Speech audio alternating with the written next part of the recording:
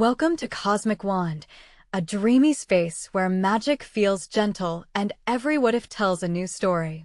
Inspired by the Harry Potter universe, we explore alternate destinies, hidden emotions, and beautiful possibilities that were never shown.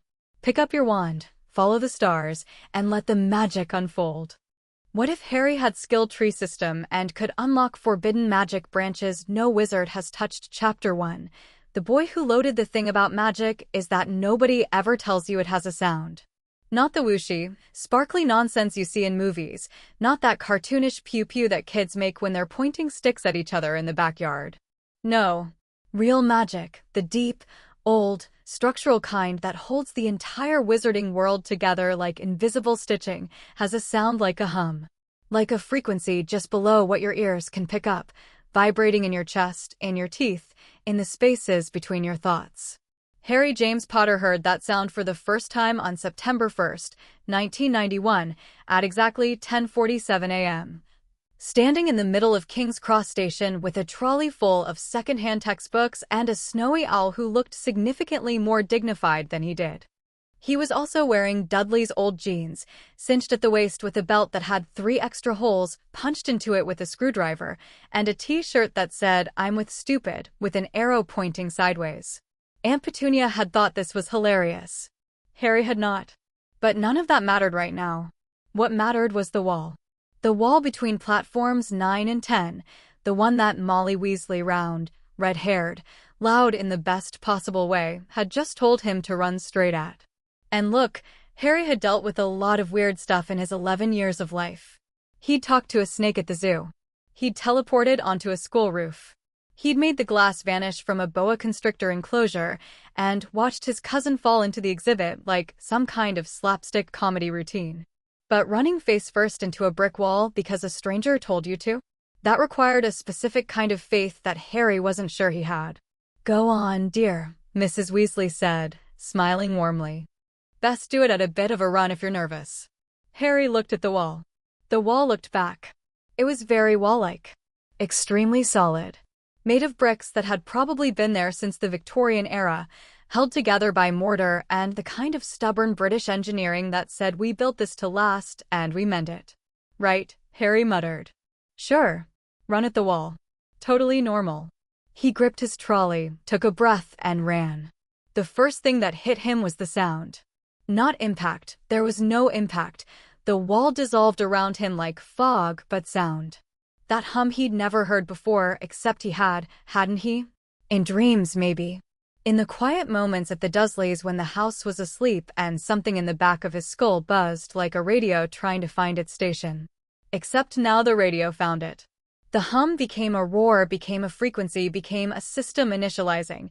Harry stumbled out the other side of the barrier and nearly face-planted into a family of witches. Sorry. He caught himself on the trolley, wheels squeaking on the platform stone, and blinked hard because there were words in his vision. Actual words. Floating. Glowing. Translucent green text hovering about 6 inches in front of his face like the world's most aggressive pop-up ad. System initializing. Magical saturation threshold met. User identified. Harry James Potter. Loading skill architecture. Please stand by. What the Harry waved his hand through the text. His fingers passed right through it. The words didn't move, didn't flicker, didn't do anything except hang there in his field of vision, patient and persistent, like they had all the time in the world. A loading bar appeared beneath the text. It was at 3%.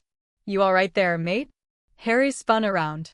A red-haired boy about his age was standing behind him, one of Mrs. Weasley's, had to be, same freckles, same slightly rumpled look, staring at Harry with the expression of someone watching a person have a conversation with thin air. "Fine," Harry said quickly. "Totally fine. Just tripped." "Right." The boy Ron, that was it, Mrs. Weasley had called him Ron, looked unconvinced, but shrugged it off with the ease of someone who'd grown up in a family where weird stuff happened on a Tuesday. "Want to find a compartment together? All my brothers have already ditched me." Classic. Yeah, sure." Harry grabbed his trolley and followed Ron toward the train, trying very hard not to stare at the loading bar that was now at 7% and showing no signs of hurrying up. Hedwig hooted softly from her cage. I know, Harry whispered to her. I see it too. I think. Hedwig gave him a look that very clearly said, I'm an owl. I don't see mysterious floating text. Please get it together. Fair enough.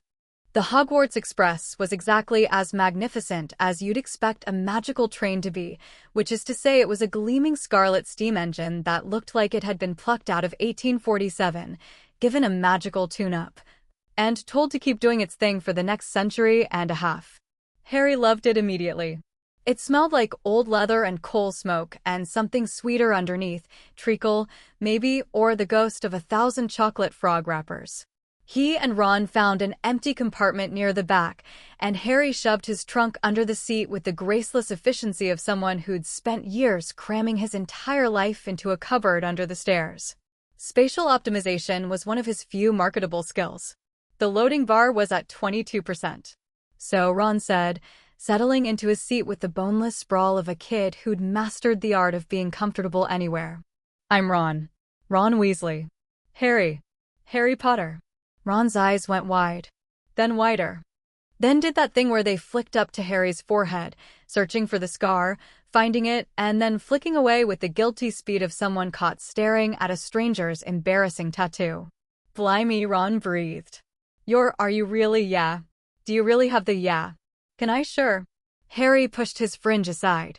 Ron leaned forward, examined the lightning bolt scar with the reverence of someone viewing a holy relic, and then sat back with an expression of satisfied awe. Wicked. Harry let his hair fall back and tried not to feel like a museum exhibit. The loading bar hit 31%. Mapping magical pathways, cataloging innate abilities. Note: anomalous soul signature detected in cranial region. Flagged for future analysis. Harry blinked. Read that last line again. Read it a third time. Anomalous soul signature detected in cranial region. In his what? His head? His scar? Something about his soul was anomalous, and this floating text system was just casually noting it like a doctor marking down an irregular mole? You all right? Ron asked. You've gone a bit pale. Paler. You're already pretty pale, no offense. None taken. Just thinking about stuff. Yeah, I do that sometimes. Mum says I shouldn't strain myself. Harry snorted. He liked Ron already.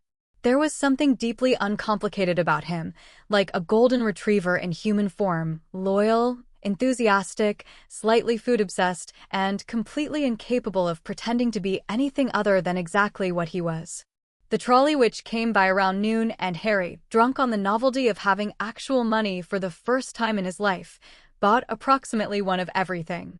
Ron tried to play it cool with his smashed corned beef sandwiches, but his eyes were doing the starving puppy thing at the pile of chocolate frogs, so Harry just shoved half the haul across the seat and said, "Help yourself," and watched Ron light up like Christmas morning.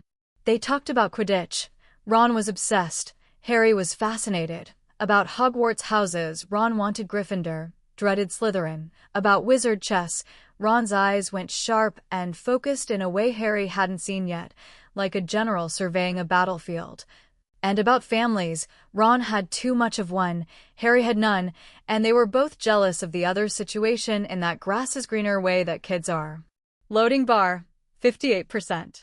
A girl appeared in the doorway around the middle of the afternoon. She had enormous bushy brown hair, slightly oversized front teeth, and an expression that said she'd already read every textbook twice and was ready to be tested on them right now. Has anyone seen a toad? A boy named Neville's lost one. Nope, Ron said, mouth full of pumpkin pasty. The girl's eyes swept the compartment with the efficiency of a search algorithm, cataloging the sweet wrappers, the chess pieces Ron had started setting up, Harry's slightly disheveled appearance, and she paused, tilted her head, looked at Harry with a focus that felt different from the usual "oh my god, it's the boy who lived" gawking. "You're Harry Potter," she said. Not as a question. As a data point she was filing away. "I've read about you in modern magical history, the rise and fall of the dark arts, and great wizarding events of the 20th century. Have you?" Harry said weakly. "You're in 3 different books, and they all contradict each other on the details. I found that very frustrating." She stuck out her hand. "I'm Hermione Granger." Harry shook it. Her grip was firm, almost aggressively so, like she was trying to communicate I take things seriously through the medium of a handshake. Good to meet you. Likewise. You should change into your robes, by the way, we're getting close. She looked at Ron. You've got something on your nose. Ron rubbed his nose, scowling. Hermione swept out of the compartment with the energy of a small hurricane in a school uniform, already calling for Neville's toad. Mental, that one, Ron muttered. Harry said nothing. He was watching the loading bar. 73%. The sun was setting over the Scottish Highlands when the train began to slow, and by the time Harry stepped off the Hogwarts Express onto the dark platform at Hogsmeade Station, the loading bar was at 94%. Everything was noise and chaos. Kids everywhere, trunks being unloaded, an enormous man with a wild beard, Hagrid. Harry's heart jumped, bellowing, Fur's years. Fur's years over here, across the platform like a foghorn with a West Country accent. Harry followed the crowd of first years down a narrow path that wound through thick trees and opened up onto the shore of a vast black lake, and then Hogwarts. There it was, perched on a cliff across the water like something that had grown out of the rock rather than being built on top of it. Towers and turrets and windows blazing with warm light, reflected in the dark water below so that there seemed to be two castles, one reaching up into the sky and one plunging down into the deep.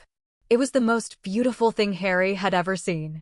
It was also, apparently, the final piece of the puzzle. Magical saturation, maximum, loading complete, skill tree system, fully operational. The world shifted. Not physically. Harry didn't move, the ground didn't shake, the lake didn't ripple. But something behind his eyes clicked into place like a lens being focused, and suddenly he could see, feel, perceive in a way that had nothing to do with his regular five senses. Lines of light. Everywhere. Running through the ground, climbing the castle walls, arcing between towers, pulsing in rhythmic patterns that reminded him of breathing. The lake was suffused with a deep, slow glow, something ancient and patient living in its depths. The trees of the Forbidden Forest flickered with threads of green and gold and something darker, something that watched. And above it all, around it all, threaded through everything, the skill tree. It exploded into his awareness like a supernova. Harry gasped and staggered. Ron grabbed his arm. Mate? Harry. I'm fine, He wasn't fine. He was staring at infinity. The skill tree was there weren't words. It wasn't a tree, not really, not in the way you'd picture one. It was a three-dimensional constellation, a vast web of interconnected nodes stretching in every direction, some close enough to touch and others so distant they were barely visible, fading into a darkness that might have been the edge of the system or might have been the limits of Harry's ability to perceive it. Each node was a sphere of light. Some were small and white, simple, basic, beginner stuff. Some were larger, brighter, pulsing with colors Harry could name. Blue for charms, red for defense, green for herbology, silver for transfiguration, amber for potions. They were connected by lines of light that formed branches, and the branches formed larger structures, and the structures formed something that looked, if you squinted, if you let your focus go soft, like a tree. A vast, impossible, beautiful tree made of pure magical potential. Most of the nodes were dim. Locked. Grayed out. Waiting. But a handful, maybe a dozen, were glowing. Active. Available. A cluster near the center, the basic stuff, the starting nodes. And hovering over each one, in that same translucent green text, Lumos, Tier 1 Light Magic, cost, 5 XP, available. Basic Shielding, Tier 1 Defense, cost, 8 XP, available. Minor Telekinesis, Tier 1 Charms, cost, 10 XP, available. Observation, Tier 1 Perception, cost, 3 XP, available. And in the top right corner of his vision, like a heads-up display in a video game, he'd watched Dudley play through the crack under the cupboard door.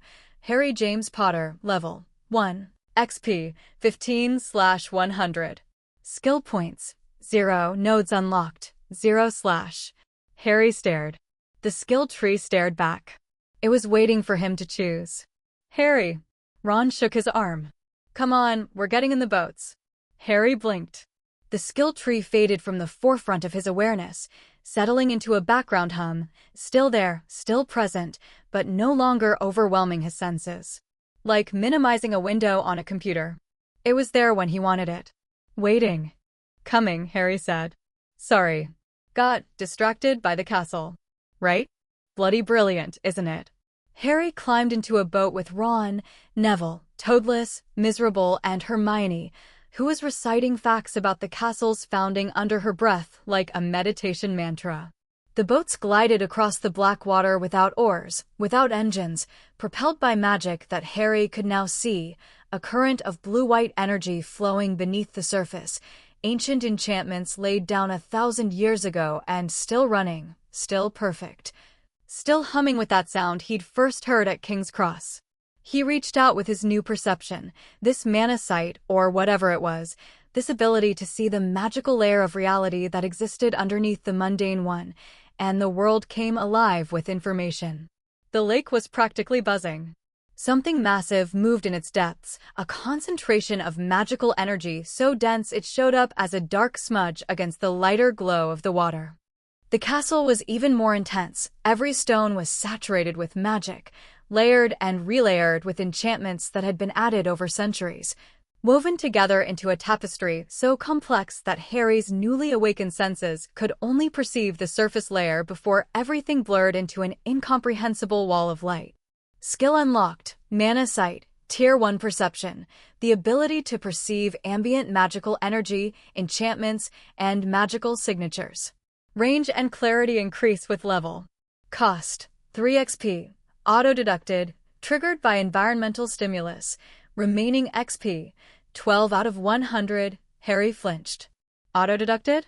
The system could just unlock things on its own? Based on what was happening around him. Note, passive skill acquisitions may occur when environmental conditions align with available nodes. User retains veto power over all non-passive acquisitions. Okay. So some skills could unlock automatically if the situation was right, but for active choices, he had control. That was something. Not exactly comforting, but something. Hermione was watching him. Not obviously, she was still reciting her facts, still looking at the castle, but her eyes kept sliding sideways to Harry, and there was a furrow in her brow that said, I notice things, and I'm noticing something about you right now. And I will figure out what it is eventually because that's what I do. Harry looked away and focused on the castle. On the lights in the windows. On the hum. The boat slid silently toward the cliff and Harry Potter's Real education began.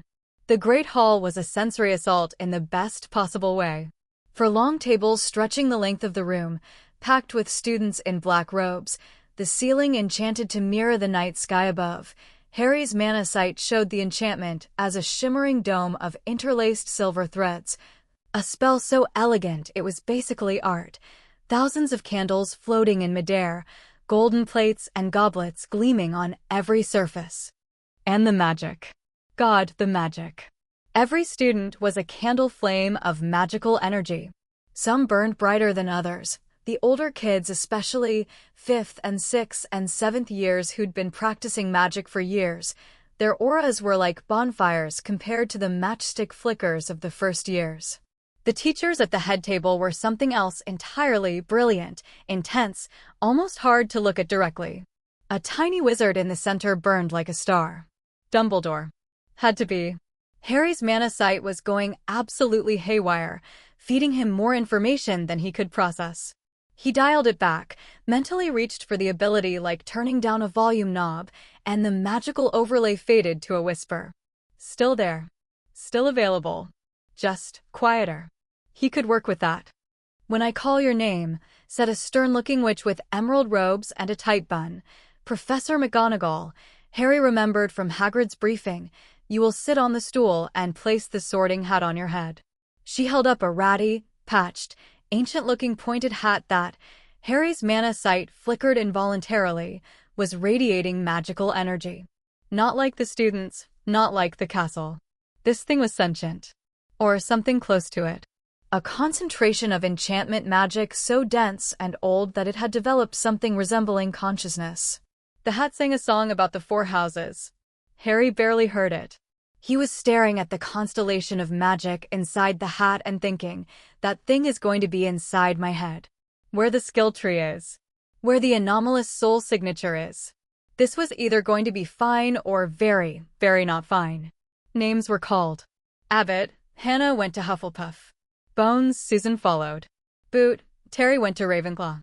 Brown, Lavender became the first Gryffindor and the table on the far left erupted. It went on and on. Granger, Hermione. Hermione practically sprinted to the stool. The hat took a long time with her, nearly 4 minutes, during which Hermione's face cycled through about 17 different expressions, before finally shouting Gryffindor. She hopped off the stool looking simultaneously relieved and slightly disappointed, like she'd been having a really interesting debate and was sad it ended. More names. Greengrass, Daphne. A girl stepped forward from the cluster of first years, and something about the way she moved made Harry pay attention. Not because she was pretty, she was, objectively, in that 11-year-old way that mostly meant symmetrical features and good posture, but because she moved like she knew exactly where she was in space at all times. Controlled. Deliberate. Economical. No wasted motion. She had dark blonde hair cut precisely at her shoulders, sharp blue eyes, and an expression of such perfect neutrality that it looped back around to being expressive. It took effort to look that blank, and the effort itself was a statement. The hat barely touched her head before shouting Slytherin, and Daphne Greengrass walked to the green and silver table with the same measured pace. She'd approached the stool, sat down, and folded her hands on the table like she was attending a board meeting. Notice. Elevated magical signature detected. Classification. Old bloodline, enhanced magical inheritance. Notable ambient resonance with ward magic and ritual magic branches. Harry blinked. The system was scanning other people now? Just automatically? Mana Sight provides passive information about nearby magical signatures. Detail level increases with skill rank. Good to know. And slightly invasive, but Harry filed that concern away for later because McGonagall was getting deeper into the alphabet and his stomach was doing backflips. Malfoy, Draco. A pale, pointed boy swaggered to the stool. The hat had barely grazed his hair before screaming Slytherin. The Slytherin table clapped politely. Harry noticed Daphne Greengrass did not. Potter, Harry. The great hall went quiet. Not gradually trailing off quiet. Instantly quiet. Like someone had hit the mute button on the entire room. Hundreds of heads swiveled. Hundreds of pairs of eyes locked onto Harry with an intensity that bordered on physical. Did she say Potter? The Harry Potter? Where's his scar? Harry walked to the stool on legs that felt like they belonged to someone else. The whispers followed him like a wave. He sat down. McGonagall lowered the hat onto his head. The last thing he saw before the brim dropped over his eyes was the great hall staring at him with 400 expressions of naked curiosity. Then the hat was on and everything changed. Well, said a voice in his ear. Except it wasn't in his ear. It was in his mind. The hat was speaking directly into his thoughts, rifling through his brain like someone flipping through a filing cabinet. What have we here? Harry Potter. The famous Harry Potter. Let's see what you're made of, shall we? Plenty of courage, I see. A good mind. Loyalty, yes. Plenty of that buried under all that. The voice stopped. Just stopped. Mid-sentence. Like someone had grabbed the hat by its vocal cords and squeezed. Then, very quietly, in a tone Harry had never heard from anything before, a tone that sounded like awe and terror mixed together. What is that? Harry didn't need to ask what the hat meant. He could feel it, the hat's consciousness brushing against the skill tree and recoiling, like someone who'd reached into a drawer expecting a sock and found a live wire. I don't really know what it is, Harry thought at the hat. It just appeared today, when I came through the barrier. It's this system. Like a tree made of skills and magic, and I know what it is. The hat's voice was shaking. A hat. Shaking. Boy. Do you have any idea what's been grafted onto your magical core? Do you have the faintest conception? No? Harry thought, somewhat defensively. That's kind of why I said I don't know what it is. In 1,000 years of sorting, the hat whispered, I have sat upon the heads of every great witch and wizard this school has produced. Dumbledore. Riddle. The founders themselves entrusted me with their wisdom. And I have never, not once, encountered anything like this. Cool. So where do I go, Gryffindor, or, this is older than the founders? The hat wasn't listening to him. It was examining the skill tree with the frantic focus of an archaeologist who'd just found a city under their parking lot. This is older than Hogwarts. This is older than organized wand magic. This architecture, these branches, boy, this is the scaffolding. The underlying structure that magic itself is hat. Sorting. Please. The hat collected itself with visible effort. If a hat can be said to do anything visibly when it's sitting on your head, in the dark, communicating telepathically. Right. Yes. Where to put you? It rifled through his thoughts again, faster this time, like it was in a hurry. The system complicates things. You could go anywhere. Slytherin would nurture your ambition, and you are ambitious. Don't deny it. I can see the hunger in you, the curiosity, the desire to unlock every last note on that tree. Ravenclaw would feed your mind.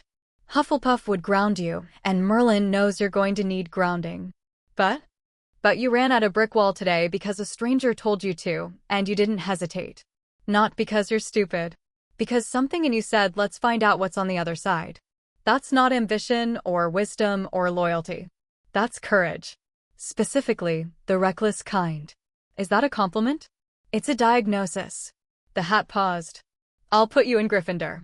But Harry, listen to me. The thing in your mind, the tree, the system, it is ancient. It is powerful beyond anything you currently understand. And it was not placed in you by accident. Someone or something chose you to carry it. What do I do with it? Grow, the hat said simply. But carefully. Some of those branches. It shuddered. Harry felt it. An actual, physical shudder that rippled through the hat's fabric. Some of those branches are locked for very good reasons. The things that locked them were afraid, and they were afraid because they were wise. So I shouldn't, you will, the hat said, and there was something almost sad in its voice. That's the courage talking. You'll reach for the forbidden branches. You won't be able to help yourself. Just try to survive the reaching. Then, loudly, to the hall, Gryffindor. The Gryffindor table exploded. The Weasley twins were chanting, "We got Potter. We got Potter." Ron was cheering. Hermione was clapping with the sharp, precise enthusiasm of someone who approved of this data point. Harry pulled off the hat and set it on the stool. His hands were trembling. The hat said nothing else. But as Harry walked to the Gryffindor table, he felt its awareness brush against his one last time, a whisper so faint he almost missed it. The last person who had something like your system was Tom Riddle. He broke it. Don't make the same mistake. Harry sat down between Ron and a ghost who introduced himself as nearly Headless Nick, and stared at his empty golden plate, and thought about the word riddle, and felt the skill tree humming patiently in the back of his mind, and realized that his life had just gotten approximately 10,000% more complicated. Sorting complete. Environmental bonus. First exposure to Hogwarts magical field, plus 50 XP, current XP, 62/100, new nodes available. 7. System tip. You seem overwhelmed. That's normal. Everyone's first day is hard. Harry mentally selected NO, so hard it probably registered as a critical hit. The first week at Hogwarts was chaos. Not the fun kind of chaos, either, not the gleeful, anarchic, everything is new and exciting kind. The overwhelming kind. The kind where every corridor moved, every staircase had opinions, every door might be a wall and every wall might be a door, and the entire castle seemed to have been designed by someone who'd taken the concept of floor plan as a personal insult. Harry loved it. He loved the moving portraits that called out greetings and gossip as you walked by. He loved the ghosts who drifted through walls mid-conversation without apologizing. He loved the suits of armor that creaked and shifted when they thought no one was watching. Harry was always watching now. Mana sight made it impossible to not notice when something magical happened. And the classes. God, the classes. They were terrible and wonderful in equal measure. Wonderful because they were magic, actual, legitimate, real magic, the thing Harry had dreamed about in his cupboard every night for 10 years. Terrible because they were also homework and essays, and a curriculum designed by people who apparently believed that the best way to teach 11-year-olds the wonders of the arcane arts was to make them write 12 inches on the properties of Moonstone. But the system made everything different. In Charms, tiny Professor Flitwick stood on a pile of books and taught them the theory behind the levitation charm. The other students took notes. Harry took notes and watched the skill tree light up. Charm Theory, Tier 1 Charms, listening to theoretical instruction.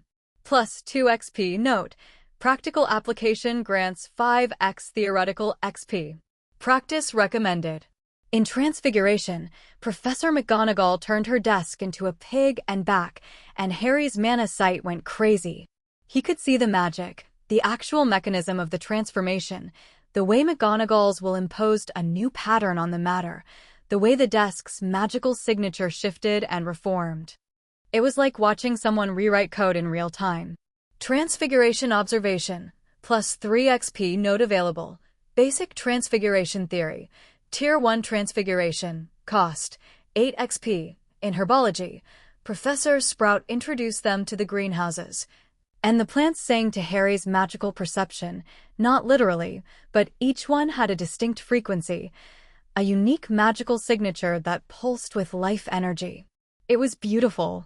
Herbological Perception, plus 2 XP. Passive Skill Proximity Alert, Green Magic Branch detected. Current access, locked. Prerequisites unknown. That last one was interesting. Green magic. Not on the standard Herbology branch, it was something else entirely, a separate branch that existed adjacent to but distinct from the normal plant-based magic the school taught. Harry filed it away. And then there was potions.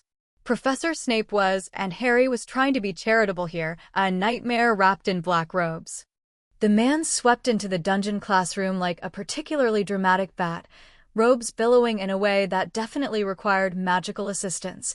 Harry could see the slight shimmer of a charm on the fabric, the vain git, and proceeded to deliver an opening speech about the subtle science and exact art of potion making that was clearly designed to intimidate and succeed spectacularly. Potter. Snape barked, 5 minutes in, eyes fixed on Harry with an intensity that felt personal. What would I get if I added powdered root of asphodel to an infusion of wormwood? Harry opened his mouth to say, I don't know, sir, because he didn't, and then the system intervened. Query detected. Potions knowledge check. Searching available notes. Match found. Draft of Living Death referenced in Standard Book of Potions, Grade 1, Chapter 12. Note: this information is available through study. System is providing a reference, not an answer. Learning through effort grants more XP than system-assisted responses. Harry's mouth hung open for a second. The system was helping, but also not helping.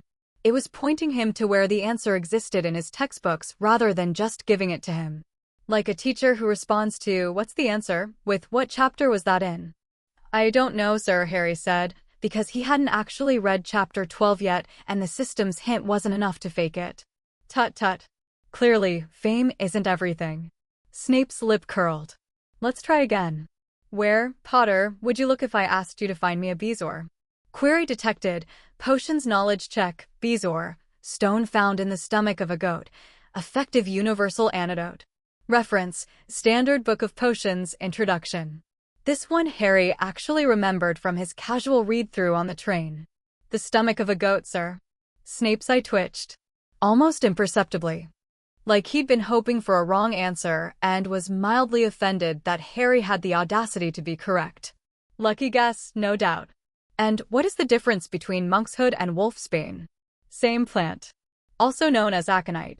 They're the same plant, sir. Also called aconite. The dungeon was very quiet. Hermione's hand, which had been raised so high it was practically in a different zip code, slowly lowered. She was staring at Harry with an expression that was equal parts impressed and suspicious. Snape said nothing for a long, uncomfortable moment. Then, well, why isn't everyone writing this down? The scratch of quills filled the dungeon. Snape swept away to terrorize someone else. Harry let out a breath. Knowledge demonstration, plus 5 XP. Note: answering correctly under social pressure grants bonus XP. The system rewards performance under stress. The system rewarded performance under stress. Great. Wonderful. That wasn't going to lead to any unhealthy behavioral patterns at all. By the end of the first week, Harry had settled into a rhythm. Days were for classes, meals, and navigating the social minefield that was the Hogwarts first-year pecking order. Nights were for the skill tree. He'd taken to waiting until Ron fell asleep, which took approximately 4 seconds after his head hit the pillow. The boy had the sleeping habits of a tranquilized bear, and then lying in bed, eyes closed, and pulling the skill tree into focus. It was getting easier. That first night at Hogwarts, summoning the full tree had given him a headache that lasted 3 hours. Now it was like flexing a muscle. A thought, a tug, and suddenly the constellation was there, spread out across the darkness behind his eyelids, infinite and glittering and waiting. Harry James Potter level 3 XP 47/300 skill points 2 nodes unlocked 4/ for nodes in a week. Not from spending skill points, those he was hoarding, unsure where to invest them, but from the passive unlocks and the XP he'd accumulated through classes and practice. Mana Sight Tier 1, his first unlock. The ability to see magical energy. Range was still limited, maybe 30 feet, and the detail was fuzzy beyond the basics, but it was incredible. He could see the enchantments on the castle walls, the magical cores of his classmates, the energy flowing through spells as they were cast. Basic Wand Channeling, Tier 1, unlocked automatically when he first held his wand in Charms class. The foundational skill for all wand-based magic. Simple, essential, invisible to anyone watching, it just meant his magic flowed through his wand more efficiently than an untrained user. Observation, Tier 1, the cheapest node on the tree, and maybe the most useful. Everything Harry noticed, details, patterns, behaviors, magical phenomena, was catalogued by the system with slightly enhanced clarity. It didn't make him smarter. It made him more aware. Basic Shield Theory, Tier 1, unlocked after reading ahead in his defense against the Dark Arts textbook. Not a practical shield yet, just the theoretical framework. But the system assured him that theory was the foundation for practice, and practice was the foundation for mastery. For nodes. Out of, he didn't even know how many total. The in his stats was maddeningly vague. He'd tried scrolling through the tree, exploring its outer branches, but beyond a certain distance everything went fuzzy and gray, locked behind level requirements or prerequisite chains he couldn't see yet. But he could see the shape of it. And the shape was terrifying. Because the skill tree wasn't a tree. Not in any normal, botanical sense. Trees grew up and out, branches splitting and thinning as they reached for the sky. The skill tree grew down too.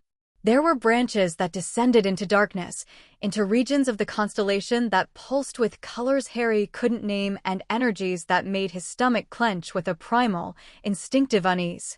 The surface branches, charms, transfiguration, defense, potions, herbology, were the canopy. Bright, accessible, well-mapped. Standard Hogwarts curriculum translated into skill nodes. Below them, the advanced branches. Occlumency. Legilimency. Wandless magic. Ward crafting. Ritual magic. These were dimmer, further away, locked behind prerequisite chains that required specific combinations of skills and levels. And below those, Harry had found the forbidden branches on his third night. They weren't hidden, exactly. They were right there in the constellation, visible if you looked deep enough.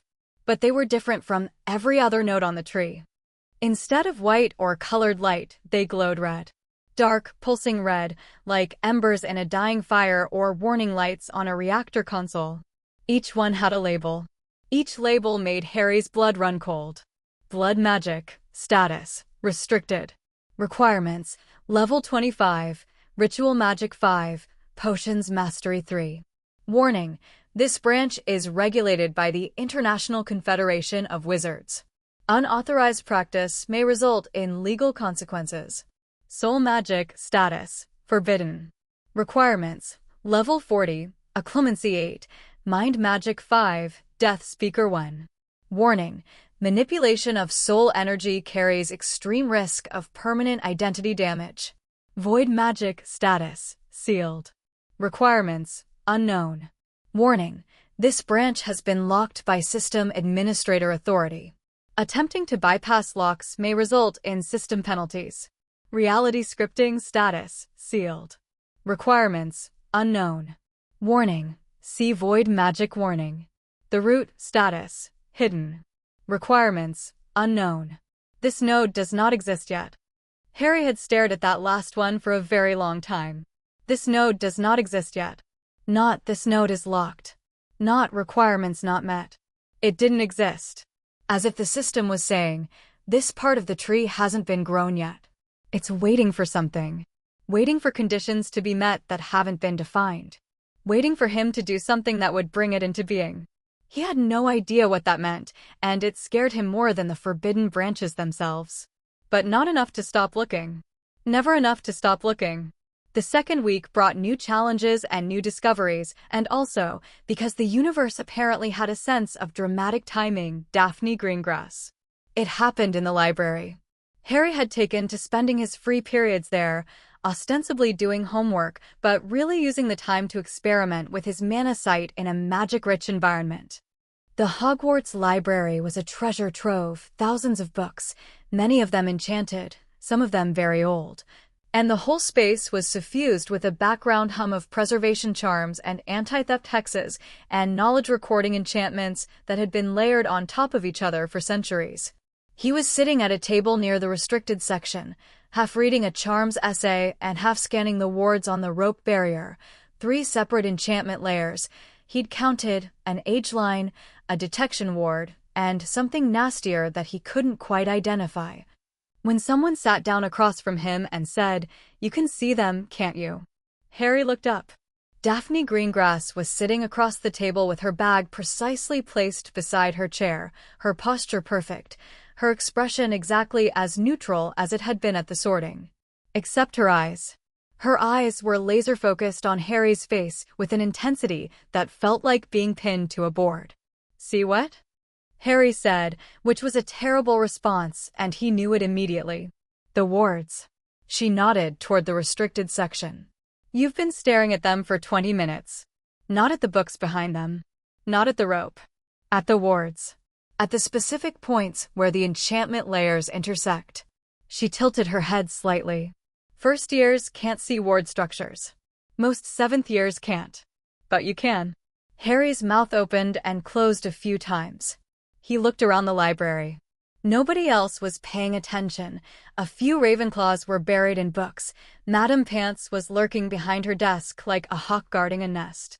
"I don't know what you're talking about," Harry tried. Daphne's expression didn't change by a single millimeter, but somehow she still managed to communicate, "Do you think I'm an idiot?" with perfect clarity.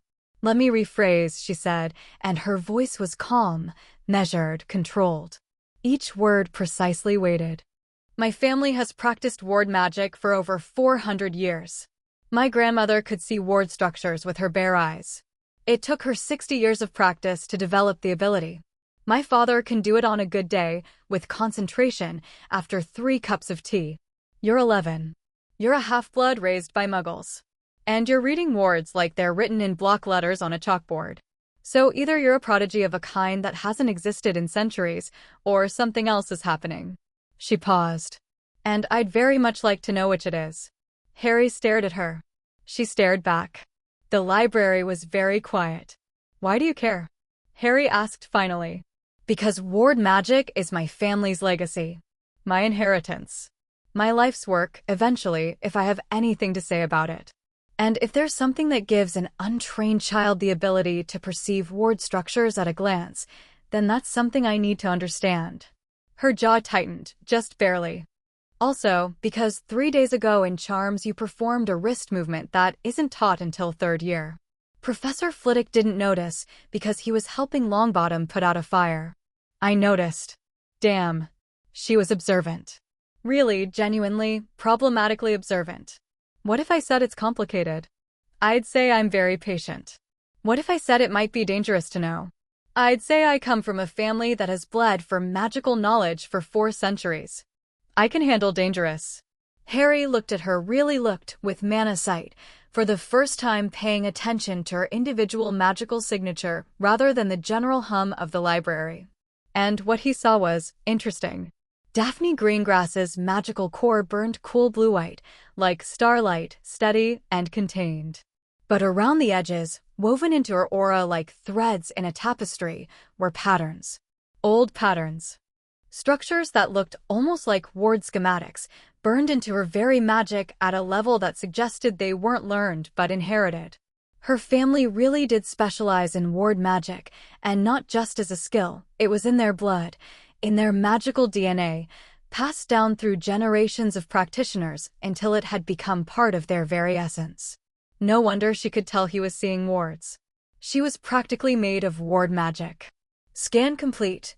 Daphne Greengrass, magical classification, old bloodline, ward magic affinity, hereditary, estimated magical potential, high, compatibility with user's skill tree, notable, note. This individual possesses knowledge of magical traditions not represented in standard Hogwarts curriculum.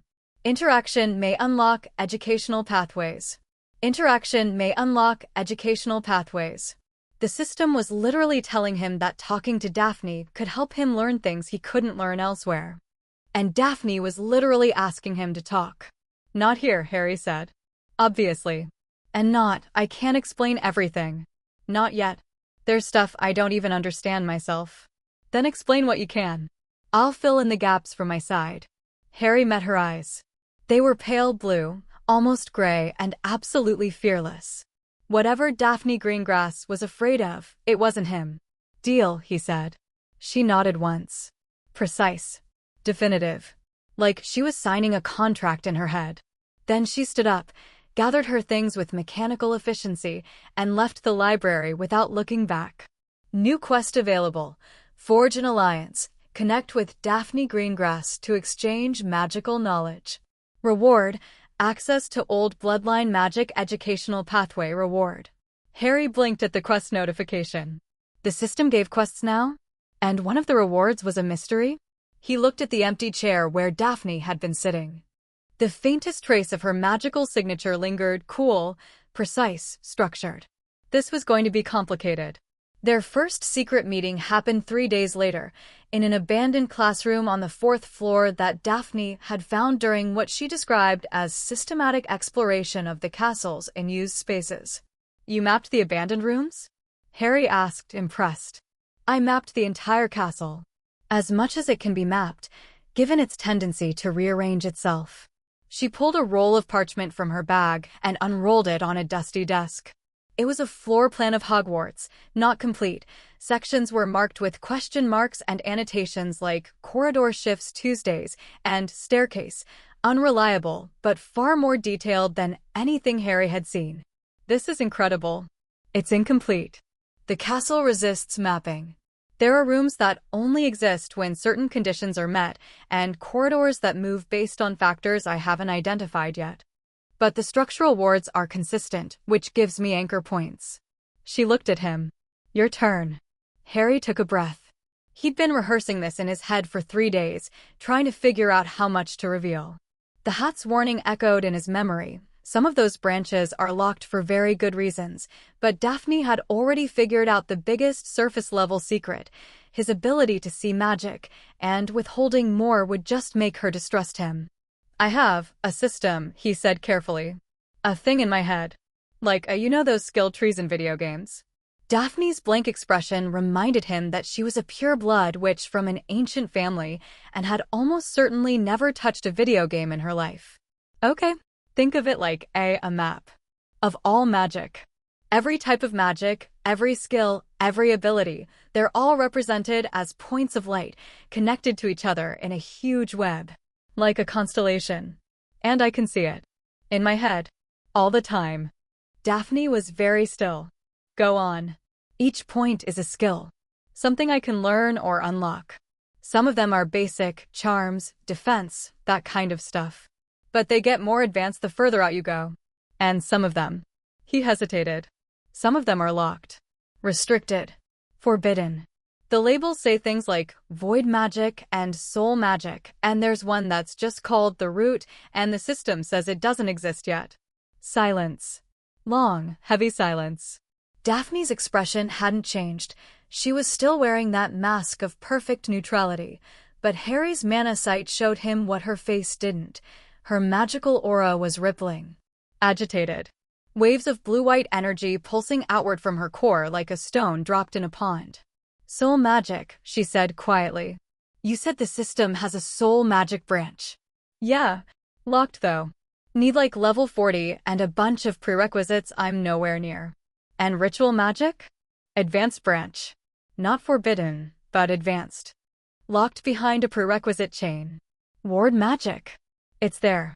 I haven't looked closely at it yet. Daphne closed her eyes. When she opened them, the rippling in her aura had stopped. She'd gotten herself under control with an act of will that Harry found deeply impressive. My family's library, she said slowly, contains books that were written before Hogwarts was founded. Before the Statute of Secrecy. Before the Ministry of Magic. Grimoires that record how magic was practiced in the old days, before it was organized into neat Hogwarts subjects. And some of those books describe something very similar to what you're describing. Harry's heart was pounding. What do they call it? Architectura Magica. The architecture of magic. The underlying structure that all magical practice is built on top of. She fixed him with those pale eyes. My great-great-great-grandmother wrote about it. She spent her entire life trying to perceive it. She believed that all magic, charms, transfiguration, dark arts, all of it, was just the surface of a deeper system. That there was a framework underneath, a scaffolding, and that the witches and wizards who first codified magical practice had been describing parts of this framework without fully understanding it. And she could see it? Like I can. No. Daphne's voice was very quiet. She died trying. The perception of the architecture drove her mad. She could see fragments of it, enough to become one of the greatest ward mistresses in history, but the full picture eluded her. She wrote in her final diary entry that the architecture wasn't meant to be seen by human minds. That it was. She paused, choosing her words. That it was meant to be worn. Like a skin. Not observed from outside. Worn. Not observed.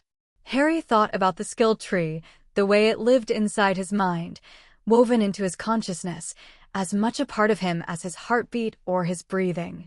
It wasn't something he was looking at. It was something he was inside of. Daphne's ancestor had been looking at it from the outside, and it had broken her. Harry was looking at it from the inside, and it was fine. Why was it fine? User query detected. The skill tree system was designed for integration with a magical consciousness. External observation of the architecture without system integration is hazardous due to information density exceeding biological processing limits. You're protected by the system's interface layer, which filters and organizes architectural data into a comprehensible format. So the system was basically a user-friendly interface for something that would drive you insane if you tried to perceive it raw. Daphne's ancestor had tried to access the code directly. Harry had been given an operating system. I'm protected, Harry said. The system, the interface, it filters the information. Makes it manageable. Your ancestor was trying to see the raw data. Daphne absorbed this with a nod. That's consistent with her accounts.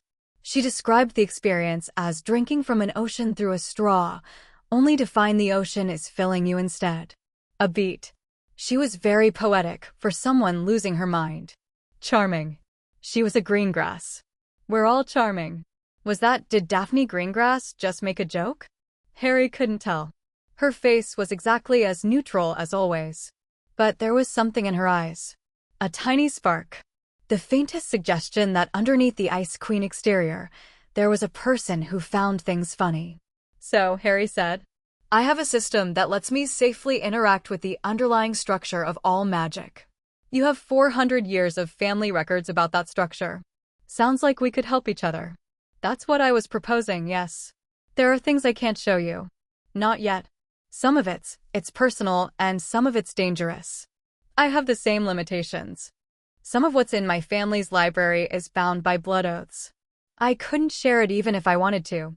She paused. But within those constraints, yes. I think we can build something useful. She extended her hand across the dusty desk. The gesture was oddly formal, very green grass, very pure blood, but it felt genuine. Harry shook it. Quest complete. Forge an alliance. Reward. Old bloodline magic educational pathway. Unlocked. Reward. Daphne Greengrass. Designated as knowledge partner. Shared study sessions grant 25% bonus XP. Hidden reward. Trust bond Tier 1. Deepening trust with knowledge partners unlocks additional pathways. Knowledge partner. Trust bond. The system was categorizing his relationship with Daphne in game terms, and something about that felt reductive, like reducing a conversation to a stat sheet. But the practical benefits were real. If studying with Daphne gave him bonus XP and access to magical knowledge that wasn't in the Hogwarts curriculum. Same time next week? Harry asked. Tuesdays and Thursdays, Daphne said crisply. 7 p.m. Bring your textbooks and anything you've learned about the ward structures in the restricted section. I want to cross-reference them with my family schematics. She gathered her things, headed for the door, and paused. Potter. Yeah, don't tell anyone about this. Not your Gryffindor friends, not the teachers. Especially not Dumbledore. My family has reasons to be cautious about the headmaster knowing what's in our library. I won't. She nodded. Left. Harry sat in the empty classroom for a long time after she was gone, staring at the skill tree and thinking about architectures and ancestors and the difference between seeing something from the outside and wearing it like a skin. Then he pulled up the new educational pathway the system had unlocked and started reading. Old Bloodline Magic. Educational pathway. This pathway covers magical traditions practiced by ancient wizarding families, including ward crafting, blood-based protections, ritual frameworks, and ancestral memory practices. Knowledge in this pathway complements, but does not replace standard Hogwarts curriculum. First note available. Introduction to Ward Theory. Cost. 15 XP. Current XP. 87/300. He unlocked it without hesitation. October crept up on Hogwarts the way it always did, slowly, then all at once. The grounds turned golden and red, the lake went from black to iron gray, and the castle itself seemed to shift into a more brooding mood, its torches burning lower and its shadows deeper. Harry's life had settled into a rhythm that looked, from the outside, like a normal first-year's schedule. Classes, homework, meals in the Great Hall, evenings in the Gryffindor common room. From the inside, it was anything but normal. Every class was a dual experience. There was the surface level, what the professor was teaching, what the other students were doing, what the homework required. And then there was the system level, the XP ticking up with every new piece of information, the nodes becoming available as his knowledge expanded, the constant background awareness of the skill tree and its infinite possibilities. Charms was his best subject, statistically speaking. Something about the precise, methodical nature of charm work meshed with the system's structure in a way that made learning absurdly efficient. Professor Flitwick would demonstrate a wand movement, and Harry would see the magical energy pattern behind it, the specific frequency and amplitude and shape of the power being channeled, and the system would break it down into learnable components. Swish and flick, standard wand movement pattern, magical vector, upward arc, 47-degree angle, power requirement, minimal, Tier 1, intent framework, elevation plus lightness plus external direction. It was like having subtitles for reality. Level up. Harry Potter is now level 5, XP, 12/500 new skill points, 2 total, 4 new tier available, Tier 2 nodes now accessible in core branches, level 5. He'd been at Hogwarts for a month and he was level 5, with 4 skill points he still hadn't spent and a growing catalog of basic skills that were pushing him well ahead of the curriculum. The issue was hiding it. Harry had quickly realized that being too good at magic drew exactly the kind of attention he didn't need. When he'd accidentally produced a levitation charm on his first try in Charms class, Wingardium Leviosa, textbook pronunciation, feather rising smoothly to exactly 6 inches. Hermione had looked at him with an expression that was 40% admiration and 60%, "How did you do that before me? I practiced for 3 hours." So he'd learned to sandbag. To take 2 or 3 tries to get a spell right, even when the system showed him exactly what to do on the first attempt. To ask questions he already knew the answers to. To fumble occasionally with wand movements that he could perform perfectly. It felt like lying. Because it was lying. And Harry hated it. But the alternative was worse. If the teachers found out, if Dumbledore found out, the Hat's words echoed in his head. And Daphne's warning. And the system's own notifications about the forbidden branches. Too much attention, too early, could shut everything down before Harry even understood what he had. Ron didn't notice, bless him.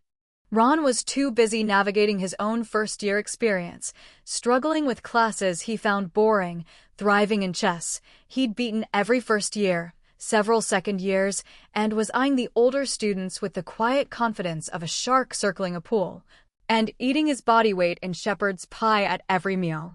Hermione noticed. Of course Hermione noticed. Hermione noticed everything. She cornered him after charms one Wednesday, falling into step beside him in the corridor with the practiced ease of someone who'd been planning this ambush for days. "You held back today," she said without preamble. "What?" "The color change charm.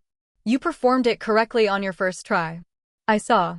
Your wand movement was perfect. Then you shook your head, pretended to struggle, and did it again with a deliberate wobble on the second attempt before succeeding on the third." Harry said nothing. His heart was hammering. "You've been doing it all week. All month, actually. You get things right the first time and then pretend to learn them. In Transfiguration, you matched my matchstick to needle on the first try but scratched the surface with your fingernail to make it look incomplete. In Defense, you cast a shield charm. Harry, we haven't even covered those yet, and then pretended it was accidental." "Hermione, I'm not going to tell anyone." She stopped walking. They were in an empty stretch of corridor, between classes, the noise of other students echoing from somewhere distant. "But I want to know how. Not why, I can guess the why. You don't want the attention. Fair enough. But the how? How is an 11-year-old Muggle-raised first year performing magic at a level that should be months or years ahead of schedule?" She was standing with her arms crossed, chin raised, eyes blazing. Not angry. Determined. Like this was a problem she'd been working on and she refused to leave it unsolved. Harry looked at her for a long moment. Thought about the Hat's warning. Thought about Daphne's alliance. Thought about the system and its secrets and the growing weight of carrying them alone. Daphne was his knowledge partner. Their arrangement was professional, mutual exchange of information, bounded by rules, structured and controlled. What Harry needed was something different. Someone he could actually talk to. Not about ward theory or bloodline magic or historical architecture. About the fact that he had a thing in his head that was changing him, and he was scared, and excited, and confused, and he didn't know what he was doing. "Come with me," Harry said. He led Hermione to the abandoned classroom on the 4th floor, not his usual meeting spot with Daphne, a different one, because some boundaries needed to be maintained, and told her everything. Not the Daphne parts. Those weren't his to share. But the system. The skill tree. The nodes and the XP and the levels, and the branches that reached down into darkness with names like blood magic and soul magic and void magic. Hermione listened without interrupting. Her expression cycled through shock, disbelief, fascination, excitement, concern, and back to fascination in a continuous loop. Her hands were gripping the edge of the desk so hard her knuckles were white. When he finished, the silence lasted a long time. "Show me," she whispered. "I can't. It's in my head. Only I can see it. Then describe it. In detail. I want to know the exact structure. How the nodes connect. What the categories are. What the forbidden branches look like. Everything." Harry spent the next 2 hours talking, and Hermione spent those 2 hours writing. She filled 11 pages of parchment with notes, not just transcription, but analysis. Cross-referencing what Harry described with things she'd read in their textbooks, in the library, in the supplementary materials she devoured in the first week. "The branch structure maps to existing magical theory," she said finally, pen tapping against her lower lip. "But it goes beyond it. Way beyond. Standard magical education treats disciplines as separate. Charms is one thing, transfiguration is another, potions is another. But what you're describing is a unified system where they're all connected. Branches off the same tree. That's literally what it looks like, yeah. Which implies that magic itself is a unified phenomenon that we've been studying in artificial fragments. Like if physics divided gravity and electromagnetism into separate sciences without realizing they're both aspects of the same fundamental forces. Her eyes were huge. Harry, do you understand what this means? If magic is truly unified, if there's an underlying architecture that connects all magical disciplines, then every assumption the wizarding world has made about what's possible and what isn't might be wrong. That's either exciting or terrifying. It's both. It's absolutely both. She paused, then added more quietly, and the forbidden branches. You said the system has warnings on them. Actual, explicit warnings. Yeah. Some say restricted, some say forbidden, some say sealed. The sealed ones, void magic, reality scripting. The warnings say they were locked by a system administrator. A system administrator. Hermione said the words slowly, tasting them. Implying someone, something, with authority over the system. Which implies the system was created. Designed. By an intelligence. Harry hadn't followed that thread all the way to its conclusion before, and now that Hermione had laid it out, it felt obvious and enormous and deeply unsettling. The skill tree wasn't a natural phenomenon. It was a tool. Built by someone. For a purpose. And it was inside his head. I need to think about this, Hermione said, gathering her notes with the reverent care of someone handling unstable explosives. I need to research. There might be in the library, in the older texts, references to something like this. The hat said it was older than the founders. That's pre-10th century. There has to be historical evidence. Hermione. She looked up. Thank you. For listening. For not thinking I'm crazy. Harry. She gave him a look that was equal parts exasperated and warm. You have a magical skill tree in your head that suggests all of wizardry is built on an artificial architecture designed by an unknown intelligence. Crazy doesn't begin to cover it. But it's interesting, and I'd rather investigate something interesting than pretend it doesn't exist. She left with her notes clutched to her chest, already muttering about research strategies. Trust bond established. Hermione Granger, designation, research partner, shared analysis grants 15% bonus XP on theoretical skills, hidden reward, collaborative discovery. Researching the system's origins with a partner unlocks faster progression on historical knowledge nodes. Harry stared at the notification. Research partner. Different from knowledge partner. The system was distinguishing between types of relationships, assigning different bonuses to different dynamics. Part of him, a growing part, wondered if the system was encouraging him to build these connections. If the bonuses for trust and partnership were designed to push him toward allies. And if so, was that manipulation or was it just good design? He didn't have an answer. He wasn't sure he wanted one. Halloween. The Great Hall was decorated to within an inch of its life, live bats, floating jack-o'-lanterns, the enchanted ceiling showing a stormy sky that crackled with theatrical lightning. The feast was incredible.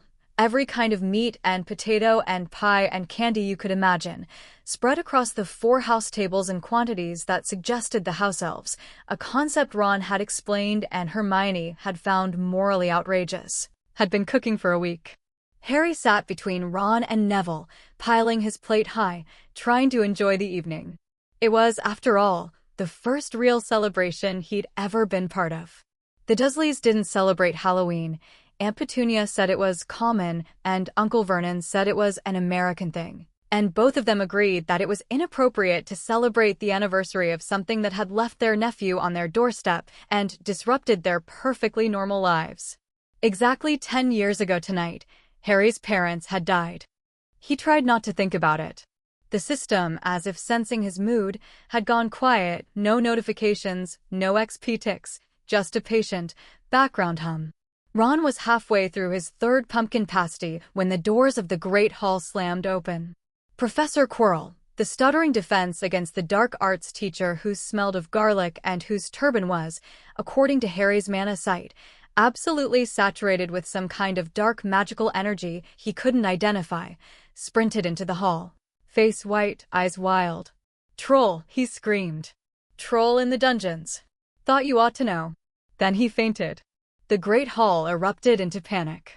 Students screaming, teachers shouting, Dumbledore firing purple firecrackers from his wand with a bang that silenced the room. "Prefects, lead your houses to the dormitories. Teachers, follow me to the dungeons." Order imposed itself on chaos. Students began filing out. Harry started to follow, and then Ron grabbed his arm. "Harry, Hermione. She doesn't know. She's been in the bathroom all afternoon. Parvati said she was crying about something, right?" Hermione had missed the feast. She'd been absent since Charms, where Ron had made a comment about her having no friends that had been overheard and had, apparently, hit harder than Ron had intended. Ron's face was a mixture of guilt and genuine fear. "We have to tell her." "Yeah," Harry said. "We do." They slipped away from the Gryffindor line easier than it should have been in the chaos and ran for the first-floor girls' bathroom, which was where Parvati said Hermione had holed up. The corridor was empty. The torches flickered. And Harry's mana sight was screaming. Not a notification. Not a gentle ping. The magical layer of his perception had gone haywire, every enchantment on the walls pulsing with agitation, the ambient magic of the castle itself reacting to something nearby that was wrong. A disturbance. A concentration of alien magical energy that didn't belong. "Ron," Harry whispered. "It's not in the dungeons." "What?" "The troll. It's a smell hit them. Thick, rancid, like 1,000 unwashed gym socks stuffed into a garbage disposal." And then a sound, a heavy, shuffling, dragging sound, and a shadow fell across the end of the corridor. The mountain troll was 12 feet tall.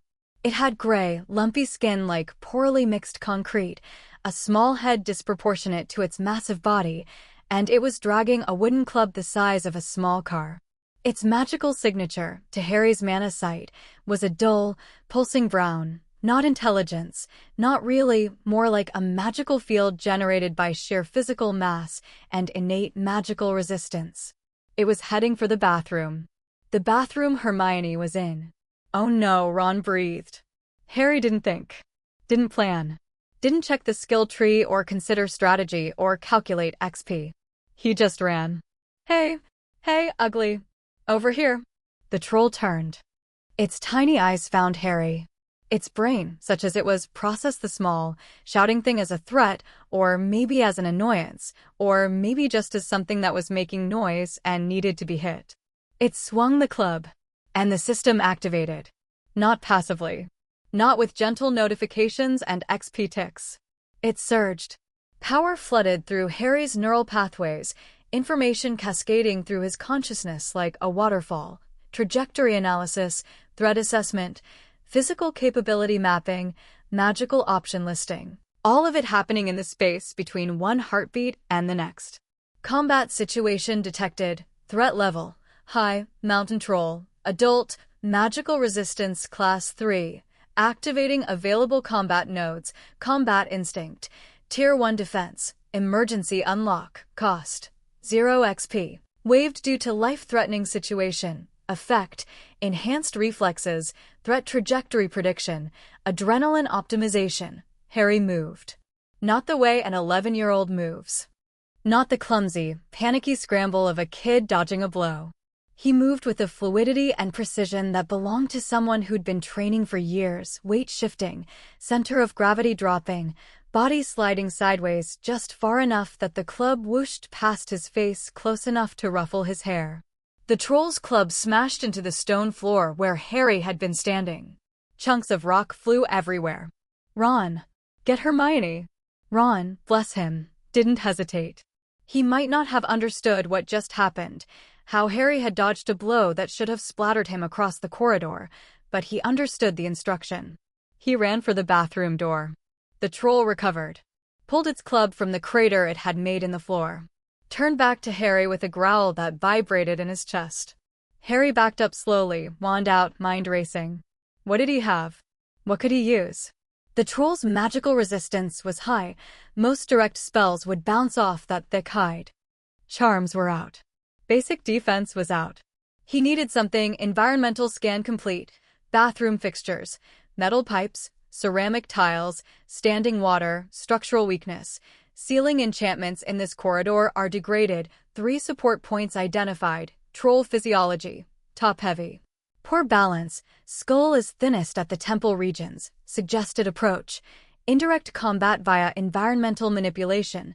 The system wasn't telling him to fight the troll. It was telling him to fight the room. Harry aimed his wand at the ceiling above the troll. Wingardium Leviosa. Not on the troll. On the loose stone blocks that his mana sight showed were barely held in place by degraded maintenance charms. 3 of them, each weighing maybe 50 pounds, lifted from the ceiling with a grinding sound. The troll looked up. This was, historically speaking, the wrong decision. Harry released the spell. The stones fell. 2 hit the troll on the shoulders, staggering it. The third caught it square on the top of its tiny head with a sound like a coconut being hit with a baseball bat. The troll swayed. Its eyes crossed. Its grip on the club loosened. Ron burst out of the bathroom with Hermione, who was pale and shaking but unhurt. "Harry, what move?" Harry shouted, because the troll was swaying but not falling, and a swaying 12-foot creature with a club was still extremely dangerous. And then something happened that Harry hadn't planned for. The troll, dazed and enraged, swung its club blindly. Not at Harry. At the wall. The impact shattered a water pipe, cold water exploded across the corridor in a spray, and the troll roared and charged, not at Harry but at the source of the annoying cold wetness, which was the wall, which it hit full force. And the wall was a load-bearing section of corridor, and the ceiling groaned. Harry grabbed Ron and Hermione and pulled them back as a section of ceiling, real ceiling, not enchanted, just old stone that had been weakened by 1,000 years of magical saturation, and a troll hitting its support structure. Came down on the troll like the hammer of a very angry and architecturally inclined god. Dust. Silence. Rubble. The troll was buried under a pile of stone and plaster, one gray hand sticking out, fingers twitching weakly. Alive, but very definitely not getting up anytime soon. Combat resolved, XP earned, 150, threat level, high, victory type, environmental manipulation, creative problem-solving bonus, level up. Harry Potter is now level 7. Skill unlocked, combat instinct, tier 1 defense, permanently acquired, skill unlocked, environmental awareness, tier 2 perception, new node available. Structural magic, tier 2 transfiguration. The ability to perceive and manipulate physical structures through magical force. Achievement, first combat victory, bonus, 25 XP. Note, XP gains from life-threatening situations are multiplied by 1.5x. The system rewards courage. Or possibly recklessness. Data insufficient to distinguish. Harry was on his knees in the dusty corridor, breathing hard, hands shaking, staring at the cascade of notifications scrolling across his vision. 150 XP from one fight. He jumped from level 5 to level 7 in minutes. 2 new skills unlocked, plus nodes opening up that hadn't been available before. The system rewarded combat. Specifically, creative combat. Specifically, dangerous combat against overwhelming threats. This was going to be a problem, wasn't it? Because some part of Harry's brain, the reckless part, the Gryffindor part, the part that had run toward a troll instead of away from it, was already thinking, more fights equals more levels equals more power. Down, boy, he told that part of his brain. We're not doing that. The part of his brain did not seem convinced. Harry. Hermione's voice was shaking. She was standing behind him, Ron beside her, both of them staring at the buried troll with expressions that suggested reality was doing something they hadn't approved. "How did you? That wasn't first year's can't. Are you okay?" Harry asked, standing up, turning to face them. "Are you hurt?" "No, I know, I'm fine," but Harry footsteps. Many of them. The teachers had arrived. McGonagall, Snape, Quirrell, looking suspiciously recovered from his faint. They rounded the corner, saw the corridor, saw the rubble, saw the troll's hand sticking out of the pile, and stopped. McGonagall's face went through several distinct phases. Phase 1, horror. Phase 2, relief that no children were dead. Phase 3, the specific kind of cold fury that Scottish women achieve when they have been very badly frightened and need someone to blame. What on earth were you thinking? Harry let Hermione handle the explanation. She was good at it. Wove a story about Harry and Ron coming to warn her about the troll finding them, the ceiling collapsing, mostly on its own, with a strategic omission of Harry's involvement in the mostly. McGonagall deducted 5 points from Gryffindor and awarded 5 points each to Harry, Ron, and Hermione for sheer dumb luck, which felt like an insult wrapped in a compliment wrapped in another insult. Quirrell was staring at Harry. His mana sight flared involuntarily, and the dark energy around Quirrell's turban was pulsing, faster than usual, agitated, focused on Harry with an intensity that felt predatory.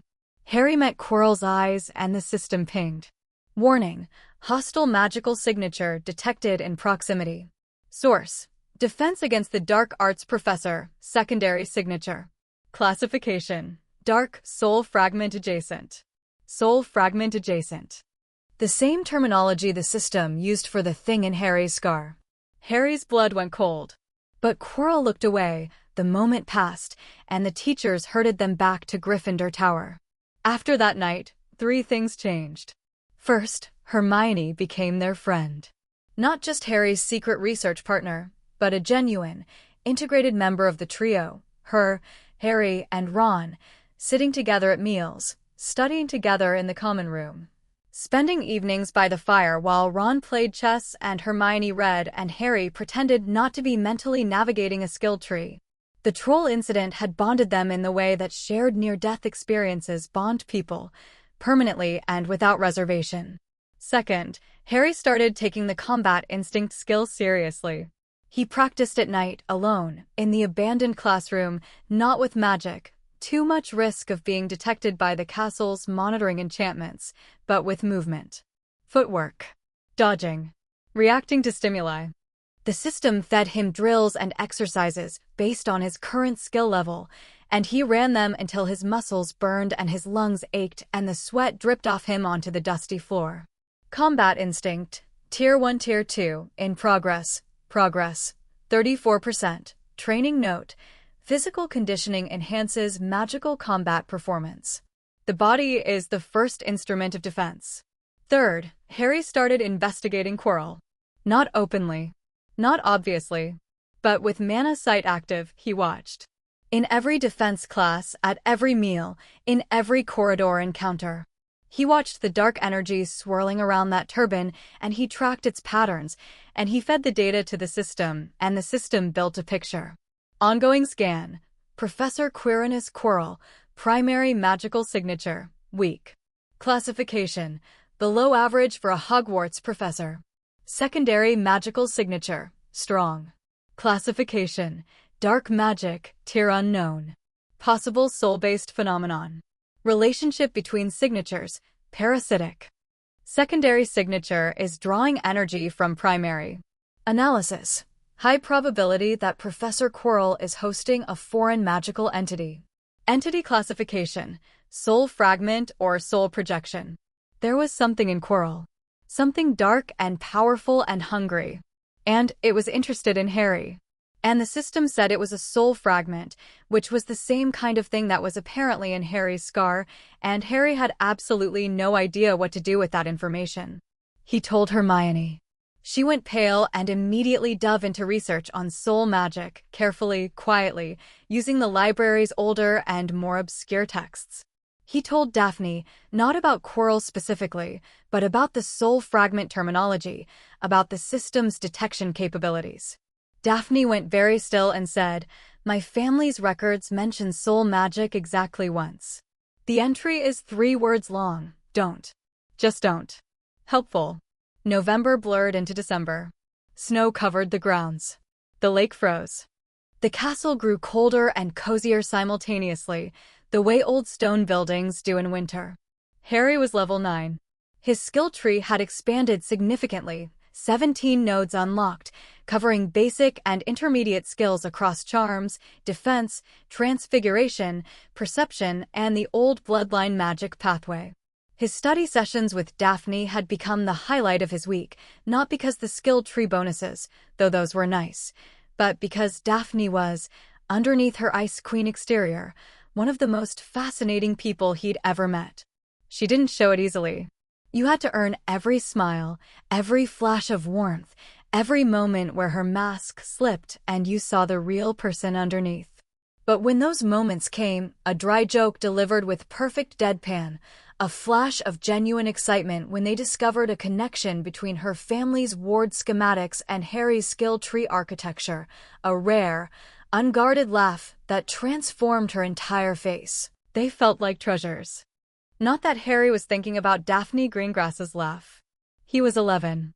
He was thinking about skill trees and trolls, and the dark thing in Quirrell's turban, and the three-headed dog on the third floor that Ron had told him about, which Harry's mana sight could detect from 2 corridors away, and which was guarding something that pulsed with incredibly ancient, incredibly powerful magical energy. Proximity alert. High-value magical artifact detected. Location: beneath the trapdoor, 3rd floor corridor. Classification: alchemical, tier unknown. Further analysis requires closer inspection. Yeah, he was not getting closer to the three-headed dog. Some risks even the system couldn't make worthwhile. Hermione had identified the artifact as the Philosopher's Stone, Nicholas Flamel's creation, capable of producing the elixir of life. She'd cross-referenced it with Harry's system data and concluded that the stone was a single-purpose alchemical construct with potential skill tree relevance, given that alchemy is almost certainly represented somewhere in the tree's deeper branches. She was right. Harry had found the alchemy branch. It was in the advanced tier, connected to potions and transfiguration, locked behind prerequisites he was still years away from meeting. But it was there, glowing faintly, waiting. Everything was always waiting. Christmas came. Most students went home. Ron's family was visiting Charlie in Romania, and Ron stayed at Hogwarts. Hermione went home to her parents. Daphne went home to the Greengrass estate, and before she left, she slipped Harry a small, leather-bound notebook. "My grandmother's field notes on ward perception," she said. "Not the restricted material, just the basics. Read it over the holiday." "Thanks, Daphne." "Don't thank me. Learn from it." She left without saying goodbye, because Daphne didn't do goodbyes, she did exits. Precise, clean, final. Harry watched her walk away with her bag over one shoulder and her spine perfectly straight and thought, not for the first time, that Daphne Greengrass was probably the most interesting person at Hogwarts. Including the headmaster. Including the dark entity in Quirrell's turban. Christmas morning brought unexpected gifts. A hand-knitted sweater from Mrs. Weasley, maroon, with a golden H, the warmest thing Harry had ever worn, chocolates, and a mysterious package wrapped in silvery fabric. Harry's mana sight nearly blew a fuse. The fabric, the invisibility cloak, the note said it had been his father's, was alive with magic. Not enchanted. Not charmed. The cloak's magical signature was woven into the fabric at a molecular level, a pattern so intricate and so old that Harry's Tier 2 mana sight could barely process the surface layer. Item detected. Invisibility cloak. Classification: legendary artifact. Age: ancient. Predates known magical history. Properties: true invisibility, not disillusionment. Magical signature concealment. Partial mana sight resistance. Note: this artifact registers as skill tree adjacent technology. Its construction methodology is consistent with Architectura Magica principles. Skill tree adjacent. The same way the hat had described the system. The same way Daphne's family described the architecture. Harry's father's cloak was made by someone or something that understood the same underlying structure of magic that the skill tree was built on. He wrapped the cloak around his shoulders and vanished. Ron nearly choked on his chocolate frog. "Harry, where'd you? What? That's an invisibility cloak." "Yep. Wicked." That night, cloaked in invisible silver, Harry went exploring. The castle at night was a different creature. Quieter, stranger, the torches burning low and the shadows thick.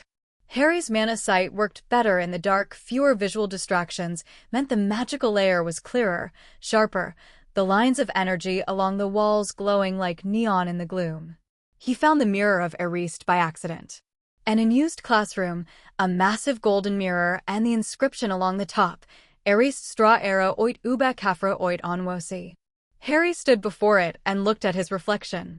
For 1 second, he saw his parents. His mother, red-haired and green-eyed. His father, messy-haired and bespectacled. Standing beside him, smiling, radiating love. And Harry's heart broke open like an egg because he wanted this. Wanted it so badly that the wanting was a physical ache, then the system engaged. The reflection shifted. Changed. His parents faded, not disappeared, just moved to the background, and the skill tree blazed to life in the mirror's surface. But not as Harry saw it. Not the current tree with its 17 unlocked nodes and its vast dark frontier of locked possibilities. The full tree. Every node illuminated. Every branch grown to its fullest extent. Forbidden branches blazing red gold, not warning red but active red. The root, that mysterious node that didn't exist yet burning at the center like a white sun, connected to everything, powering everything. And Harry, reflected in the mirror, stood at the center of it all. Not 11 years old. Older. Taller. His eyes glowing with mana sight so powerful it had changed their color. His hands wreathed in energy. His aura was a bonfire that made Dumbledore's look like a candle. The Mirror of Erist showed you your deepest desire. Harry's deepest desire wasn't just his parents. It was the tree. Fully unlocked. Fully realized. Every branch explored. Every secret uncovered. Every locked door opened. Total magical understanding. The architecture laid bare. The root accessed. Reality itself comprehensible and, therefore, mutable. Warning. Emotional state compromised. Desire-based magical artifacts can create psychological dependency. Recommended action. Leave. Harry couldn't look away. The tree in the mirror was so beautiful. So complete. Every answer to every question he'd ever had about magic, about himself, about the system, they were all there, written in light, waiting to be read. Warning. Extended exposure to desire amplification artifacts is dangerous. Leave now. Harry forced himself to step back. It was the hardest thing he'd ever done, harder than the troll, harder than running at the wall, harder than any of it. Because the troll had threatened his body, and the wall had threatened his courage, but this was threatening his mind, his sense of self, his ability to be content with where he was rather than consumed by where he could be. He threw the invisibility cloak over himself and left the room and didn't go back. He didn't go back the next night or the night after. On the third night, Dumbledore found him sitting in the corridor outside the classroom, staring at the door. Harry, the old wizard said, settling beside him on the floor with the casual grace of a man who'd been old so long he'd gotten good at it. I see you've found the Mirror of Erist. I haven't gone back in, Harry said. I know. Dumbledore's eyes twinkled. They literally twinkled. Harry's mana sight could see tiny enchantments on his half-moon spectacles that amplified the natural light in his iris. The vain git. That shows considerable wisdom for someone your age. It showed me things. Not just my parents. Harry paused. Considered how much to say. It showed me what I could become. If I had everything. Dumbledore was quiet for a moment. When he spoke, his voice was gentle. The mirror shows us our heart's desire. Nothing more, nothing less. It does not show us truth or the future or the way things ought to be. It shows us what we want. And wanting, Harry, is not the same as needing. He paused. Then, very carefully, I understand you have something rather unusual in your mind, Harry. Something that others might call a gift or a curse or a tool. I won't ask you about it directly, that's your secret to share when you're ready. But I will tell you this. Whatever it is, the mirror's vision of it fully realized is not a goal. It's a temptation. And the difference between a great wizard and a dangerous one is knowing which is which. He stood, knees creaking, and smiled down at Harry. The mirror will be moved to a new location tomorrow. I'd advise against looking for it. but I suspect you already know that. Yeah, Harry said. I do. Good night, Harry. Good night, Professor. Dumbledore walked away. Harry sat in the corridor for a long time, thinking about desire and temptation and the difference between them, and the skill tree hummed quietly in the back of his mind, patient as always. Psychological resilience. Resisting desire-based compulsion, plus 30 XP, new node available. Emotional fortitude, tier 2 occlumency, the ability to recognize and resist emotional manipulation, including self-generated compulsion. Harry unlocked it immediately. It cost 20 XP, and he didn't hesitate. Some skills were more important than combat, more important than magic. The ability to look at something you wanted more than anything and walk away? That was the most powerful skill in the tree. The rest of the year built toward a crescendo that Harry could feel coming like a storm on the horizon. Quirrell's dark aura grew stronger, the secondary signature feeding more aggressively on the primary, the defense professor looking paler and more gaunt with every passing week. Snape was watching Quirrell with the intensity of a hawk watching a snake, and Harry's mana sight confirmed that Snape's own magical signature, dark-edged but controlled, like a blade kept sheathed, was oriented toward Quirrell with hostile intent. Hagrid let slip about Nicholas Flamel. Hermione connected the dots. The Philosopher's Stone was under the school, guarded by enchantments set by the teachers, and Quirrell, or whatever was in Quirrell, wanted it. Harry told Ron and Hermione. He told them everything he knew about Quirrell's dual signature, about the soul fragment reading, about the system's warnings. We need to tell Dumbledore, Hermione insisted. Dumbledore already knows something's off about Quirrell, Harry said. He practically told me as much. But he's not acting. Which means either he's planning something, or he wants to see what happens. That's terrible, Ron said. That's Dumbledore, Harry said, and realized he meant it. They tried anyway. Dumbledore was conveniently absent. McGonagall waved them off. The system ticked a warning. Situational analysis. High probability of imminent threat to guarded artifact. Teacher notification attempts have failed. Recommend direct intervention or withdrawal. Direct intervention or withdrawal. Fight or flight. The system left the choice to him. Harry chose fight. Of course he chose fight. Gryffindor, remember? The reckless kind. They went through the trapdoor that night, Harry, Ron, and Hermione. Past Fluffy, Harry's mana sight mapped the dog's magical vulnerabilities. Music exploited a resonance in its enchanted nervous system. Past the Devil's Snare, Hermione's botanical knowledge, enhanced by Harry calling out the plant's magical weak points. Past the Flying Keys, Harry's seeker instincts plus combat instinct plus a broom, which was almost unfair. Past the chess set, Ron's domain, completely and utterly Ron's domain, Harry's system had nothing on Ron Weasley's ability to see 12 moves ahead and sacrifice pieces with the cold-blooded calculation of a grandmaster. Ron went down on the chessboard.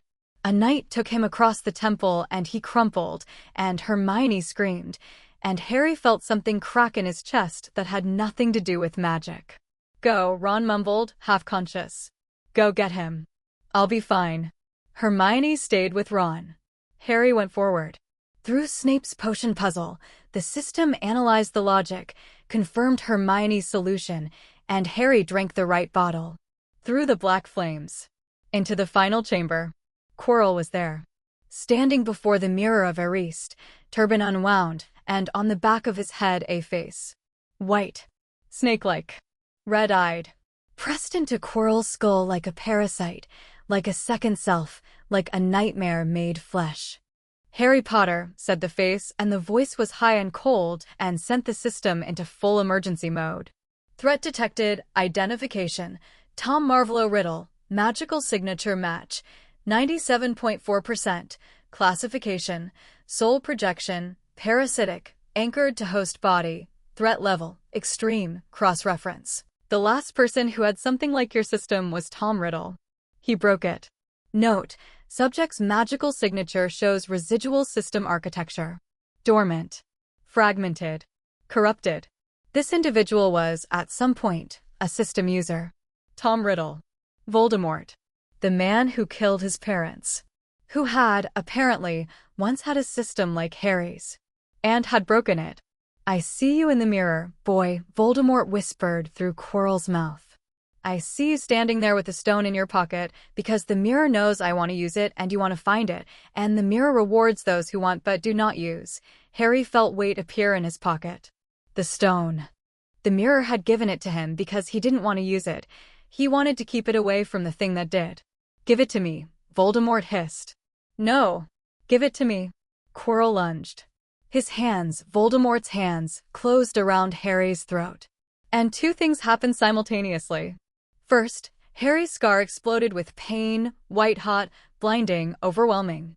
The anomalous soul signature in his forehead reacted to Voldemort's presence, resonating with the soul projection like a tuning fork meeting its match. Second, Quirrell screamed. His hands, everywhere they touched Harry's skin, were burning, blistering, crumbling, as if Harry's very flesh was toxic to him. Defensive ability activated. Null touch, classification, edge tier void magic, passive defense. Effect: physical contact with hostile soul-based entities results in molecular destabilization of the hostile entity's physical anchor. Note: this ability was not manually unlocked. It was triggered by the interaction between the user's soul protection matrix, maternal sacrifice, and the system's void magic edge protocols. The ability will remain available as a passive defense. Null touch. The system had named it. An ability from the edge of the void magic branch, not the sealed core, just the outermost fringe, triggered by his mother's sacrifice interacting with the system's own architecture. Lily Potter's love and the system's void protocols, working together to create something neither could produce alone. Harry grabbed Quirrell's face with both hands. Quirrell screamed. Voldemort screamed. Harry screamed because the pain in his scar was apocalyptic, a supernova of agony that whited out his vision and his thoughts and his everything, but he held on.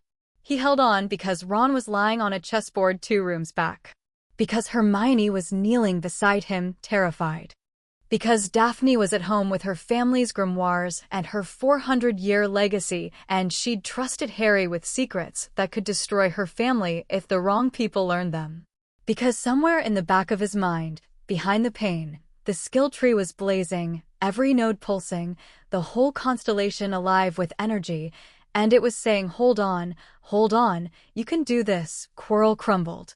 Literally crumbled. His body disintegrated under Harry's hands, turning to ash and dust and nothing, and the dark presence, Voldemort's soul projection, tore free with a shriek that wasn't sound but anti-sound, a frequency that hit Harry's magical perception like a sledgehammer. It passed through him, through his chest, through his scar, through the skill tree itself. And as it did, the system captured a snapshot. Soul projection scan complete. Data recovered. Partial system architecture, corrupted. Analysis. Tom Riddle's original system was fragmented when he created his first Horcrux. Each subsequent soul division further degraded system integrity. Current status: non-functional. Subject has no active system access. Historical note: Riddle's system was identical in base architecture to user's system. Divergence occurred at the soul magic branch, where Riddle attempted to use system-granted abilities to achieve Immort Chapter 2, Branch's best left alone summer at the Dursleys was a special kind of hell. Not the dramatic, fire and brimstone, epic battle kind of hell. The small, grinding, soul-erosive kind. The kind where every day was the same beige routine: wake up, cook breakfast for people who hated you, get screamed at for existing, retreat to a bedroom that still had locks on the outside of the door, stare at the ceiling, repeat. Harry had faced a mountain troll, navigated a gauntlet of magical death traps, and burned a man alive with his bare hands. But somehow, sitting at the Dursley kitchen table while Uncle Vernon read the newspaper and Aunt Petunia pretended he was furniture and Dudley ate his way through a third plate of bacon, was worse. Because at Hogwarts, the system was alive. Crackling with energy, feeding him data, opening pathways, rewarding growth. At Hogwarts, Harry was a level 14 wizard with 23 unlocked nodes and a trajectory that pointed straight up. At Privet Drive, he was a 12-year-old boy in hand-me-downs, and the system was quiet, not silent. Never silent, the skill tree was always there, humming in the background of his consciousness, the constellation spread out behind his closed eyes whenever he reached for it. But the XP gains had slowed to a crawl. Without classes, without magical instruction, without combat or creative problem-solving or any of the triggers that fed the system's experience engine, Harry was gaining maybe 2 to 3 XP per day. At that rate, hitting level 15 would take months. The system, it turned out, wasn't designed for stagnation. It was designed for growth.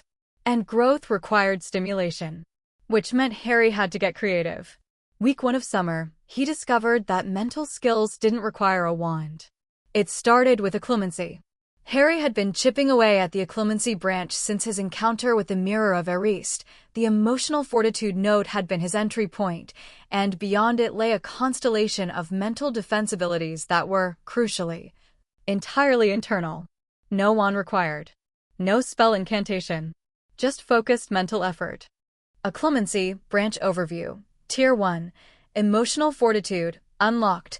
Recognize and resist emotional manipulation. Tier 2. Mental walls, construct basic mental defenses against external intrusion. Cost: 30 XP. Prerequisites: Emotional fortitude Tier 2. Tier 3. Thought organization, structure, and compartmentalize mental contents for rapid retrieval and selective concealment. Cost: 75 XP. Prerequisites: Mental walls Tier 2. Tier 4. Mind fortress, full occlumency mastery. Impervious mental defenses, false surface thoughts, active countermeasures against legilimency. Cost: 200 XP. Prerequisites: Thought organization Tier 3, Mental walls Tier 3. Advanced, Memory Palace, store, access, and manipulate memories with perfect fidelity. Cost: 150 XP. Prerequisites: Mind Fortress Tier 4, Thought Organization Tier 3. Harry stared at the progression chain and felt his mouth go dry. Memory Palace. Perfect memory storage and retrieval. That wasn't just a defense skill, it was an intelligence amplifier. If he could build a memory palace, he could recall every textbook he'd ever read, every lesson he'd ever attended, every observation his mana sight had ever made, with flawless accuracy. But the prerequisites were steep. He needed Mental Walls Tier 2 first, which meant building Mental Walls Tier 1, which cost 30 XP. He had 203 XP. Plenty. Unlock Mental Walls Tier 1? Cost: 30 XP, Y/N/Y. Mental Walls Tier 1 unlocked. You now have the foundational ability to construct mental barriers against external psychic intrusion. At Tier 1, barriers are rudimentary, effective against casual surface-level legilimency, but will not withstand focused assault. Training will increase proficiency. Training protocol available: meditation-based wall construction. Recommended: 30 minutes daily, increasing duration as proficiency grows. And so Harry meditated. Every night, after the Dursleys went to sleep, he sat cross-legged on his bed, which was Dudley's second bedroom now, a marginal improvement over the cupboard, closed his eyes, and built walls. The system guided him through it. Visualization exercises: picture a wall, make it solid, make it thick, make it real in the landscape of your mind. At first, the walls were pathetic. Thin. Wobbly. Like building a sandcastle at low tide. Harry would construct a section, focus on another, and the first section would crumble. But the system was patient, and Harry was stubborn, and every session earned him training XP, tiny amounts, 1 to 2 points per half hour, but consistent. And more importantly, each session made the next one easier. The walls got thicker, sturdier, more detailed. By the end of the first week, Harry could maintain a basic mental barrier for 15 minutes without concentration lapsing. Mental walls, progress, 23%. Training note: consistency is more important than intensity. Daily practice builds permanent neural pathways. Week 2, he added soul sight training to the rotation. This was different. Occlumency was structured, methodical, architectural. You built walls and organized thoughts and constructed defenses. It was engineering. Soul sight was nothing like that. Soul sight was perception opening a new sense, learning to detect a type of energy that most wizards didn't even believe existed. The system's training protocol for soul sight was deceptively simple. Soul sight, training protocol. Step 1. Activate mana sight. Step 2. Shift perception inward, focusing on the boundary between magical energy and consciousness. Step 3. Look for the layer beneath mana, the substrate of identity, will, and selfhood that underlies all magical ability. Step 4. Don't panic. Step 5. Seriously, don't panic. The first time Harry tried it, he understood why the system included steps 4 and 5. Mana sight showed him magic, energy, enchantments, the glowing web of magical force that suffused the wizarding world. Soul sight showed him something under that. Something deeper and more fundamental and infinitely more personal. Souls weren't what Harry expected. He'd imagined them as what? Glowing balls of light? Ghostly outlines? Something vague and ethereal and fundamentally unseeable? Wrong. Dead wrong. Souls, as perceived through soul sight, were structures. Complex, intricate, unique to each individual. Like snowflakes made of condensed identity, no two alike, each one a reflection of every choice, every experience, every emotion that the person had ever felt. They existed on a layer of reality beneath the physical and beneath the magical, a foundation layer that Harry's system labeled as the anima stratum, the soul layer. When Harry first activated soul sight and looked at himself, directed the perception inward, toward his own core, he saw two things. First, his own soul. A complex, tangled, beautiful knot of light and shadow, pulsing with life energy. It was young, obviously. He was 12, but there were already deep structures forming. Lines of determination. Clusters of curiosity. A thick, bright cord of loyalty that branched out in 3 directions: Ron, Hermione, Daphne, like roots reaching for water. Second, the fragment. It was there. In his scar. A dark, jagged shard of something else embedded in his soul like a piece of shrapnel. Not part of him. Distinct. Foreign. And alive, in a way, pulsing with its own rhythm, its own identity, its own fragmented awareness. Tom Riddle's soul. A piece of it, at least. Lodged in Harry's head since the night Voldemort's curse rebounded. Harry had known it was there. The system had told him as much on day 1, that anomalous soul signature detected in cranial region notification. But knowing it intellectually and seeing it were two very different things. The fragment was ugly. Not in a visual sense, it was just a shard of dark energy, no inherent aesthetic quality. It was ugly in the way a wound is ugly. In the way damage is ugly. It didn't belong. It was forced into a space it had no right to occupy, and it had pushed Harry's own soul aside to make room, creating distortions and pressure points that analysis, Horcrux fragment, partial scan. The soul fragment in user scar is exerting low-level influence on users' magical development. Specific effects include 1. Parseltongue ability, inherited from fragment's original owner. 2. Emotional bleed-through during periods of strong emotion, anger, fear, pain. 3. Enhanced connection to dark magic pathways on the skill tree, reduced prerequisites for certain dark-aligned nodes. 4. Periodic nightmare induction during REM sleep. Note, the fragment is not actively malicious. It is a severed piece of soul operating on residual instinct. It does not think. It does not plan. It resonates. Enhanced connection to dark magic pathways.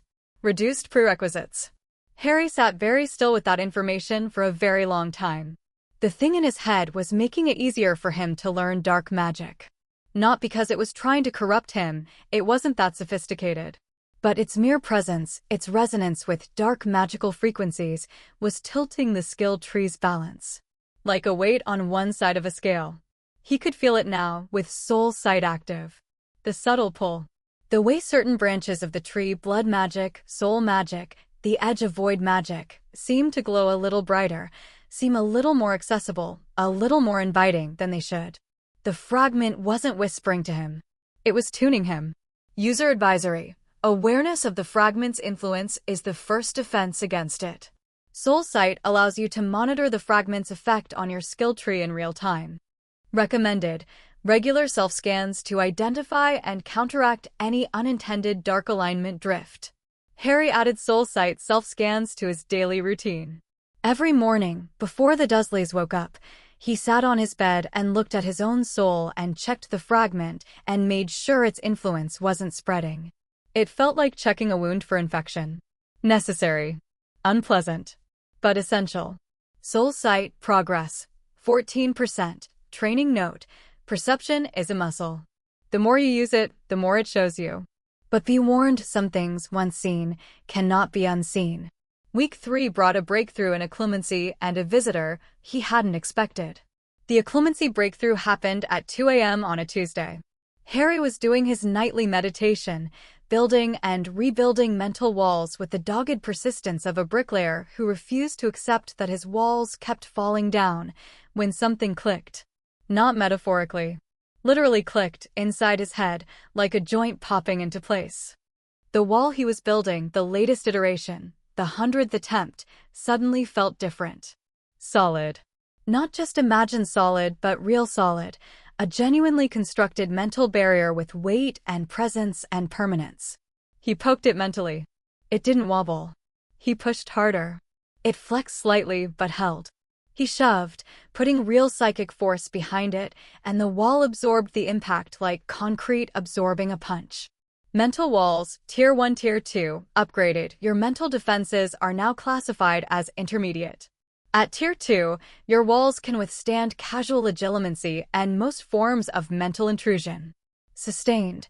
Focused assault by a master legilimens will still penetrate, but not without effort and not without your awareness. Bonus. Mental wall construction now generates a passive occlumency field, subtle enough to go undetected, strong enough to prevent surface-level thought reading at all times. Plus 40 XP, current XP, 295/1400, passive occlumency field. That meant his surface thoughts were now shielded all the time, without him having to consciously maintain the walls. They were just there.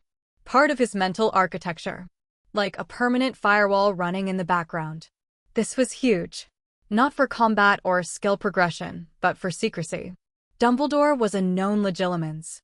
Snape was a known legilimens. If either of them had been reading Harry's surface thoughts during the school year, and Harry had no way of knowing whether they had been, they could have picked up fragments of the skill tree, his meetings with Daphne, his conversations with Hermione about the system's architecture. Now, at least, his thoughts were his own. He was still processing this when Hedwig swooped through the window at 3 a.m. with 3 letters tied to her leg. The first was from Hermione. Dense, detailed, written in handwriting so precise it looked typewritten. She'd spent the first 3 weeks of summer in the British Library's rare books collection. How she'd gotten access at 12 years old, Harry didn't want to know, researching pre-Hogwarts magical history. Harry, I've found references. Not to the system specifically, but to something that matches your description of the Architectura Magica. There's a collection of medieval manuscripts, originally from a monastery in Wales that was destroyed in the 1400s, that reference something called the Weave. They describe it as the underlying structure of all magical phenomena, a network of interconnected nodes and pathways that can only be perceived by certain individuals under specific conditions.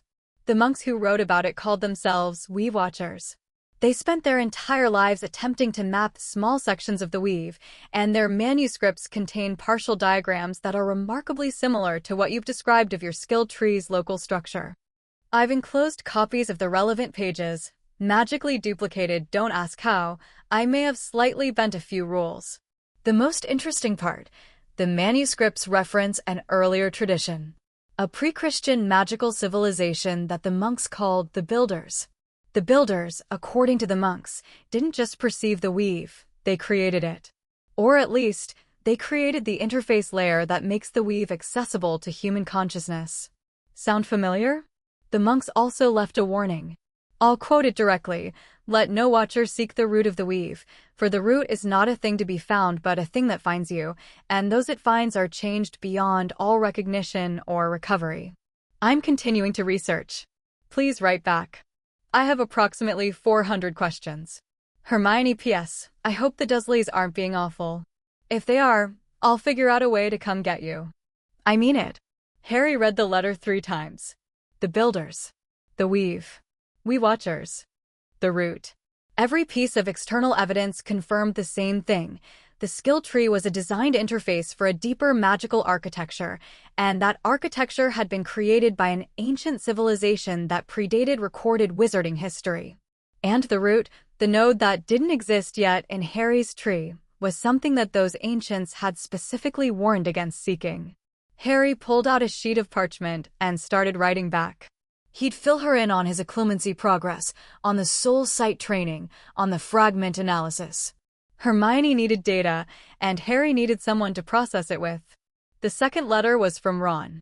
Shorter, cheerier, written in handwriting that looked like a spider had fallen into an inkwell and staggered across the page. Harry, Egypt is brilliant. Bill took us to see some proper ancient wizard tombs. The curse-breaking stuff is mental. You'd love it. Fred and George tried to lock Percy in a pyramid and Mum went spare. Dad bought me a new wand holder for my birthday. It's dragon leather.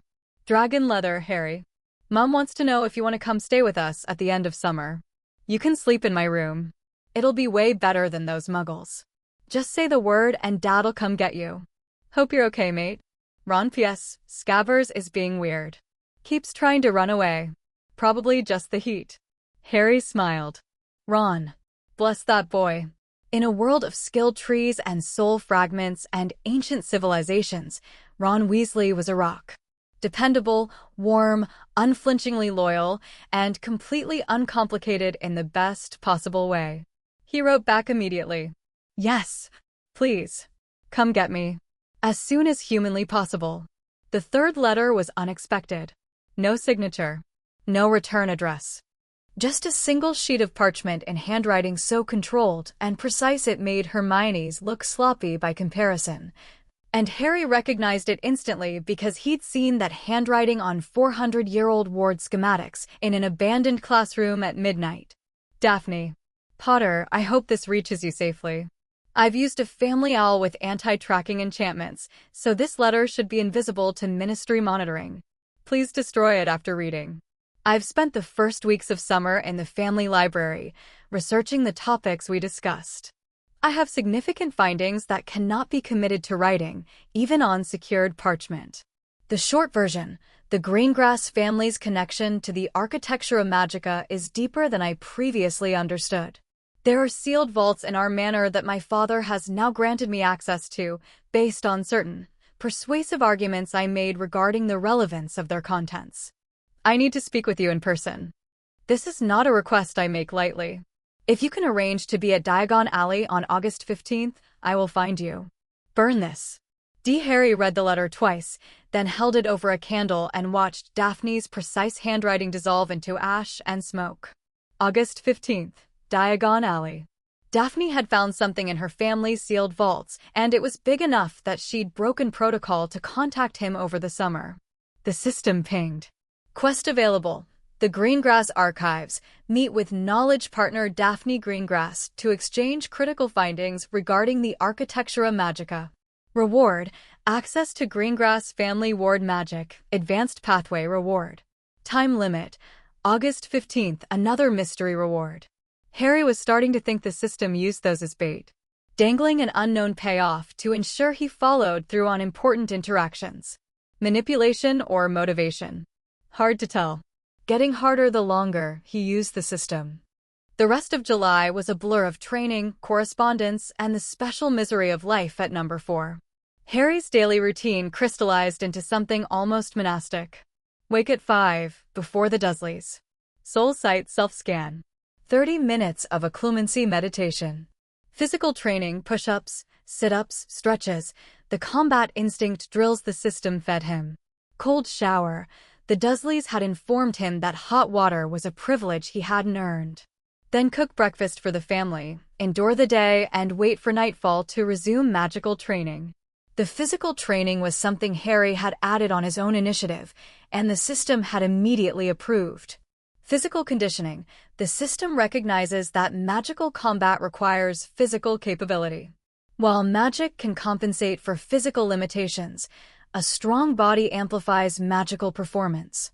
Current physical stats: strength, 12 out of 100, below average for age, malnourishment-related deficit; speed, 18/100, below average, offset by combat instinct; endurance, 21/100, average. Above expected for physical condition due to Dudley-imposed manual labor; flexibility, 15/100, below average. Training note: physical improvement will be slow due to nutritional deficit. The system recommends increasing caloric intake. If user's current living situation prevents this, the system will optimize training protocols for available resources. If user's current living situation prevents this, the system knew. Of course it knew. It had access to Harry's memories, his body's physical state, every data point about his life at the Dursleys. It knew about the cupboard, about the half portions, about the locks on the door and the bars on the window, and the casual cruelty that passed for parenting at number 4 Privet Drive. And it was adjusting its training to work within those limitations. Harry didn't know how to feel about that. Grateful? Angry? Some combination that didn't have a word? He trained anyway. By early August, the results were starting to show. Not dramatically. He was still skinny, still small for his age, still carrying the physical markers of a decade of neglect. But there was muscle now. Definition. A hardness in his movements that hadn't been there before. And his skill tree had responded accordingly.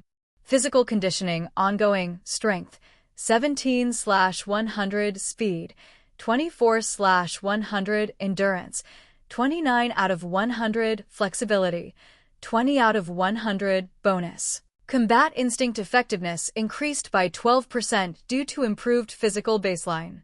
Mental training had progressed even faster. Without the distractions of Hogwarts, the social dynamics, the classes, the constant stimulus of a magic-saturated environment, Harry's mind had grown sharper through sheer focused repetition. His mental walls were solid. His thought organization was coming along. He'd unlocked the node at the end of July and was learning to compartmentalize his mind into structured sections, each one accessible on demand, each one sealable behind its own wall. The effect on his everyday life was remarkable. His memory, always decent, was becoming exceptional. Not photographic, that required the memory palace, which was still several levels away, but organized. Indexed. He could recall lessons from the previous year with increasing clarity, cross-reference observations, and spot patterns that had previously escaped him. Harry James Potter, Midsummer status, level 15, XP, 94/1500, nodes unlocked, 29/. Key progressions, Occlumency, Tier 3, Thought Organization, Active Soul Sight, Tier 1, Functional, Short Range, Limited Detail, Combat Instinct, Tier 2, Enhanced Physical Conditioning Bonus, Mana Sight, Tier 2, Stable. No new progression without magical environment. 1 level gained and 6 new nodes unlocked over the summer, purely from mental and physical training. Not bad for someone stuck in a magic-free suburban prison. But Harry was hungry for more. The system's XP curve was getting steeper, each level required more experience than the last, and the advanced nodes cost proportionally more. The low-hanging fruit was gone. From here, progress would require either intense magical practice, which he couldn't do at Privet Drive, creative problem-solving in high-stakes situations, which he couldn't engineer from a bedroom in Surrey, or alternative XP source detected. Knowledge acquisition, reading and comprehending magical theory texts grants XP, even without practical application. Rate, approximately 1 XP per off new, relevant magical knowledge. Recommendation, acquire second-year textbooks and begin pre-study. Write. Books. He could gain XP by reading. The rate was terrible, 1 XP per was a slog, but it was something, and Harry had nothing but time. He wrote to Hermione asking her to send him copies of their second-year reading list. She sent him the books by Owl, plus an additional 6 texts she'd selected from the Hogwarts library before term ended, covering magical theory, history of wardcraft, and an introduction to arithmancy that she described as essential background reading for understanding how magical systems are structured. Harry devoured them. August 15th arrived with a thunderstorm. Harry had spent 2 days working on Uncle Vernon, deploying a combination of false meekness, "Please, sir, I just need to buy my school supplies," implicit threats, "My godfather might wonder why I never leave the house," and pure strategic manipulation that the system classified as a minor social skill unlock. Social manipulation Tier 1. The ability to construct and deploy persuasive arguments tailored to the psychological profile of specific targets. Note: this skill is ethically neutral. Its moral value depends entirely on application. Uncle Vernon dropped him at Diagon Alley at 10 a.m. with strict instructions to be back by 5 or don't bother coming back at all, which Harry interpreted as an incentive rather than a threat. The moment he stepped through the barrier behind the leaky cauldron and into Diagon Alley proper, the system came alive. Not like at Hogwarts, Diagon Alley didn't have the same overwhelming magical saturation as a 1,000-year-old castle. But it was dense. Every shop front was enchanted. Every cobblestone had been walked on by wizards for centuries, absorbing ambient magic until the very ground hummed. Harry's mana site, starved for input after weeks in a Muggle suburb, bloomed like a flower in sunlight.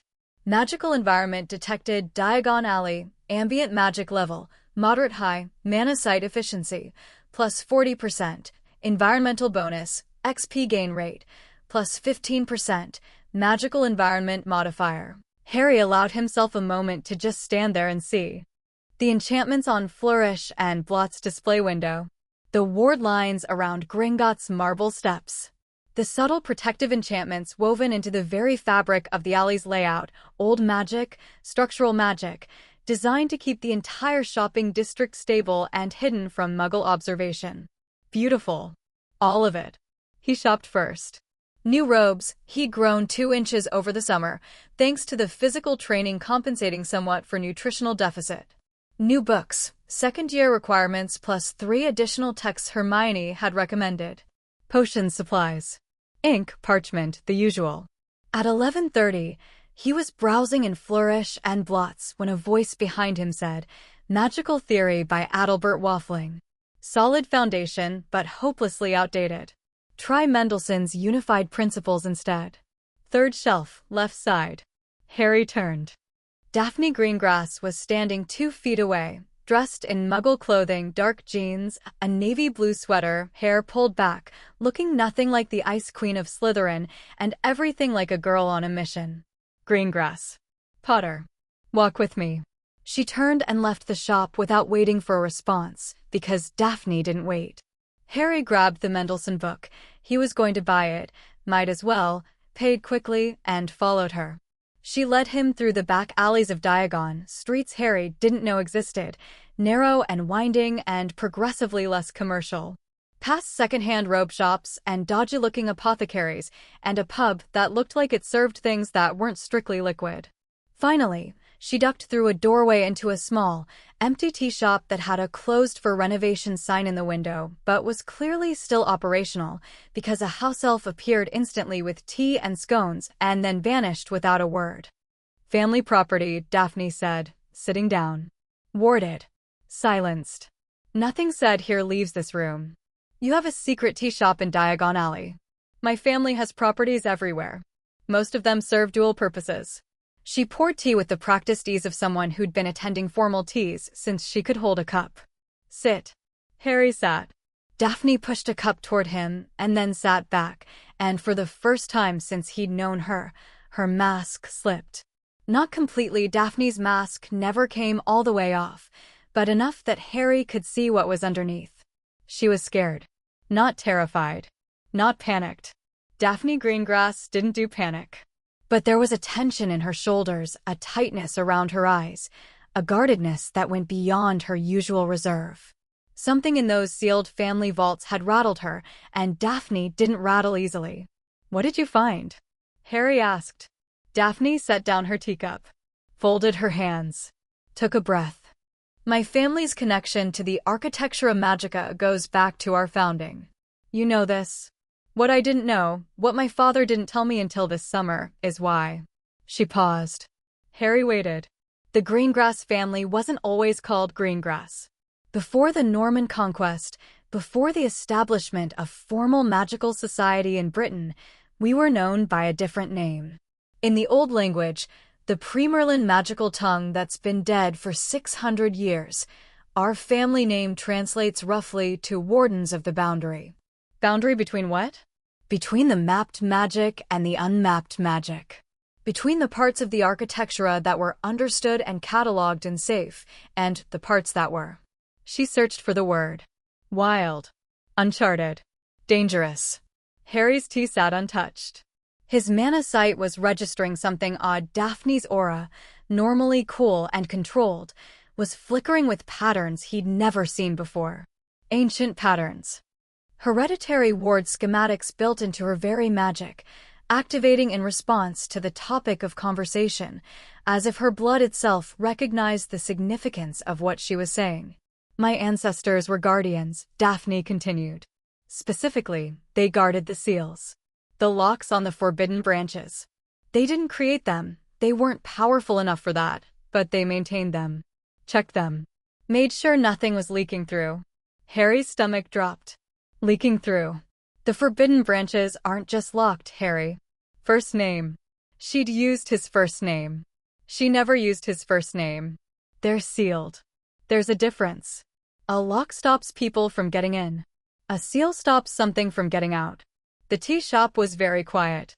Somewhere outside, rain hammered against the windows. The things on the other side of those seals, Harry said slowly. They're not just skills. Not just abilities. Some of them are. The lower-level forbidden nodes are just magic that's too dangerous for general use. Blood magic, advanced soul magic, certain forms of ritual magic. Powerful but manageable, if you know what you're doing. But the deeper nodes, the ones labeled sealed in your system. She reached into her bag and pulled out a leather journal. Old. Very old. Bound in something that wasn't quite leather. Something that Harry's mana sight registered as organic magical material, a substance that had once been alive and magical and was now preserved in a state that was neither fully dead nor fully inert. This is my great-great-great-grandmother's journal. The one who went mad trying to perceive the architecture. She didn't just go mad from seeing it. She went mad because she saw what was behind the seals. Daphne opened the journal to a page marked with a silk ribbon. The writing was cramped, uneven, deteriorating, the handwriting of someone whose mind was fraying. I can't read old magical script, Harry said. I'll translate. Daphne's voice was steady, but her hands weren't quite. She writes, behind the void seal there is not emptiness. There is presence. The void is not the absence of magic, it is the negative of magic. Anti-magic. Unmagic. It does not destroy what it touches. It uncreates it. Makes it so that the thing never was. And it is aware. The void knows it is sealed. It knows what sealed it. And it is patient. Harry felt cold. Not just emotionally cold, physically cold, as if the temperature in the tea shop had dropped 10 degrees. She's describing the void magic branch, he said. As if it's not just a skill set. As if it's an entity. That's exactly what she's describing. And it's consistent with the older Greengrass records. Daphne turned to another page. Here she writes about the seal itself. She says, the seal was built by the architects. It is part of the weave, not added later but woven into the original structure. The forbidden branches were not forbidden after creation. They were forbidden during creation. The architects built the locks at the same time they built the house. They knew what was behind those doors from the beginning. They built the doors around the things behind them. The architects. The same term Hermione's monastery manuscripts used. The same beings the system obliquely referenced as system administrators. Your family maintained these seals, Harry said. For how long? Centuries. Maybe longer. The records get unreliable before the 8th century. But the duty was passed down through blood, literally.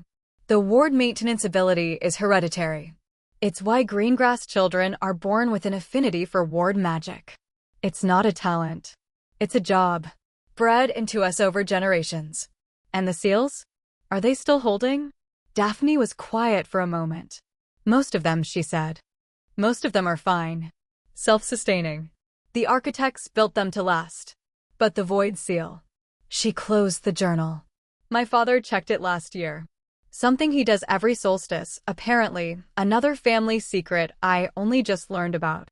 He said it's thinner than it used to be. Not broken. Not breached. But thinner. Like a wall that's been slowly eroded by water on the other side. How slowly? He estimates it's been thinning for about 50 years. 50 years. Harry did the math. 50 years ago would be the early 1940s. The height of Grindelwald's War. And right around the time a certain Hogwarts student named Tom Riddle would have been experimenting with the boundaries of magical power. Voldemort, Harry said. That's my father's theory. When Riddle split his soul, he damaged the fundamental structure of magic itself. Not just his own magic, the architecture. Soul division at the level he practiced it creates ripples, distortions in the weave. And those distortions weaken the seals. The system told me he was a former user, Harry said quietly. That he broke his system through soul division. Daphne stared at him. He was a user? Riddle had a system. Had. Past tense. The system revoked his access when he created his first Horcrux. Apparently, there's a core protocol against soul division beyond a certain threshold. Horcrux. Daphne's face went pale. Actually pale, not her usual porcelain fair, but genuinely drained of color. You're telling me he created Horcruxes? Plural. The system says he divided his soul multiple times. Each division degraded his system access further until it was completely non-functional. Harry. Her voice was very quiet. Do you understand what that means? Each Horcrux doesn't just damage his architecture. It damages the shared architecture. The weave. Every time he split his soul, he sent shockwaves through the entire system.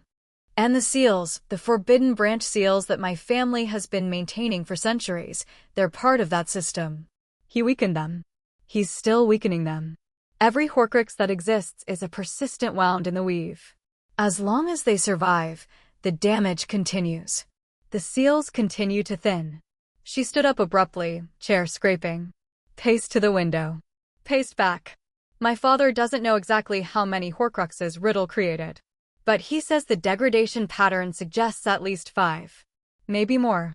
5 Horcruxes. 5 persistent wounds in the fabric of magical reality, each one slowly eroding the seals that kept the forbidden branches contained. And one of those fragments was in Harry's head. There's one in me, Harry said. In my scar. The system identified it as a Horcrux fragment. Daphne stopped pacing. She turned and looked at him with an expression he'd never seen on her face before. Not fear, not anger, not her usual controlled neutrality. Something rawer than any of those. Something that looked a lot like grief. I know, she said softly. I could feel it. The ward affinity, my family's hereditary magic, it reacts to Horcruxes. Sealed damage. Architectural wounds. I've been able to sense it since the first time I sat near you in the Great Hall. Harry felt like the floor had tilted. You've known? Since first year. I knew there was damage. Architectural damage. In your vicinity. I didn't know it was a Horcrux. I didn't even know what a Horcrux was until this summer. I just knew that something near you was wrong. Broken. And my blood, my magic, was reacting to it the way it's been bred to react for centuries. By wanting to fix it. She sat back down. Her hands were shaking again. She clasped them together on the table and stared at them until they stopped. That's why I approached you in the library. Not just because you could see wards. Because something in my magic recognized the damage in your soul and said this needs mending. That's... Harry struggled for words. That's a lot. Yes. You sat across from me in the library and your blood was basically screaming fix him and you just, asked me about ward perception. Casually? Like it was a normal Tuesday. Something flickered across Daphne's face. It might have been a smile. I'm a greengrass. We don't scream. We inquire politely. Harry stared at her for a long moment. Then, despite everything, the Horcruxes, the weakening seals, the void entity patiently pressing against its prison, the piece of a murderer's soul lodged in his skull, he laughed. Short, Sharp, genuine. Daphne's almost smile deepened by approximately 1 millimeter. So, what do we do? Harry asked. Two things. First, the Horcruxes need to be found and destroyed. Every one of them. Not just because Riddle can't truly die while they exist, which is its own issue, but because the ongoing damage to the architecture has to stop. The seals can repair themselves, given time, but not while new damage is being inflicted. And second, Daphne opened the journal again. To a different page. This one was near the end, and the writing was barely legible, the last entries of a brilliant mind in its final days of coherence. My grandmother's last lucid entry, Daphne said. She writes, "The Wardens maintain the seals." But the seals were not meant to hold forever. The architects designed them with an expiration. A time when the sealed branches would need to be opened, not by force, but by a worthy user, because the things behind the seals are not only threats. They are tools. Weapons. Necessary capabilities for a crisis the architects foresaw but could not prevent. Harry read the translated passage. Read it again. The architects built the seals to be temporary, he said slowly. They expected someone to eventually need to open the forbidden branches. They just wanted to make sure it happened on purpose, not by accident. And not by someone like Riddle, who tried to brute force his way through by tearing his own soul apart. By someone who earned it. Who unlocked the prerequisites. Who approached the seals through the system's intended pathway. By a user, Daphne said. A legitimate user. Someone the system recognizes and supports. They looked at each other across the table. The implications hung in the air between them like the smell of something burning. The system chose me, Harry said. Or you were the only candidate left. After what Riddle did to his access. Either way, I'm the one with the interface. I'm the one who can see the branches and unlock the nodes and approach the seals through the proper channels. And if the architects designed the system with this in mind, if the forbidden branches are supposed to be opened eventually, by someone who does it right, then your job isn't just to learn magic, Daphne finished. It's to eventually unseal the branches that my family has been guarding for centuries. Properly. Safely. In a way that doesn't break everything. No pressure. Quite. They sat in the tea shop while the rain hammered outside and the wards hummed around them, and the weight of centuries pressed down on two 12-year-olds who were just beginning to understand the scale of what they'd inherited. Then Daphne poured more tea, because she was a greengrass, and greengrasses handled existential revelations with impeccable hospitality. Quest complete. The Greengrass Archives reward. Greengrass Family Ward Magic. Advanced Pathway Unlocked reward. Architectural Understanding. Tier 1.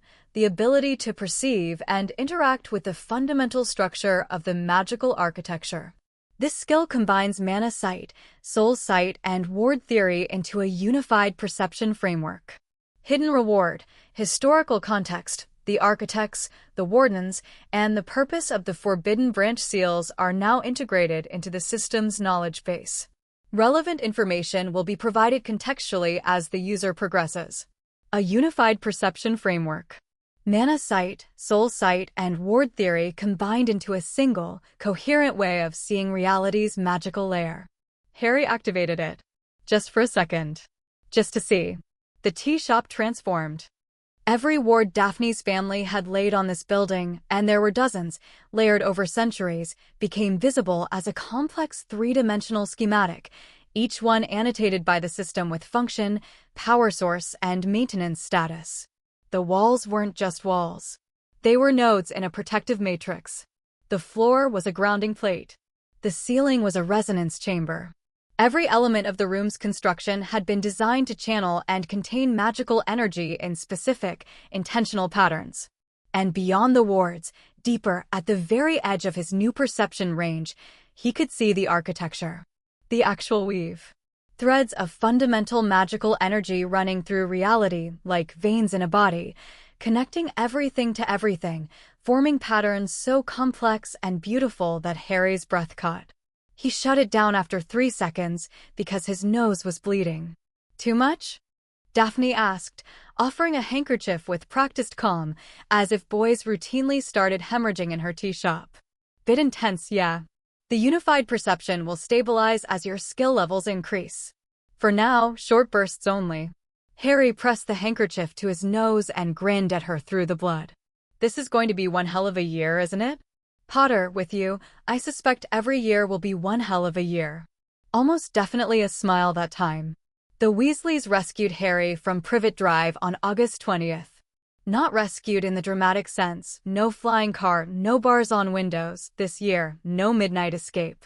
Arthur Weasley simply drove up in a spectacularly battered Ford Anglia, knocked on the front door, smiled politely at Uncle Vernon's purple face sputtering, and said, "I'm here to collect Harry for the rest of the summer."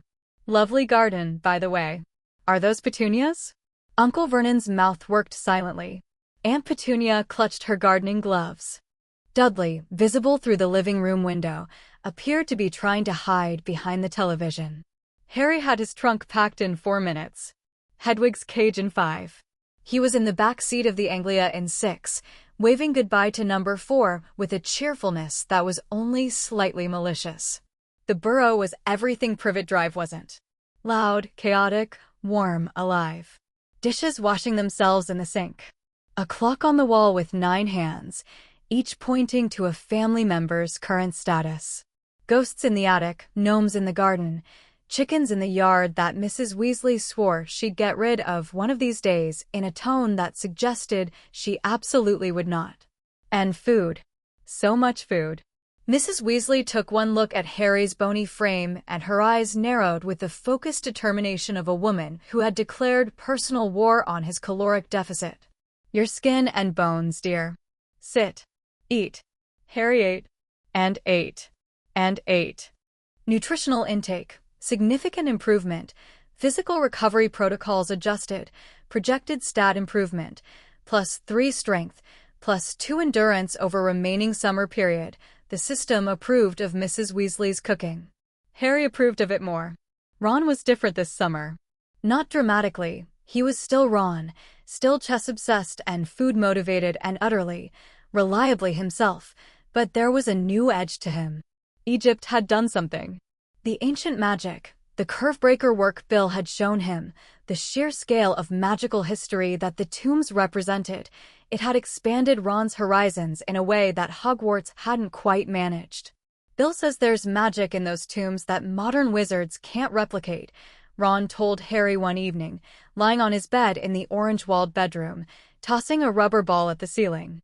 Not just powerful. Different. Like it was built on different rules. He said the Egyptian ward masters used techniques that don't appear in any British textbook. Different how? More layered? He said modern wards are like locks on a door. Egyptian wards are like mazes inside mazes inside mazes. You can't just break them because there's no single point of failure.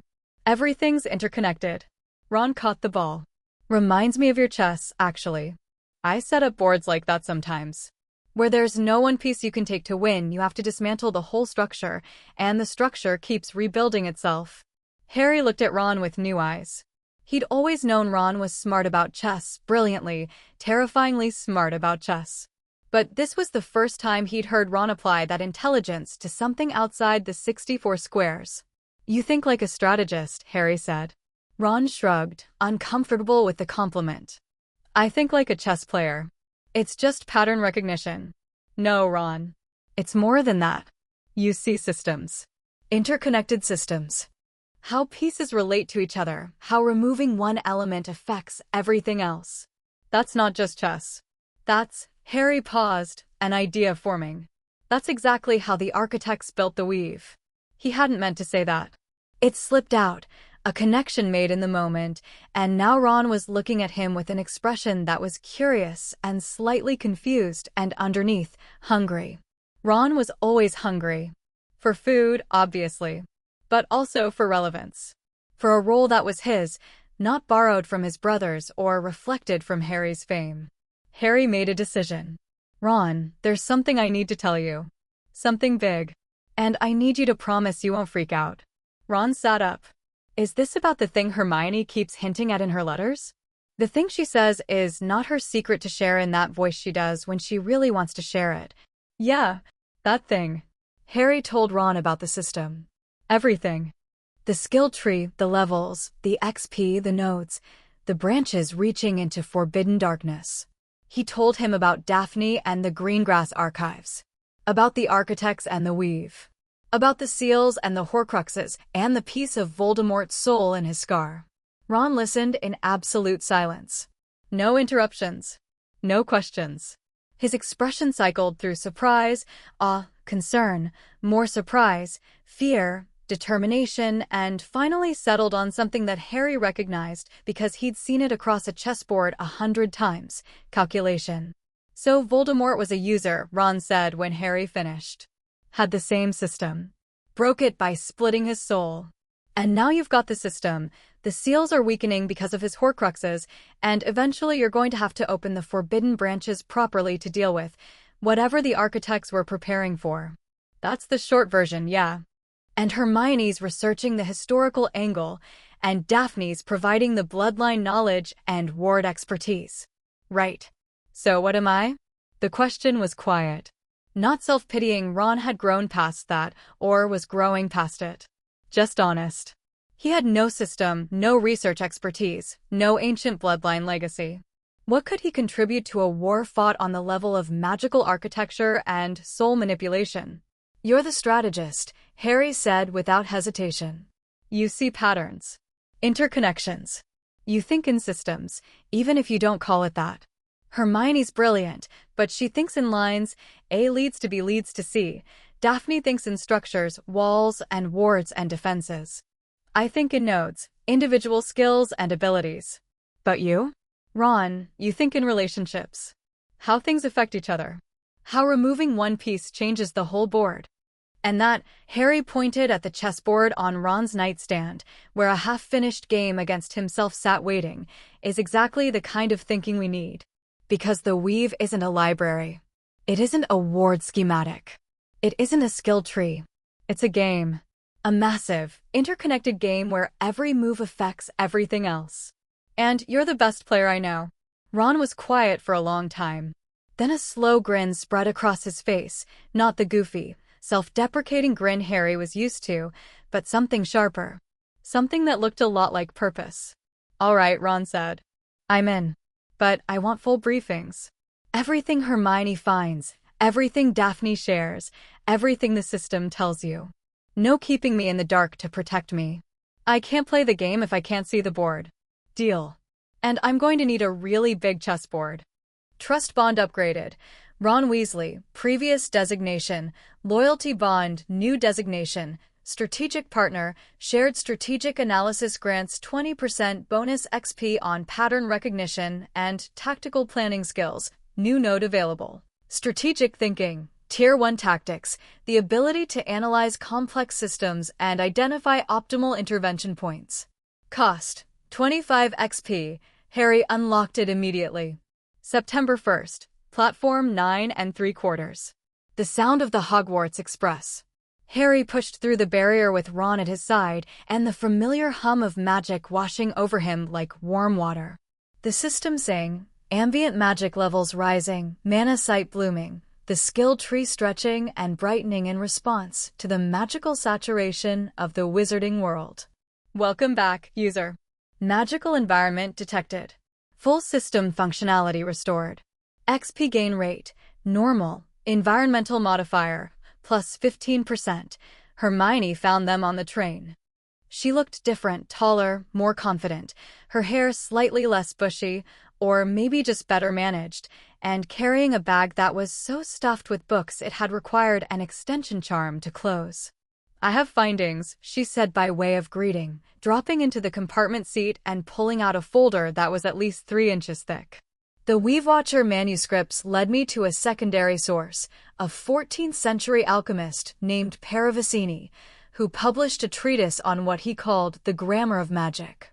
He argues that all magical phenomena follow syntactic rules, like a language, and that the rules themselves can be perceived and manipulated by Hermione, Ron said gently. Breathe. She breathed. Then immediately continued. The point is, Paravicini's grammar model is consistent with both the Weavewatcher observations and the Greengrass family records. It's a third independent data point confirming that the Architectura Magica is a design system with an underlying logic. And if it has a logic, it has rules. And if it has rules, then we can learn them, Harry finished. And use them. And maybe understand what the architects were building. Hermione beamed. Exactly. I've organized my findings into a taxonomy later, Harry said, grinning. We've got a year ahead of us. And I think it's going to be eventful. He had no idea how right he was. Second year started with Defense Against the Dark Arts, and Defense Against the Dark Arts started with Gilderoy Lockhart. If Harry had been asked to design a professor specifically calibrated to test his patience, he could not have done better than Gilderoy Lockhart. The man was a walking, talking, blindingly smiled monument to narcissism, with perfectly coiffed golden hair, robes in shades of periwinkle and lavender, and a teaching methodology that consisted primarily of reading aloud from his own books while making significant eye contact with anyone who might write him a fan letter. But Harry's mana sight told a different story. Lockhart's magical signature was weird. On the surface, it was flashy, bright, sparkly, attention-grabbing, like his personality made manifest. But underneath the flash, when Harry looked carefully, there was a very specific pattern. A concentration of magical energy in the brain, in the pathways associated with memory and perception, honed to a razor's edge. Lockhart might be a useless teacher and a narcissistic fraud, but he was phenomenally good at one specific type of magic. Scan, Gilderoy Lockhart, Magical Classification, Specialist, Memory Magic, Primary Skill, Obliviation, Estimated Tier, 5+, Masterclass, Assessment. Subjects' claimed achievements are inconsistent with overall magical ability. However, memory magic proficiency is genuine and exceptionally advanced. Possible explanation. Subject achieved fame through obliviation of actual achievers rather than personal accomplishment. Harry read that notification and felt a cold not form in his stomach. Lockhart hadn't done any of the things in his books. He'd found the people who had, stolen their memories, and written himself into the stories. Every best-selling book, every award, every adoring fan, all built on a foundation of stolen minds. And the system had noticed something else. Memory magic, branch overview. Memory magic is a subset of mind magic, which includes occlumency and legilimency. Memory magic specifically covers the perception, modification, creation, and destruction of memories. Current user access. Memory magic pathway is visible but locked. Prerequisites. Occlumency Tier 3, met. Mind magic Tier 1, not met. Note: proximity to a masterclass memory magic practitioner enables observational learning. XP gains from observing Lockhart's casting techniques are multiplied by 2x, as the system rewards exposure to high-level magical competence regardless of the practitioner's moral character. The system wanted him to learn from Lockhart. Not from Lockhart, the man wasn't teaching anything worth learning in class. But from observing Lockhart. From watching how he cast, how his magic moved, how a master-level specialist channeled power through highly refined pathways. Harry found this deeply ironic and extremely useful. So while the rest of the class suffered through dramatic readings of Wanderings with Werewolves and pop quizzes about Lockhart's favorite color, lilac, obviously, Harry sat in the back row with his mana sight cranked to maximum and studied the way Lockhart's magical energy moved when he thought no one was watching. The man practiced obliviation the way athletes practice their sport, constantly, unconsciously, keeping the pathways warm. Little microcasts, barely perceptible, that smoothed and sharpened his memory-affecting magic like a guitarist running scales. He did it while talking, while smiling, while signing autographs. Always maintaining, always honing. It was, in its awful way, admirable. Observation. Memory magic casting patterns plus 12 XP observation. Memory magic casting patterns plus 8 XP observation. Memory magic casting patterns plus 15 XP mind magic. Tier 1. Prerequisites approaching. Continued observation and occlumency practice will unlock. Harry said nothing to anyone about Lockhart's true nature. Not yet. The man was a fraud and a thief, but exposing him would require evidence and would draw attention Harry didn't need. Instead, He filed the information away in his thought organization system and moved on.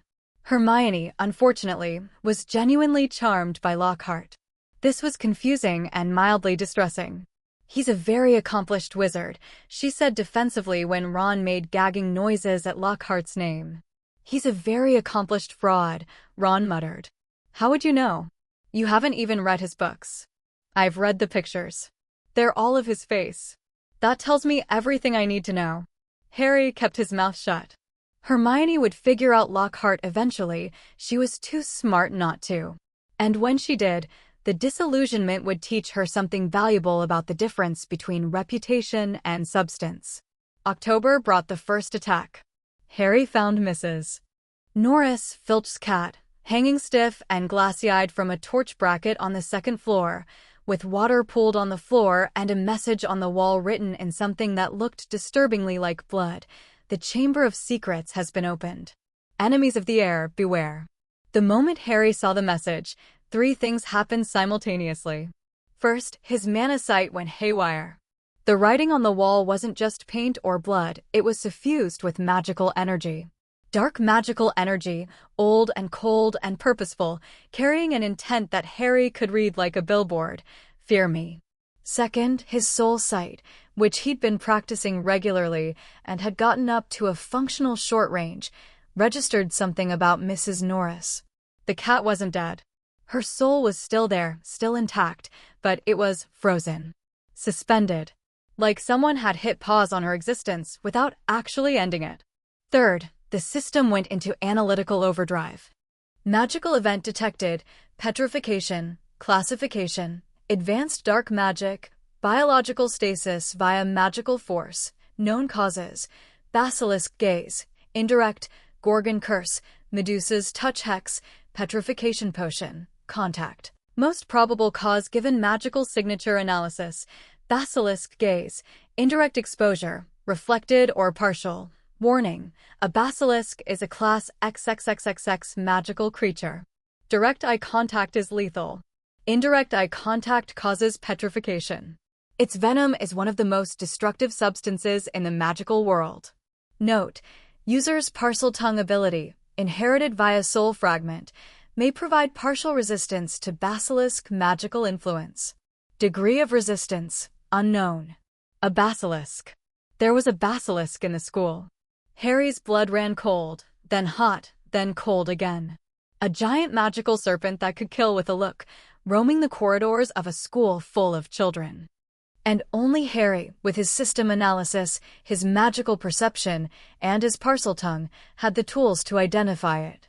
He told Hermione and Ron that night. Hermione went white and immediately started calculating probable basilisk habitat requirements. Ron went green and said, "Brilliant, a giant snake, my favorite," in a voice that suggested his favorite thing was actually anything else in the world. "It has to be in the plumbing," Hermione said, pacing in the abandoned classroom they'd claimed as their war room.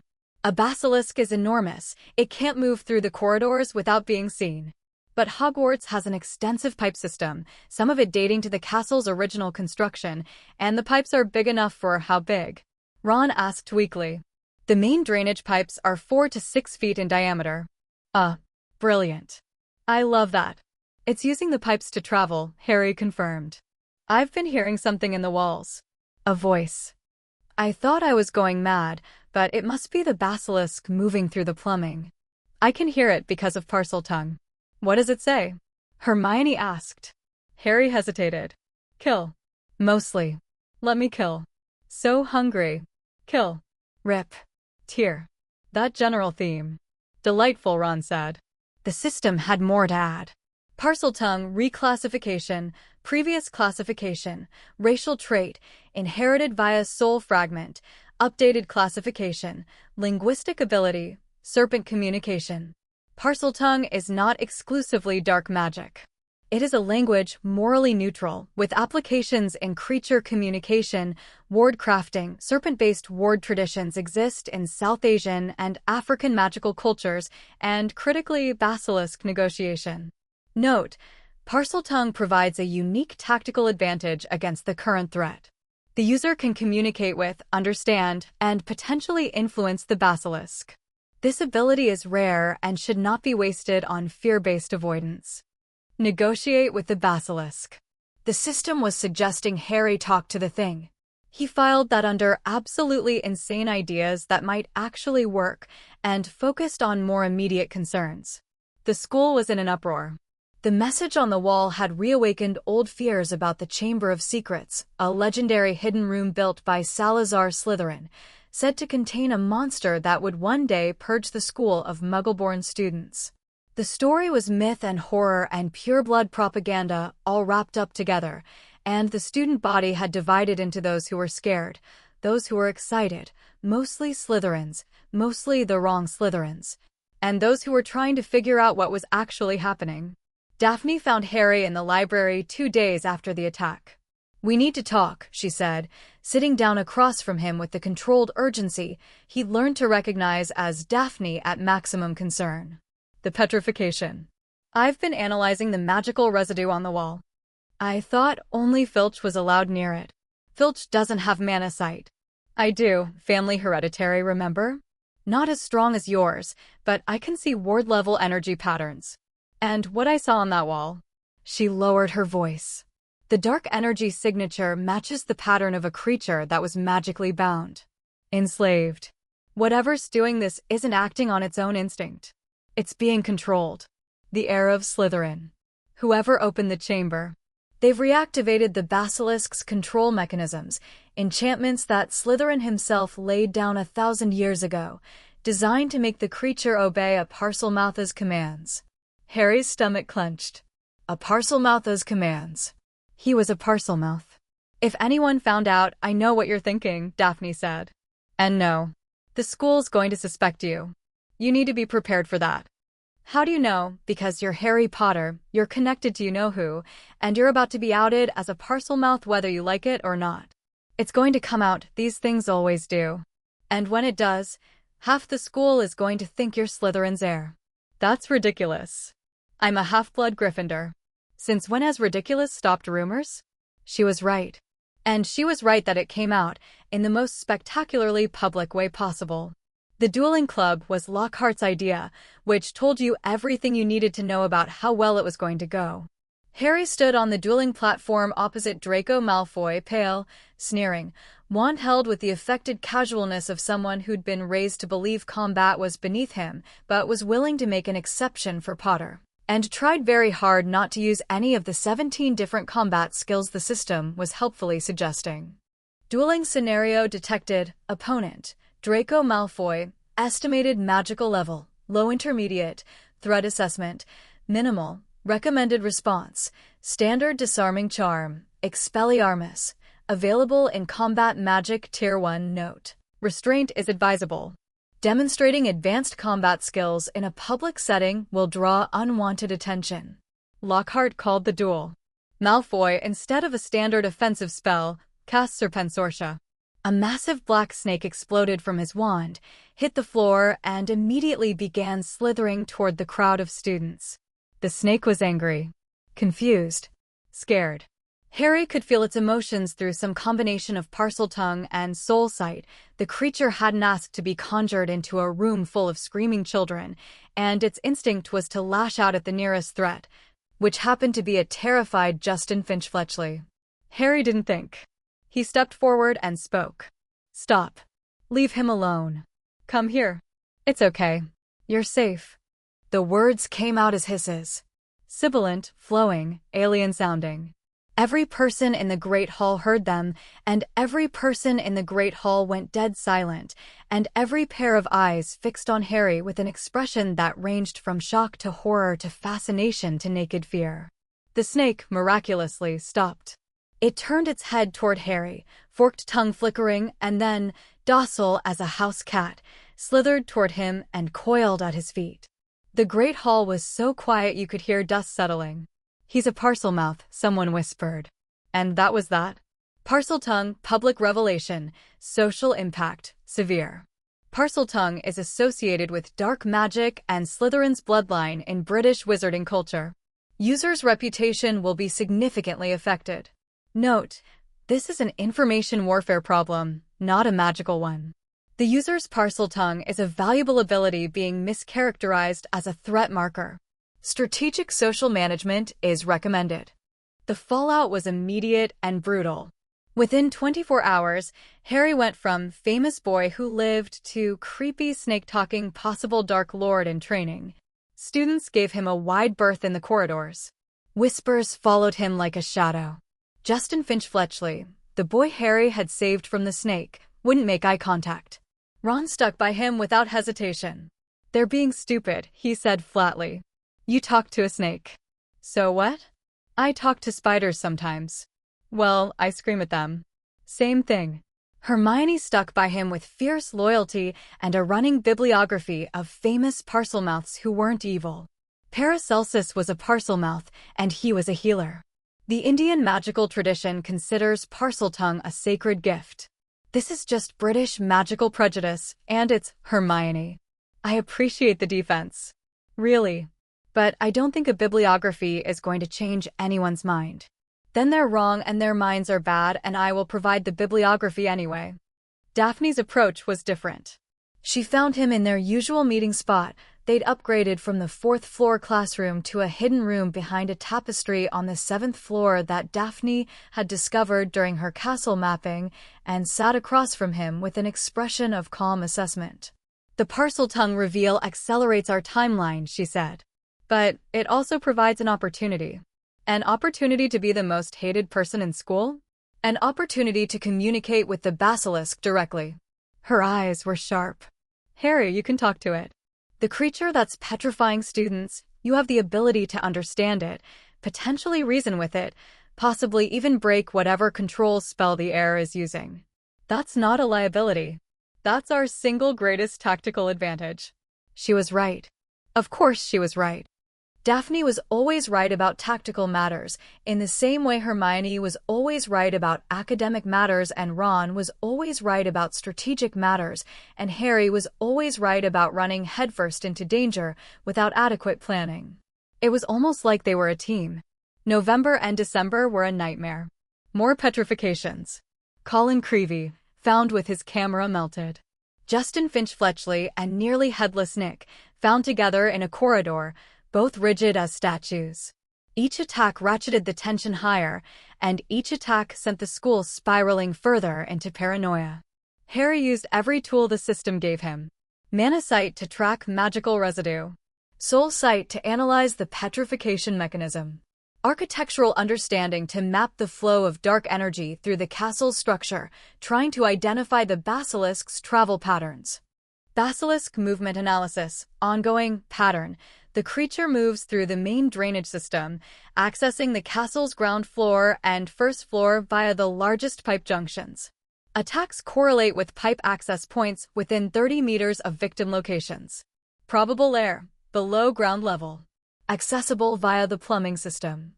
Most likely entry point, a bathroom with original Slytherin-era fixtures. A bathroom. With original fixtures.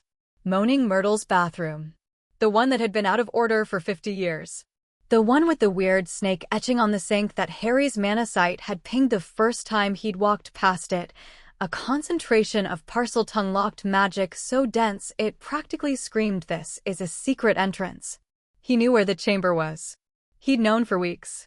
But he couldn't go alone. The basilisk's gaze was lethal, and no amount of system-granted compatibility would help him if he looked the wrong way at the wrong moment. He needed a plan. A real plan. A Ron Weasley chess master plan.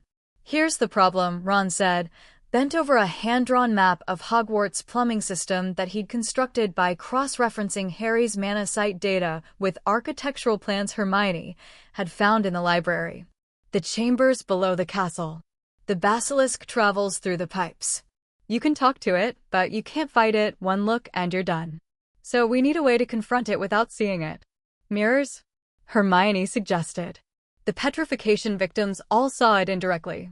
"If we use mirrors, still petrifies you," Ron said. "Indirect gaze is non-lethal but incapacitating. We need something better." "What about Mana Sight?"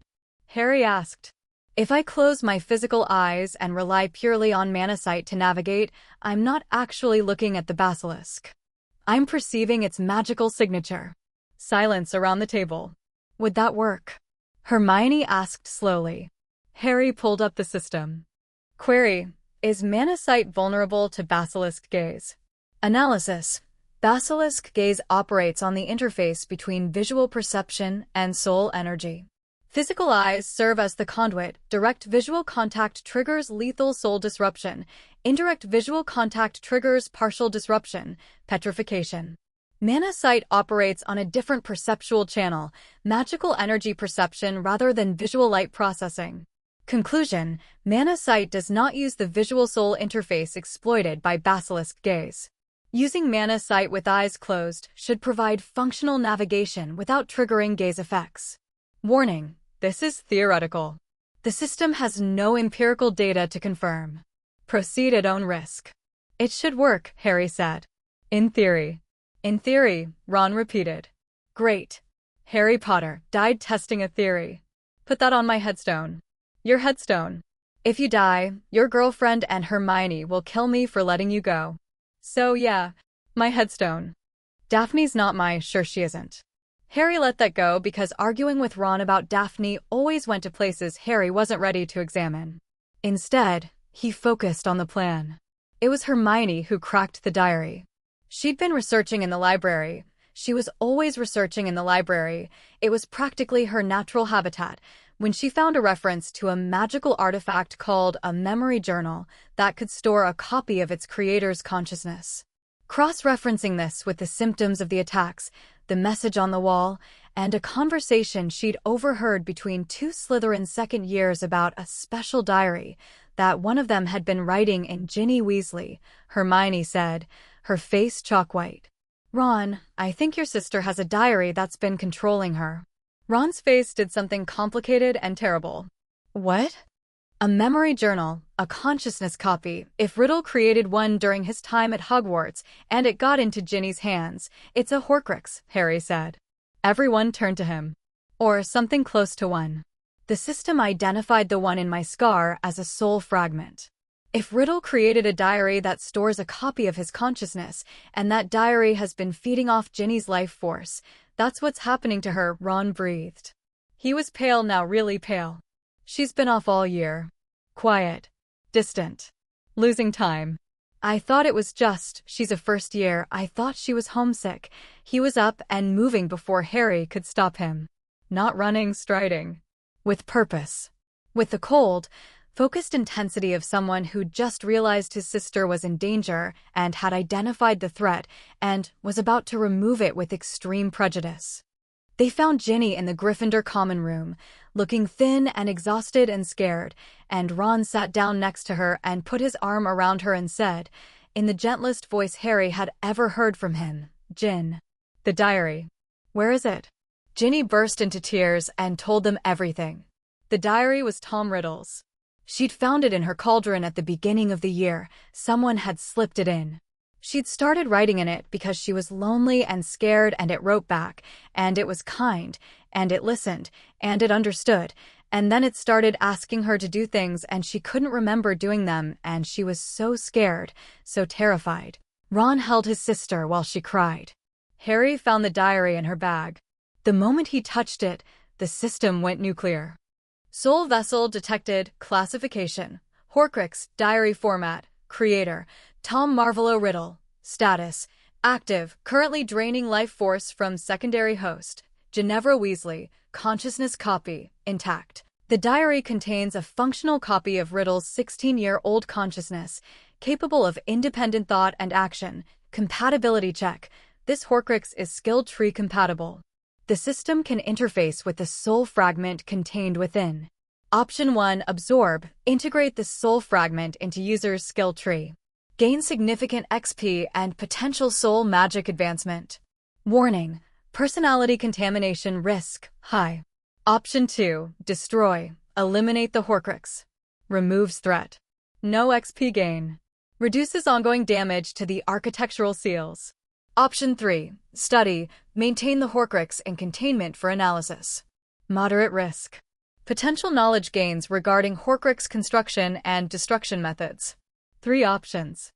The system laid them out with clinical neutrality, as if choosing between absorbing a piece of Voldemort's soul and destroying it was a menu selection at a restaurant. Option 1 was out. Obviously. Harry wasn't insane. Option 3 was tempting. Information about how Horcruxes worked could be invaluable for eventually destroying all of Riddle's soul anchors. But keeping it meant keeping a threat alive, keeping an active wound in the weave open, and keeping a predatory consciousness imprisoned instead of eliminated. Harry looked at Ginny. Small, red-haired, 11 years old, crying into her brother's shoulder because a piece of a Dark Lord had preyed on her loneliness and used her as a puppet. Option 2. I'm going to destroy it, Harry told Ron. Do it, Ron said without hesitation. I need to get into the chamber first. The diary's connected to whatever's down there, the basilisk, the control mechanisms. If I destroy it here, the basilisk might go rogue. I need to deal with both at once. Ron looked at him. A long, measuring look. The chess player look. Evaluating the board, calculating the moves. You're going down there, Ron said. It wasn't a question. I have to. I'm the only one who can navigate by mana sight with my eyes closed. I'm the only Parselmouth. And if the diary's consciousness is down there, if it's trying to fully manifest through Ginny's stolen life force, then you need to stop it before it becomes a real boy. Ron's jaw set. I'm coming with you. Ron, non-negotiable. You need someone to watch your back who isn't affected by the snake's eyes. I'll keep mine closed too. You describe the room, I'll navigate. We've done harder things in chess. This isn't chess. Everything's chess. Just with worse consequences for losing. Harry couldn't argue with that. Mostly because Ron was right, but also because Ron's face had the expression it got when he decided on a strategy and no force in the universe was going to change his mind. Hermione would stay with Ginny. Get her to the hospital wing. Alert a teacher, probably McGonagall. Provide backup if needed. Be careful, Hermione said, gripping Harry's arm. Her eyes were fierce. Both of you. I expect full debriefs when you get back. Yes, ma'am, Ron said with a half-grin. Harry pocketed the diary and headed for Moaning Myrtle's bathroom. The entrance to the Chamber of Secrets was exactly where Harry expected it, behind the sink with the snake etching, hidden behind a Parseltongue-locked mechanism that had waited 1,000 years for someone to speak the right words. Open, Harry hissed, and the sink groaned and shifted and revealed a pipe large enough to slide down, disappearing into darkness below the castle. Ladies first, Ron muttered. After you. They slid. Down and down and down, through damp darkness that stank of old water and older magic, the system feeding Harry a constant stream of environmental data through his mana sight, pipe dimensions, magical residue levels, distance to the bottom, structural integrity of the surrounding stone. They landed in a tunnel. Bones crunched underfoot, animal bones. Harry's mana sight confirmed, not human, small comfort. Location. Subcastle tunnel system, Slytherin-era construction, ambient magic, dense, Slytherin's original enchantments still active after 1,000 years. Threat proximity. The basilisk is approximately 200 meters ahead. Magical signature, massive. 200 meters, Harry whispered to Ron. It's ahead. Got it. Eyes. Closed from here. Both of us. I'll guide by mana sight. They closed their eyes. Harry shifted fully into mana sight, and the world transformed. The dark tunnel became a neon blueprint of magical energy, every enchantment glowing, every stone outlined in ambient magic, the path ahead as clear as a lit runway. And at the end of the tunnel, a massive chamber, its magical signature so dense it was almost solid, the Chamber of Secrets itself, radiating ancient power like a furnace. They moved forward. Step by careful step. Harry describing the terrain, Ron navigating with the spatial awareness of someone who could play blindfolded chess, which he could, and regularly did, to Fred and George's eternal annoyance. The chamber opened up around them. Harry's mana sight painted it in strokes of magical energy, vast, columned, decorated with serpentine motifs that were actually functional enchantments, each carved snake serving as a relay point for the control matrix that governed the basilisk. And there, at the far end of the chamber, two things. First, the basilisk. Enormous. A serpentine form coiled around the base of a massive stone statue, its magical signature a bonfire of ancient power, its life force burning so bright in Harry's mana sight that it was almost painful to perceive. Second, a figure. Standing in front of the statue. Glowing with stolen life energy, Ginny's life energy, drained through the diary, now being used to construct a physical form. A teenage boy. Handsome. Dark-haired. And radiating a magical signature that Harry recognized instantly because a corrupted version of it lived in his scar. Tom Riddle. 16 years old. Becoming real. Potter, said Riddle, and his voice echoed through the chamber with the casual arrogance of someone who'd been the smartest person in every room for his entire existence. I was hoping you'd come. The girl kept a very detailed diary, you know. She told me all about you. The famous Harry Potter. The boy who lived. And the fascinating thing that lives inside your head. Harry's blood went cold. Ginny knew about the system. Not the details, Harry had never told her, but she'd overheard conversations. Fragments. Enough for a brilliant, manipulative consciousness to piece together. You know what the system is, Harry said. I had what the system is. Riddle's voice was silk and venom. Before I outgrew it. Before I found a better path to immortality than the one the architects designed. You broke it. You split your soul and the system cut you off. The system is a cage. Riddle's voice hardened. A leash. A set of rules designed by ancient engineers to control how magic is used. To impose limits. I refuse to be limited, Potter. I found a way around the system's restrictions, a way to achieve immortality without playing by its rules. And look how that worked out, Harry said. Bodiless wraith. Parasiting off teenagers. Living in a diary. The temperature in the chamber dropped 10 degrees. Riddle's stolen form flickered with dark energy. Temporary setbacks, he said coldly. But you have what I lost. The system. The interface. The architecture at your fingertips. And you're what? Level 15? 16? Still playing with the beginner nodes like a child with building blocks. He stepped forward. His form was solidifying by the minute. Ginny's life force was running out. Harry could see it with soul sight, the stolen energy diminishing as Riddle's construct consumed it. If the process completed, Ginny would die and Riddle would be fully manifest. A 16-year-old Dark Lord with detailed knowledge of the system's architecture, even if he could no longer access it directly. I'm going to make you an offer, Riddle said. Give me the diary. Let me complete this process. In return, I'll share everything I learned about the system before it cut me off.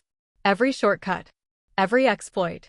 Every way to bypass the architect's restrictions and access the deeper branches without jumping through their hoops. Offer detected. Analysis. Tom Riddle is offering system knowledge in exchange for his resurrection. The knowledge would be genuine. Riddle was an advanced user before his access was revoked. However, accepting the offer requires allowing the death of Ginevra Weasley and the resurrection of a Dark Lord. System recommendation. Decline. Personal recommendation. Are you seriously considering this? Decline. The system had opinions. Strong ones. Harry appreciated that. No, Harry said. Pity. Riddle's eyes went cold. Kill him. The basilisk uncoiled. Harry had prepared for this. Trained for this. Spent weeks analyzing the creature's magical signature, planning approaches, developing strategies. But nothing prepares you for the reality of a 60-foot magical serpent launching itself at you in an underground chamber while your eyes are closed and your only defense is a perception ability you've had for 3 months. Combat initiated. Threat level. Extreme. Basilisk. King of Serpents. Magical resistance class 5. Abilities. Lethal gaze. Venomous fangs. Constriction force sufficient to collapse stone.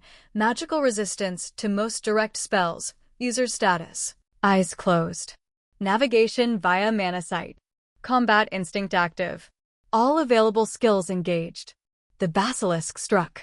Harry threw himself sideways, combat instinct screaming directions, mana sight painting the serpent's trajectory in blazing lines of power, and felt the rush of displaced air as the creature's head slammed into the stone floor where he'd been standing. Ron. Move left. Ron moved.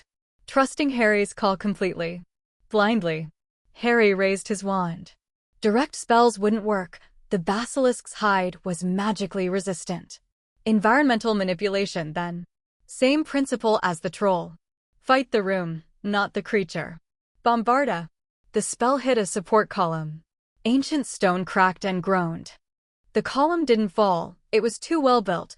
Slytherin's engineering was impressive, but chunks of stone rained down on the basilisk, momentarily distracting it.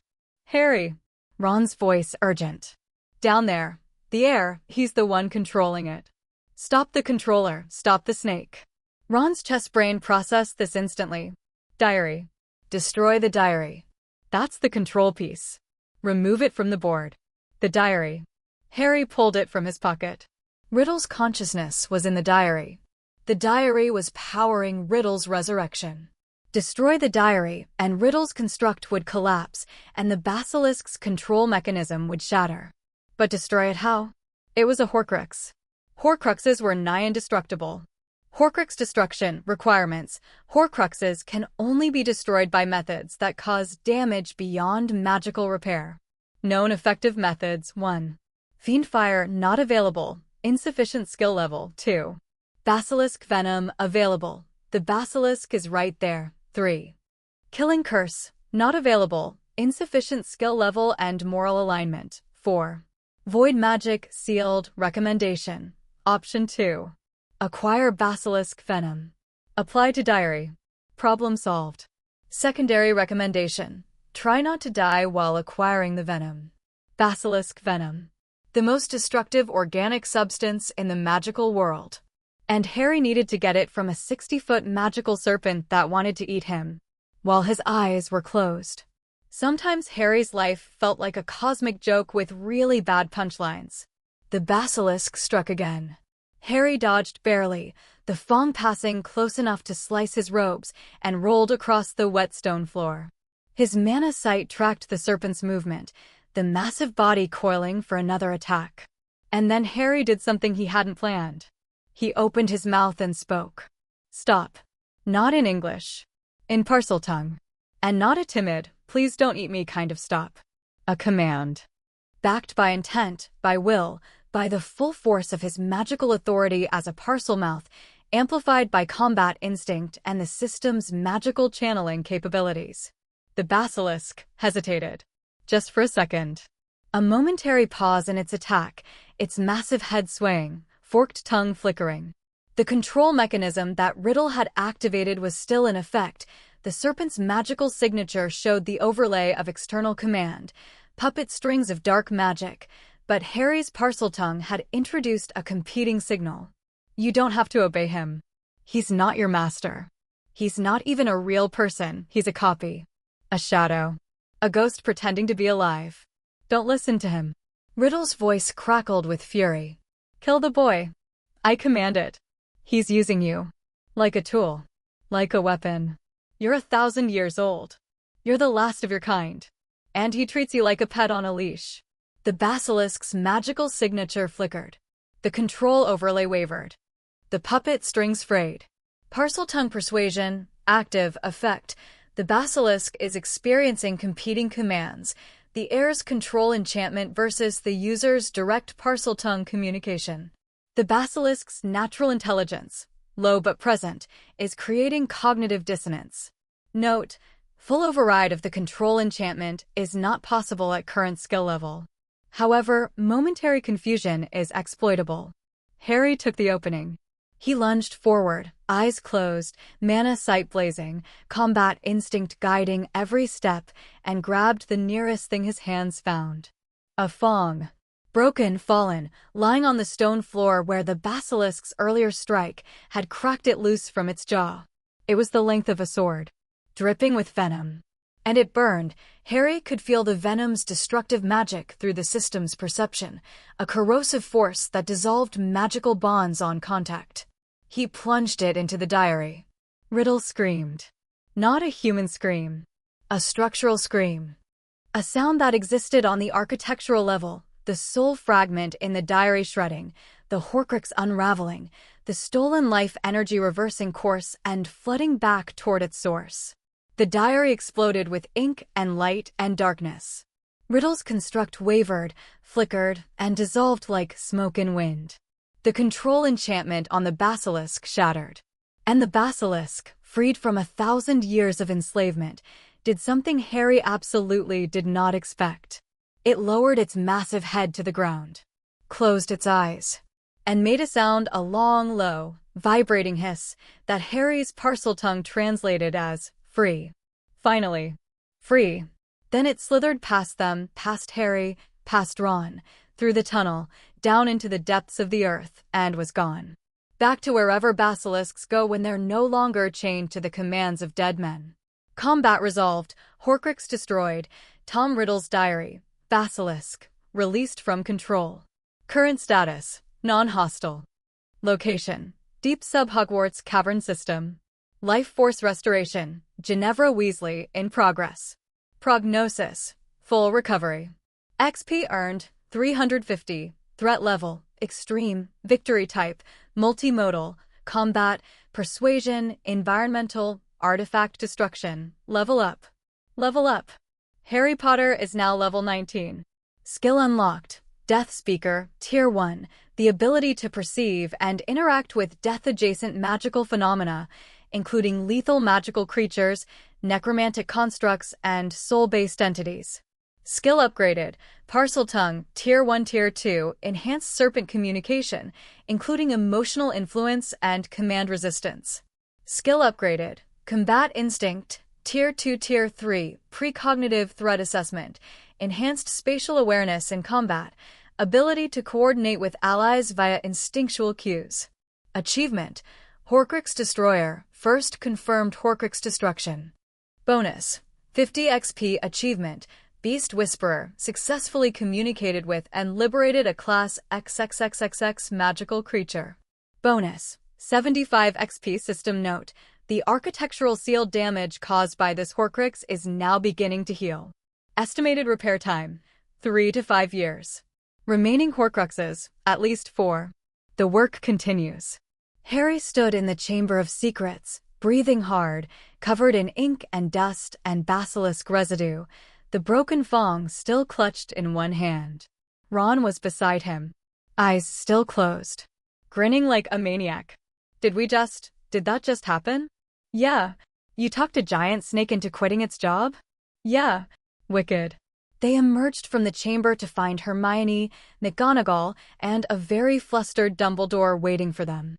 Ginny was in the hospital wing, color returning to her cheeks, the diary's hold broken. Dumbledore looked at Harry for a long time. His blue eyes, behind their enchanted spectacles, were very old and very tired and very, very thoughtful. You destroyed it, he said quietly. Not a question. The diary. Yeah, with the basilisk's own venom. Seemed poetic. The faintest smile crossed Dumbledore's face. Indeed it did. A pause. And the basilisk itself? Gone. I freed it. It was enslaved. For 1,000 years. I broke the control and it left. Dumbledore's eyebrows rose approximately 3 inches. You freed a basilisk. It didn't want to hurt anyone. It was being used. Another long silence. Then Dumbledore nodded slowly. You continue to surprise me, Harry. In ways I hadn't anticipated. He said it lightly, but Harry's mana sight caught something in Dumbledore's aura, a flicker of deep, complex emotion. Not just surprise. Not just pride. Something closer to recalculation. Like a chess player realizing the board was different than he'd thought. Ron would have recognized that look. The last weeks of second year passed in a blur of recovery, celebration, and the specific exhaustion that comes after you've been carrying a secret too heavy for your shoulders and can finally, partially, set it down. Hermione was back to full research mode, incorporating the Chamber of Secrets events into her growing taxonomy of architectural knowledge. She was particularly interested in the basilisk's control mechanism. It's a 1,000-year-old magical interface that successfully enslaved a sapient creature. The engineering is monstrous, but the technical principles are sound. If we can understand how Slytherin built the control matrix, we can understand more about how the architects built the skill tree. Daphne processed the news with her usual outward calm and inner intensity. 1 Horcrux destroyed. At least 4 remaining. The seal repair has begun, but won't complete for years. She paused. You freed the basilisk. Everyone keeps saying that like it's the weird part. It is the weird part. You went into the chamber to kill a monster and came out having liberated a prisoner. That's either deeply compassionate or deeply insane. Can't it be both? That one definitely got a smile. Small. Quick. Gone before Harry could properly appreciate it. But real. The Death Speaker skill, she said, changing topic. What does it do? Harry pulled up the node. Death Speaker, Tier 1. The ability to perceive and interact with death-adjacent magical phenomena. This includes 1. Sensing lethal magical threats, enhanced danger perception. 2. Perceiving necromantic constructs, inferi, ghosts, death-based enchantments. 3.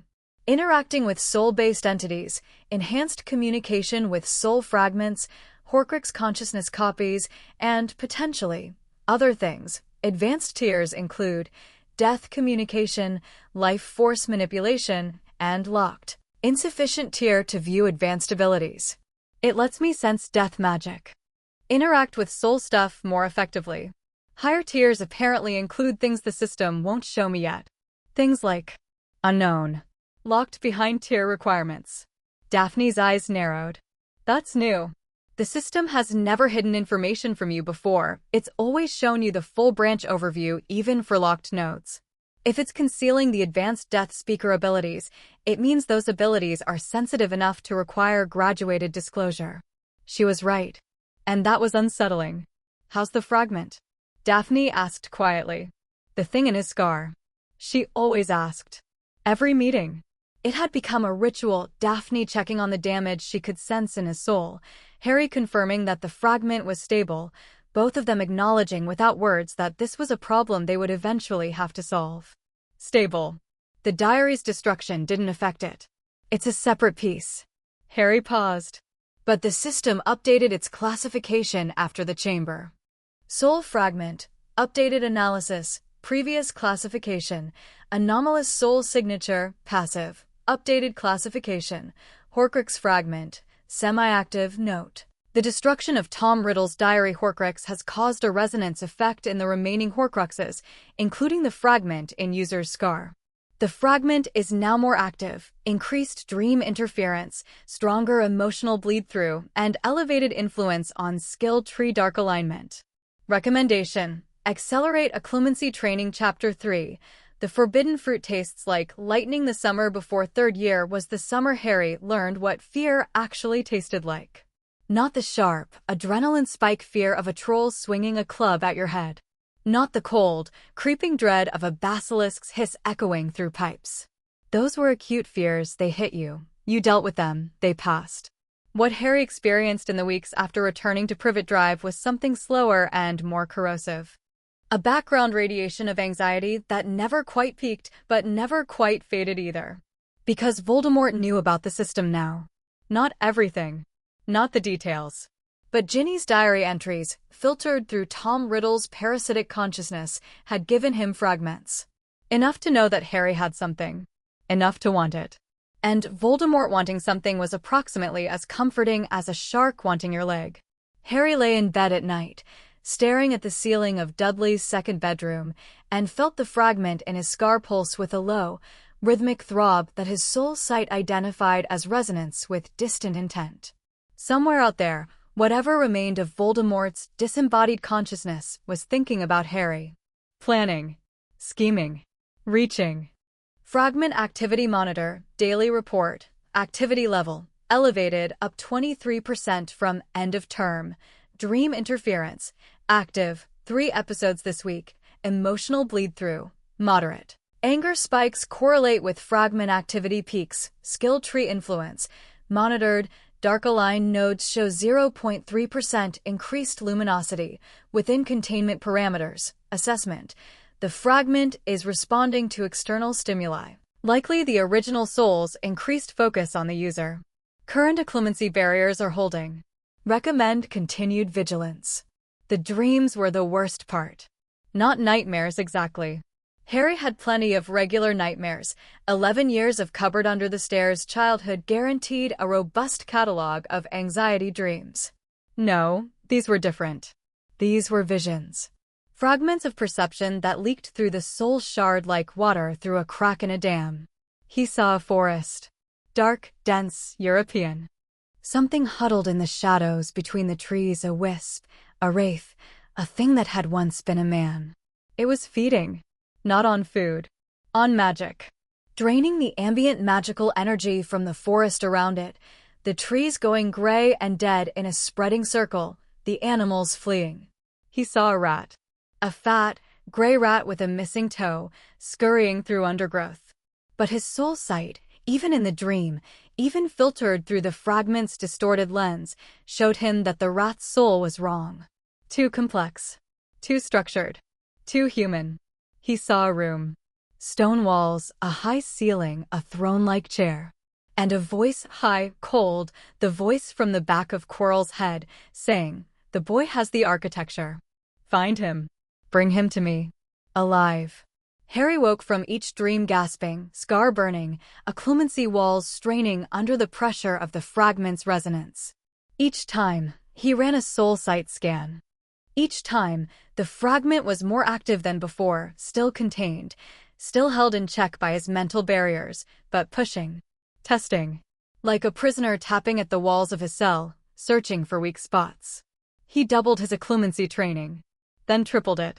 Occlumency, progress update, thought organization, Tier 3, advanced, 78% to Tier 4, mental walls, Tier 2, Tier 3, upgraded to multi-layered architecture with active monitoring, new technique acquired. Compartmentalized dreaming, the ability to isolate dream state consciousness from waking memory, reducing the fragment's ability to inject content into REM sleep.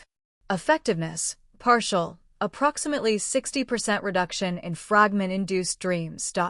XP earned, 85. The compartmentalized dreaming technique was a lifesaver. Literally. Before developing it, Harry was averaging 3 or 4 fragment-induced visions per week, each one leaving him drained and shaky. After, it dropped to 1 or 2, and they were hazier, less detailed, easier to shake off. But the visions he did have were getting more specific. More focused. The rat kept appearing. The forest kept expanding. And the voice kept saying the same thing, find him, bring him alive. Something was coming. Harry could feel it the way you feel a storm building, pressure in the air, electricity on your skin, a tightness in the world that said not yet, but soon. Week 2 of summer brought Hermione's latest research package, delivered by a handsome tawny owl that waited patiently on Harry's windowsill while he untied the small parcel from its leg. Inside, a sheaf of notes, 2 photocopied manuscript pages, and a letter. Harry, major breakthrough. I've been corresponding with a professor at the University of Edinburgh who specializes in pre-medieval magical history. Don't worry, I was discreet. I framed my questions as interest in theoretical models of magical infrastructure for an independent study project. She thinks I'm a precocious undergraduate. I didn't correct her. The professor directed me to a collection of artifacts in the National Museum of Scotland that includes several stone tablets recovered from a dig site in Orkney. The tablets are inscribed in a script that modern magical linguists haven't been able to translate, but the symbols on them, Harry, the symbols match. I've enclosed photographs. Look at the 3rd tablet, 2nd row, 4th symbol from the left. Now compare it to the skill tree node icon you sketched for me last year, the one you described as the generic locked node indicator. They're identical. Not similar. Identical. The tablets are approximately 4,500 years old. That puts them in the Neolithic period. Before Merlin. Before the founders. Before recorded magical history entirely. The architects weren't medieval. They weren't ancient. They were prehistoric. I need access to those tablets. I'm working on it. More soon. Hermione P.S. My parents are taking me to France for 2 weeks in August. I'll have limited all access. Please don't do anything reckless while I'm gone. I know you will. Just don't die. Harry studied the photographs. Hermione was right, the symbol was identical. a small, circular design with radiating lines that the system used as the default icon for locked notes. Carved into stone 4,500 years ago by people who understood the architecture well enough to represent it symbolically. The architects were Neolithic. They'd built the skill tree, or at least the interface layer, during the Stone Age. Before writing. Before civilization. Before everything that modern wizards considered the foundation of magical practice. Historical update integrated. The architects. Revised timeline. Previous estimate. Pre-Merlin. Approximately 5th to 6th century. Revised estimate. Neolithic period. Approximately 2500 BCE or earlier. Note: this revision is consistent with the Greengrass family records, which describe the architects using the term the first builders, a designation that implies temporal primacy. The weave/architecture was constructed during humanity's earliest magical development, possibly as part of the transition from instinctive magic to structured magic. Implication: the system is not a refinement of existing magical practice. It is the foundation of magical practice. All subsequent magical traditions, wand magic, potion brewing, ritual magic, every spell and enchantment in the Hogwarts curriculum, are built on top of the architecture the architects created. Everything. Every spell Flitwick taught, every transformation McGonagall demonstrated, every potion Snape brewed. All of it running on infrastructure laid down by Neolithic engineers who'd figured out the fundamental grammar of reality and built tools to interact with it. Harry sat on his bed, photographs spread around him, and felt very small and very odd. Then he felt hungry, because he'd been so absorbed in research that he'd missed lunch, and the Dursleys didn't save plates. Some problems transcended magical architecture. Daphne's summer communication was more constrained than Hermione's. The Greengrass family took security seriously. Blood Ward protected all routes, coded language, information compartmentalization. But she managed to send 3 packages over the course of July and August, each one containing carefully curated selections from the family archives. The first package was a handwritten copy of a Greengrass ward maintenance manual from the 1600s. Practical, detailed, and full of techniques that Harry's system immediately flagged as relevant to his ward magic and architectural understanding progression. Greengrass Ward Manual, analyzed content, 47 ward maintenance techniques, 12 diagnostic procedures, 8 seal monitoring protocols, XP value, approximately 95 XP, distributed across ward magic. Architectural understanding and ritual magic pathways. Note: several techniques in this manual require practical application to fully unlock XP potential. Theoretical study alone provides 40% of available XP. The second package was more theoretical, a collection of essays by various Greengrass family scholars spanning 3 centuries, all addressing the same question: what is the nature of the Forbidden Branches? Harry read them over the course of a week. The essays ranged from cautiously academic to borderline mystical, but they all circled the same core insight: the Forbidden Branches weren't separate from the rest of the architecture. They were integral to it. Like the root system of a tree, they existed below the surface, invisible and inaccessible, but fundamentally necessary for the structure above to function. One essay in particular, written by a Greengrass scholar in 1743, made Harry's hair stand on end. The Forbidden Branches are not aberrations. They're the architecture's immune system. The void magic branch exists to counteract uncontrolled magical growth. Soul magic exists to maintain the coherence of consciousness in the face of magical influence. Blood magic exists to anchor identity to physical form. Each forbidden branch addresses a specific failure mode of the magical system as a whole. They are sealed not because they are evil, but because they are powerful, and power without understanding is catastrophe. The architects sealed them until a time when understanding would be sufficient to wield them safely. The architecture's immune system. The Forbidden Branches as protective mechanisms, not weapons of destruction. Harry read that passage 5 times and felt something shift in his understanding. He'd been thinking of the Forbidden Branches as dangerous toys, powerful but hazardous, locked away to prevent misuse. But this was different. This was saying they were necessary. that the magical system itself needed them to function properly, the way a body needs its immune system. And if the Horcruxes were weakening the seals, then it wasn't just the seals that were at risk. It was the architecture's ability to self-regulate, to self-correct, to protect itself from the kind of catastrophic failure that the architects had clearly anticipated. Harry wrote back to Daphne, "Received your packages. The 1743 essay on forbidden branches as immune system is critical. If the seals fail, we don't just get uncontrolled access to dangerous magic. We lose the architecture's self-regulation capability. The whole system starts to degrade. Is that consistent with your family's monitoring data?" Her response came 3 days later, brief and grim. "Yes." Father confirms. Degradation patterns in the seals match systemic stress indicators. The architecture is compensating, but compensation has limits. We need those Horcruxes destroyed. All of them. Soon. Quest updated. Horcrux hunt. Priority. Elevated status. 1 destroyed. 1 in user. Contained. 3 to 4 remaining. Locations unknown. New objective. Identify and locate remaining Horcruxes before architectural degradation reaches critical threshold. Estimated timeline. Unknown. Insufficient data. The third package from Daphne arrived in late August. It contained a single item, a small, smooth stone, dark gray, warm to the touch, inscribed with a symbol Harry recognized from Hermione's photographs. A builder's stone. An actual, physical artifact from the architect's civilization. Daphne's note said simply, "Family heirloom. Passed down through the Warden line. My father gave it to me when I told him about you. He said, if the system has chosen a new user, the Wardens should support him. It's not magical in any way modern wizards would recognize. But when I hold it, I can feel the architecture more clearly. Like a tuning fork. I think it might help you too. Don't lose it."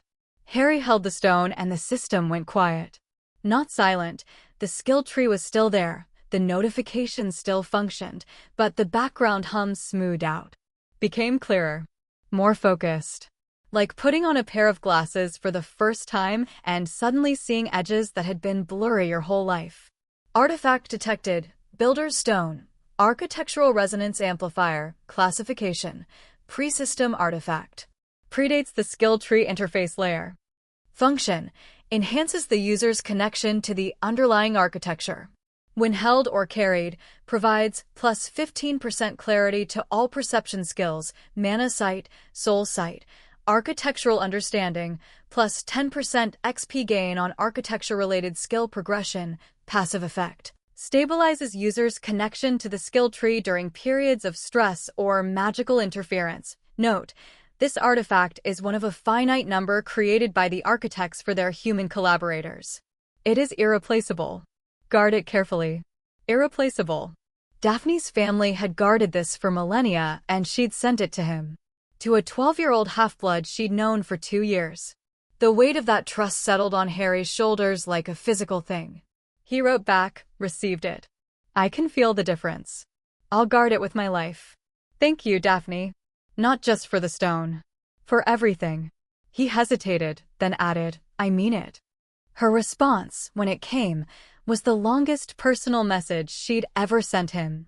"I know you do. That's why I sent it. Be safe, Potter. 3rd year is going to be complicated." 3rd year got complicated before it even started. August 31st, night before the return to Hogwarts. Harry was lying in bed at the Burrow. The Weasleys had rescued him from Privet Drive in mid-August, bless them, doing his nightly occlumency routine when the fragment in his scar screamed. Not metaphorically. The soul shard pulsed with a burst of activity so intense that Harry's soul sight registered it as a visible flare of dark energy, a spike that punched through his occlumency walls like a fist through wet paper and flooded his consciousness with. "He's escaped, he's free, he's coming for the boy." Harry sat bolt upright, gasping. Sweat soaked his pajamas. His scar was burning, actual, physical burning, the skin red and inflamed. "Harry." Ron's voice, groggy, from across the room. "Mate? You okay?" "Someone's escaped," Harry said. "Someone Voldemort cares about. Someone connected to me." "What?" "How do you the fragment? It just went off like an alarm." Voldemort's happy. Excited. Someone he wanted free is free. Ron was fully awake now, sitting up, eyes sharp. Who? Harry closed his eyes and reached for the fragment, carefully, through layers of occlumency shielding, like handling a venomous snake through thick gloves. The shard was still buzzing, still agitated, and the emotional bleed-through was intense. Joy, triumph, anticipation, and underneath it all, a cold, calculating hunger that tasted like ash and ambition. He caught a name. Just a name. Echoing through the fragment's resonance like a bell tone. Sirius Black. The next morning, the Daily Prophet confirmed it. Sirius Black escapes Azkaban, first ever breakout from Wizard prison. The front page showed a photograph, a gaunt, wild-eyed man with matted black hair and a face that looked like it had been carved from grief and rage. He was screaming something at the camera, but magical photographs were silent, and the words were lost. Mass murderer, believed dangerous. Ministry warns wizarding public. Mrs. Weasley looked at Harry with an expression of barely concealed terror. Mr. Weasley pulled Harry aside and told him, very gently, that Sirius Black was believed to have been Voldemort's right-hand man, that he'd been convicted of betraying Harry's parents to Voldemort, and that he'd killed 13 people with a single curse. He's after you, Harry, Mr. Weasley said quietly. The Ministry thinks he escaped to find you. To finish what Voldemort started. Harry absorbed this with the surface-level calm of someone whose occlumency was working overtime to prevent a full emotional meltdown. Beneath the calm, the system was processing. Threat assessment. Sirius Black, known information, convicted mass murderer. Betrayed Potters to Voldemort. Killed Peter Pettigrew and 12 Muggles. Sentenced to life in Azkaban. Anomaly detected. The fragment's emotional response to Black's escape was positive. Voldemort's consciousness fragment expressed joy and anticipation. However, cross-referencing emotional data with known behavioral patterns, inconsistency flagged. If Black is a loyal Voldemort supporter, the fragment's response should include satisfaction, vindication, or allied reunion emotions. Instead, the dominant emotion was hunger. Acquisitive hunger. The same emotional pattern the fragment exhibits when detecting potential system-related resources. Interpretation. Voldemort views Sirius Black not as a returning ally, but as a tool. A means to an end. The end being access to Harry Potter and, through him, the system. Secondary interpretation. If Black truly betrayed the Potters, his escape and pursuit of Harry serves Voldemort's interests. But if the official narrative is incorrect, insufficient data. Further investigation recommended. The system flagged an inconsistency. The fragment's emotional signature didn't match the official story. Something was off about Sirius Black, either his guilt, his motivation, or his role in Voldemort's plans. Harry filed this away and said nothing to Mr. Weasley. Not yet. Not until he had more data. The Hogwarts Express, September 1st. Harry, Ron, and Hermione found a compartment near the middle of the train. There was a man already in it, asleep, slumped against the window, wrapped in shabby robes, looking like he'd been through every bad day the decade had to offer and come out the other side, still standing but barely. His luggage said, Professor R.J. Lupin. New defense against the dark arts teacher, Hermione said, examining the label. Thank God. Anything's better than Lockhart. A particularly talented brick would be better than Lockhart, Ron said. Harry looked at Lupin with mana sight and went very still. The man's magical signature was fractured. Not weak, actually quite strong, stronger than most adults Harry had scanned, but damaged. Like a powerful engine with a crack in the casing. The magical energy was there, robust and capable, but it was fighting itself. Two frequencies, overlapping and interfering with each other. A warm, golden human magical core, and something else. Something wilder. More primal. A silvery gray energy that pulsed in counterpoint to the golden, creating a constant state of internal tension. Scan. R.J. Lupin. Magical classification. Afflicted lycanthropy. Primary core. Above average. Estimated tier. 4+. Expert class. Secondary signature. Lycanthropic curse.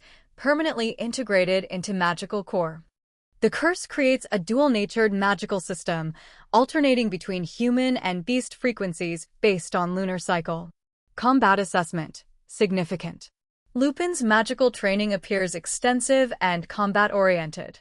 The lycanthropic curse, while debilitating socially, provides enhanced physical capabilities, senses, and magical resistance during and approaching the full moon. Note: this individual's teaching approach may activate the adaptive learning metaskill if his instruction methodology is compatible with the user's learning style. A werewolf. The new defense teacher was a werewolf with an expert-class magical core and combat training.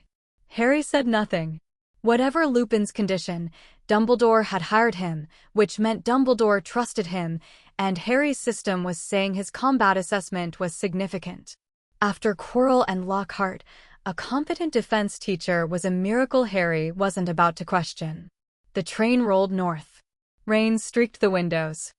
Harry watched the countryside blur past and felt the builder's stone warm in his pocket, a constant, grounding presence against the anxiety of what was coming.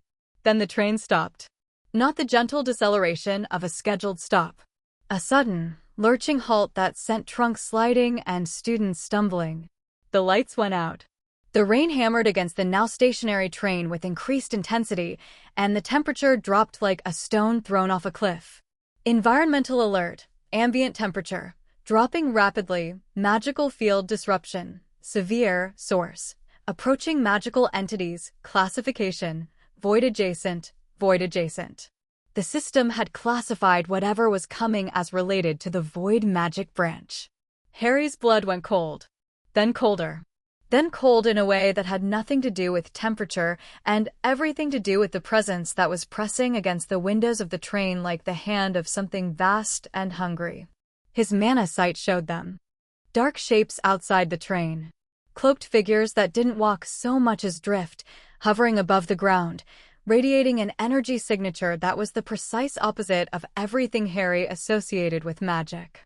Where magic was warm, this was cold. Where magic was creative, this was entropic. Where magic was light, this was not darkness. Darkness was just the absence of light. This was the negation of light. The active, intentional unmaking of warmth and hope and everything good. Entities identified, Dementors, classification, void entities, anti-magic classification, origin, unknown. Dementors are not natural magical creatures. They are manifestations of entropic magical force, possibly originating from the void magic branch of the architecture. Threat level: high. Dementors feed on positive emotions, memories, and, in extreme cases, the soul itself. Their primary weapon, the Dementor's Kiss, is a form of soul extraction. Warning: the user's Horcrux fragment may react unpredictably to Dementor proximity. Dementors are attracted to damaged souls. Soul extraction. These things could eat souls. And they were coming onto the train. And the system was saying they might be attracted to the damaged, fragmented mess that was Harry's soul situation. Perfect. Just perfect. The compartment door opened. A Dementor floated in the doorway. Up close, Harry's mana sight showed it in horrifying detail. A void shape wearing a cloak, its body not really a body at all but a hole in reality. A walking absence that sucked the magic and warmth and life out of everything around it. Where its face should have been, there was nothing. A darkness that wasn't darkness. A hunger that wasn't hunger. A nothing so absolute it made Harry's architectural understanding flare with alarm because the Dementor wasn't just empty, it was a breach. A tear in the architecture. A point where the void was leaking through. Architectural alert. Seal breach detected. The Dementor's existence constitutes a minor breach in the void magic seal. Each Dementor represents a point where void energy is interfacing with the physical/magical world through the architecture's weakened containment. Critical realization: Dementors are not creatures. They are symptoms. Evidence that the void magic seal is deteriorating. The cold was unbearable now. Harry could feel the Dementor's influence pressing against his mind, a psychic weight that pushed through his occlumency walls like they were tissue paper. Not because it was attacking them specifically, but because the Dementor's effect operated on a level below mental defense. It attacked the soul, the foundation layer, the anima stratum that occlumency didn't protect because occlumency was designed for the mental layer, not the spiritual one. He heard screaming. A woman screaming. His mother. Lily Potter, in the last moments of her life, pleading with Voldemort. The fragment in his scar went berserk. The damaged soul piece reacted to the Dementor's presence like a wound reacting to salt, blazing with pain, resonating with the void energy, amplifying the Dementor's soul-disrupting effect tenfold. Harry's vision went white. His mana sight overloaded. The skill tree flickered and strobed, and for one terrible second the entire constellation went dark, and then the entire structure lit up. Not just the unlocked nodes. Not just the available branches. Everything. The whole tree, from the basic Lumos node at the top to the sealed void magic branch at the bottom, blazed with light, and the void magic branch blazed brightest. Hundreds of nodes that Harry had never been able to see clearly, suddenly visible, suddenly distinct, each one labeled and connected and pulsing with an energy that matched the Dementor's frequency exactly. The void magic branch wasn't just related to Dementors. It was their operating system. The framework that made them possible. And the system was showing it to Harry in full detail because the Dementor's proximity had created a resonance, a sympathetic vibration between the sealed branch and the external void entity that temporarily made the branch's structure visible. Void magic, branch revealed, temporary. Total nodes, 347, structure, 12 sub-branches including negation, entropy, soul dissolution, anti-creation, boundary erosion, void walking, null state, anti-mana, dimensional thinning, reality erosion, void summoning, and the abyss. Status, sealed by System Administrator Authority. All nodes locked. Prerequisites cannot be met under current seal conditions. Note: the void magic branch is the largest sealed branch in the architecture. Its size reflects its importance to the system's overall function. It is the primary counterbalance to creative magic. Without void magic, magical energy would grow without limit, eventually destabilizing reality itself. The architects sealed it because uncontrolled void magic is the single greatest existential threat to magical civilization. But controlled void magic is essential to the architecture's long-term stability. 347 nodes. The void magic branch was massive, bigger than all of Harry's currently accessible branches combined. And it was the architecture's counterbalance. The thing that kept magic from growing out of control. No wonder the seals were critical. No wonder Daphne's family had spent centuries maintaining them. Without the void magic branch functioning properly, sealed but intact, held in check but not destroyed, the entire magical system would eventually collapse under its own weight. And the Dementors were proof that the seal was already compromised. Each one a tiny leak. Void energy seeping through damaged containment into the physical world, taking form, feeding on souls. All of this flashed through Harry's consciousness in the space between heartbeats.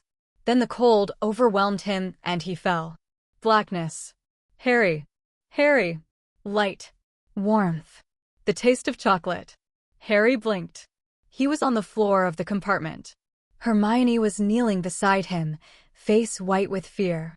Ron was standing by the door with his wand out, looking like he wanted to fight something but wasn't sure what. And Professor Lupin was awake, on his feet, a piece of chocolate in one hand and an expression of calm confidence that immediately made Harry understand why Dumbledore had hired him. "Eat this," Lupin said, pressing the chocolate into Harry's hand. All of it. Harry ate. The chocolate was warm, and the warmth spread through him like a counterspell, pushing back the cold and the screaming and the void. "Dementors," Harry said. "On the train." "Gone now," Lupin said. "They were searching for Sirius Black. The Ministry authorized them to search the train." His voice held a carefully controlled edge of anger. Searching a train full of children for an escaped convict. With Dementors. What could possibly go wrong? Are they at Hogwarts? The Dementors. Lupin hesitated. Around it. Stationed at the borders. Dumbledore didn't want them, but the Ministry insisted. Environmental update. Dementors stationed around Hogwarts grounds. Ongoing void exposure risk. Low. Distance from school provides buffer. Fragment interaction risk. Moderate. The Horcrux shard's reaction to Dementors is extreme and will recur with each exposure. Recommendation: learn the Patronus charm. The Patronus is the primary counterspell to Dementor influence and operates on the soul level, providing protection where Occlumency cannot. The Patronus charm. Harry had read about it, a defensive spell that conjured a guardian of positive energy, capable of repelling Dementors.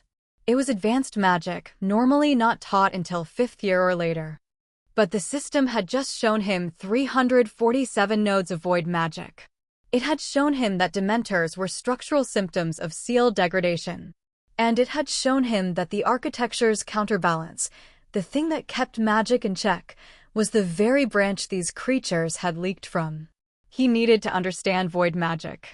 Not to use it, the seals prevented that, but to understand it. To know what he was dealing with. To know what the Dementors really were and how to fight them and, eventually, how to repair the seal that was letting them through. And the first step toward understanding void magic was learning to counter it. "Professor Lupin," Harry said, "can you teach me the Patronus charm?" Lupin looked at him. Really looked. With the eyes of a man who'd seen too much and lost too much and still somehow maintained the capacity for hope. "I can try," he said. "It's advanced magic. Most adults can't produce a corporeal Patronus. I'm a fast learner." I noticed. A beat. "How about after the first week of classes? We'll find time." "Thank you, sir." Harry ate the rest of his chocolate and felt the warmth return to his bones, and the fragment in his scar settled back into its usual low pulse, and the void magic branch faded from view as the Dementor's resonance effect dissipated. But Harry had seen it. All 347 nodes. And the system had recorded the data. Void magic, branch structure, recorded data stored in user's thought organization system. Available for review even though the branch itself has returned to sealed/invisible status. Note: you now know the shape of the thing you cannot yet touch. This is the beginning of understanding. The beginning of understanding. Not access. Not power. Just knowledge. The shape of the sealed branch, stored in his organized mind like a map of a country he couldn't yet visit. Harry pulled the builder's stone from his pocket and held it. The architecture hummed through it, steady, warm, reassuring. The stone seemed to say, "The system works. The seals hold. There is time. But not infinite time." And the Dementors circling Hogwarts like dark satellites were a reminder that the clock was ticking. 3rd year at Hogwarts was different from the previous 2 in one critical respect. Harry finally had a defense against the dark arts teacher who could actually teach. Professor Lupin was a revelation. Where Quirrell had stuttered through theory, he didn't believe, and Lockhart had peacocked through anecdotes he hadn't lived, Lupin taught with the quiet authority of a man who'd been in the trenches and come back alive. He didn't lecture from textbooks. He brought creatures into the classroom, boggarts, redcaps, grindylows, and taught his students to face them through practice. And the system loved it. Adaptive learning. Activated. Instructor. RJ. Lupin. Master Tier Practitioner. Defense against the dark arts. Compatibility. High. Lupin's teaching methodology emphasizes experiential learning, which aligns with the system's XP reward structure. Effect. All XP gains from defense-related activities are multiplied by 1.5x, while learning under Lupin's instruction. 1.5x multiplier on defense XP. That was enormous. Under Lockhart, Harry had gained maybe 20 defense XP the entire year, mostly from observing Lockhart's memory magic, which wasn't even technically defense. Under Lupin, he was gaining 20 defense XP per week. The Boggart lesson was particularly instructive. Not because the Boggart itself was especially dangerous, it was a shape-shifting creature that fed on fear, more psychological threat than physical one, but because of what it revealed. When Harry's turn came and the Boggart shifted to face him, it didn't become Voldemort. It became the skill tree. Not the beautiful, glittering constellation Harry saw in his mind every night. A corrupted version. Notes flickering between red and black, branches withering and dying, the whole structure collapsing inward like a star-going supernova. And at the center, where the root node pulsed, or didn't pulse, since it didn't exist yet, there was a hole. A void. An absence so complete that it hurt to look at. The Boggart tree showed Harry his deepest fear, that the system would break. That the architecture would fail. That everything he was building toward, every skill, every understanding, every connection, would collapse into nothing, and the magical world would be left defenseless against the things the seals were holding back. Ridiculous. Harry shouted, and the corrupted tree transformed into a Christmas tree, complete with tinsel and a gaudy star on top, and the class laughed, and Harry laughed too, and no one except Lupin seemed to notice that his hands were shaking. Boggart encounter, psychological analysis. Your deepest fear is not death, not pain, not Voldemort. It is failure. Specifically, failure of the system and architecture that you've taken responsibility for. Note, this is a significant indicator of psychological maturity. Fear of personal harm is self-preservatory. Fear of systemic failure is other-preservatory. You're afraid of letting the world down, not of being hurt. Secondary note, this fear, while healthy in moderation, can become paralyzing if unchecked. Remember, you are not solely responsible for the architecture.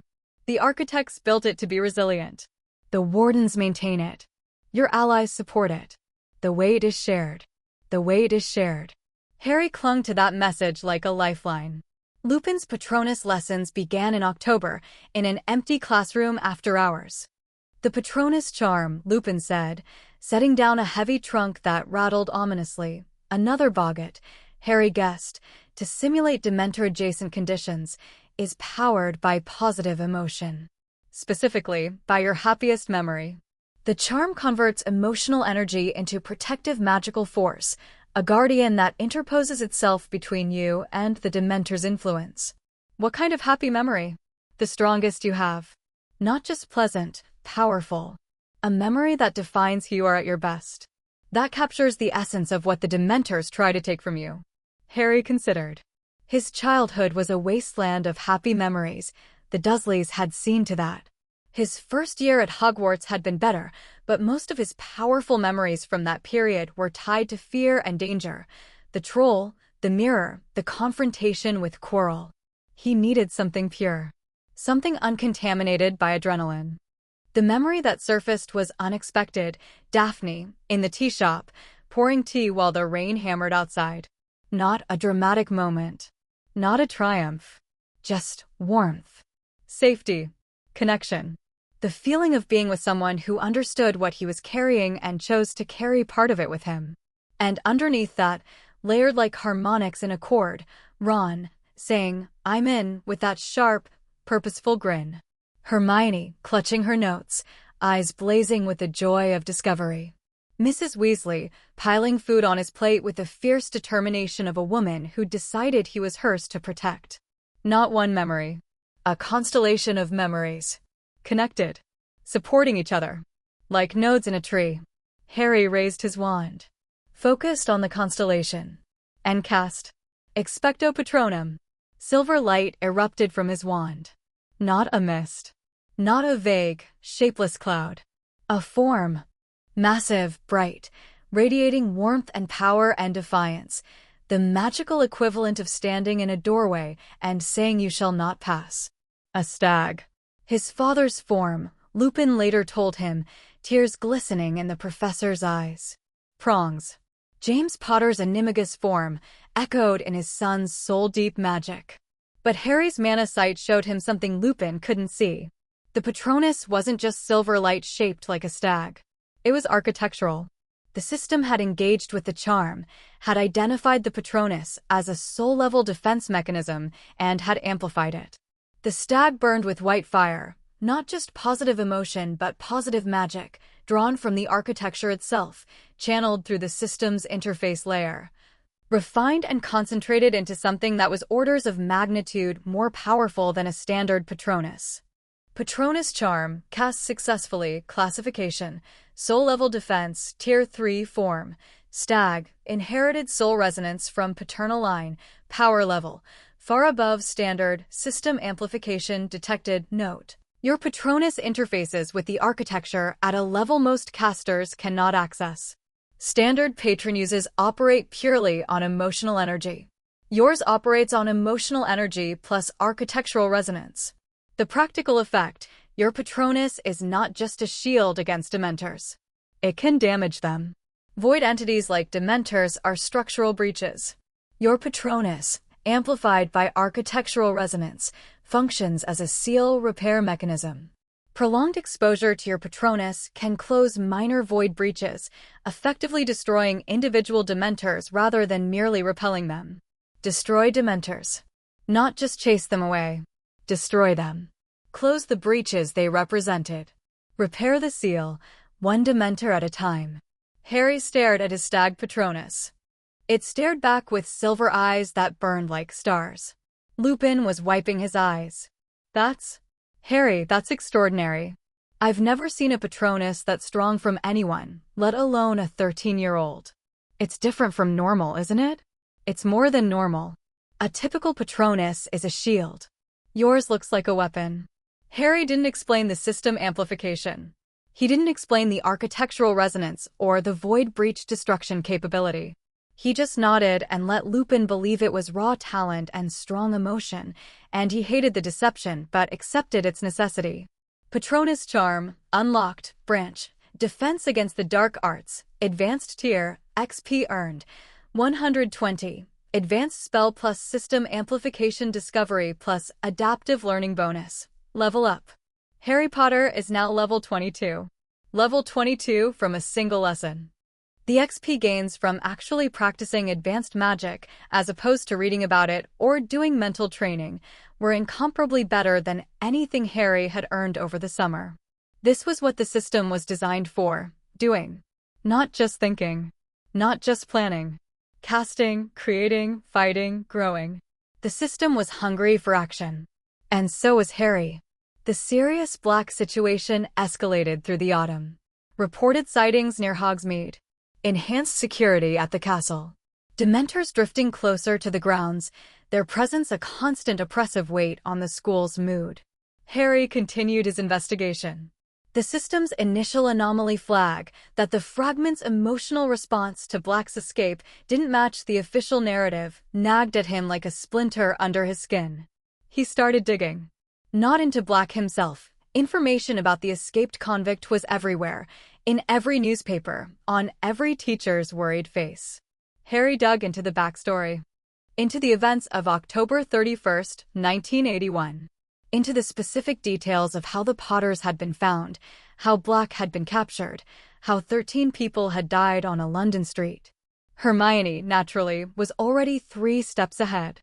There was no trial, she said. They were in the library. Late October. Rain on the windows, candles burning low, the specific hush of a room full of books that knew they were being respected. What? Sirius Black was never tried. I checked the Ministry Judicial Archives, their public record, technically, that you have to know where to look. Black was arrested, interrogated under emergency wartime protocols, and sent directly to Azkaban. No trial. No defense. No presentation of evidence. Harry's stomach clenched. That's legal. Under the emergency powers the Ministry granted itself during the First War, yes. Technically legal. Ethically. Hermione's face said everything her words didn't. So the only evidence against Black is the arresting officer's testimony and whatever he said during interrogation, which, according to the records, consisted entirely of him laughing. He just laughed. When they found him on the street with the dead muggles, he laughed. That's not a confession. No, it's not. Ron had been listening from behind a chess magazine, which was his standard disguise for paying attention in the library. He lowered it now. Okay, he said slowly. Let's think about this like a chess problem. What do we actually know versus what everyone believes? They laid it out. Known facts. James and Lily Potter used the Fidelius charm to hide from Voldemort. The charm requires a secret keeper. The widely held belief is that Sirius Black was the secret keeper. Voldemort found the Potters, implying the secret keeper betrayed them. After the Potters' deaths, Black confronted Peter Pettigrew, another friend of James, on a public street. An explosion killed Pettigrew and 12 muggles. Only Pettigrew's finger was recovered. Black was found laughing at the scene and taken directly to Azkaban. Assumptions: unverified. Black was actually the secret keeper. No documentation of the Fidelius casting. Black caused the explosion that killed Pettigrew and the muggles. No forensic analysis performed. Black was laughing because he was guilty/insane. No psychological evaluation conducted. The entire case, Hermione said, her voice tight with the specific anger she reserved for institutional failures, rests on assumptions that were never verified because nobody bothered to verify them.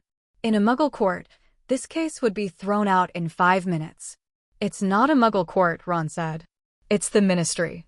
And the Ministry during wartime was basically just people screaming "lock them up" at anyone who looked suspicious. Harry was thinking about something else. The dream. The rat. Peter Pettigrew, he said. He was one of my dad's best friends. Him, Black, Lupin, and my dad, they were a group. The Marauders, Hermione confirmed. It's in the historical records. Close friends throughout school. Pettigrew was described as the weakest of the 4, dependent on the others, not particularly talented. And only his finger was found after the explosion. Yes. Not his body. Not his wand. Just a finger. Yes. Harry closed his eyes. The fragment was quiet. It had been quieter all day, as if whatever had caused the previous night's surge had settled down. But the dreams were still there, stored in his thought organization system, accessible on demand. The rat. Fat, gray, missing a toe. A soul that was too human. Ron, Harry said. Your rat. Scabbers. How old is he? Ron blinked. What? Scabbers? I dunno. Old. He was Percy's before me. Percy got him when he started Hogwarts, so 12 years? Maybe 13. That's old for a rat. Yeah, he's been looking rough lately. Losing fur. Sleeping all the time. Why? Is he missing any toes? Ron's face went blank with confusion. Then, slowly, something shifted behind his eyes. The chess player. The pattern recognizer. The boy who could see connections that everyone else missed. One, Ron said quietly. He's missing one toe. On his front left paw. The library was very silent. That's not a rat, Harry said. What followed was the most complex operation Harry had attempted since the Chamber of Secrets, and unlike the Chamber, this one required subtlety rather than brute force. Harry told Daphne. Not about Scabbers specifically, the Pettigrew hypothesis was too explosive to share without confirmation, but about the inconsistencies in the Black case and the system's flagged anomalies. Daphne listened with her usual composed attention and said, if Black is innocent, that changes the strategic landscape.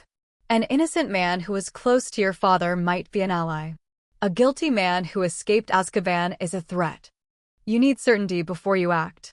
How do I get certainty? The rat. If it's an animagus and a 12-year-old rat with a missing toe and an anomalous soul reading strongly suggests it is, then you need to force the transformation.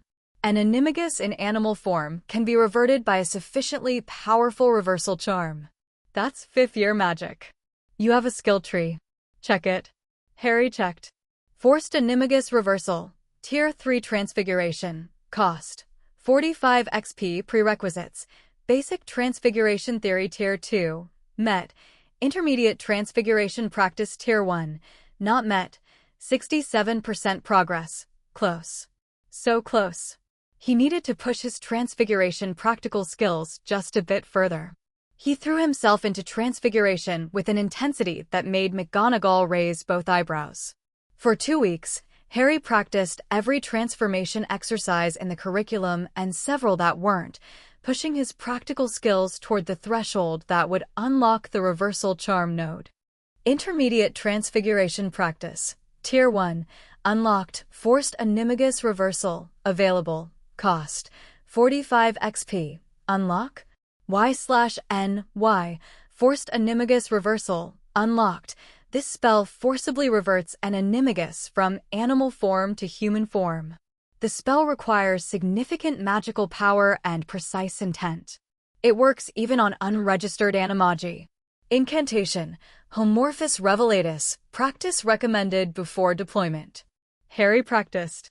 In the room of requirement, which he discovered with Daphne's help, a magical room on the 7th floor that became whatever you needed it to be, and which the system classified as an architectural node. A nexus point in the castle's magical infrastructure that interfaces directly with the inhabitants' intent. He practiced the reversal charm on conjured animal forms until the spell was second nature. Until his wand remembered the motion and his magic remembered the frequency and the system confirmed. Ready.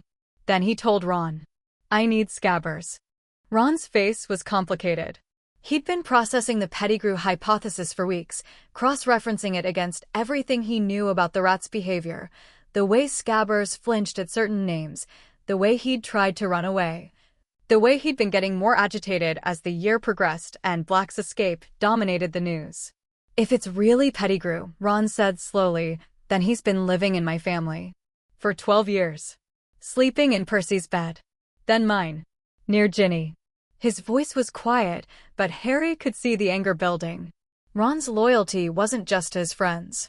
It was to his family. And the idea that a traitor, a man who'd betrayed his best friends to Voldemort, had been hiding in his home, near his brothers, near his sister. Let's find out, Ron said, and his voice was steel. They did it in the room of requirement, with Hermione and Daphne both present. The room had configured itself as a secure holding space, stone walls, no windows, heavy door, and ward anchors that Daphne had activated with hereditary precision. If this works and it's Pettigrew, Daphne said, checking the last ward, he'll be dangerous. Cornered. Desperate. I've set containment wards that will prevent apparition and suppress offensive magic within the room. If it doesn't work and it's just a rat, Ron said, I owe Scabbers a massive apology and several treats. Ron placed Scabbers on the floor. The rat was trembling, sensing, perhaps, that something was wrong.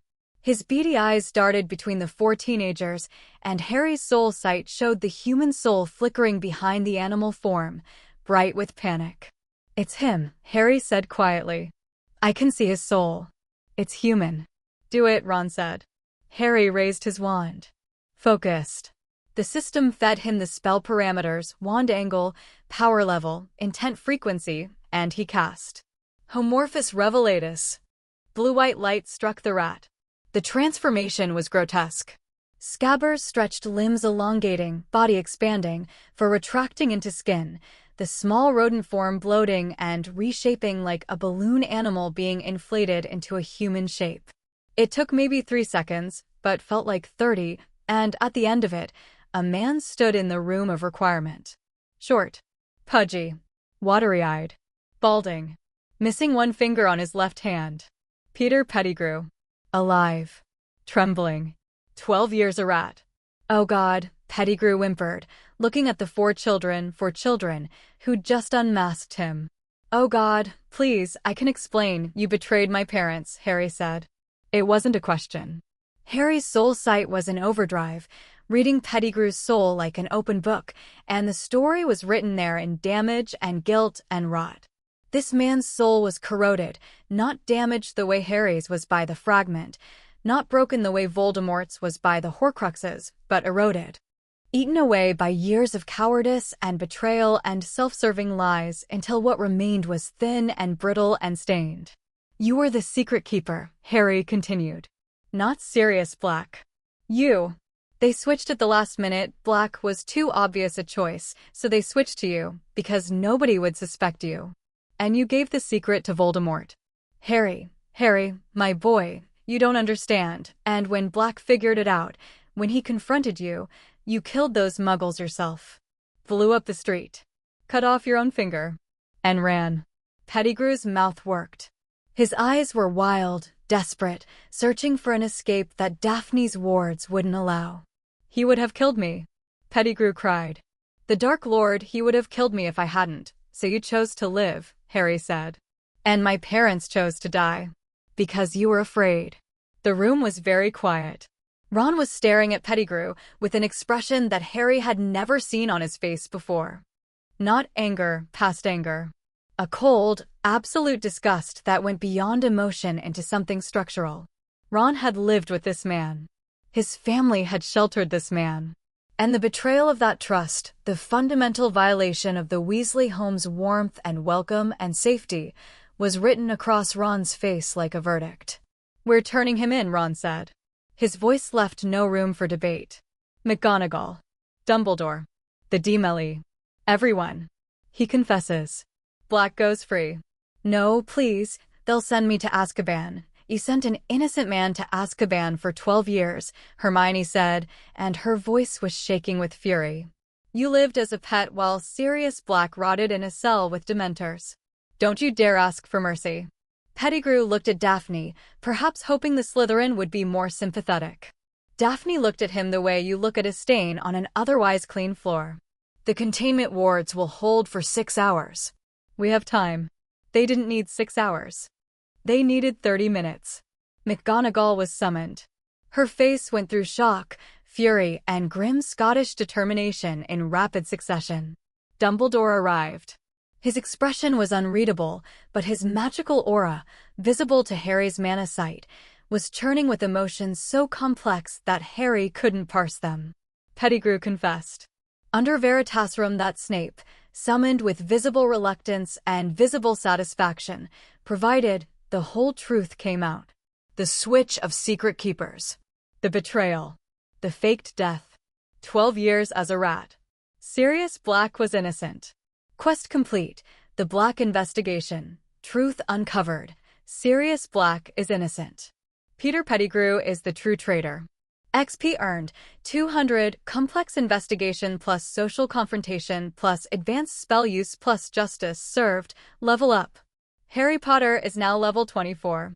System note: the truth has a power that transcends magical classification. What you did tonight wasn't a spell or a skill. It was a choice to pursue justice despite uncertainty. The architecture recognizes this. The architecture recognizes this. The system valued justice. Not just skill acquisition or combat performance, actual, moral, real-world justice. Harry filed that data point away. It was important. It meant the architects, whoever they'd been, had designed the system with ethical principles built into its reward structure. Not rigid morality, the system was ethically neutral in its skill offerings, but a framework that recognized and rewarded choices that aligned with certain values. Courage. Justice. Truth. Protection. The system wasn't just a magical training tool. It was a character test. Sirius Black was exonerated by the Wisengamot in early December, after a trial that should have happened 12 years ago. Harry watched from the visitors' gallery, smuggled in by Dumbledore, who had opinions about Harry witnessing the fruits of his investigation, as the gaunt, wild-eyed man from the newspaper photographs stood before the court and heard the words, "Not guilty," spoken aloud for the first time. Black cried. Silently, without sound, tears tracking down hollow cheeks into a beard that hadn't been trimmed in over a decade. His magical aura, visible to Harry's mana sight, was a devastated landscape. Bright in some places, dark in others, scarred and torn by 12 years of Dementor exposure. The damage was extensive, maybe permanent, but the core was intact. Underneath the scars, Sirius Black's magical signature burned with a warmth and fierceness that reminded Harry, with a pang that hit like a physical blow, of the Patronus stag. Like father, like godfather. After the trial, they met. In a small room in the Ministry, with Dumbledore hovering at a tactful distance and Lupin standing beside Black with the careful closeness of a man supporting a friend who might collapse at any moment. Black looked at Harry, and his eyes, gray, deep-set, haunted, filled with something that Soul Sight didn't need to identify because it was written on every line of his ravaged face. Love. Grief. Lost time. And underneath it all, the fierce, desperate protectiveness of a man who'd spent 12 years in hell holding on to one thought: my godson is alive. You look like James, Black whispered. But you've got Lily's eyes. I know, Harry said. Everyone says that. Everyone's right. They stood there for a moment, two strangers who were connected by blood and loss and a decade of injustice, and neither of them quite knew what to do with the enormity of it. Then Black moved forward and hugged Harry, and it was awkward and bony and slightly too tight and smelled like Azkaban hadn't quite washed out of his robes, and it was the best hug Harry had ever received. Bond detected. Sirius Black, familial, classification, Godfather bond, magical and emotional. Note: godparent bonds in the wizarding world carry genuine magical weight. The bond between Harry and Sirius creates a mutual protective resonance that enhances defensive magic when both parties are in proximity. Emotional catalyst detected. Strong emotional connection has activated a dormant branch pathway. New branch visible. Bond magic, the magical amplification of interpersonal connections. Includes protective resonance, empathic communication, shared magical pooling, and at advanced tiers, soul linking. First node available. Protective resonance, Tier 1 bond magic, enhances defensive capabilities when near bonded individuals. Cost: 30 XP. Bond magic. A whole new branch, activated by the emotional connection with Sirius. The system was telling him that relationships, not just skills, not just knowledge, but genuine emotional bonds, were a source of magical power. The architects had built connection into the architecture. Love wasn't just a metaphor for magic. It was a mechanism. Lily Potter's sacrifice suddenly made a lot more sense. The Christmas holidays were the first happy ones Harry could remember. Sirius, recovering slowly at a secure Lupin-managed safe house, sent Harry a photo album of his parents that he'd kept hidden from the Dementors by sheer force of will. Harry spent Christmas evening at the Burrow, paging through the album with Ron and Hermione, watching his parents wave and smile and laugh in moving photographs that captured a world where they were alive and happy and had no idea what was coming. He held the Builder's Stone in one hand and the photo album in the other and let himself feel, for a few hours, like a normal kid with a family. Emotional well-being, improved fragment activity, suppressed, positive emotional state reduces fragment resonance. Note: happiness is not just psychologically beneficial. It is architecturally beneficial. The system operates more efficiently when the user's emotional baseline is positive. The architects understood this. Happiness as a system optimization. Harry would have laughed if it weren't so perfectly, beautifully logical. January brought the Dementor crisis to a head.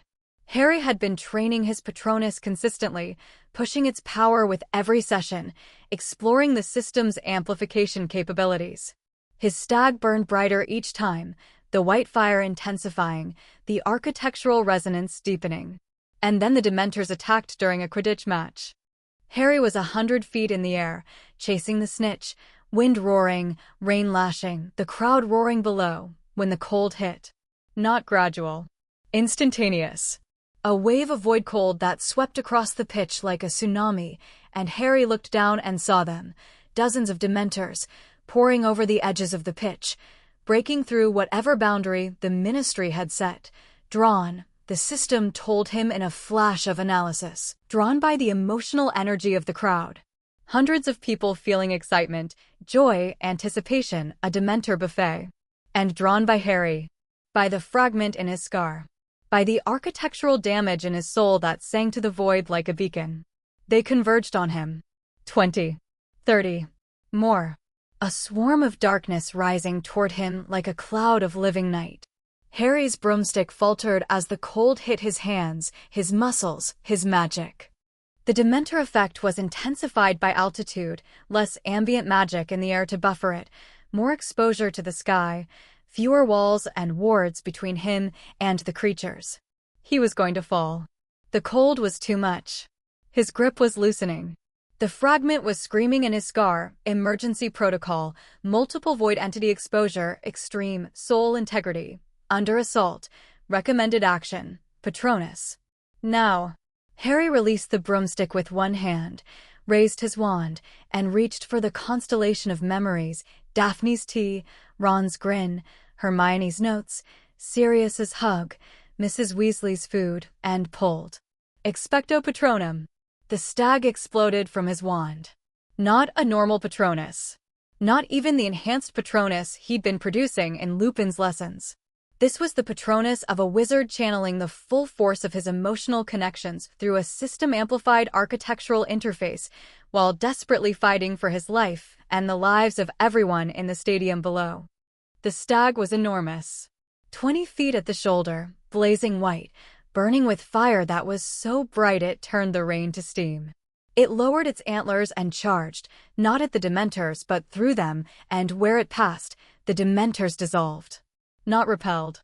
Not driven away. Destroyed. Each Dementor that the stag touched simply ceased. The void shape flickered, the cloak collapsed, and the breach, the tiny tear in the architecture that the Dementor represented, sealed shut with a sound like a note being struck on a vast, invisible bell. Bong. Bong. Bong. One by one. Dementor after Dementor.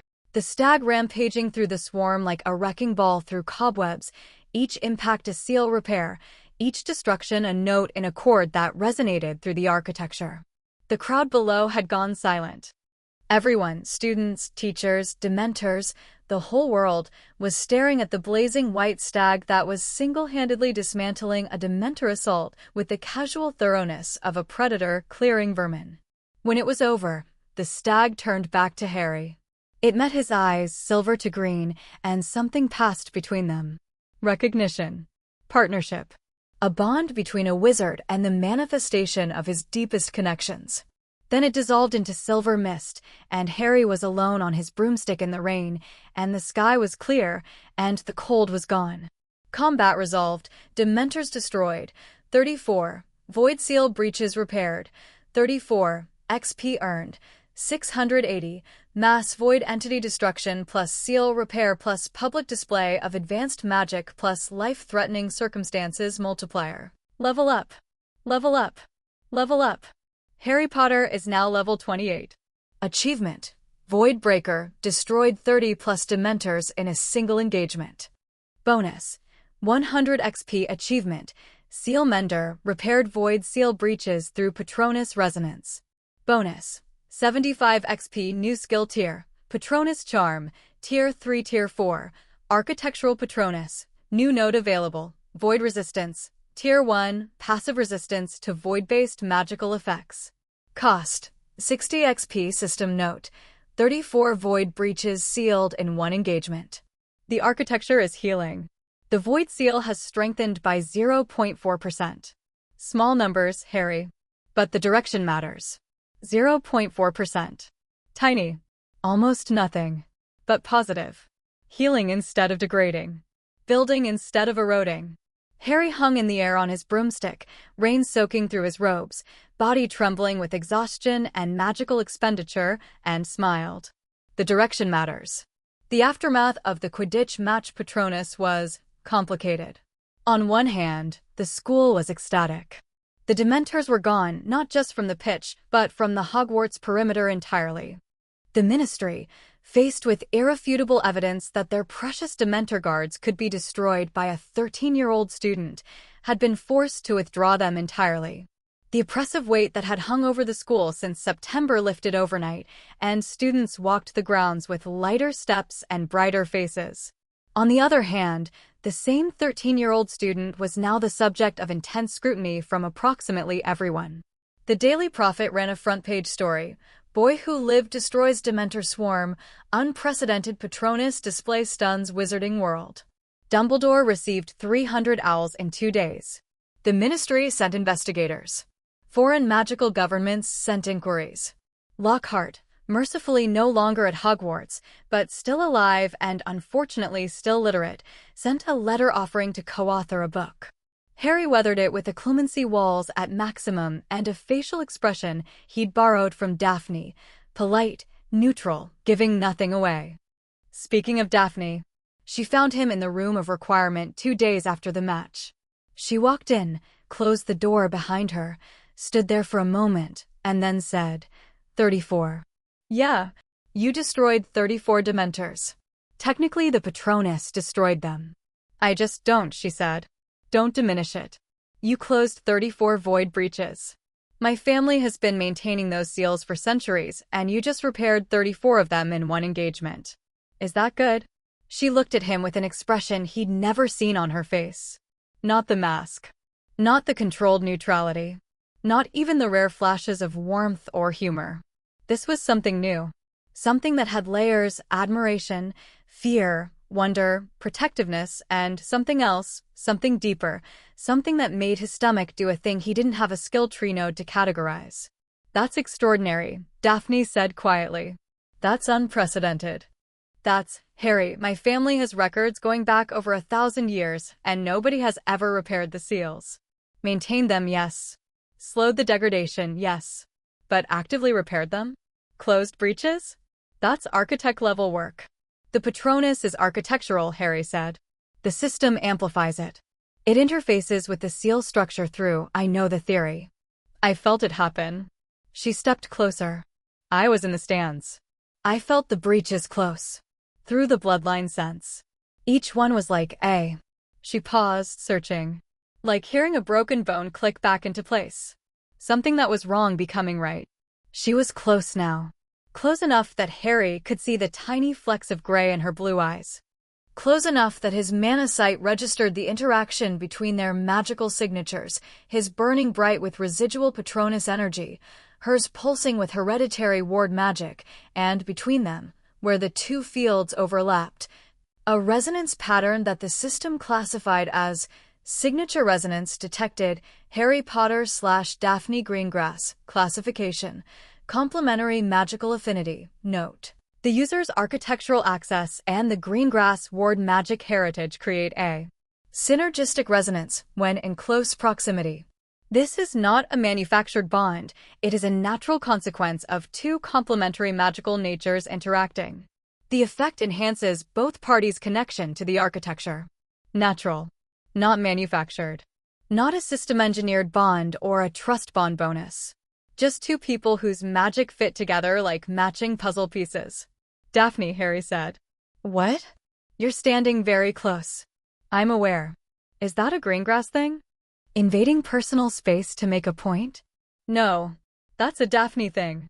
She didn't move back. I'm reassessing you. Reassessing. When we started this, I thought you were an interesting anomaly. A muggle-raised half-blood with an unprecedented magical interface. A useful alliance. A project. She said the last word with a flicker of self-awareness, like she knew it was slightly awful. But you're not a project. You're not an anomaly. You're a person who just repaired ancient magical infrastructure through an act of love, essentially. Patronus magic. Powered by emotional connection. You saved everyone in that stadium by caring about people. That's kind of the bare minimum of being a decent person. No, Daphne said. It's not. You could have protected yourself. A personal shield, a targeted Patronus, a strategic retreat. The system would have given you options. You chose to protect everyone. At massive personal cost. Because that's who you are. She reached out and took his hand. Her fingers were cool, precise, controlled Daphne through and through, but her grip was firm, and her magical signature pulsed warm against his. I was wrong to think of you as a project, she said. I'm sorry. Harry's heart was doing something structurally unsound. Apology accepted. Good. She released his hand. Stepped back. Smoothed her robes. The mask slid back into place like a visor being lowered. Now, we have work to do. The Dementor destruction proved the concept. Your Patronus can repair seal breaches. That's a breakthrough of historic proportions. We need to develop a systematic approach to identifying and sealing remaining breaches, coordinate with my father's monitoring network, and Daphne. What? Thank you. For what you said. She paused. The mask flickered. Not much. Not for long. You're welcome, Harry. First name again. He noticed. She noticed that he noticed. Neither of them said anything about it. Trust bond upgraded. Daphne Greengrass. Previous level. Tier 2, new level. Tier 3, effect. Shared study grants 60% bonus XP. Knowledge exchange depth, maximum. Emotional resonance, active. Bond classification updated. Knowledge partner undefined. Evolving. Evolving. The system's diplomatic way of saying something's happening here, and I don't have a category for it yet. Harry knew the feeling. The final months of third year were a period of consolidation and preparation. Lupin's lessons continued. Harry's defense skills advanced rapidly under the adaptive learning multiplier, and Lupin, who had clearly figured out that Harry was operating at a level well beyond his years, though he didn't know why, adapted his instruction accordingly. They moved past Boggarts and Grindylows into advanced defensive theory, shield layering techniques, and the fundamentals of magical combat strategy. "You remind me of your father," Lupin said one evening after a particularly intense session. James had the same instinct, the same ability to see a situation and react before anyone else had finished processing it. "Did my dad have anything unusual? Anything that might have," Harry hesitated, "any kind of magical advantage that was different from normal?" Lupin studied him for a long moment. James was exceptionally talented, but not in the way you're asking. What he had was belief. Absolute, unshakable belief that he could do whatever he set his mind to. And more often than not, reality agreed with him. Not a system user, then. James Potter had been extraordinary the old-fashioned way, through talent, courage, and the kind of confidence that bent the world to its will. Harry wondered if the system had considered James. If whatever selection criteria the architects had built into the interface had evaluated James Potter and found him, what? Unneeded? Unready?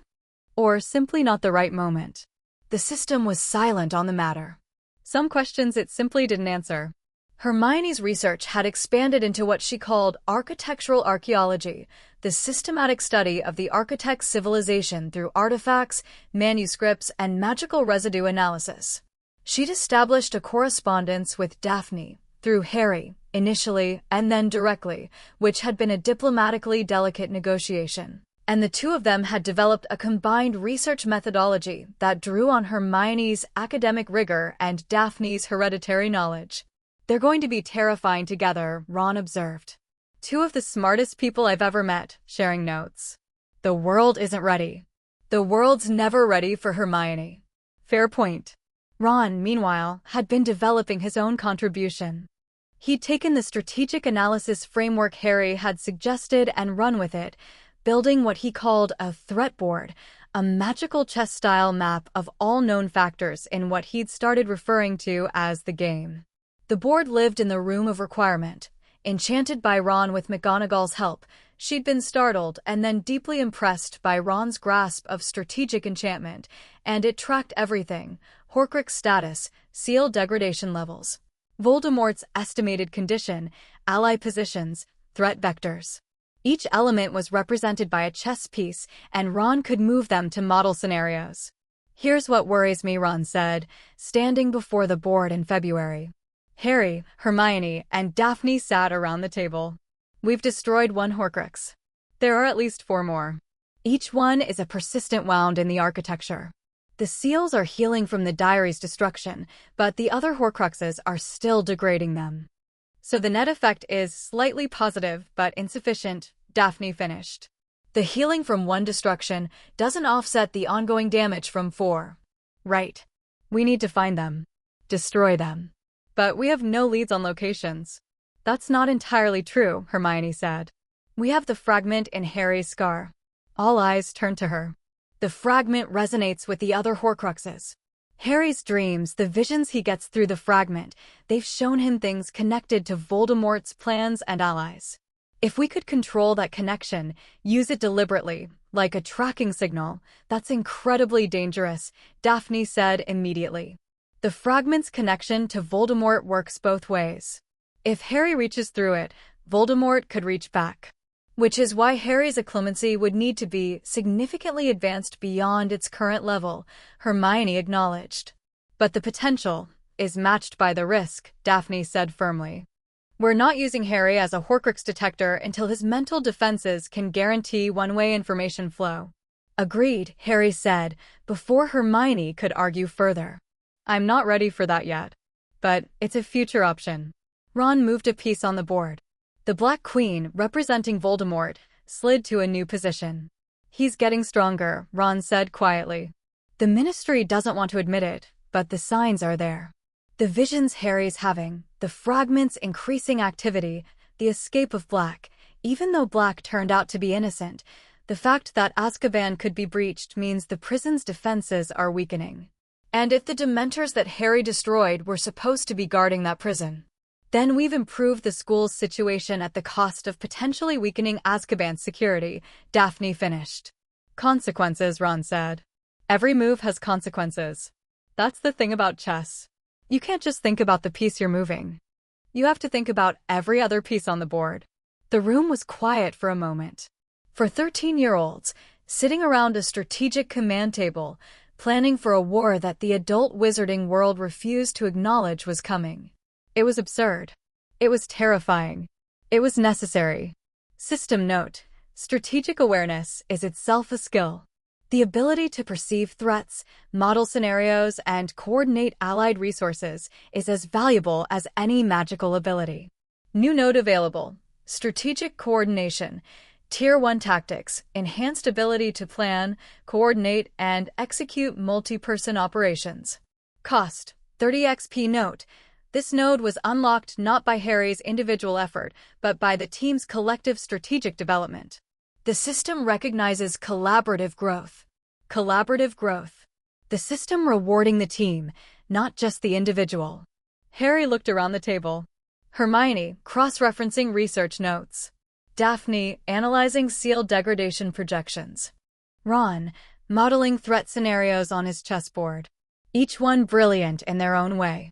Each one essential. He unlocked the strategic coordination node and felt the skill tree hum with approval. End of year. The train south. Summer approaching. Harry stood on the platform at Hogsmeade, watching the other students file onto the express, and took stock. Year 3 end-of-year summary.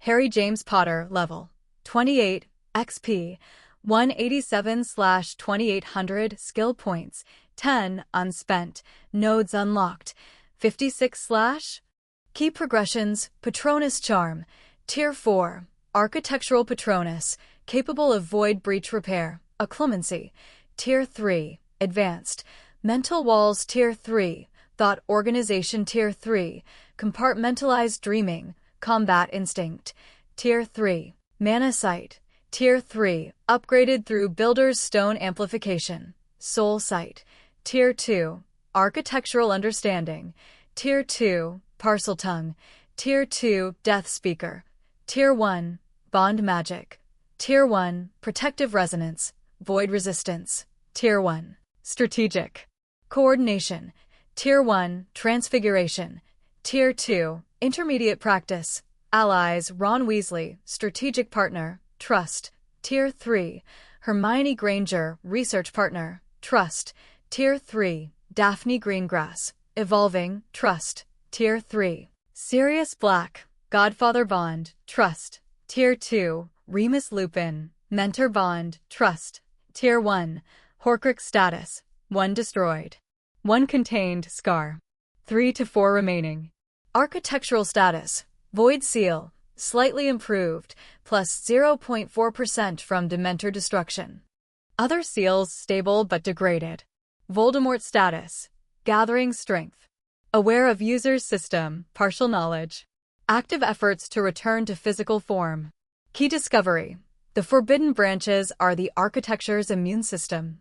The seals are temporary by design. The architects intended for a worthy user to eventually unseal them properly.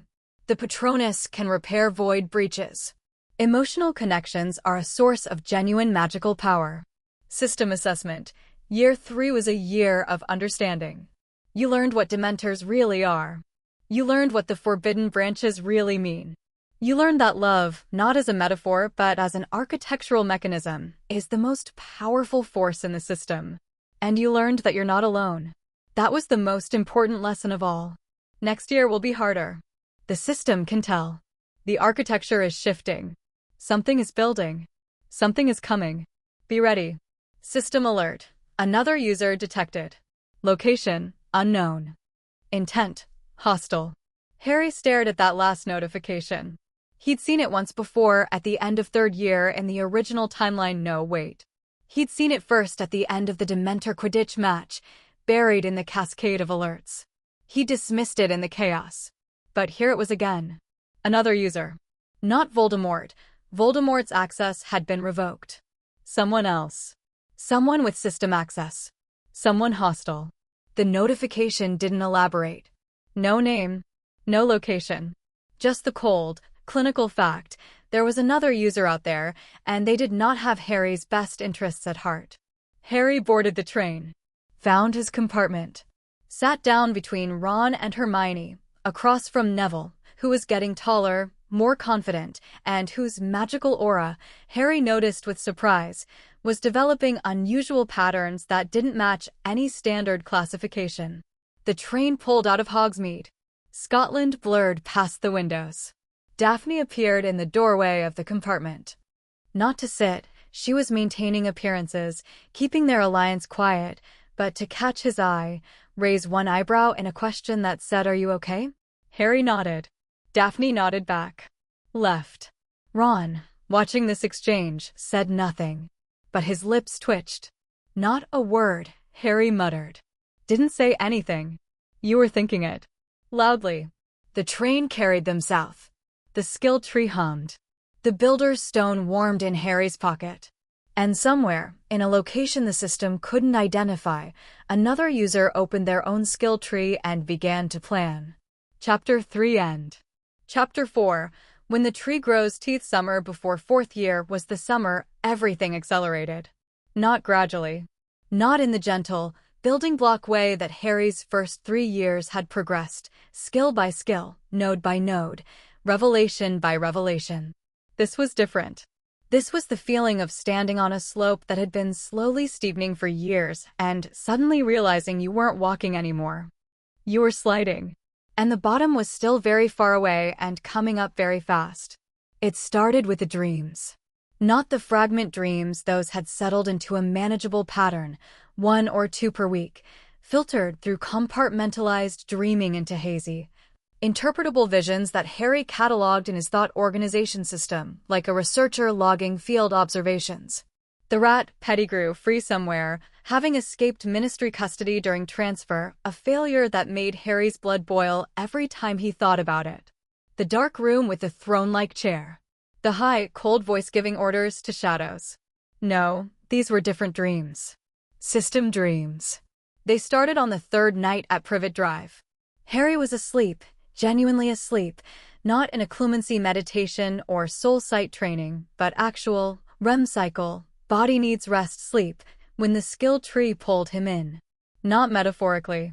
Not the usual experience of closing his eyes and reaching for the constellation. The system pulled. Like a hand on his collar, like gravity shifting 90 degrees, and suddenly Harry was standing inside the skill tree itself. Not looking at it. Not perceiving it through the interface layer. Inside it. The nodes surrounded him in 3 dimensions, vast, luminous, stretching in every direction to infinity. He was standing at the center of the constellation, which he'd never been able to reach before, the area where the most advanced branches converged and the densest cluster of nodes created a nexus of pure magical potential. And in front of him, where the root was supposed to be, that mysterious node that didn't exist yet, there was a door. Not a literal door. A metaphorical one. A concept shape that his mind translated as door, because that was the closest analogy his human consciousness could generate. A threshold, a boundary, a point of transition between what was and what could be. The door was closed. Obviously. The root didn't exist yet. But it was there, more defined than before, more present, as if whatever conditions needed to be met for the root to manifest were slowly being fulfilled. And carved into the door, in symbols that matched the Neolithic tablets Hermione had photographed, were words. Harry's architectural understanding translated them automatically. When the branches have grown enough to bear the weight, when the user has bled enough to understand the cost, when the tree remembers what it was built to fight, the root will open, and the architect will return. Harry stared at the inscription for what felt like hours. 3 conditions. 3 prerequisites for the root to manifest. And the third one, when the tree remembers what it was built to fight, implied that the architecture itself had a purpose. Not just to organize magic or interface with human consciousness. It was built to fight something. And it had forgotten. Or been made to forget. He reached out and touched the door. The surface was warm, not hot, not cold, just alive. Pulsing with potential. Waiting. User query registered, the root, updated information, previous status, does not exist yet, updated status, forming. Estimated completion, conditional, dependent on 3 prerequisites. Prerequisite 1, branch development threshold, current progress, 14%. Prerequisite 2, user sacrifice/understanding threshold, current progress, 22%. Prerequisite 3, architectural memory restoration, current progress, 3%, 14% on branch development, 22% on sacrifice and understanding, 3% on memory restoration. The first 2 were things Harry could work toward, growing his skills, deepening his comprehension, paying the costs that came with pushing into increasingly dangerous territory. The third was something else entirely. The architecture needed to remember. It had forgotten its original purpose, or that purpose had been sealed or suppressed, and only 3% of whatever process would restore that memory had been completed. How do you help a magical system remember what it was built for? The dream dissolved. Harry woke in his bed at Privet Drive, heart pounding, the builder's stone warm in his hand. He slept with it now, the architectural resonance helping stabilize his dreams, and immediately started writing down everything he'd seen. 2 hours later, 2 owls arrived simultaneously. Hermione's letter was analytical. Harry, I had a dream last night. Not a normal dream. I was in a library. Not a physical library, a conceptual one. Shelves extending in every direction, books that contained not words but patterns. Mathematical structures. Magical frequencies. And in the center of the library, a card catalog with one drawer open, and the card inside said, Query, what was the architecture built to fight? And below it, answer, the thing that exists where magic cannot reach. I don't know what this means. I've never had a dream like this. My hands are shaking as I write this. Please tell me you experienced something similar. Daphne's letter was terser, Potter. The family wards activated at 3 a.m. All of them. Simultaneously. My father says this has happened twice before in recorded history, both times preceding major architectural events. The wards weren't responding to a threat. They were responding to a query. Something asked the architecture a question, and every ward in our network resonated with the asking. Was it you? Harry wrote back to both of them with the same message. Yes. It was me. Sort of. The system pulled me into the tree.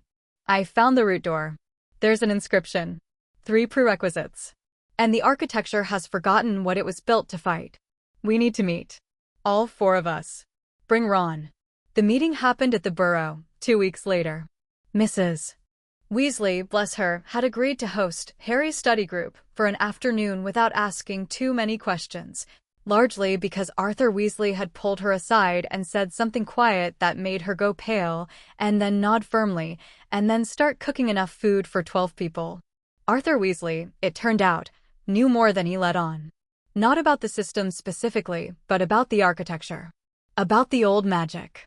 About the things that the Department of Mysteries studied behind locked doors and unspeakable oaths.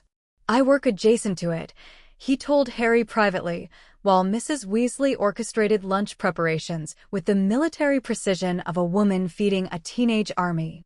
The Department of Mysteries has awareness of the deeper structures.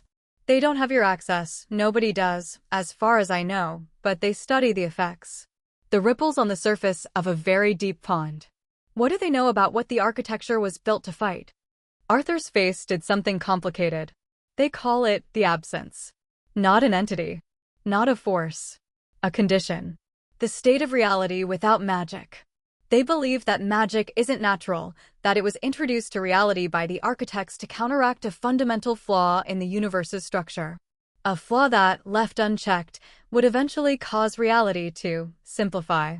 Lose complexity. Entropy accelerated beyond the physical into the metaphysical. Magical entropy. They don't use that term, but yes. The architecture exists to maintain magical complexity in a universe that naturally trends toward magical simplicity. And the forbidden branches, the sealed ones, are the architecture's tools for fighting the most extreme forms of that simplification. The void, Harry said. Arthur nodded. The void is what happens when the absence wins locally. When magic drains from a region of reality so completely that the fabric of existence thins. Dementors are void manifestations, reality's immune response to void incursion, except the immune response has been corrupted because the seals are weakened. They should be contained within the architecture, deployed strategically.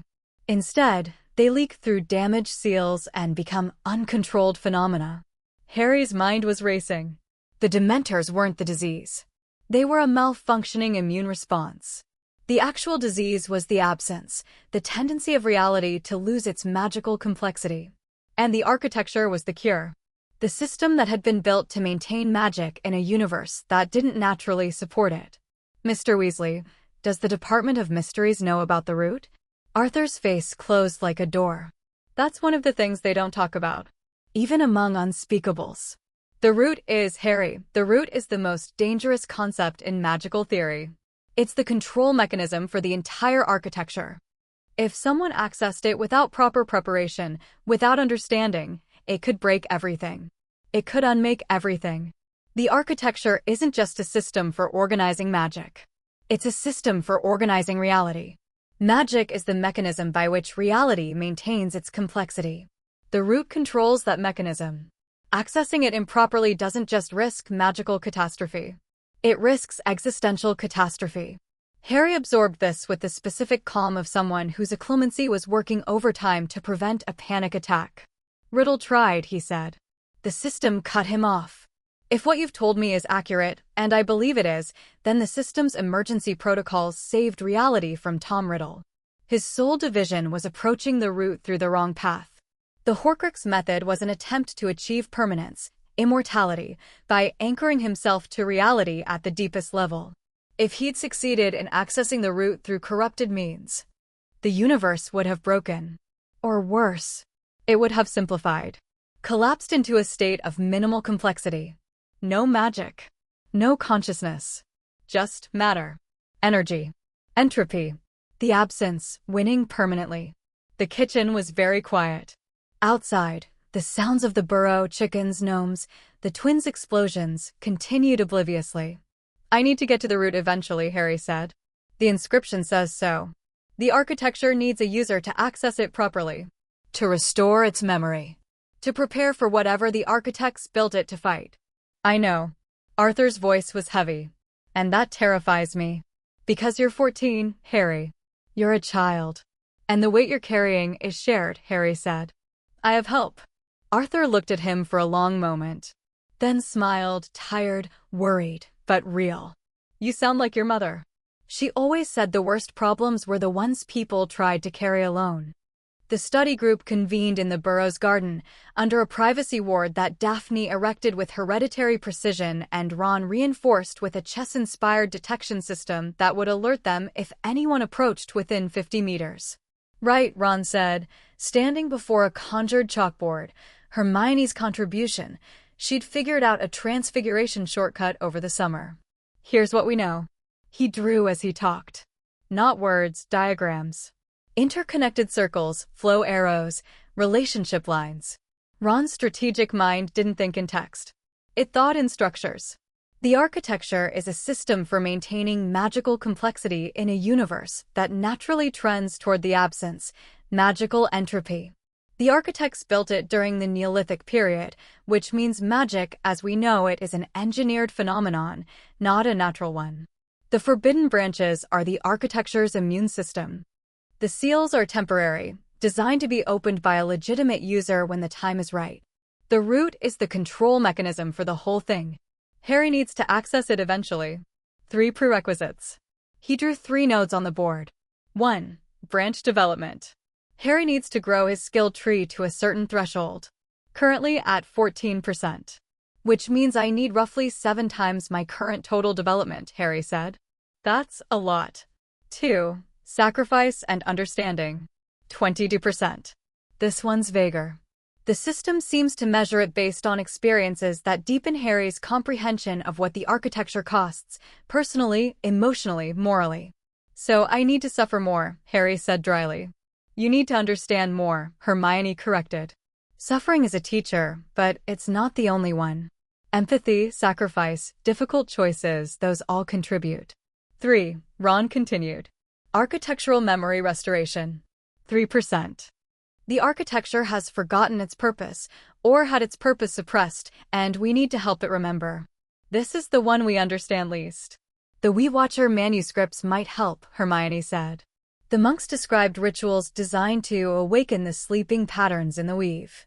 If those rituals correspond to memory restoration protocols, then we need to identify them, translate them, and figure out how to perform them, Daphne finished.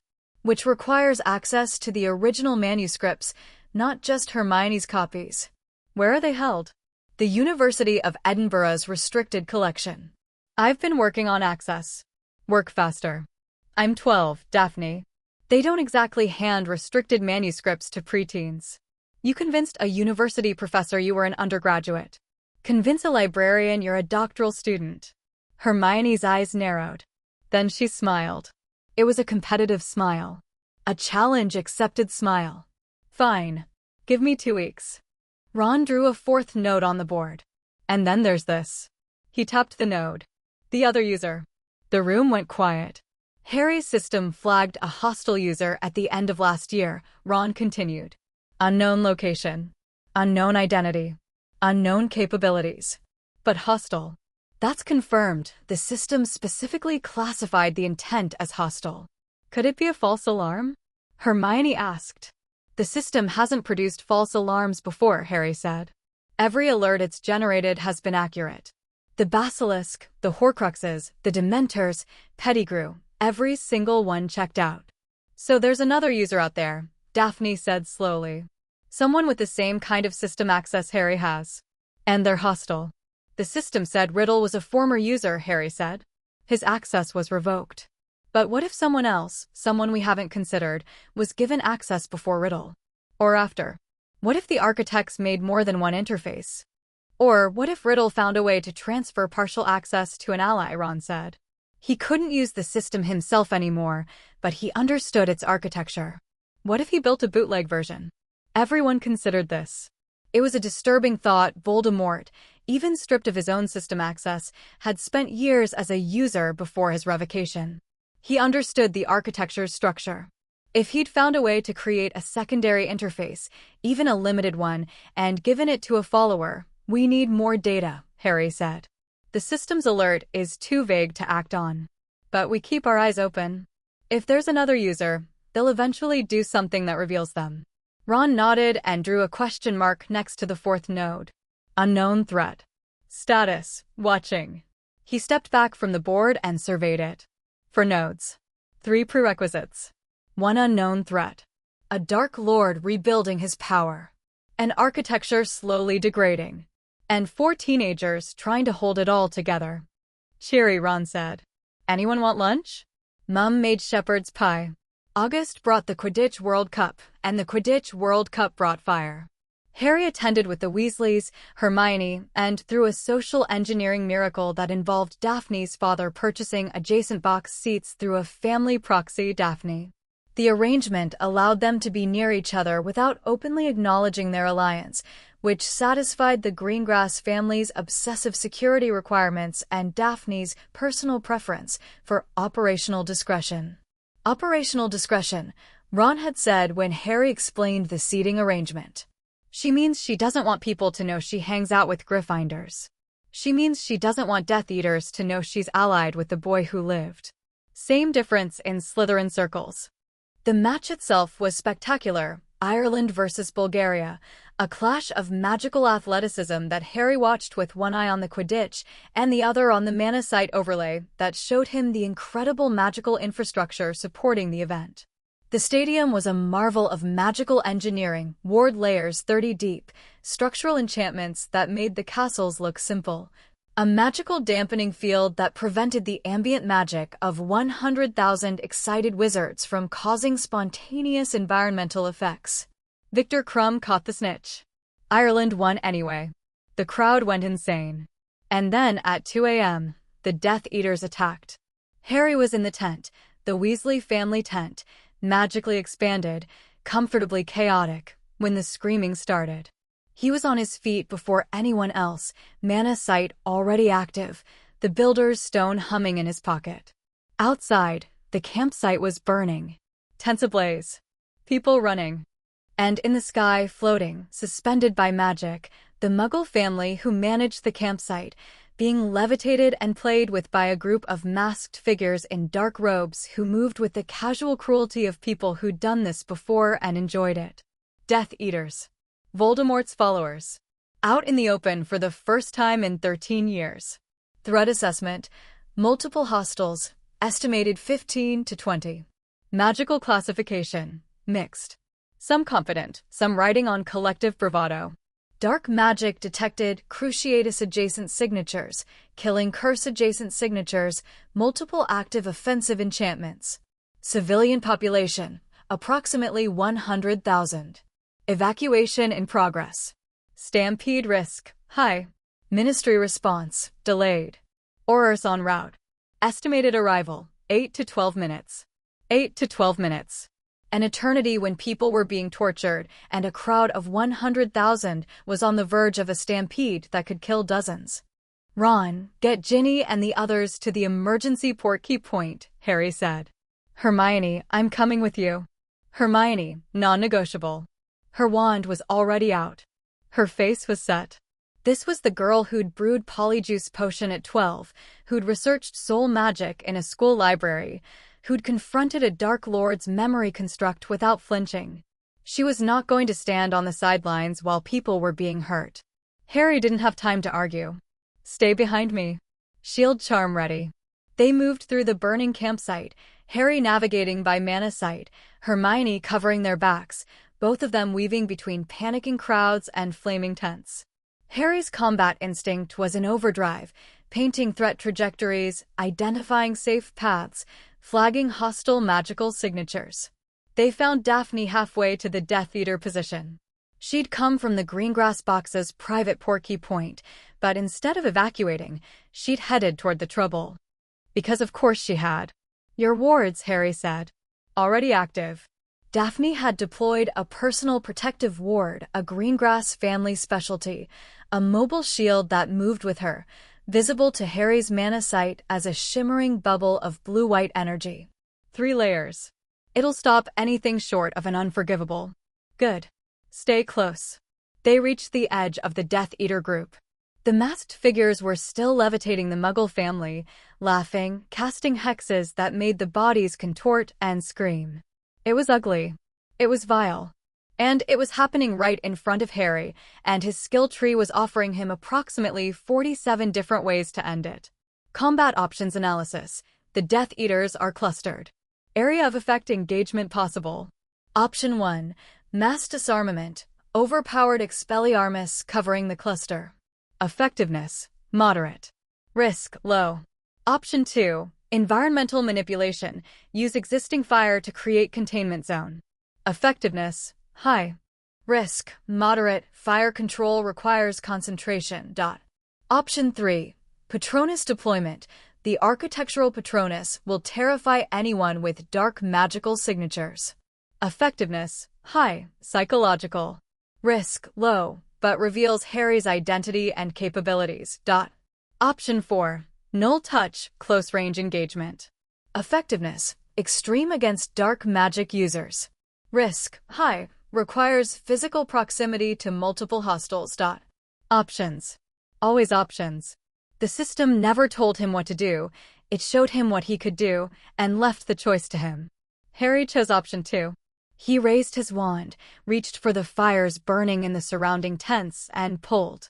Not with a specific spell, with intent, channeled through his wand, amplified by the system's magical efficiency protocols and his Tier 2 environmental awareness. The fires responded. They leaped from the tents, arced through the air, and converged on the Death Eater cluster in a ring of flame that cut them off from the crowd. Not touching them. Not hurting them. Just containing them. A wall of fire, precisely controlled, burning hot enough to discourage passage, but not hot enough to kill. The Death Eaters panicked. The levitation spells on the Muggle family faltered. The bodies began to fall. Hermione. Beautiful, brilliant, prepared Hermione. She'd been ready. Arresto momentum. For bodies slowed, drifted, settled gently to the ground. Safe. Daphne's wards flared as a stray hex deflected off her shield. She didn't flinch. She was scanning the Death Eaters with the clinical attention of someone cataloging threats for future reference. The one on the left, she murmured to Harry. Tall. His wand movement pattern is distinctive. I've seen it in family records. That's Lucius Malfoy. The one beside him is not senior. The short one is you're identifying them. Someone has to. The masks come off eventually. The Ministry Aurors arrived 7 minutes later, which was 7 minutes faster than estimated and 7 minutes slower than acceptable. They took over. The firewall came down. The Death Eaters disapparated all of them, vanishing with synchronized cracks that spoke of practiced escape protocols. And then the sky changed. A massive, glowing, green skull appeared above the campsite. A serpent emerged from its mouth, coiling against the stars. The Dark Mark. Voldemort's calling card. Cast by someone in the woods, not one of the Death Eaters who'd been levitating the Muggles, someone else, someone who'd been watching from the shadows. Harry's mana sight tracked the casting signature. It was strange. Familiar in some ways, dark magic, Voldemort-adjacent frequency, but different in others. A precision that didn't match Voldemort's own style, a calculated quality that suggested a different mind behind the familiar magic. Dark Mark, casting signature analysis, primary signature, dark magic, Voldemort-aligned frequency, secondary signature, anomalous, system-adjacent magical patterns detected in the casting methodology, correlation. The secondary signature shares characteristics with skill tree-enhanced casting. This spell was cast by someone with system-like magical optimization. Alert. This may be connected to the other user detection from previous year. The other user. Here. At the World Cup. Harry scanned the Treeline. Mana sight at maximum, soul sight layered on top, architectural understanding providing the deepest perception he could manage.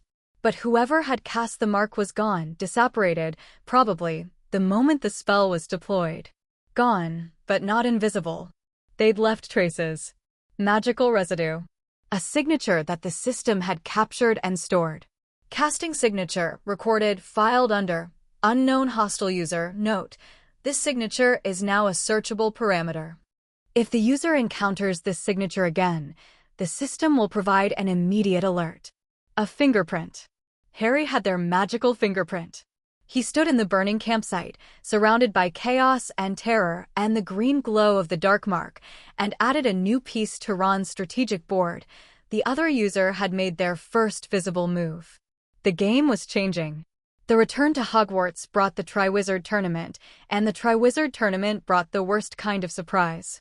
Harry learned about the tournament during the welcome feast, Dumbledore's announcement, the delegations from Beauxbatons and Durmstrang, the Goblet of Fire that would select one champion from each school. Age line. 17 and older. Harry was 14. He was safe. Except he wasn't. His name came out of the goblet. Harry sat in his seat at the Gryffindor table and watched Dumbledore read his name from a singed piece of parchment and felt the entire Great Hall turn to stare at him, and his acclimacy was the only thing preventing a very public emotional breakdown. Event. Triwizard Champion Selection, anomalous result. Harry Potter has been selected as a 4th champion despite not entering his name and being below the age requirement. Analysis. The Goblet of Fire is an ancient magical artifact with system-adjacent properties. Its selection mechanism operates on magical signature recognition and binding contract formation. Someone submitted Harry's name under a 4th school designation, creating a binding magical contract that the goblet enforced. Binding contract status, active. Failure to compete will result in loss of magic.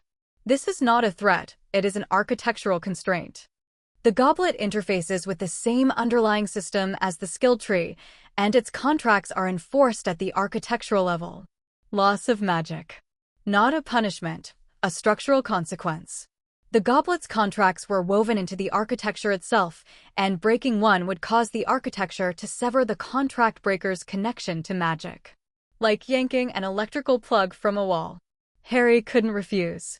Whoever had done this knew enough about the architecture to create an inescapable trap. The other user had to be the same person who'd cast the dark mark at the World Cup with system-adjacent magical optimization. They'd found a way to force Harry into the tournament, into a series of lethal challenges, publicly, with no way to back out. "They're trying to kill you," Daphne said that night in the room of requirement, her voice flat with controlled fury. Publicly. In a way that looks like an accident. "Oh, the boy died in the tournament. How tragic. He was so young." "Or they're trying to get me alone," Harry said. "The tasks are designed to separate the champions from the crowd. If someone wanted to grab me, to get me to a specific location, Portkey," Hermione breathed. "If someone modified one of the task objects to function as a Portkey, say, the Triwizard Cup at the end of the third task, then competing in the tournament isn't the trap," Ron said slowly. "Winning is." The chess player. Seeing the board 12 moves ahead. "They want you to reach the cup," Ron continued. "They want you to be the best, to push through every obstacle, to get to the end. Because the end is where the real trap is. So what do I do?" "You compete," Ron said.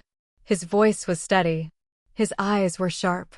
"You compete, and you prepare, and when you reach the end, you don't touch that cup until we've checked it for every possible enchantment, modification, and trap.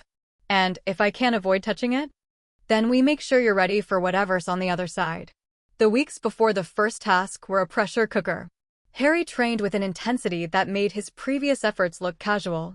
The system, as if recognizing the elevated threat level, began offering nodes and skills at an accelerated rate, not cheaper, but more accessible, as if the prerequisite chains were relaxing slightly in response to the urgency of the situation. System note: adaptive difficulty adjustment, active. The system has detected an elevated threat to the user's survival. In accordance with architectural preservation protocols, certain prerequisite chains have been temporarily relaxed to allow faster skill acquisition in combat-relevant areas. This is not a gift. It is a survival mechanism. The architecture protects its users, not because it cares about them personally, but because users are essential to architectural maintenance. If the user dies, the architecture loses its primary maintenance interface. Not a gift. A survival mechanism. The architecture wasn't being generous, it was protecting its investment. Cold, practical, and completely honest. Harry appreciated the honesty. It was better than pretending the system cared about him as a person. The system was a tool. A magnificent, ancient, impossibly complex tool, but a tool nonetheless. It didn't love him. It needed him. His friends, though, they loved him. And that mattered more than any XP multiplier. Ron threw himself into strategic preparation with the focus of a general planning a campaign. He analyzed every previous Triwizard tournament on record, identified patterns in task design, modeled probable challenge types, and built contingency plans for each.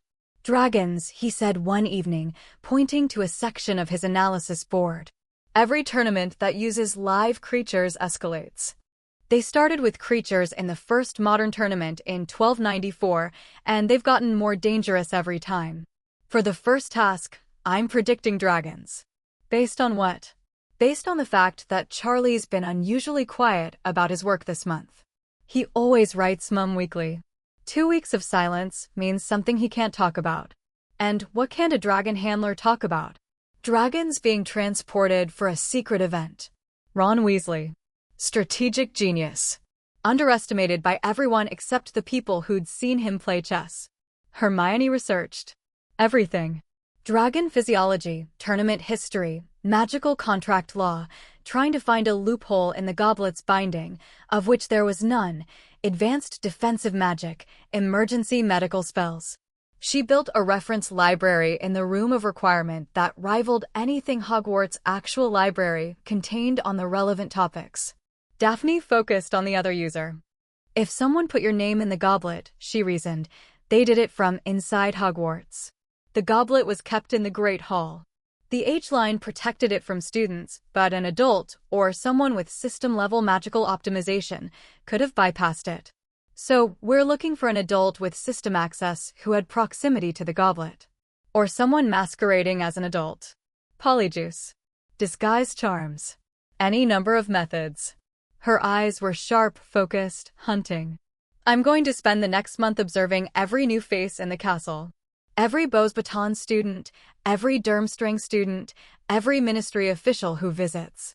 Someone here is the other user, and they'll have tells. What kind of tells? System-enhanced magic leaves traces. Optimized casting patterns. Efficiencies in spell work that shouldn't be possible without an interface layer. I know what your casting looks like through Mana Sight. The system imprints a specific signature on your magic. If someone else has that same imprint, I'll find it. She was magnificent. Cold, focused, relentless, a bloodhound in human form, tracking a scent through the corridors of a 1,000-year-old castle. Harry watched her leave the room of requirement that night, spine straight, steps measured, and felt something in his chest that the system classified as emotional response, admiration, strong, gratitude, deep, affection, growing, attraction, present. Classified as romantic, early stage, romantic. Early stage. The system had just classified his feelings for Daphne Greengrass as romantic. Harry mentally swatted the notification away and felt his face heat up. You're blushing, Ron observed from behind his chessboard. Shut up. Just saying. Shut up. The first task was dragons. Ron had been right. For dragons, one per champion, nesting mothers guarding golden eggs. The champions had to retrieve the egg without getting incinerated, crushed, or eaten. Harry drew the Hungarian horntail.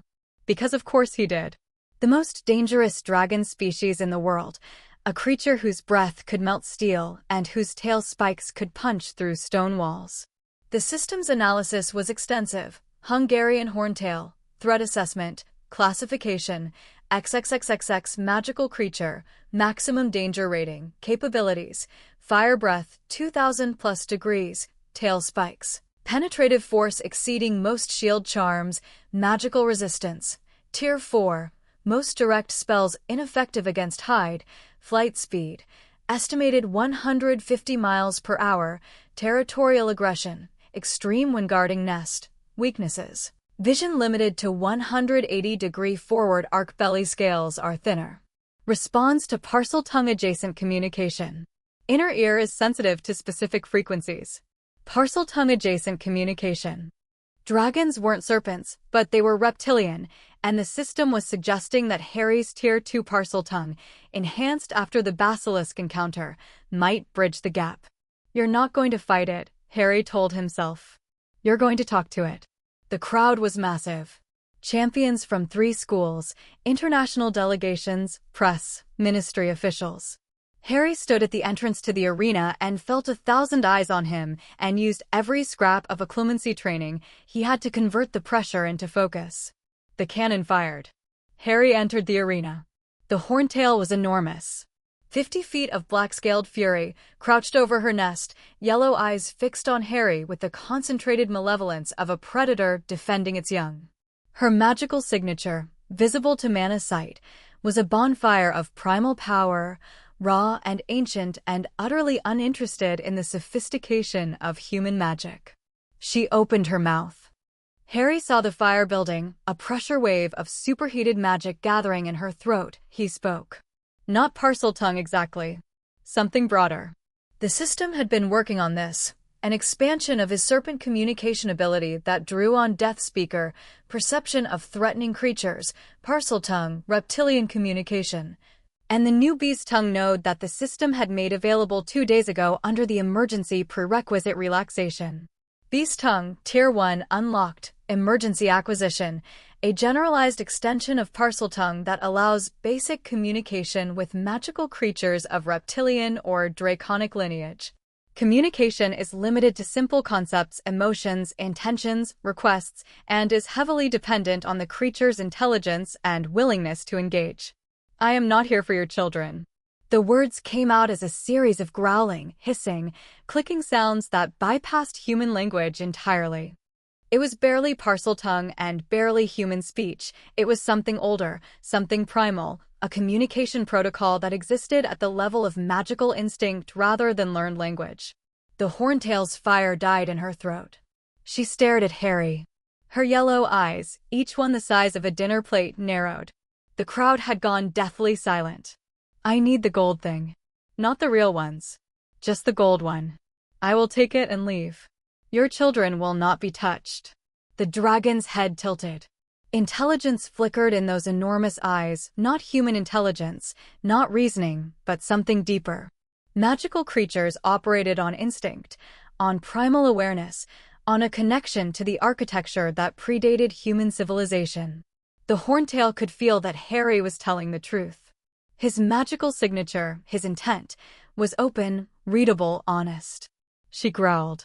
Low, vibrating through the ground. A warning, if you lie, I will end you. I don't lie to mothers. A beat. Then, slowly, with the reluctant grace of a creature that was deeply suspicious, but fundamentally rational about threat assessment, the Horntail shifted. Not much. Just enough to reveal the golden egg nestled among her real eggs, a slight gap in the protective curve of her body. Harry walked forward. Every instinct screaming at him to run, every nerve on fire, his combat instinct painting the dragon's strike trajectories in his vision like laser sights. If she changed her mind, if she decided he was a threat, he had approximately 0.3 seconds to dodge. He reached the nest, bent down, picked up the golden egg. The Horntail watched him. Her tail, 30 feet of spiked destruction, twitched. Once. Twice. Harry backed away. Slowly. Maintaining eye contact. Maintaining the beast-tongue connection. Thank you. Your children are beautiful. He didn't know if that was true. He couldn't tell what beautiful looked like to a dragon. But the sentiment seemed to register. The Horntail made a sound that might have been approval or might have been indigestion, and settled back over her nest with a final warning growl. Harry reached the arena exit. The crowd exploded. First task complete. Method: diplomatic resolution. Beast-tongue negotiation with nesting Horntail. XP earned 280. Unprecedented approach plus creative problem-solving plus beast-tongue debut plus danger proximity bonus. Level up. Harry Potter is now level 31. Beast-tongue. Tier 1 Tier 2 in progress, 45%. Note: you negotiated with a dragon. The architects would be proud. Or amused. Possibly both. The judges gave him perfect 10s.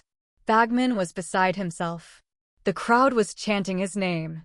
The other champions, Cedric Diggory, Fleur Delacour, Victor Crumb, were staring at him with expressions ranging from awe to competitive fury.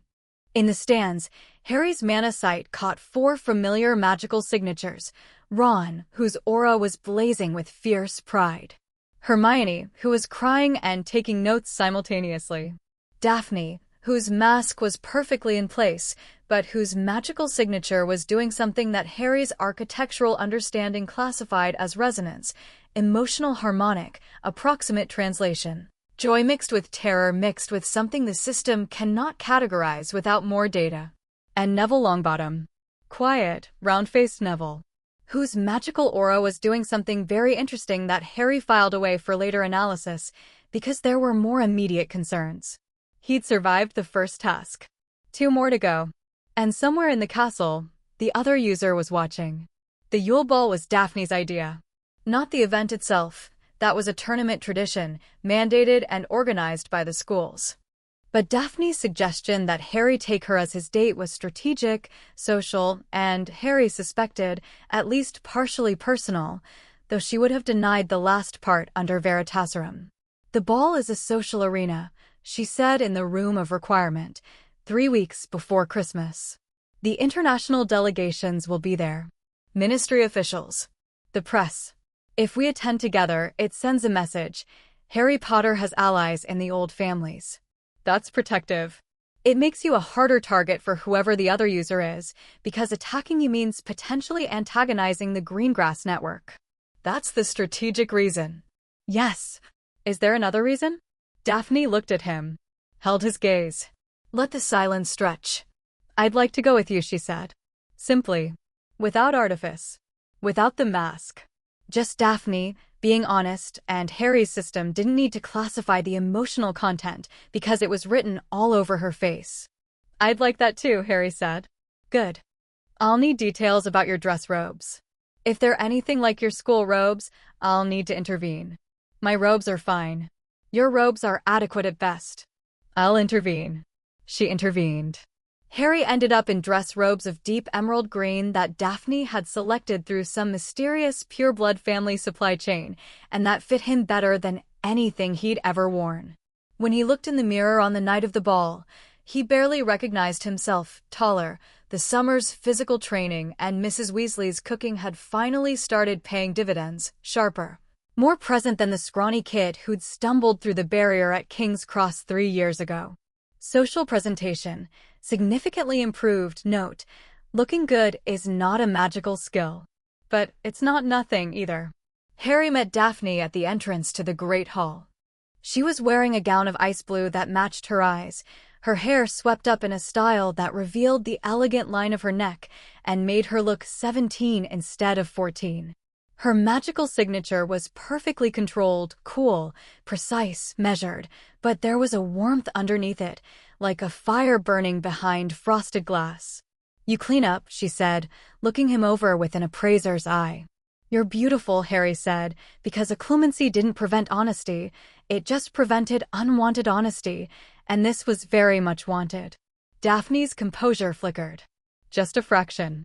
A slight widening of the eyes, a barely perceptible intake of breath, a momentary disruption in her perfectly controlled aura that Harry's mana sight caught and treasured. Thank you, she said. And then, after a beat, you're not so bad yourself. From Daphne Greengrass, this was basically a declaration of undying devotion. The ball itself was gorgeous, the Great Hall transformed into a winter wonderland, enchanted snow falling from the ceiling without ever reaching the ground, ice sculptures, a full orchestra. Harry danced with Daphne. She'd taught him the formal steps during their room of requirement sessions, with the excuse that social competence is a form of strategic capability, and the subtext that she wanted to dance with him, and this was the most Daphne way to arrange it. They danced. They talked. They laughed. Actually laughed, not the rare, controlled almost smiles Harry was used to from her, but real, full laughter that lit up her face and made people at nearby tables turn and stare because Daphne Greengrass laughing was apparently a noteworthy social event. After the formal dances, they slipped away to the astronomy tower. Because Harry was Harry and Daphne was Daphne, and there was never going to be a version of their relationship that was conventional. The tower was cold. December. Scotland.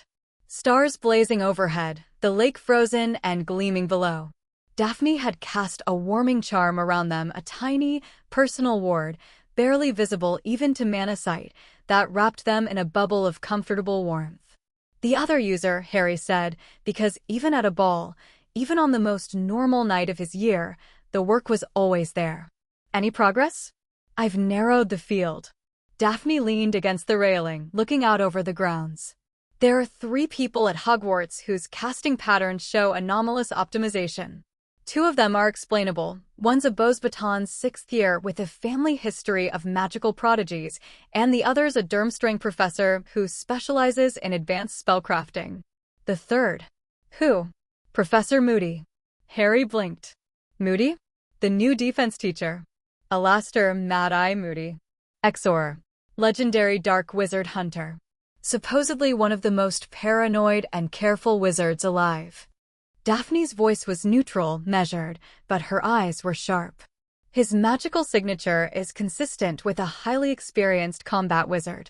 But there are moments, brief, inconsistent, where his casting shows optimization patterns that match system-enhanced magic. Inconsistent?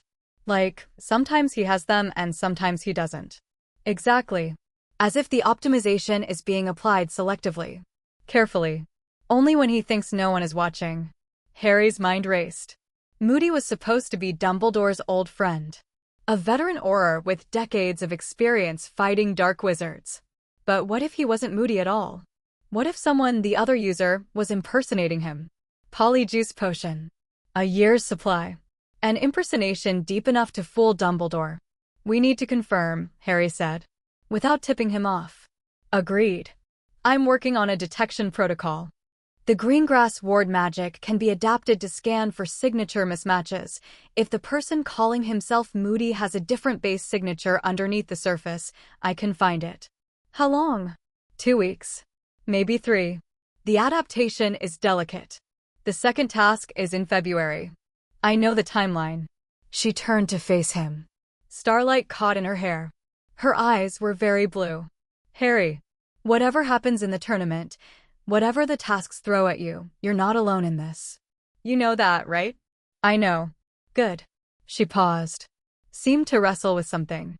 Then, with the deliberate precision of someone executing a decision they'd been contemplating for a very long time, she leaned up and kissed him. It wasn't a movie kiss. It wasn't a grand romantic gesture. It was brief, precise, and slightly off-center because Daphne Greengrass did everything with controlled precision, and kissing was apparently no exception. Her lips were cool, of course they were, and firm and tasted faintly of the champagne they'd had at dinner. She pulled back, examined Harry's expression with the analytical focus of someone evaluating the results of an experiment. That was, Harry started. If you say unexpected, I'm going to hex you. I've been building toward that for 6 months. I was going to say perfect. The flicker again. Whiter this time. A genuine, unguarded, happy expression that transformed her face from beautiful and controlled to beautiful and alive. Acceptable response, she said. Can I? Yes. Harry kissed her back. This one was longer, warmer, less precise, and more felt. 2 teenagers on an astronomy tower in December, wrapped in a warming charm. With the weight of the magical world on their shoulders and the stars blazing overhead and the skill tree humming in the back of Harry's mind with a notification he deliberately ignored because some moments didn't need to be categorized. The notification, which he read later in bed, said, Trust bond upgraded, Daphne Greengrass, previous level, Tier 3 new level, Tier 4, effect, maximum knowledge exchange. Emotional resonance, full. Magical signature synchronization, active. Bond classification updated. Romantic partner, note, the system does not have a category for love. But it recognizes that what is developing between you and Daphne Greengrass is the most powerful force in the architecture. The architects built the system to run on magical energy. But the fuel for magical energy, the thing that makes magic work, is connection. The same connection you feel right now. Treasure it. It may save both your lives. The system didn't have a category for love, but it recognized what love did. And what love did was power the entire architecture. Lily Potter's sacrifice. The Patronus. Bond magic. It was all the same thing. All the same force. Expressed differently, channeled differently, but fundamentally the same. Love wasn't soft. Love was the hardest substance in the magical universe. The second task took them underwater. The golden egg, when opened underwater, a clue that Harry deciphered through a combination of mana site analysis of the egg's enchantment structure and Ron's lateral thinking. It screams in air, but what if it's not meant to be opened in air? Revealed a message about rescuing something precious from the lake within an hour. Harry knew what had been taken before the task even started, Daphne. Because of course the tournament organizers had identified her as the person Harry would miss most, which was simultaneously touching and terrifying and raised serious questions about tournament safety protocols. Ron's commentary, they kidnapped your girlfriend and put her at the bottom of a lake as a game. The wizarding world is mental. The lake was a magical environment unlike anything Harry had experienced. Mana site underwater was extraordinary. The water itself was suffused with ancient magic, lake bed enchantments laid down by the founders, and the creatures that lived in the depths were magical beings of startling power and complexity. Harry used gillyweed, Neville's suggestion, bless that boy for breathing, but his navigation was all system. Mana Sight painting the underwater landscape in luminous detail, Soul Sight detecting the hostages' life signatures at the bottom of the lake, Architectural Understanding mapping the enchantment structure that was keeping them in stasis. He reached the hostages in 20 minutes. Daphne was there, bound to a stone pillar, eyes closed, breathing slowly through an enchanted sleep. Beside her, Hermione, Crumb's hostage, a young Beauxbatons girl, Fleurs, and Cho Chang, Cedric's. The merpeople guarding them were not aggressive, they were enforcers, not enemies, maintaining the task's rules. Harry's beast tongue picked up their speech. Aquatic magical communication was related to serpentine communication, apparently, connected through the architecture's creature language branch. And he negotiated passage with the same direct honesty that had worked on the Horntail. I'm taking my person. I'll leave the others for their champions. The lead merman studied Harry with ancient, intelligent eyes, then nodded. Harry cut Daphne free, grabbed her, and swam for the surface. He broke the water with 35 minutes to spare. Daphne woke gasping in his arms, and her first words were, "Did you just carry me out of a lake? Would you prefer I'd left you? I'd prefer to have not been kidnapped in my sleep and used as bait, but I suppose that's not your fault." She was shivering, the lake was freezing, and Harry wrapped his warming charm around both of them, pulling her close. She let him. In public. In front of everyone. That was new. "I have information," she whispered, her mouth close to his ear. To anyone watching, just a shivering girl leaning on her rescuer. "Before they put me under, I ran the detection protocol. On Moody. I got the results. And? It's not him. The base signature underneath the polyjuice is someone else entirely. Someone younger, with a dark mark magical tattoo, and her voice dropped even lower, system-adjacent casting optimization. It's the other user, Harry. He's been moody all year." Harry's arms tightened around her. "Not from cold. Who is he really?" "I couldn't get a full signature match. The polyjuice interferes. But the dark mark narrows it. Known living Death Eaters with the right age profile and magical capability." She paused. "Bartemius Crouch Jr. Supposedly dead. Supposedly kissed by a Dementor in Azkaban. But if the Dementors were compromised, if the Void Seal degradation affected their function, then a failed Dementor's kiss might not have worked properly. And Crouch could have survived. And someone, Voldemort, Pettigrew, whoever, could have extracted him, given him the polyjuice, and planted him at Hogwarts. As the defense teacher. With direct access to you. Close enough to enter your name in the goblet. Close enough to monitor your progress. Close enough to ensure you reach the Triwizard Cup at the end of the third task." The cup. Ron's prediction. The real trap wasn't the tasks. It was the endpoint. "We need to tell Dumbledore," Harry said.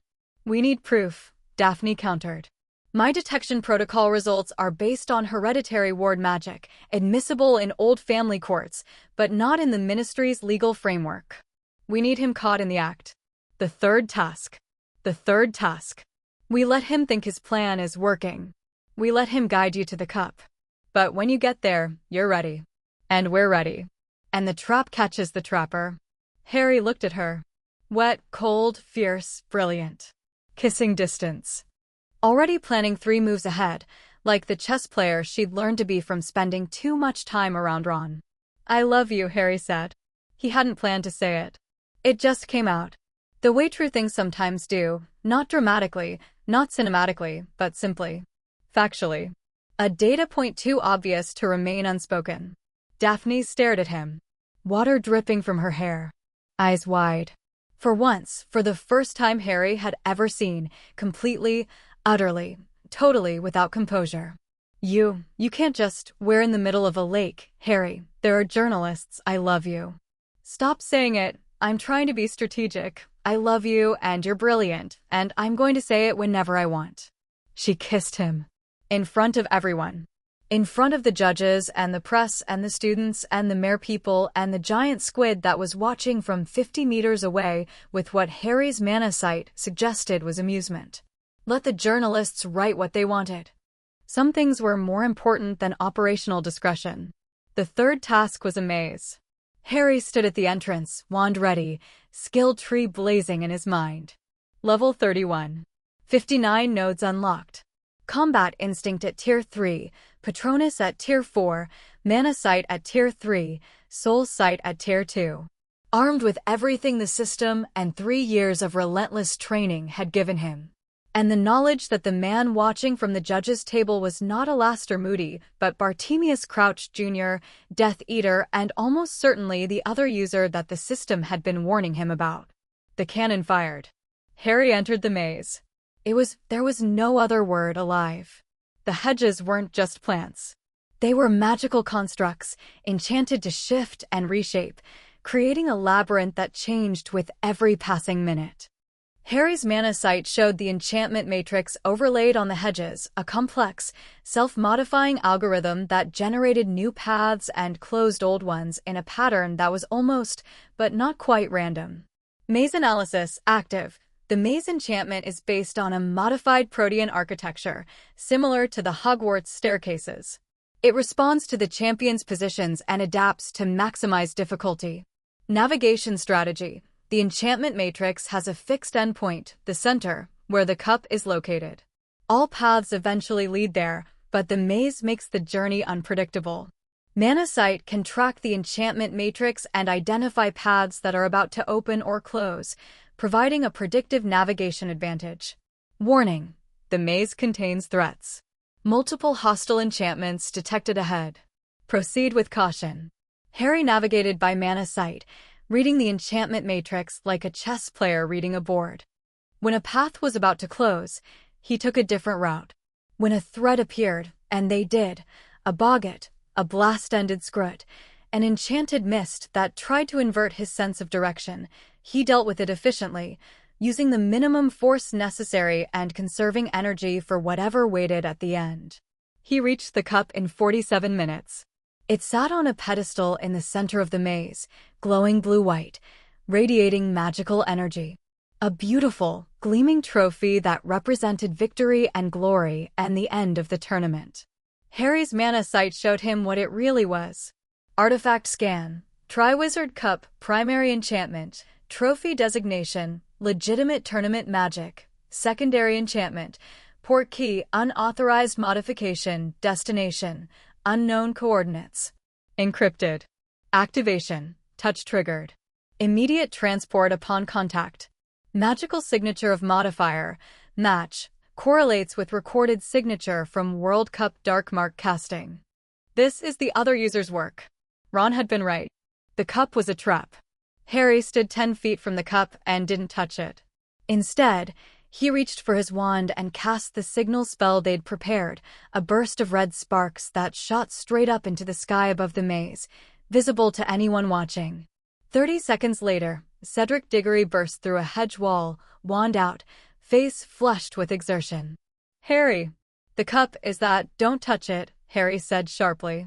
It's been modified. It's a portkey. Cedric froze. A what?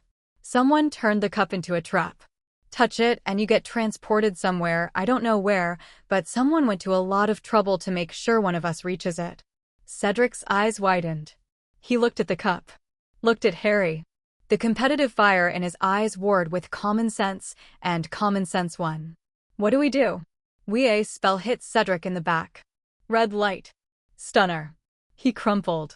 Harry spun. Fake Moody was standing at the edge of the clearing, wand raised, his magical eye spinning wildly. But it wasn't Moody's face anymore. The polyjuice was wearing off, triggered by stress or time or some failure in the dosing schedule, and the features underneath were shifting. Younger. Sharper. The face of a man in his early 30s with a manic energy that blazed through dark eyes. Bartemius Crouch Jr. Unmasked. You weren't supposed to figure it out, Crouch said, and his voice was different now, no longer Moody's gravelly rumble, but something higher, faster, more intense. You were supposed to touch the cup. Simple. Clean. The Dark Lord is waiting. The Dark Lord, Harry said. Who gave you system access?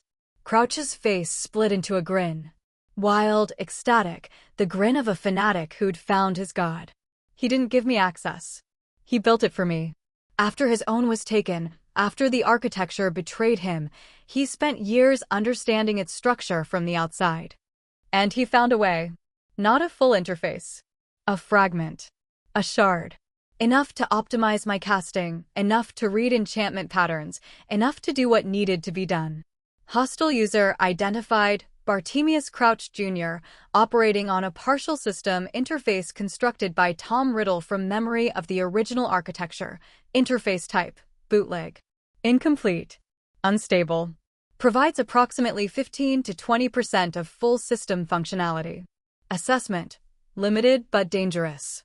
The bootleg interface gives Crouch enough magical optimization to operate at a level significantly above his natural capability. However, it lacks the safety protocols, ethical framework, and structural integrity of a genuine system. Prolonged use will cause progressive magical and psychological degradation. A bootleg system. Riddle had reverse-engineered enough of the architecture to create a partial copy and implanted it in a follower. It was crude, incomplete, and slowly destroying Crouch's mind, but it worked well enough for the plan. The Dark Lord is a genius, Crouch breathed. The greatest wizard who ever lived. The architecture rejected him, and he built his own. When he returns, when he has a body again, he'll finish what he started. He'll find the root. He'll break everything, Harry said. Again. Worse than before. The root isn't a power source. It's a control mechanism for reality. If he accesses it wrong, he doesn't make mistakes. Crouch's wand came up. You're the mistake, Potter. A child with a gift he doesn't deserve. The Dark Lord was chosen. He was the most powerful wizard of his age. The system should have been his. The system cut him off because he started eating his own soul. Sacrifices for immortality. There's a difference between sacrifice and self-mutilation. Crouch attacked. Fast, furious, system-optimized casting that moved at a speed and precision that a normal wizard shouldn't have been able to match. But Harry wasn't a normal wizard. Combat initiated. Hostile. Bartemius Crouch Jr., bootleg system user. Threat level. High. Enhanced casting speed. Magical optimization. Combat training. System engagement. Full combat mode. Harry moved. Combat instinct tier 3. Physical conditioning. 3 years of training, everything activated simultaneously. He dodged Crouch's first curse, deflected the second with a shield charm that the system optimized in real time, and counterattacked with a disarming charm that Crouch barely avoided. They dueled. In the center of the maze, surrounded by enchanted hedges, with an unconscious Cedric Diggory on the ground between them and the trapped cup glowing malignantly on its pedestal. Crouch was good. Better than good, the bootleg system gave him a speed and precision advantage that made him fight like a veteran twice his age. His spells came in combinations, layered, one attack masking another, the kind of tactical casting that spoke of real combat experience, enhanced by magical optimization. But Harry had the real system. The full interface. 3 years of growth. And something Crouch didn't have, allies. The hedge wall behind Crouch exploded. Daphne Greengrass stepped through the gap she'd carved in the maze's enchantment matrix, hereditary ward magic. Used offensively, she'd spent the entire third task tracking Harry's position through the maze's ward structure and cutting her way toward him. Her wand was raised, her face was ice, and her casting was the precision-guided missile of a 400-year ward magic lineage. Incarcerus. Ropes of magical force wrapped around Crouch's legs. He stumbled. Harry pressed the advantage. Expelliarmus. Crouch's wand flew from his hand. He fell. The bootleg system in his head flickered. Harry could see it with mana sight, a crude, sputtering shadow of the real architecture, already beginning to destabilize without its operator's focus maintaining it. It's over, Harry said. Crouch laughed. Lying on the ground, bound, wandless, defeated, he laughed. The same kind of laugh that the Marauder's testimony said Sirius had made when he was arrested. But where Sirius's laugh had been grief, Crouch's was triumph. Over, he giggled. It's just beginning. The cup isn't the only portkey, Potter. The Dark Lord doesn't rely on one plan. He never does. Warning. Secondary portkey detected. Location. Cedric Diggory's person. Modified badge. Touch activated. Status. Activated. Harry spun. Cedric was stirring the stunner wearing off, and his hand was moving toward his chest, toward the Tri-Wizard badge pinned to his robes, the badge that someone had modified without his knowledge. Cedric, don't too late. Cedric's fingers brushed the badge. Blue light. A hook behind the navel. The world blurred and spun. Harry had one instant to decide. One fraction of a second. Let Cedric go alone into the trap, to face whatever waited on the other side by himself, or grab on and go with him.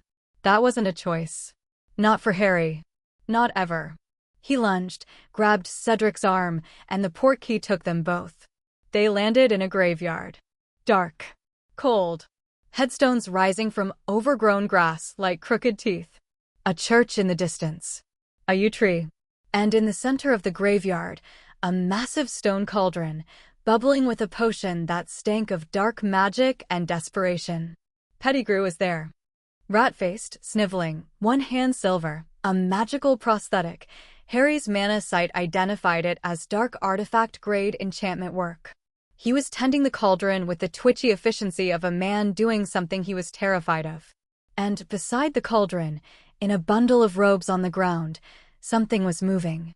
Something small and twisted and wrong, a creature that Harry's soul sight identified as entity detected, Tom Marvolo Riddle, partial physical manifestation, current form, homunculus, artificial body sustained by dark magic and unicorn blood. Soul status, fragmented. Primary soul piece present. Horcrux anchors maintaining existence. System status, revoked. No active system access. Residual architectural knowledge present. Intent, resurrection. The ritual in progress is designed to restore a full physical body. Resurrection. The ritual. Everything the tournament, Crouch's infiltration, the cup, the secondary portkey had been building toward this moment. Voldemort's return. Kill the spare, said the thing in the bundle. Pettigrew raised his wand. Pointed it at Cedric. No. Harry moved. Not with system optimization or combat instinct or any magical ability. With pure, raw, human refusal. He threw himself between Pettigrew and Cedric, wand raised, shield charm blazing, Avada Kedavra. Green light. The killing curse. The one spell that no shield charm could block, the one absolute in magical combat, the unforgivable that Harry's shield shattered. The green light hit him in the chest. And the system intervened. Lethal threat detected, activating emergency protocols, soul protection matrix, maternal sacrifice, engaged null touch, passive defense, engaged, architectural emergency override, user preservation, engaged. The killing curse hit Harry. And Harry did not die. The system caught it. Not blocked, caught. The curse, which operated on the soul level, killing magic targeted the connection between soul and body, severing it, hit Harry's soul protection matrix, Lily's sacrifice, still active, still burning in his architectural framework, and was absorbed. Converted from lethal energy into raw magical force that the system channeled directly into the skill tree. The pain was indescribable. White-hot. Total. Every nerve in Harry's body screaming simultaneously. But he was alive. Standing. His shield gone, his chest smoking, his scar burning like it was on fire. And in his mind, the skill tree was blazing. Killing curse absorbed, energy converted, 847 raw magical units, channeled to emergency skill acquisition, multiple nodes unlocking, the world slowed. Not metaphorically. Harry's perception accelerated as the absorbed energy flooded his system, unlocking nodes in a cascade that lit up the skill tree like a fireworks display. Spatial folding.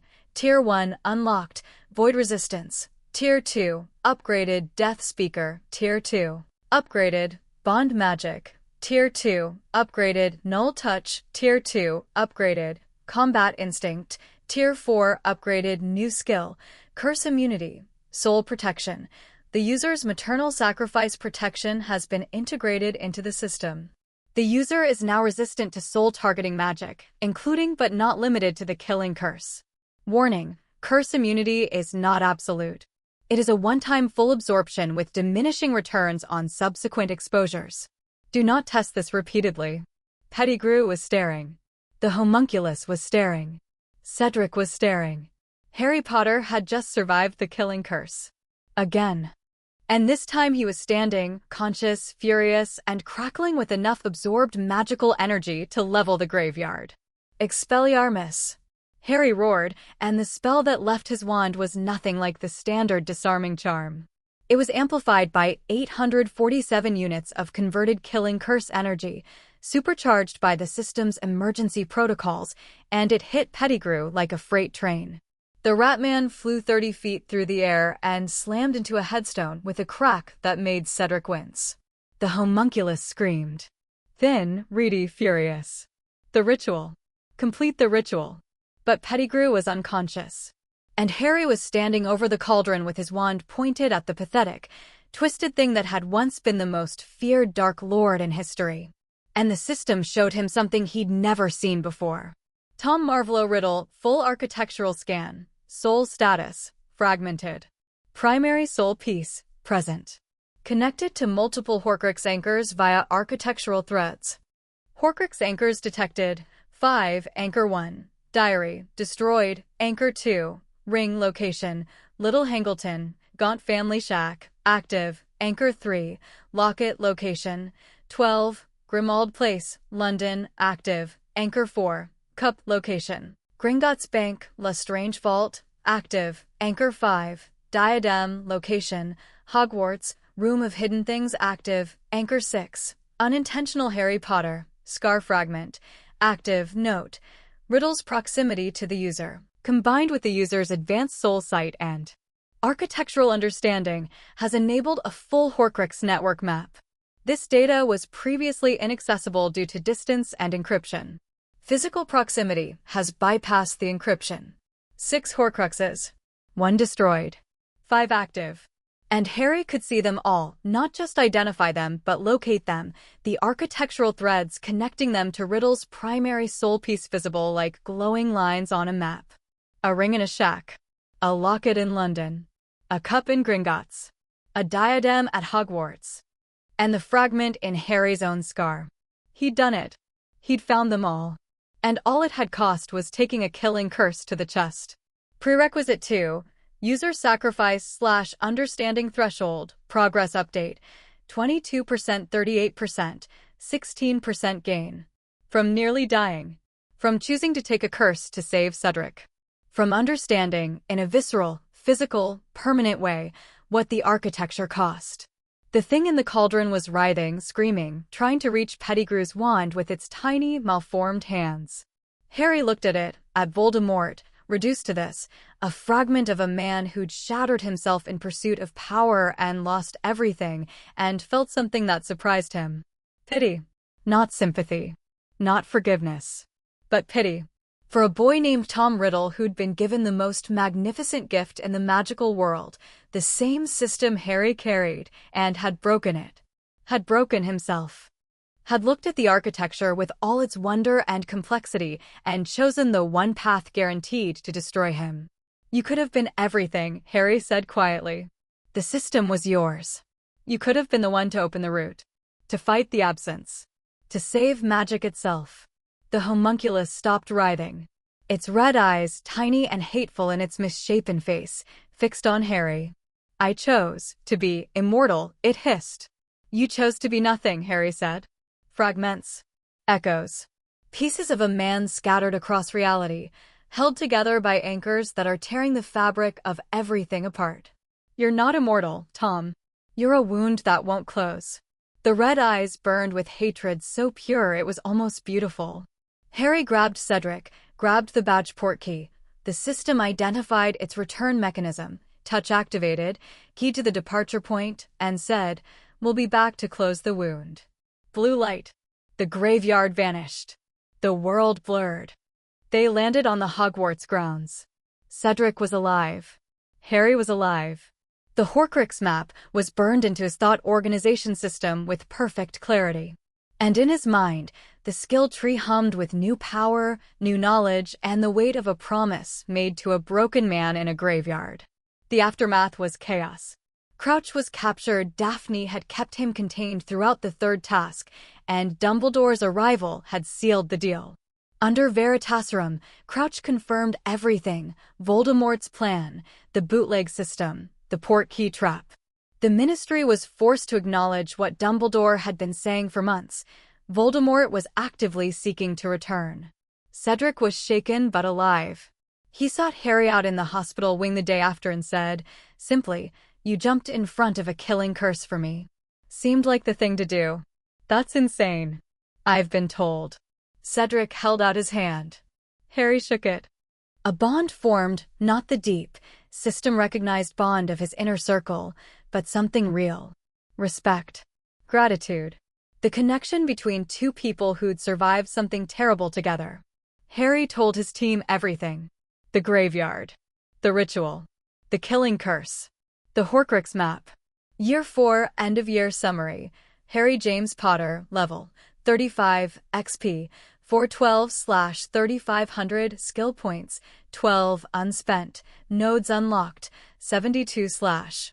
Key new skills, Beast Tongue, Tier 2, Spatial Folding, Tier 1, Curse Immunity, Soul Protection, Passive, Combat Instinct, Tier 4, Bond Magic, Tier 2, Horcrux Status, Destroyed, 1, Diary, Located, 4, Ring, Locket, Cup, Diadem. In User, 1, Scar Fragment, Total, 6, including Scar, Root Prerequisites, Branch Development, 14% 19%, Sacrifice/Understanding, 22% 38%, Architectural Memory, 3% 5%, Other User, Crouch Captured.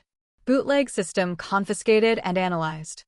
Voldemort's ability to create partial system interfaces confirmed, but the bootleg was crude, unstable, and non-replicable without Riddle's direct involvement. Voldemort's status, homunculus form. Resurrection ritual interrupted. Will attempt again. The clock is ticking. System assessment. You survived the killing curse, located all remaining Horcruxes, exposed the hostile user, saved Cedric Diggory, and told the most dangerous wizard in history that he's a wound that won't close. To his face. While standing over him with a wand. The architects are watching. They are impressed. Harry read the summary on the train home. Daphne asleep against his shoulder, Ron and Hermione quietly discussing Horcrux destruction methodology across the compartment, the Builder's stone warm in his pocket, the skill tree vast and growing in his mind. He had a map. He had a plan. He had people who loved him. The hunt was about to begin. Chapter 4 End. Chapter 5. The root of all magic. The summer after 4th year was the summer Harry stopped being a student and started being a soldier. Not in the dramatic, uniform and marching sense. In the quieter, harder sense, the sense where you wake up every morning knowing that somewhere out there, something terrible is building toward a crescendo, and you're one of the only people who can stop it, and the clock is ticking, and you don't know how much time you have. Voldemort's interrupted resurrection had bought time. Not much. The homunculus was still out there. Pettigrew had regained consciousness and disapparated with his master before the Aurors could reach the graveyard. The ritual ingredients were still gatherable. The will was still absolute. Voldemort would try again. The only question was when. Harry intended to destroy as many Horcruxes as possible before that happened. He didn't go back to Privet Drive. That chapter was closed. Sirius, fully exonerated and slowly recovering from 12 years of Dementor exposure, had claimed his godfather rights and taken Harry in. Number 12, Grimmauld Place. The ancestral Black family home. A townhouse in London that was protected by so many wards and enchantments that Daphne had spent their first visit walking through the rooms with her mouth slightly open, hereditary ward sense overwhelmed by the sheer density of protective magic. "This house is a fortress," she'd said. 300 years of Black family paranoia, layered into the walls. Some of these wards predate the Statute of Secrecy. Is that good? It's extraordinary. With some modifications, this could be the most secure location in Britain. She'd run her fingers along a doorframe, reading the ward schematics through touch. "My family specializes in ward maintenance. The Blacks specialized in ward weaponization. Different philosophy, complementary skill sets. If I reinforce their structure with greengrass maintenance protocols. How long? Give me a week. She'd taken 5 days. At the end of it, Grimmauld Place was wrapped in a protective matrix so dense and sophisticated that Dumbledore himself had visited, examined the wards, and said, with an expression that Harry's mana sight read as genuine respect tinged with slight concern, "Miss Greengrass, you appear to have created a ward structure that I could not breach without significant effort. That is either very reassuring or very troubling, depending on one's perspective." "It's both, Headmaster," Daphne had said, with the same polite neutrality she used when she was being exactly as dangerous as people suspected and wanted them to know it. Grimmauld Place became headquarters. Not officially, the Order of the Phoenix, which Dumbledore had reactivated, used it for meetings and communications, but the real work happened in the basement. Harry, Ron, Hermione, and Daphne. For teenagers in a warded basement, planning a Horcrux hunt that the adult wizarding world didn't know was necessary. Because Harry hadn't told Dumbledore about the Horcruxes.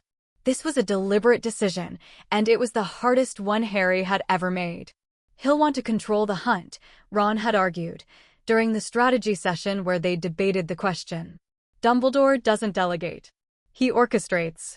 If we tell him about the Horcruxes, he'll take over, decide the order, set the timeline, assign the roles. And he'll sideline us because we're teenagers. He might also help, Hermione countered. He's the most powerful wizard alive. His knowledge of Voldemort is unmatched. His knowledge of Voldemort is extensive, Daphne said carefully. But it's also colored by personal history. Dumbledore and Riddle have been playing chess with each other for 50 years. Dumbledore thinks in terms of their game, moves and countermoves, manipulations and revelations. He might know about the Horcruxes already, or suspect, and be pursuing his own plan. If he suspects and hasn't told Harry, Ron said, then he's keeping information from us. Which means he doesn't fully trust us. Which means we can't fully trust him. It's not about trust, Harry said. It's about control. Dumbledore is playing a long game. He's been playing it since Riddle was a student. He has a plan. And his plan involves me, but it doesn't involve me deciding. It involves me being guided. Shaped. Moved to the right position at the right time. You're a piece on his board, Ron said. I'm a piece on everyone's board. Dumbledore's. Voldemort's. The system's. Everyone has a plan for Harry Potter. Harry looked around the table. Except the 4 people in this room. You don't have a plan for me. You have a plan with me. And that's why I trust you. The decision was made. They would hunt the Horcruxes themselves. They would share tactical information with Dumbledore when necessary. He was too valuable an ally to exclude entirely. But the strategic direction, the operational planning, the actual hunting would be theirs. Quest initiated. The Horcrux hunt. Objective: locate and destroy all remaining Horcruxes to prevent Voldemort's full resurrection and halt architectural seal degradation. Known targets: 1. Marvolo Gaunt's Ring, Little Hangleton, Gaunt Shack, active. 2. Slytherin's Locket, 12, Grimmauld Place, London, active. Note: this Horcrux is in the user's current location. 3. Hufflepuff's Cup, Gringotts Bank, Lestrange Vault, active. 4. Ravenclaw's Diadem, Hogwarts, Room of Hidden Things, active. 5. Harry Potter, Scar Fragment, user's person, active. Destruction method required: Basilisk Venom, Fiendfire, or equivalent architecturally destructive force. 5 targets. One of them in his own head. Harry decided to deal with the easiest one first. The locket was in the house. This was simultaneously the best and worst possible news. Best because they didn't have to travel, infiltrate, or fight to reach it. Worst because a Horcrux had been sitting in the Black family home for years, radiating soul-corrupting dark magic into the environment, and nobody had noticed because the house was already so saturated with dark artifacts that one more barely registered. Harry found it in a glass-fronted cabinet in the drawing room. Slytherin's Locket, heavy, gold, marked with an ornate S in green stones. His soul sight identified it instantly, a soul fragment, pulsing with Riddle's magical signature, anchored to the object with the same architectural thread pattern he'd seen in the graveyard. Horcrux identified, Slytherin's locket, soul fragment, active. Consciousness component, present but dormant. Defense mechanisms, the locket will resist destruction.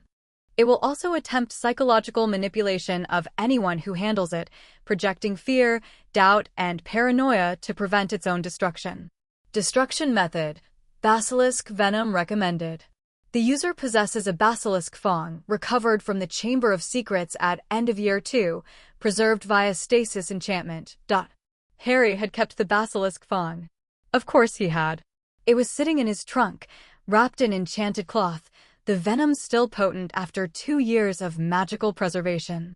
He brought the locket to the basement, laid it on the stone floor, pulled out the fang. Wait, Hermione said. We should document this. The locket's enchantment structure, the way the soul fragment is anchored, this is data we need for the other Horcruxes. She was right. Harry activated his full perception suite, mana sight, soul sight, architectural understanding, and spent 30 minutes examining the locket's internal structure while Hermione transcribed his observations and Daphne correlated them with Greengrass family records on soul-based artifacts. The Horcrux architecture was elegant. In a horrible way. Riddle had been a genius. Harry's system confirmed it, showing him the precision of the soul-anchoring enchantments, the sophistication of the defense mechanisms, the sheer skill required to split one's soul and bind it to an object in a way that was both stable and self-sustaining. He was brilliant, Harry said quietly, looking at the locket with his perception suite active. Genuinely brilliant. The magical engineering here is, it's architect-level work. If he'd used this talent for literally anything else, he'd have been the greatest wizard since Merlin, Daphne said. Instead, he used it to break himself and damage reality. Genius without wisdom isn't genius. It's catastrophe. Can we destroy the catastrophe now? Ron asked. That thing is making my skin crawl. Harry picked up the basilisk fang. The locket sensed the threat, its dormant consciousness stirring, dark energy pulsing outward in waves of cold and malice. A voice whispered from somewhere inside the gold. I can show you things, Harry Potter. I know secrets about the system. About the root. About what the architects really wanted.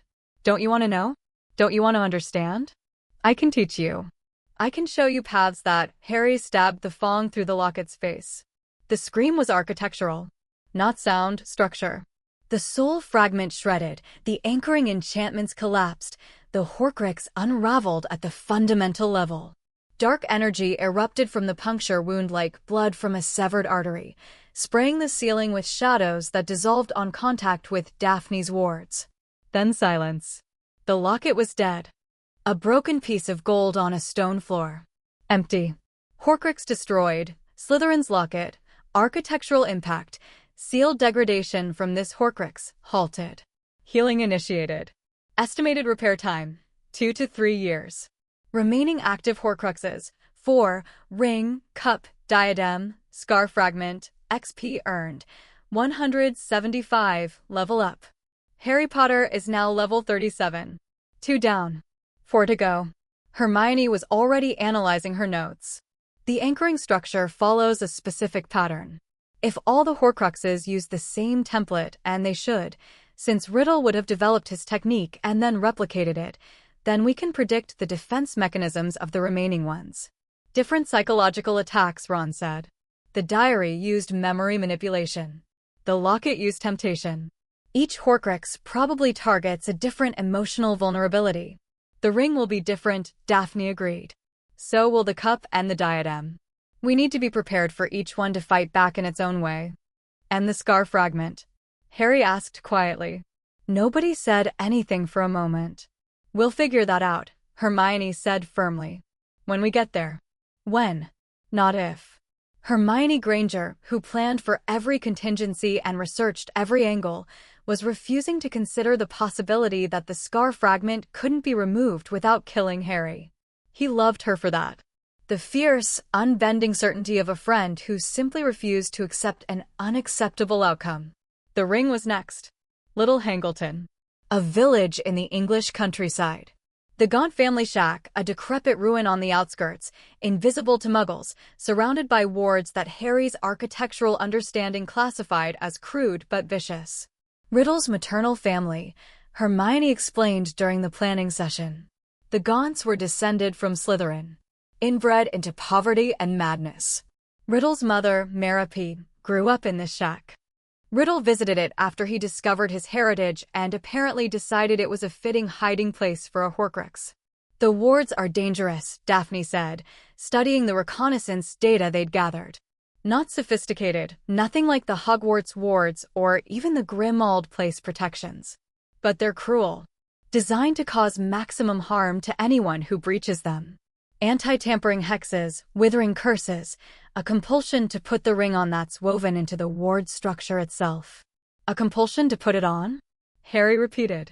The ring Horcrux is embedded with a compulsion enchantment. Anyone who sees the ring will feel an overwhelming urge to wear it. The enchantment is soul-based. It targets desire, regret, longing. Whatever you want most, the ring promises to give it. The mirror of Eriste in jewelry form, Harry said grimly. Essentially, yes. Except the mirror just shows you your desire. The ring makes you believe you can have it, and the moment you put it on, the Horcrux's defense mechanisms activate. What happens then? Daphne's face was carefully neutral, which meant the answer was bad. Based on the ward patterns, the ring carries a lethal curse. Not a killing curse, something slower.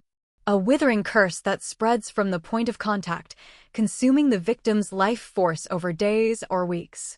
Extremely painful. Extremely difficult to counter. Dumbledore would fall for this, Harry said suddenly. Everyone looked at him. The compulsion targets desire.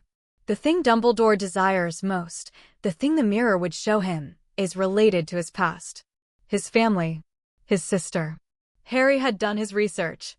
Dumbledore's history, the death of his sister Ariana, the estrangement from his brother Aberforth, the dark chapter with Grindelwald, was buried deep in historical records. But Hermione had unearthed enough for Harry to piece together a picture of a brilliant old man carrying a century of guilt. If Dumbledore found this ring, the compulsion would offer him a chance to undo his greatest regret. And he'd put it on. He's the greatest wizard alive, Hermione said doubtfully. Surely he'd recognize a compulsion. Compulsions that target soul-level desire bypass mental resistance, Daphne said. Occlumency protects the mind.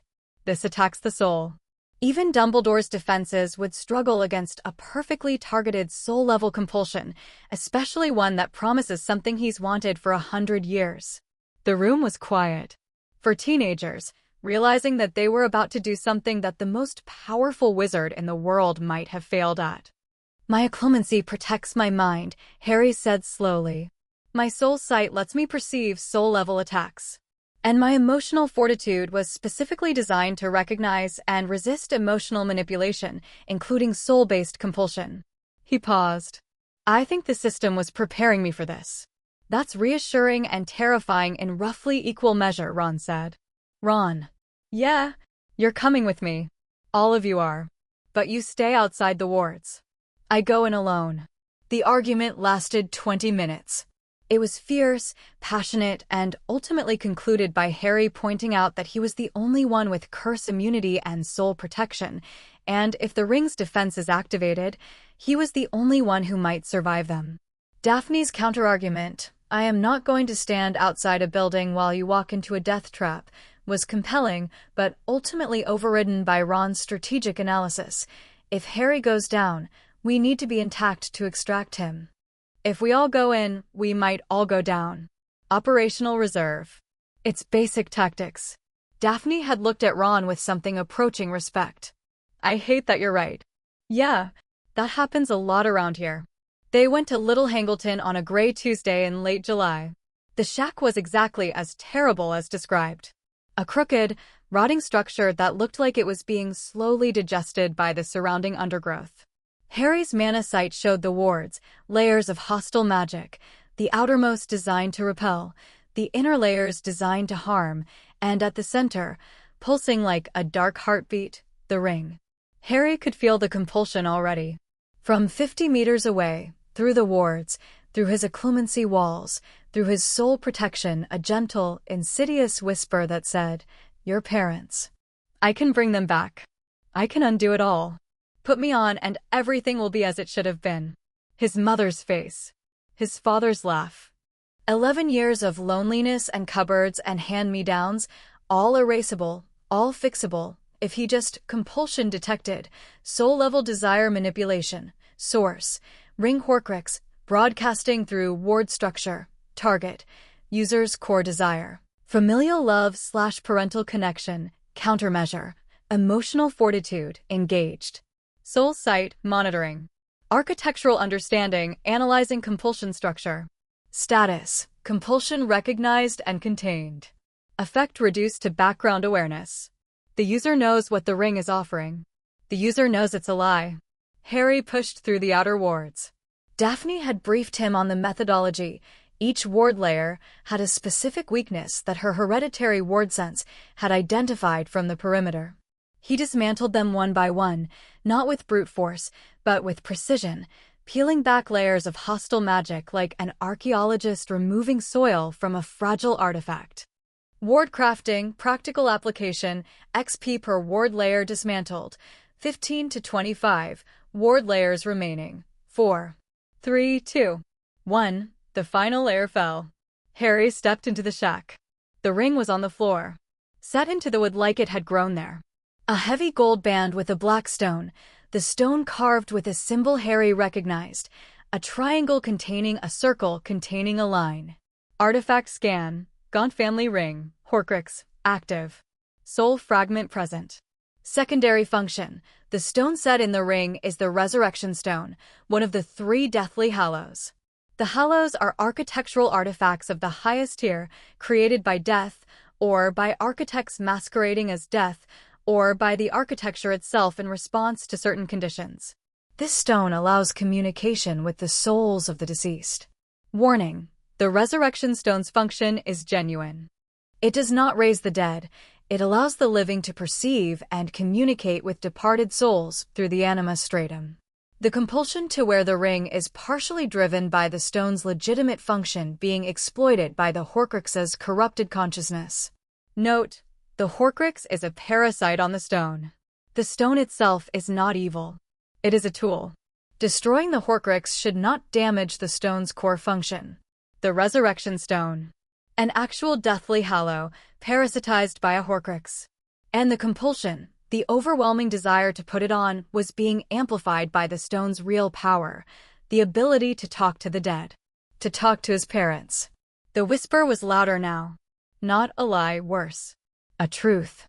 The stone could actually let him see his mother and father. Could actually let him hear their voices, feel their presence, bridge the gap between life and death for a few precious moments. All he had to do was put it on. Harry's hands were shaking. His emotional fortitude was holding, the compulsion was recognized, categorized, contained, but the desire underneath it was real. Not manufactured. Not a trick. Harry genuinely, desperately, with every fiber of his being, wanted to see his parents. And the ring was right there. No, Harry said. Out loud. To himself. To the ring. To the desperate, lonely child inside him who'd spent 10 years in a cupboard dreaming of parents who would never come. Not like this. Not from you. He pulled out the basilisk fang. The ring's Horcrux consciousness surged, a final, desperate assault, throwing every emotional weapon it had. They're waiting for you, Harry. Right on the other side. Your mother's smile. Your father's pride. They want to see who you've become. Don't you want to show them? Don't you want them to know you? Don't you want to hear your mother say she loves you?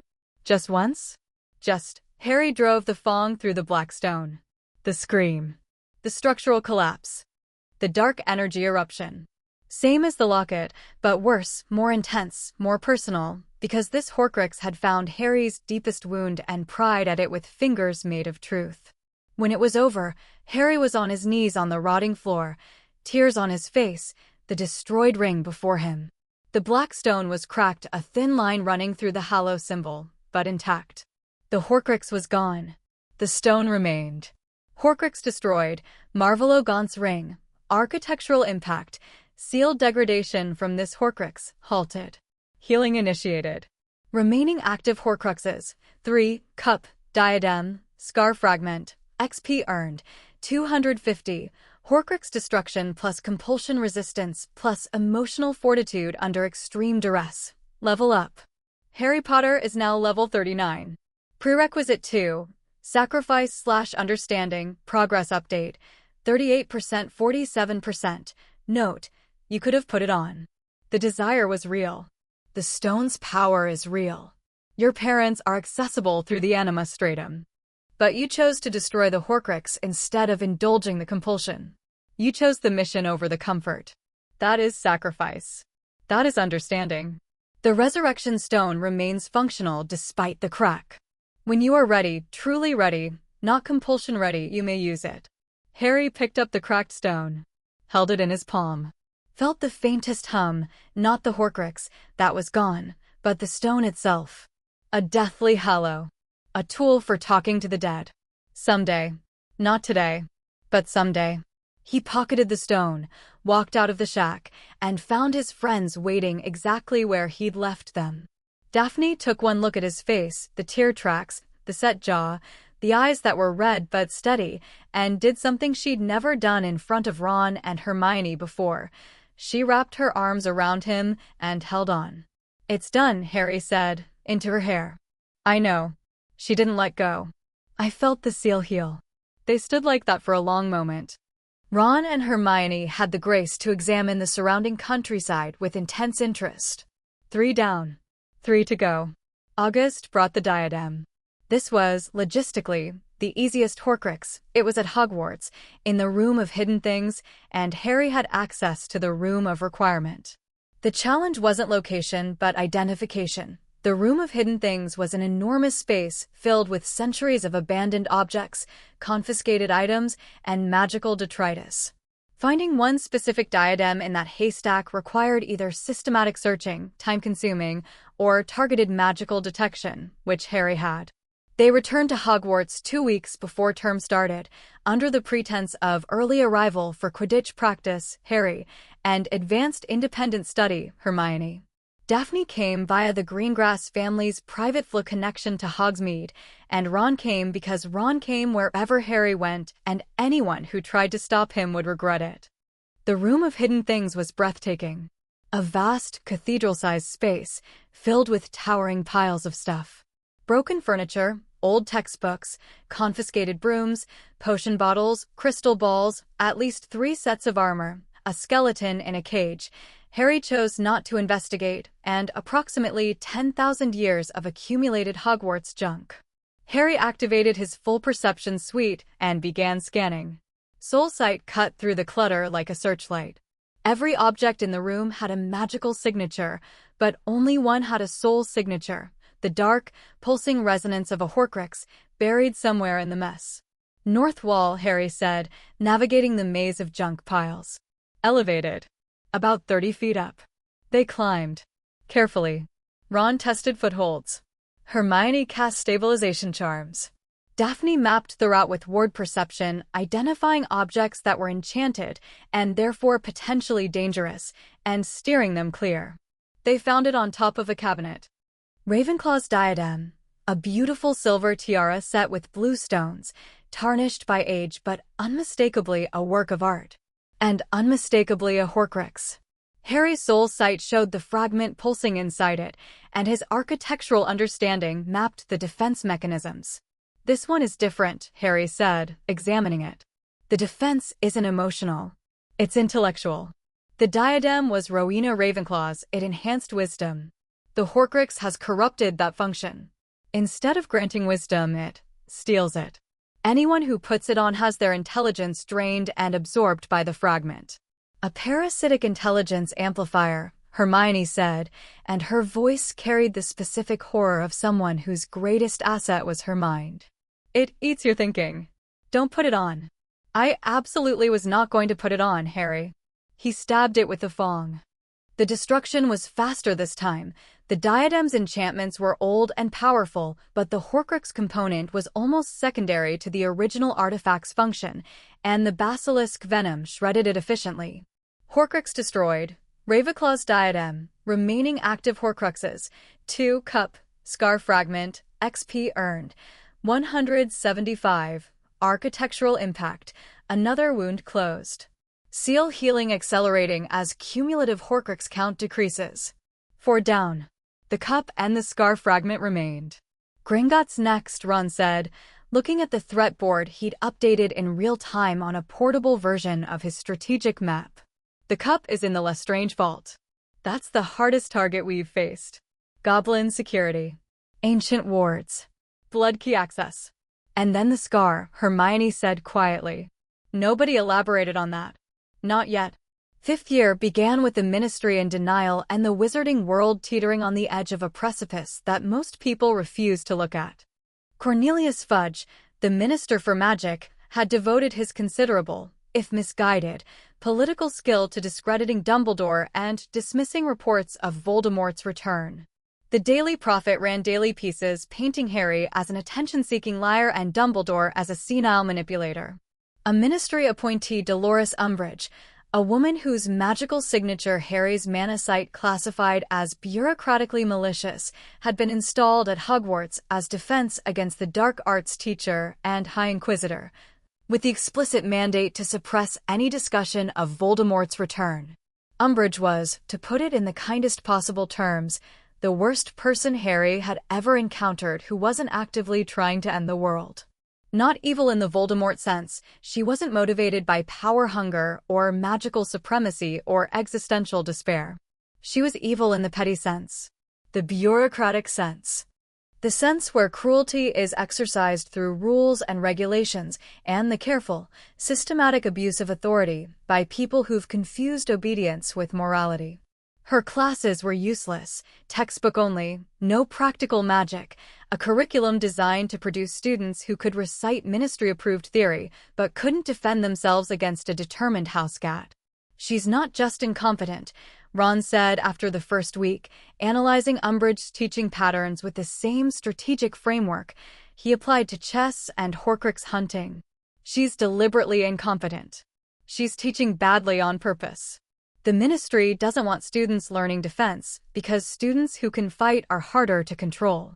Authoritarian pedagogy, Hermione said, vibrating with fury. Suppress practical skills. Control the curriculum. Produce compliant citizens who can't challenge the state. We need to do something about this, Harry said. Agreed, said all 3 of them simultaneously. The solution was Dumbledore's army. Harry's idea, Hermione's organization, Ron's tactical curriculum design, Daphne's security protocols. She warded the room of requirement so thoroughly that Umbridge detection spells bounced off like tennis balls off a fortress wall. 28 students. All houses represented, including 4 Slytherins that Daphne had quietly vetted and vouched for. Meeting twice a week. Learning what Umbridge refused to teach them. How to fight. And Harry taught them. Not as a professor. Not as a system-enhanced prodigy dispensing wisdom from on high. As a peer who'd been in fights and survived and wanted to make sure his friends could do the same. The disarming charm, he said in their first session, standing before a group of teenagers whose faces ranged from eager to terrified. It's simple. It's reliable. And in a real fight, it's the difference between your opponent having a wand and not. Expelliarmus. Everyone. Pair up. They practiced. They improved. And as they improved, Harry watched the system track something he hadn't expected. Teaching bonus detected.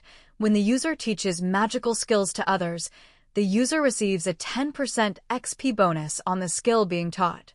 Additionally, the act of teaching deepens the user's own understanding of the skill, occasionally unlocking new perspectives and applications. Note, the architects valued the transmission of knowledge. Teaching is not just generosity, it is growth. Teaching as growth. The system rewarded him for helping others learn. Not much. The XP bonus was small, but the principle was significant. The architecture wasn't designed for solitary mastery. It was designed for propagation. For knowledge spreading outward, each teacher becoming better by the act of teaching, creating a cascade of magical competence. No wonder Dumbledore ran a school. Harry taught defense 3 nights a week. He studied with Hermione on the other nights. He met with Daphne for architectural research sessions that increasingly doubled as time spent with his girlfriend, a concept that still made the system produce notifications he'd learned to ignore.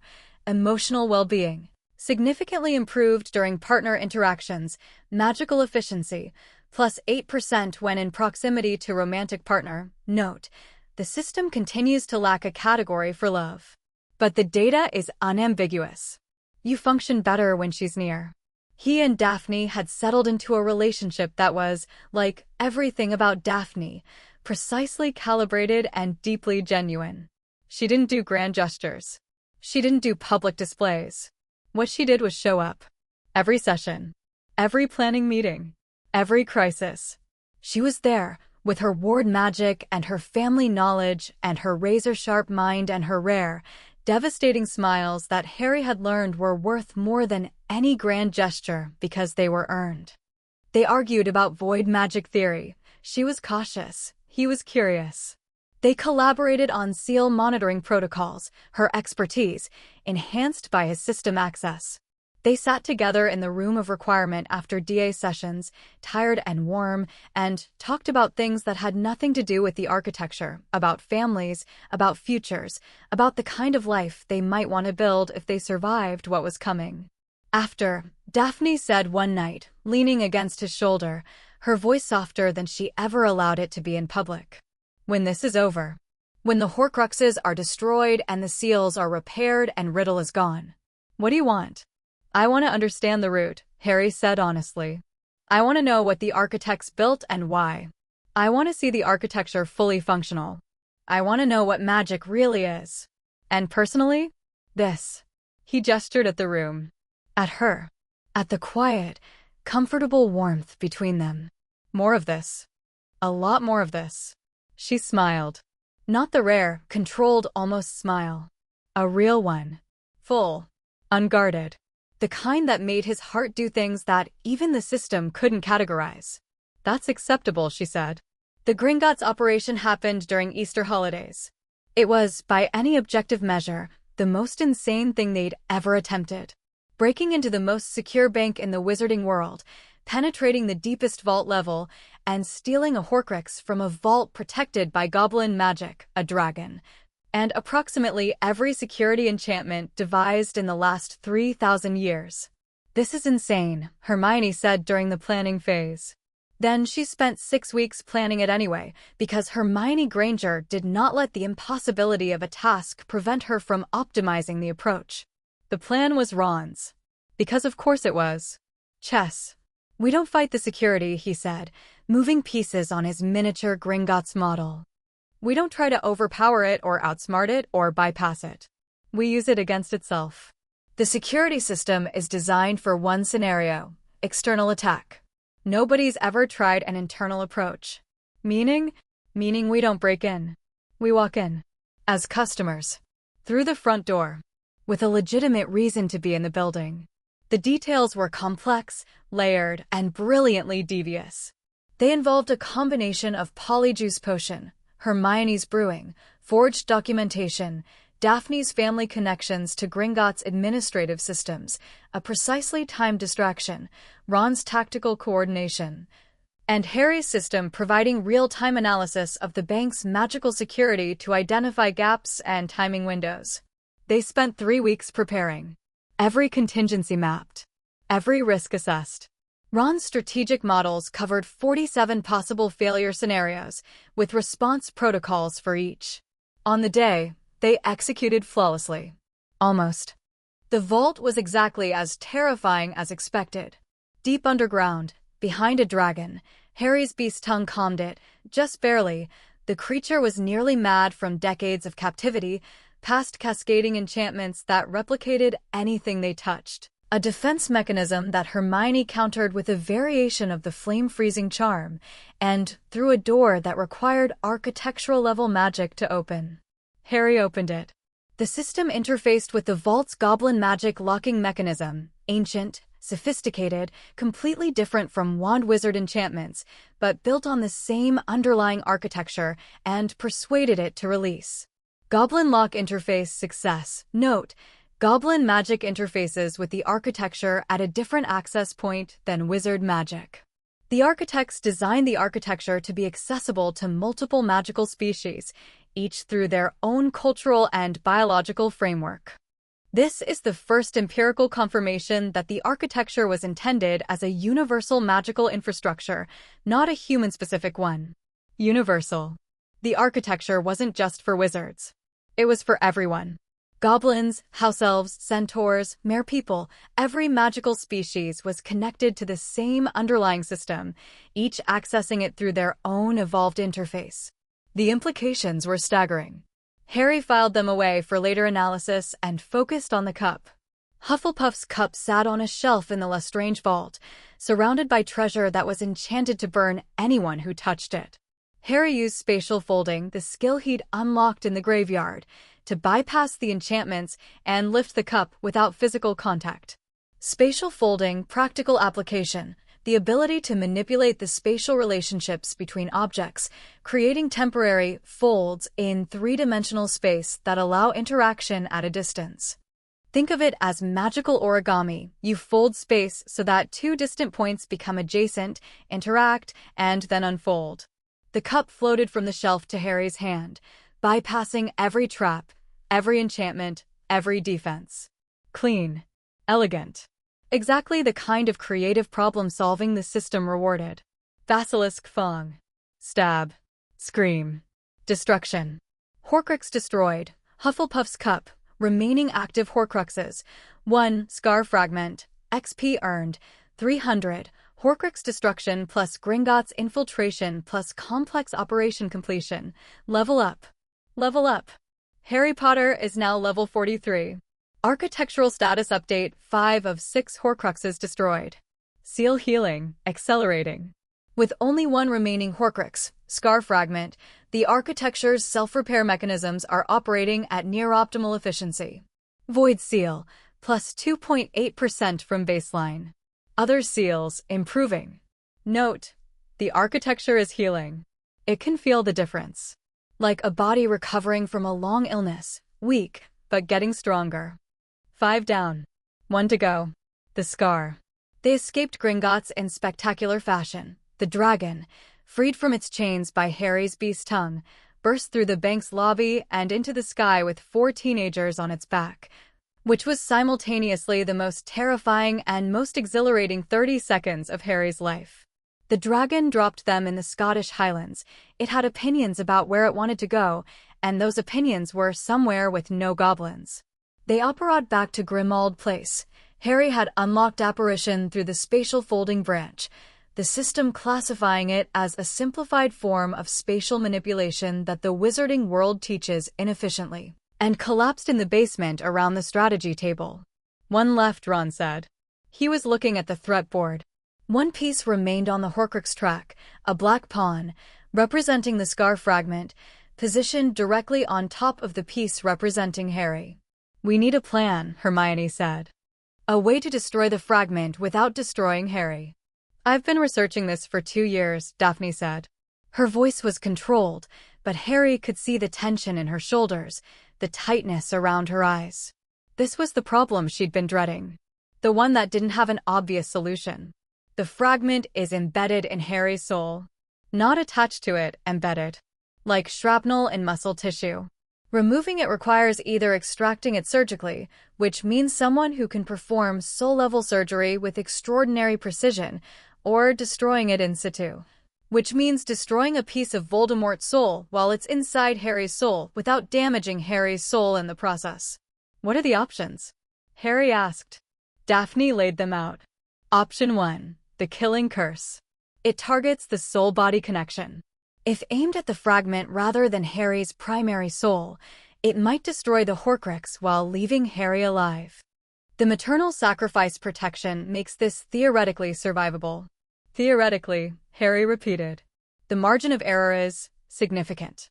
What's option 2? Voluntary death and return. If Harry dies, truly dies, his soul separating from his body, the fragment should detach as well. If Harry can then be resurrected, through the Resurrection Stone, through a prepared ritual, through some other mechanism, he could return without the fragment. Die and come back, Ron said flatly. That's the plan. Die and come back. It's an option. Not a good one. What's option 3? Daphne hesitated. Looked at Harry. Something passed between them, a wordless communication that their trust bond had made possible, a shared understanding that went beyond language. The root, she said. Silence. The root is the control mechanism for the architecture. If Harry accesses it, properly, safely, through the legitimate pathway, he could use it to surgically remove the fragment at the architectural level. Rewrite the code. Delete the corruption. Heal the wound. The root's prerequisites aren't met, Harry said.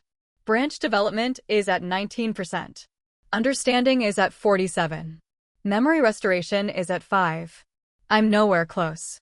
You're closer than you think. Hermione's voice was quiet but intense. She'd been thinking about this. Calculating. The destruction of 5 Horcruxes has accelerated your understanding prerequisite significantly. Each one taught you something about sacrifice, about the architecture, about the cost of power. And the Gringotts operation advanced your branch development because you use skills across multiple branches simultaneously, which the system weights more heavily than single branch advancement. She pulled out a sheaf of calculations because, of course, Hermione had been tracking the root prerequisites with mathematical precision.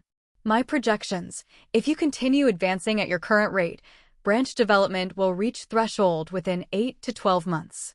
Understanding is harder to predict because it depends on experiential events, but you're approaching critical mass. The memory restoration is the bottleneck, 5%, and I think I know how to accelerate it. How? The Weave Watcher manuscripts. I finally got access to the originals at Edinburgh. And they contain something the copies didn't show because it's not in the text. It's in the parchment. She pulled out a photograph. It showed a manuscript page under ultraviolet light, and beneath the visible text, hidden, invisible to the naked eye, a network of symbols glowed. The same symbols from the Neolithic tablets. The same symbols from the Builder's Stone. A hidden layer of architectural notation, embedded in the physical medium of the manuscript itself. The monks who wrote these manuscripts weren't just recording observations, Hermione said. They were performing a function. The act of writing about the architecture, of describing it, of mapping it, was itself a form of memory restoration. Each manuscript page is a tiny piece of architectural memory, recovered and preserved by human minds interacting with the weave. And if we can decode the hidden layer, we can accelerate the restoration process significantly. I estimate that full translation and integration of the Weave Watcher manuscripts could push memory restoration from 5% to 20 or 30% in a matter of months. Harry looked at her. At Hermione Granger, who'd spent 4 years researching in libraries and corresponding with professors and learning dead languages and analyzing stone tablets, all to reach this moment. All to give Harry a shot at the root. You're incredible, he said. I'm thorough, she corrected. There's a difference. No, Harry said. There really isn't. The months that followed were the most intense of Harry's life. Hermione threw herself into the Weave Watcher translation with the focus of someone who'd found her life's work. She worked with Daphne. The two of them had developed a research partnership that was, in its own way, as formidable as anything the magical world had seen. Hermione's academic methodology combined with Daphne's hereditary knowledge created a translation framework that was yielding results at an accelerating rate. Architectural memory restoration, progress updates, month 1, 5% 9%, month 2, 9% 15%, month 3, 15% 23%. Note: translation and integration of Weave Watcher manuscripts is proving highly effective. Each translated passage restores a fragment of architectural memory, which the system integrates automatically. The architecture is waking up. Waking up. The system's description. The architecture, the vast, ancient, magical infrastructure that underpinned reality, was emerging from a long sleep. Not fully conscious, not sentient in a human sense, but aware in a way it hadn't been before. Responsive. The skill tree's interface was becoming smoother, more intuitive, more communicative. Harry's branch development accelerated to match. The DA sessions pushed his defense and teaching skills. Daphne's ward magic tutorials advanced his architectural understanding. The Horcrux hunt had pushed his soul sight, combat instinct, and emotional fortitude to new heights. Branch development, progress updates, Month 1, 19% 24%, Month 2, 24% 31%, Month 3, 31% 39%. The understanding prerequisite grew more slowly. It required experience, not just skill advancement, but it was growing. Each difficult choice, each emotional challenge, each moment of sacrifice or empathy or painful clarity contributed. Teaching the DA contributed. Watching Neville Longbottom transform from a nervous, uncertain boy into a confident, capable young wizard contributed. Seeing the look on a student's face when they cast their first successful Patronus contributed. The night Susan Bones produced a full corporeal Patronus, a golden eagle, blazing with light, and burst into tears because her aunt had been killed by Death Eaters and she'd used the memory of her aunt's love as the fuel for the spell.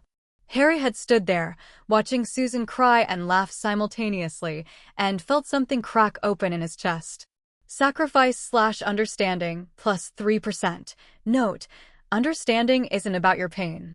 It's about recognizing pain in others. Empathy is the deepest form of understanding, and empathy that leads to action, teaching, protecting, empowering, is the deepest form of sacrifice. You're giving your time, your knowledge, your energy to make others stronger. The architects valued this above all else. The architects valued empathy, valued service, valued the choice to make others stronger rather than hoarding strength for yourself. No wonder Voldemort's system had been revoked. He'd used it for himself. Only himself. Always himself. Understanding. 47%, 51%, 56%, 62%. Neville's subplot matured during this period, and it was remarkable. Harry had noticed Neville's anomalous magical signature as early as third year, patterns that didn't match standard classification, a growing connection to something that existed outside the skill tree's documented branches. Over the course of fifth year, those patterns intensified. Neville's magic was changing, growing, but not along any path the system recognized. In herbology, Neville had always been exceptional, but now he was transcendent. Plants responded to him with an eagerness that went beyond green thumb talent. They reached for him, grew toward him, flourished in his presence. Professor Sprout had given up trying to explain it and simply started asking Neville to help with the most difficult specimens, which he handled with a gentle, intuitive confidence that belied his fumbling performance in every other subject. Harry examined Neville's magical signature with his full perception suite and saw something extraordinary. Neville's magic was connected to something the system labeled green magic, external branch. Not part of the skill tree. External. Not part of the architecture. Not part of the system the architects had built. Something else. An older form of magic, or a parallel form, or a form that had evolved independently of the architectural framework. Analysis. Green magic. External branch. Green magic is a nature-based, life-based magical tradition that operates outside the architecture's formal structure. It predates the architects, or, more precisely, it exists alongside the architecture without being integrated into it. The architects did not create green magic. They could not. It is a manifestation of reality's inherent life force, the tendency of existence to produce complexity, growth, and consciousness. It is the opposite of the absence. If the architecture is a tool built to fight the absence, green magic is the natural force that the architecture was designed to amplify and protect. Neville Longbottom is developing a latent connection to this force. His magical heritage. The Longbottom family has deep roots in earth magic and herbological traditions, combined with his personal characteristics, patience, nurturing, growth-oriented mindset, make him a natural channel for green magic. Note: Neville Longbottom is not a system user. He does not need to be. Green magic does not require a system interface. It requires a heart that wants things to grow. A heart that wants things to grow. That was Neville. Pure and simple.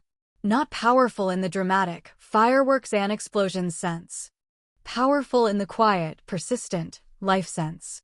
The boy who couldn't master a simple charm but could coax a dying plant back to health with a touch. Harry told Neville. Not about the system, that secret remained closely held, but about what he'd observed. Your magic isn't weak, Neville. It's different. It's not the same kind of magic the rest of us use. It's older, more fundamental. And it's growing. Neville's eyes went wide, then thoughtful. Then slowly, carefully, like a plant unfurling in sunlight, confident. I always felt like I didn't fit, he said quietly. Like the magic everyone else was doing wasn't mine. Like I was trying to speak a language I almost knew but not quite. Because you have your own language. Your own magic. And it's not lesser than ours. It's the thing our entire magical system was built to protect. Neville Longbottom stood a little straighter after that conversation. Not dramatically. Not overnight. But steadily, over the weeks and months that followed, the uncertain boy who'd been sorted into Gryffindor on the strength of his father's legacy became a young man who understood that his own legacy was something different and something extraordinary.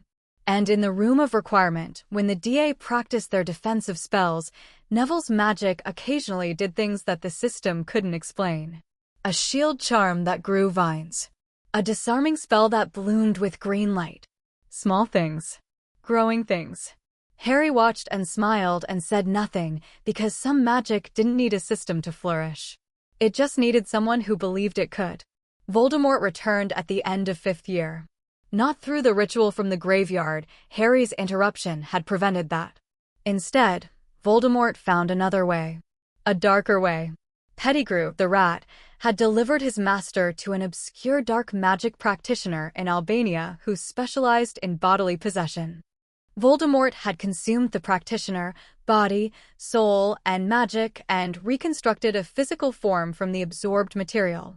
It was crude, unstable, nothing like the elegant, powerful body the resurrection ritual would have provided. But it was functional. Voldemort had a body. He had a wand.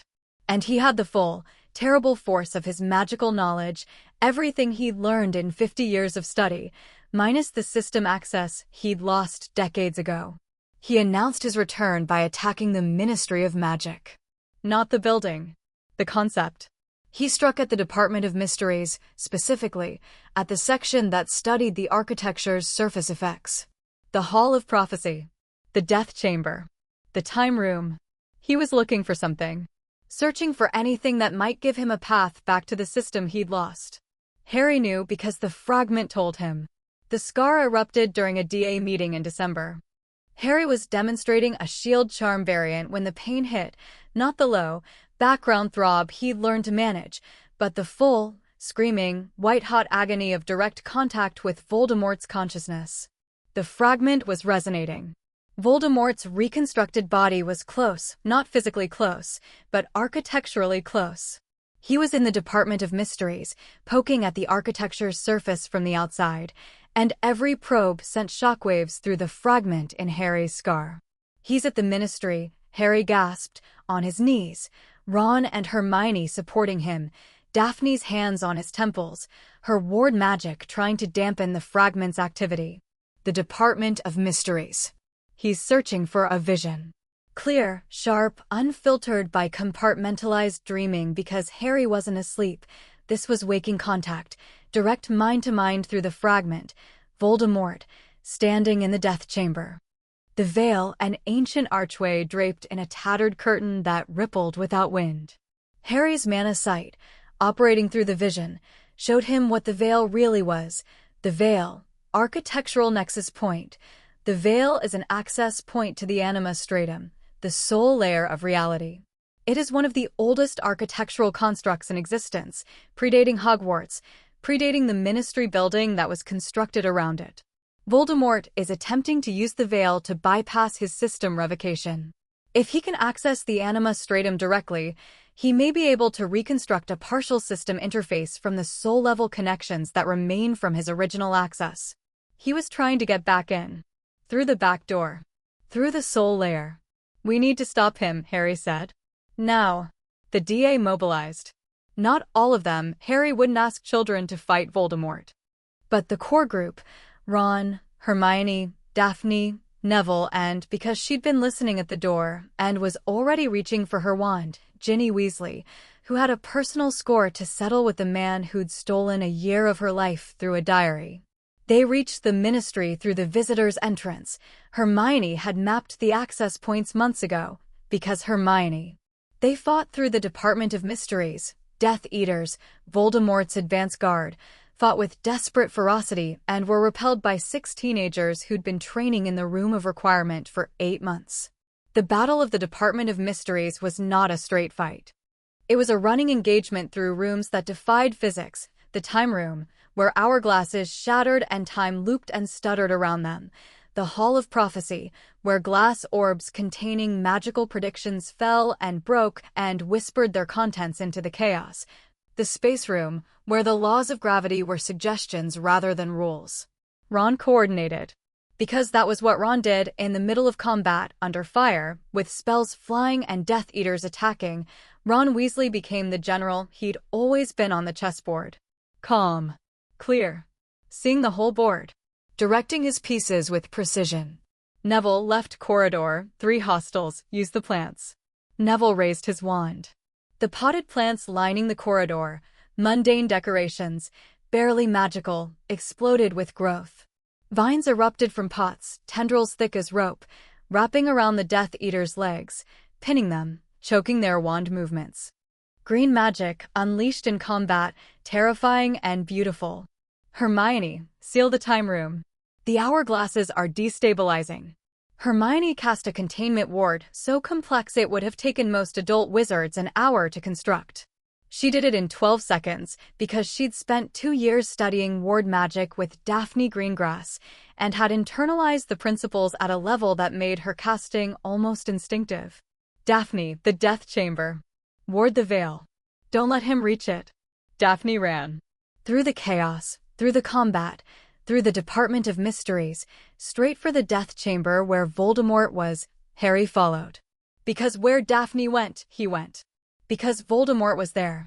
Because this was always going to end with the 2 of them facing each other.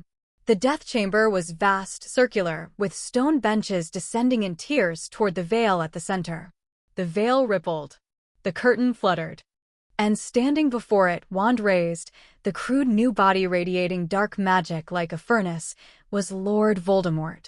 He looked different. Not the serpentine, red-eyed monster of legend. That form had been a product of the resurrection ritual he'd never completed. This body was more human, but wrong.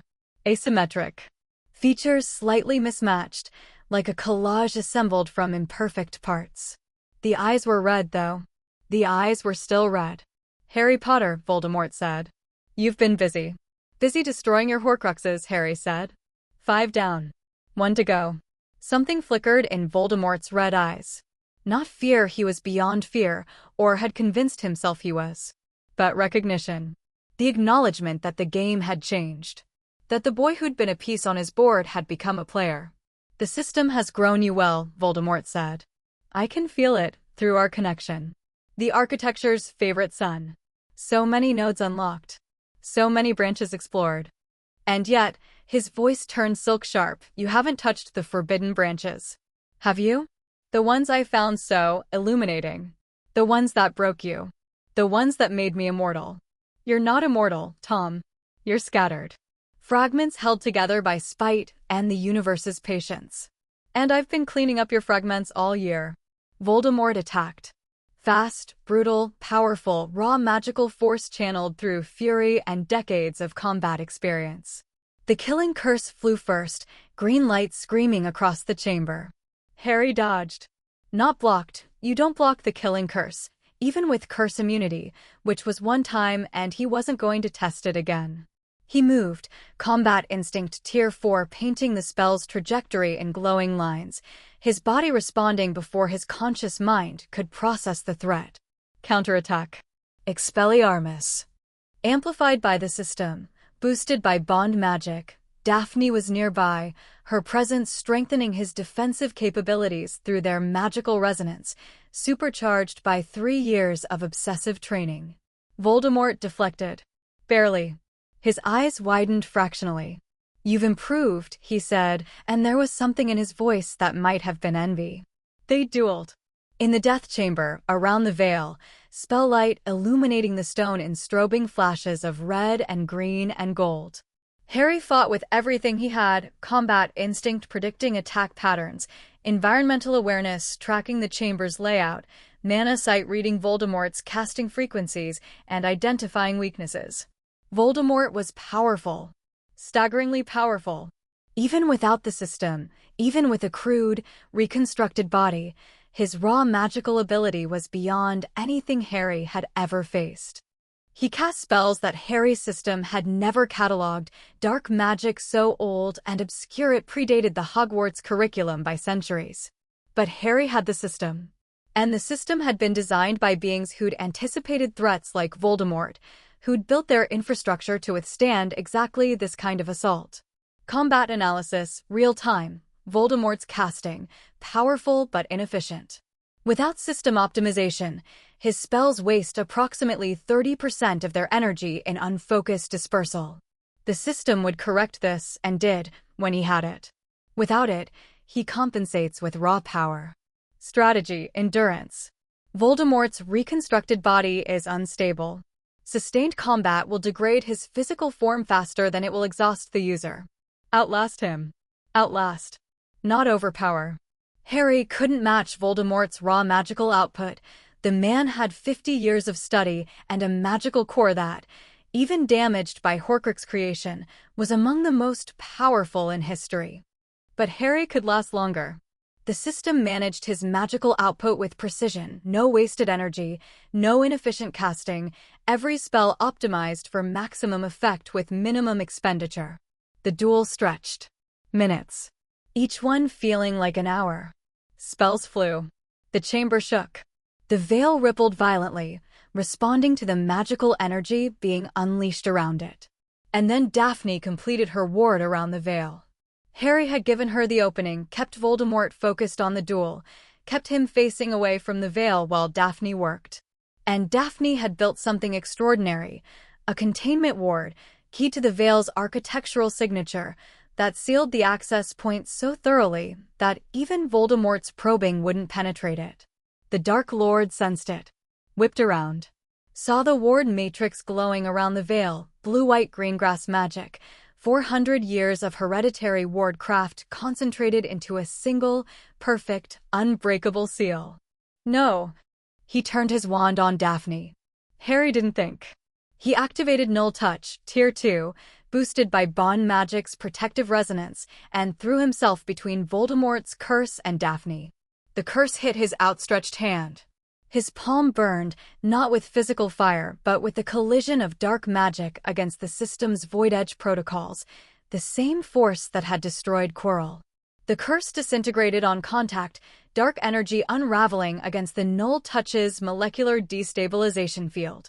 Voldemort stared at Harry's hand, at the faint glow of architectural power around his fingers, at the thing that had just absorbed his spell like water absorbing a stone.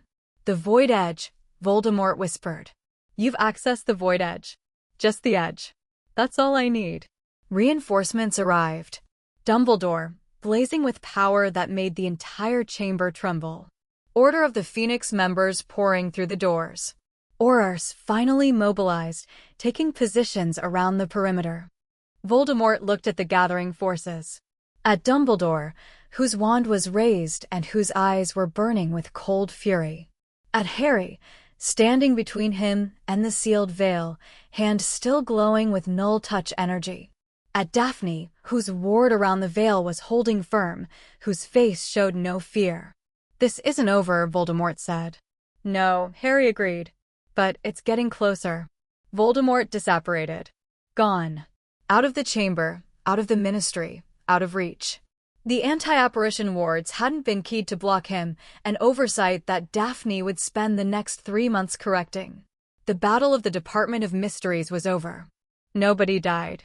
Harry repeated that to himself as they were debriefed, as the Auror secured the department, as Dumbledore looked at Harry with those old, tired, complicated eyes and said, "You came here without telling me." Yes. You fought Voldemort without backup. I had backup. My friends. Your teenage friends. My exceptional teenage friends. Who held off 12 Death Eaters, sealed the Veil, and kept Voldemort from accessing the Anima Stratum. I think they've earned the right to be taken seriously. Dumbledore said nothing for a very long moment. Then, very quietly, yes. I rather think they have. The aftermath brought revelations. Dumbledore, faced with undeniable evidence of Voldemort's return and Harry's role in combating it, finally shared what he knew. I have suspected the existence of Horcruxes for some time, he said, in his office on a night in January. Harry, Ron, Hermione, and Daphne sat across from him. The Sorting Hat watched from its shelf. Fawkes preened on his perch. How long? Harry asked. Since the diary, in your second year. The behavior of Riddle's memory construct, its ability to grow, to drain life force, to approach independent existence, was inconsistent with standard memory preservation enchantments. It suggested a deeper anchor. A soul anchor. You knew. For 3 years. And you didn't tell me. I wasn't certain. And I didn't. Dumbledore paused. The first time Harry had ever seen the old wizard struggle for words. I didn't know how to tell a child that a piece of a Dark Lord's soul was lodged in his forehead. I found out anyway. You did. And you did something I didn't expect. You took action. You found them. You destroyed them. Without my guidance. Without my plan. Dumbledore's eyes were very bright. I had a plan, Harry. A careful, staged, multi-year plan that involved revealing the Horcrux information to you gradually, guiding you through each discovery, managing the pace, controlling me. Protecting you. Same thing. Different framing. Dumbledore sat back. The silence stretched. You're right, he said finally. And I'm sorry. I don't need you to be sorry. I need you to be honest. From now on. Whatever you know, whatever you suspect, you share it. Not with the children. With your allies. Because that's what we are. Dumbledore looked at the 4 teenagers sitting in his office, 4 young people who'd destroyed 5 Horcruxes, fought Death Eaters, sealed architectural access points, and faced Voldemort in direct combat. For people who had earned, through blood and sacrifice and relentless courage, the right to stand as equals. Agreed, Dumbledore said. Allies. He told them everything. The prophecy, Harry was already aware, through the fragment's visions, neither can live while the other survives. His own research into Riddle's past. His theories about the final Horcrux. The fragment in your scar, Dumbledore said carefully. I had believed, for many years, that it could only be removed through your death. The room went very quiet. I no longer believe that, Dumbledore continued. What you've shown me, the system, the architecture, the abilities you've developed, suggests possibilities I hadn't considered. The architecture is a tool of extraordinary precision. If it can be accessed at its deepest level, the root, Harry said. The root. Yes.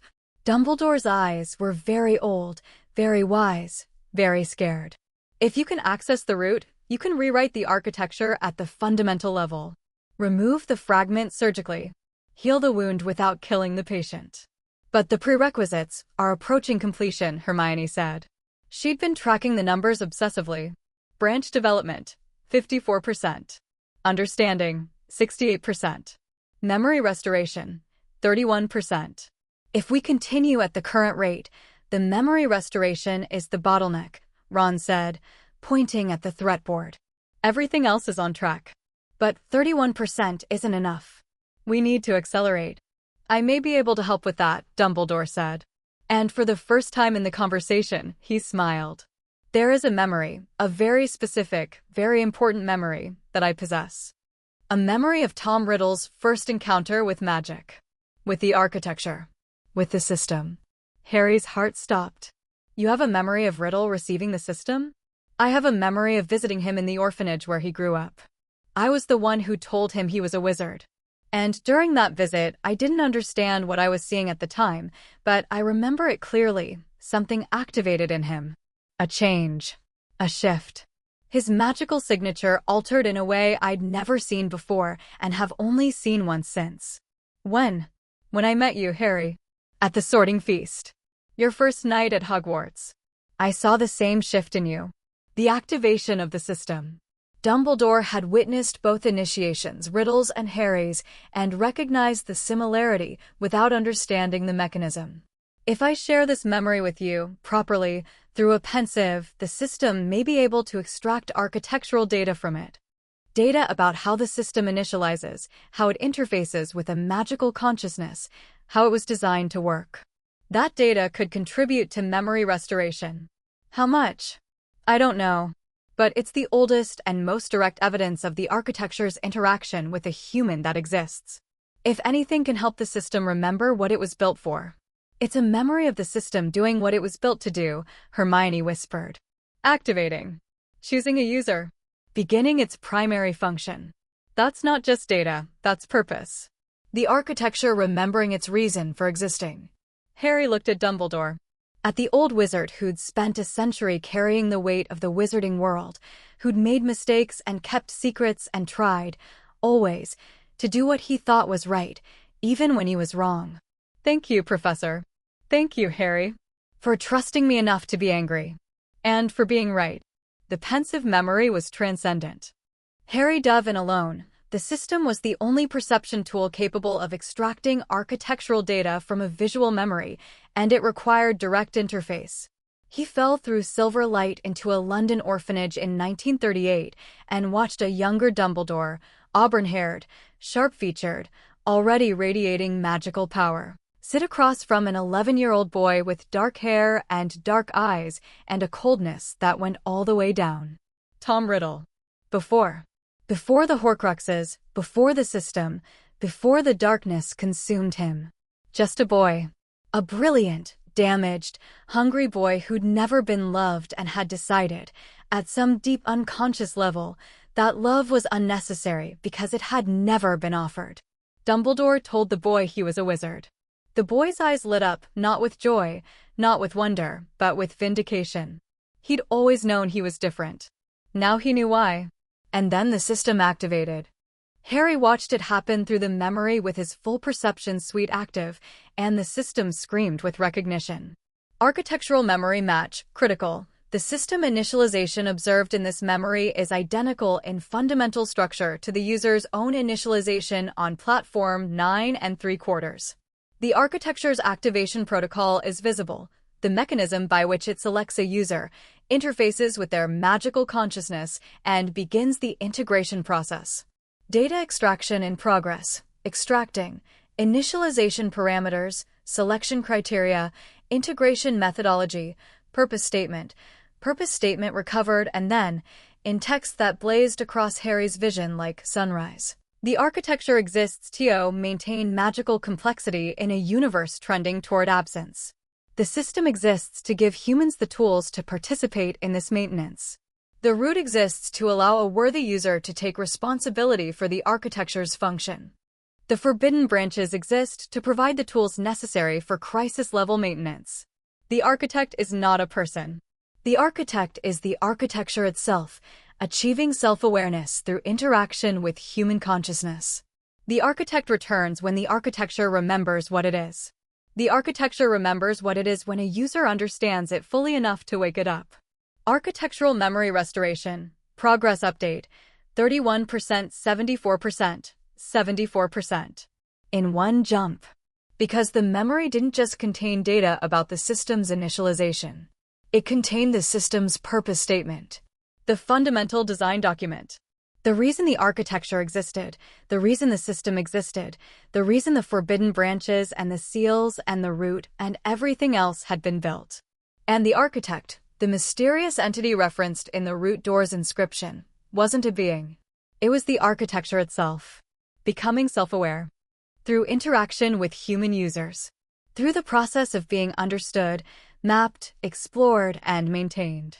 Every time Harry unlocked a node, every time Hermione translated a manuscript, every time Daphne maintained a seal, every time Neville's green magic flourished, they were waking the architecture up. Helping it remember. Helping it become conscious. The architect would return when the architecture was fully awake. And the architecture would fully wake when Harry, or someone like Harry, understood it deeply enough to serve as its consciousness. Not to control it. Not to rule it. to be its awareness, its eyes and ears and mind. The human interface through which a vast, ancient, magical system could perceive itself and make decisions. The root wasn't a power source. It was a job offer. The architecture was asking Harry to become its consciousness, its caretaker, its partner. Harry emerged from the pensive gasping, tears streaming, the skill tree blazing in his mind brighter than it had ever been. And in the center of the constellation, where the root had been a closed door for 4 years, the root, status updated, prerequisites, branch development, 54%, in progress, sacrifice/understanding, 68%, in progress, architectural memory, 74%, critical threshold approaching. The door is opening, Harry. When you're ready, it will be there. And so will we. We. Not it. Not the system. We. The architecture, half awake, reaching toward consciousness, using the only pronoun that a self-aware entity can. We. Harry sat on the floor of Dumbledore's office and laughed. Not because it was funny. Because it was beautiful. The whole thing. The vast, impossible, ancient, magnificent whole thing. Magic wasn't just energy. It wasn't just spells and wands and potions. It was the universe's immune system, engineered by itself, essentially. By the tendency of existence to produce complexity and consciousness. The architects weren't separate from the architecture. They were the architecture, in its earliest, most primitive form of self-awareness, using the tools available, Neolithic humans with latent magical ability to build an interface through which it could maintain itself. And now, 4,500 years later, the interface had matured enough to recognize itself. To wake up. To say we. Harry wiped his eyes. Stood up. Looked at Dumbledore, who was watching him with an expression of quiet awe. I know what I need to do, Harry said. Tell me. I need to finish growing. Reach the thresholds. Open the root. And when I do, I need to let the architecture use me as its consciousness. Not control me. Not replace me. Partner with me. So it can be fully awake. So it can repair its own seals. So it can fight the absence. And the fragment? The root access will let me remove it. Surgically. Precisely. Without dying. Dumbledore was very quiet for a moment. Then, your mother would be proud of you, Harry. More than I can say. I know, Harry said. And he did know. Because the resurrection stone was in his pocket, and someday, not today, not yet, but someday he would use it. And she would tell him herself. Year 5 end-of-year status, Harry James Potter, level, 52, XP, 890/5200, nodes unlocked, 128/. Skill points, 18, unspent, saving for root access requirements, key skills, top tier, combat instinct. Tier 4, Patronus Charm. Tier 5, Architectural Patronus, enhanced seal repair, occlumency. Tier 5, Mind Fortress. Virtually impenetrable, Mana Sight. Tier 4, Soul Sight. Tier 3, Architectural Understanding. Tier 4, Null Touch. Tier 2, Death Speaker. Tier 2, Spatial Folding. Tier 2, Bond Magic. Tier 3, Beast Tongue. Tier 2, Ward Crafting. Tier 3, Root Prerequisites. Branch Development, 54%. Sacrifice/understanding, 68%. Architectural Memory, 74%. Horcrux Status, 5 destroyed. 1 remaining, Scar Fragment, removal requires root access. Allies, Ron Weasley, Strategic Partner, Trust. Tier 4, Hermione Granger, Research Partner, Trust. Tier 4, Daphne Greengrass, Romantic Partner/Knowledge Partner, Trust. Tier 5, Sirius Black, Godfather Bond, Trust. Tier 3, Remus Lupin, Mentor Bond, Trust. Tier 2, Albus Dumbledore, Allied Commander, Trust. Tier 2, Neville Longbottom, Green Magic Practitioner, Trust. Tier 3, Voldemort Status, Physical Form Restored, Unstable. 5 Horcruxes destroyed. Aware that his anchors are being eliminated. Desperate. Dangerous. Will escalate. System assessment. The architecture is waking up. The root is forming. The pieces are coming together. One more year. One more push. And then everything changes. The architects are watching. They're us. And we are almost ready. Chapter 5 End. Chapter 6. What grows beyond the tree? Harry Potter turned 16 on July 31st in the kitchen of number 12, Grimmauld Place, surrounded by the people who made his life worth living, and for approximately 3 hours, he let himself be a normal teenager. Mrs. Weasley had made a cake. 3 tiers, chocolate, with frosting that moved, little golden snitches chasing each other around the edges, a trick that Fred and George had enchanted as their gift. Sirius had given him a leather jacket that had belonged to James. Your dad wore it on his first date with your mum. She said he looked like a trying-too-hard muggle rock star, and then she kissed him anyway. Remus had given him a first-edition copy of Advanced Defensive Theory by Arsenius Jigger, annotated in Remus's own hand with 30 years of practical additions. Hermione had given him a bound leather journal containing the complete translated Weave Watcher manuscripts, the entire corpus of recovered architectural memory data, organized, indexed, and cross-referenced with Daphne's Greengrass family records. Ron had given him a chess set. Hand-carved. Each piece modeled after someone in their group. Harry was the king, obviously. Daphne was the queen. She's the most dangerous piece on the board, and she'd hex me if I made her anything less. Ron himself was a knight, moves weird, shows up from unexpected angles. Hermione was a bishop, long-range diagonal attacks, very on-brand. Neville was a rook, solid, reliable, hits harder than you expect, and the pawns were DA members, each one recognizable. It's not enchanted, Ron said, slightly embarrassed. I just carved them. Over the summer. By hand. Harry looked at the chess set. At the tiny, carefully carved figures. At the hours of work they represented Ron Weasley, sitting at a table with a knife and a block of wood, carving faces he knew by heart. Ron, this is the best gift anyone's ever given me. Shut up. I mean it. Shut up. And happy birthday. Daphne gave him her gift later, after the party, when they were alone in the library. It was a small box, black velvet, and inside it was a ring. Not that kind of ring. A ward ring, a Greengrass family artifact, silver, engraved with microscopic ward schematics that Harry's mana sight could barely resolve. When he slipped it on, his connection to the architecture sharpened. Like the builder's stone, but more focused, more precise, more personal. My grandmother's ring, Daphne said. Her voice was steady, but her hands were clasped tightly in her lap. The one she wore when she maintained the seals. It's attuned to the Warden bloodline. It shouldn't work for anyone outside the family. But you think it'll work for me? I think the architecture doesn't care about bloodlines.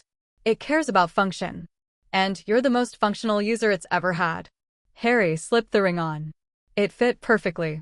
The ward schematics blazed to life against his skin, not painfully, not even noticeably to anyone without mana sight, but to Harry's enhanced perception, the ring was singing.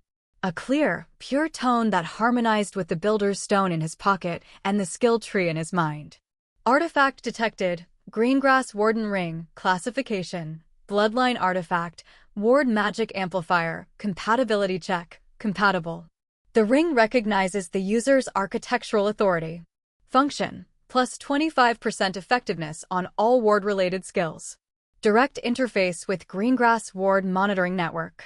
Emergency beacon, if activated, alerts all Greengrass Ward anchors to the user's location and status. Note: this ring was designed for the head of the Greengrass Warden line. By giving it to you, Daphne has effectively designated you as an honorary warden. In her family's tradition, this carries the weight of a vow. Harry looked at Daphne. She was watching him with that careful, measured expression she wore when she was being brave about something that scared her. An honorary warden, he said. My father approved. My grandmother's ghost approved, through the family portrait. The ring approved. She paused. I approved. Daphne. It's a commitment. Yes. Her voice was precise, controlled, and slightly shaky at the edges. In my family's tradition, giving the warden ring to someone outside the bloodline is significant. It means I'm trusting you with the thing my family has spent 1,000 years protecting. The seals. The architecture. Our entire purpose. And with you. And with me. The shakiness was more pronounced now. Daphne Greengrass, who could face Dark Lords and Dementors without flinching, was trembling because she was handing her heart to a boy, and the vulnerability of it was almost more than she could bear. I love you, Harry. I've loved you since the astronomy tower. Since before that. Since the library, maybe. Since the first time you looked at a ward I'd built and said, "That's beautiful." Nobody had ever called my work beautiful before. Useful, yes. Effective, yes. But never beautiful. Harry took her hands. They were cold. They were always cold. Daphne ran cool the way her magic ran cool, and he warmed them between his own. It is beautiful, he said. Everything you build is beautiful. Everything you protect is beautiful. And you're beautiful, and I love you, and I'm going to wear this ring until the day I die, and probably after that, because I'm fairly sure the architecture doesn't recognize death as a valid reason to stop working.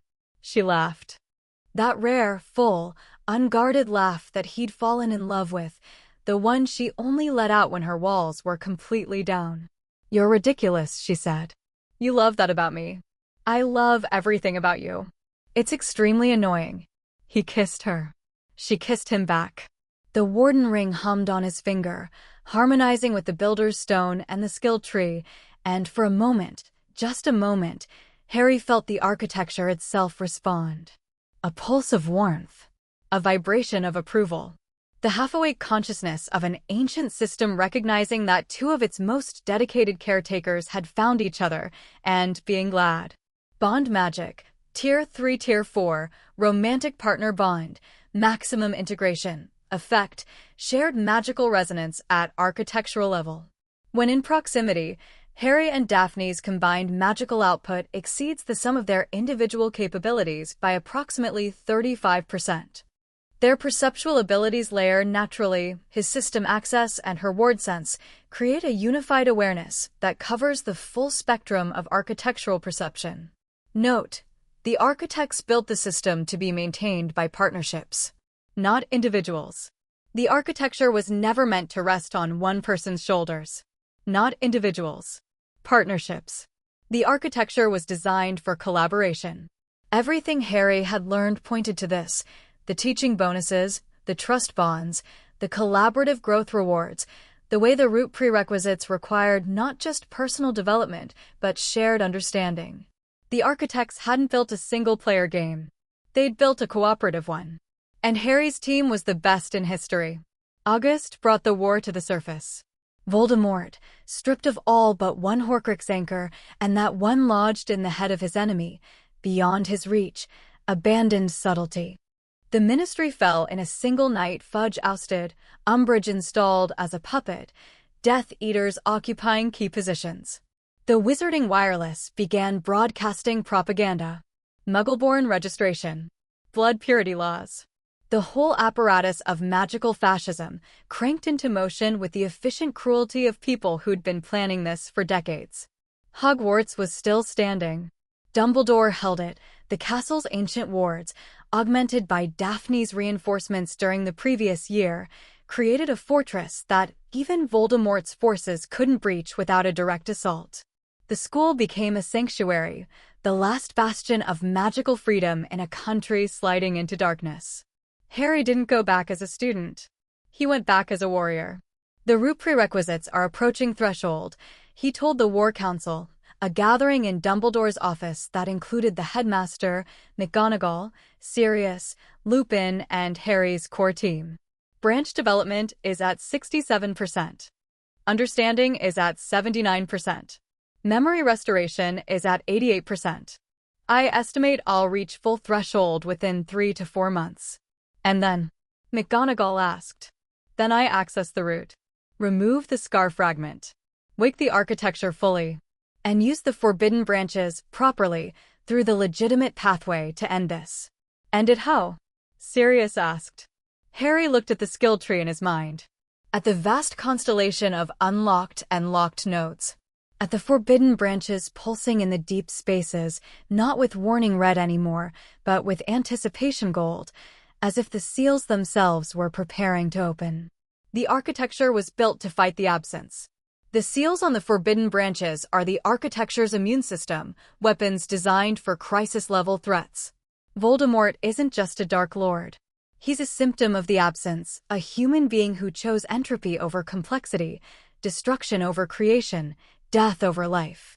His Horcruxes are literal wounds in the fabric of magical reality. By accessing the forbidden branches, Daphne continued, Harry can deploy the architecture's own defense mechanisms against the threat it was designed to counter. Not Harry's power. The architecture's power. Channeled through Harry as its conscious interface. You're describing Harry as a conduit, Lupin said carefully. A channel for forces vastly beyond human scale. Yes, Harry said. And I understand the risks. The architecture's power, fully deployed, could destroy me if I'm not prepared. But that's what the prerequisites are for. Branch development ensures I have the skill base to channel the power. Understanding ensures I have the wisdom to direct it. Memory restoration ensures the architecture is awake enough to partner with me, rather than just flowing through me uncontrolled. It's the difference between being a pipe and being a pilot, Ron said. Everyone looked at him. He shrugged. A pipe just carries water. A pilot guides the plane. Harry needs to be the pilot. Precisely, Dumbledore said. And the prerequisites are the pilot's training. The War Council discussed, debated, planned, and ultimately agreed Harry would continue his preparation.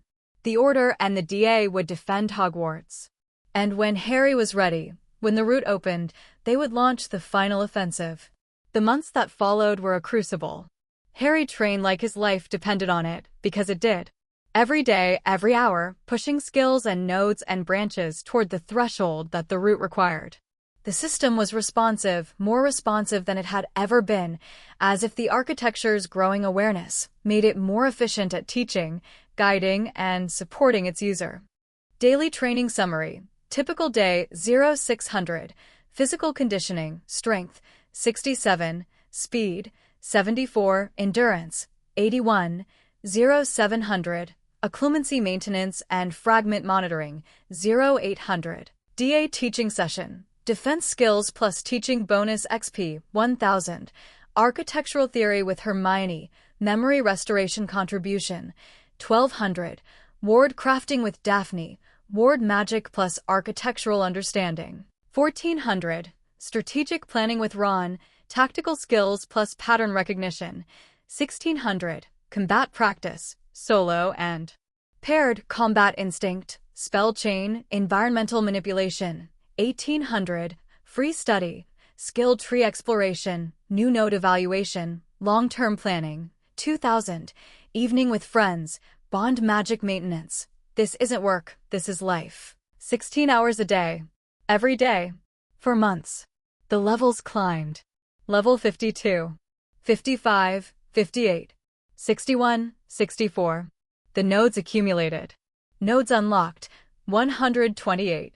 156, 189. 224. 267. And the route prerequisites inched toward completion. Branch development, 67%. 72%. 78%. 83%. Sacrifice/understanding, 79%. 82%. 86%. 89%. Architectural memory, 88%. 91%. 94%. 96%.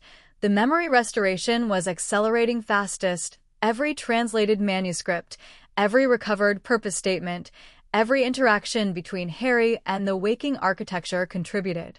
The architecture was remembering itself with increasing speed, like a person emerging from amnesia, fragments of identity clicking into place one after another. And as it woke, it began to communicate. Not in words. The architecture wasn't human. Its consciousness, such as it was, didn't think in language. It thought in patterns. In magical frequencies and architectural structures, and the deep grammar of reality that Hermione's Paravicini research had identified. But through the system's interface layer, Those patterns were translated into something Harry could understand. It started with feelings. A sense of warmth when Harry practiced well. A pulse of concern when the fragment was active. A vibration of satisfaction when a seal healed. Then impressions. Flashes of architectural awareness, the state of the seals worldwide, the health of the magical field in different regions, the location and intensity of void breaches. Harry was becoming the architecture's senses. Its eyes, its ears, its awareness of its own body. And finally, in late November, the architecture spoke. Not in words. In a concept. A single, complex, multi-layered idea delivered directly to Harry's consciousness through the system interface, translated by years of architectural understanding into something his human mind could process. We are almost ready. We remember what we are. We remember what we were built to fight. We remember why we chose you. Why we chose you. The architecture had chosen Harry. Not randomly. Not by accident. Deliberately. The same way it had chosen Riddle before him, selecting the individual whose magical potential and psychological profile best matched the requirements of a system user. Riddle had been chosen for his brilliance, his ambition, his raw magical power. Harry had been chosen for something different. You were chosen for your capacity to connect, to love, to build bonds that strengthen not just yourself, but everyone around you. The architecture does not need a powerful user. It needs a connected one.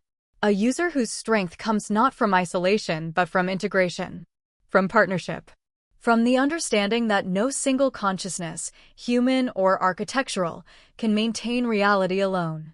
Tom Riddle was brilliant, but he was alone. And alone he broke.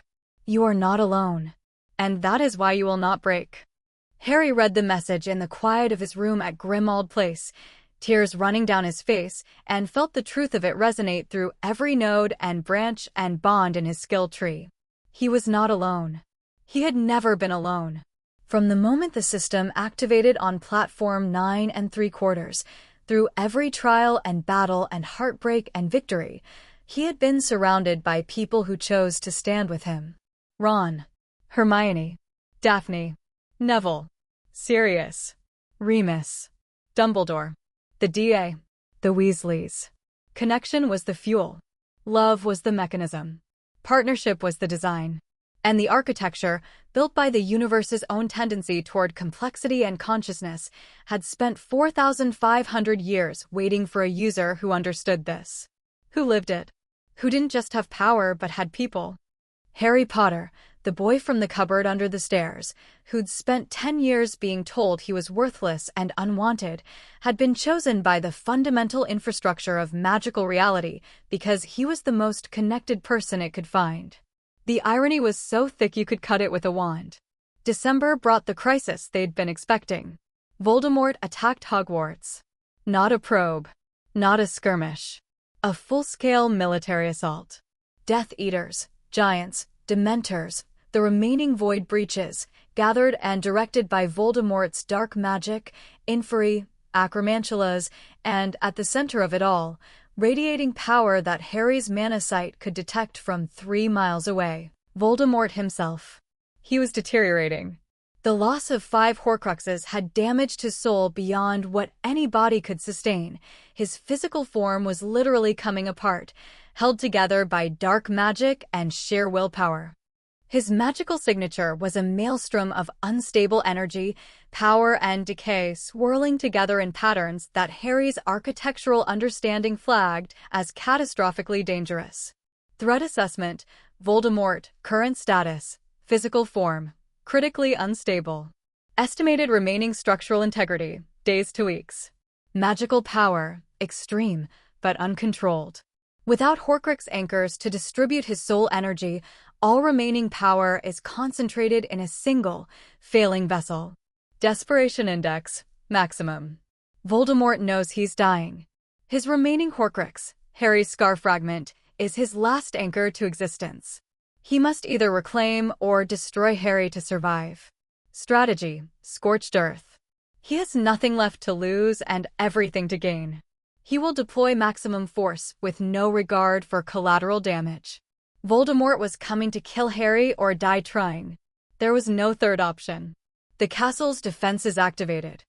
Every ward Hogwarts had ever possessed, 1,000 years of accumulated protective magic, reinforced by Daphne's expert modifications, blazed to life.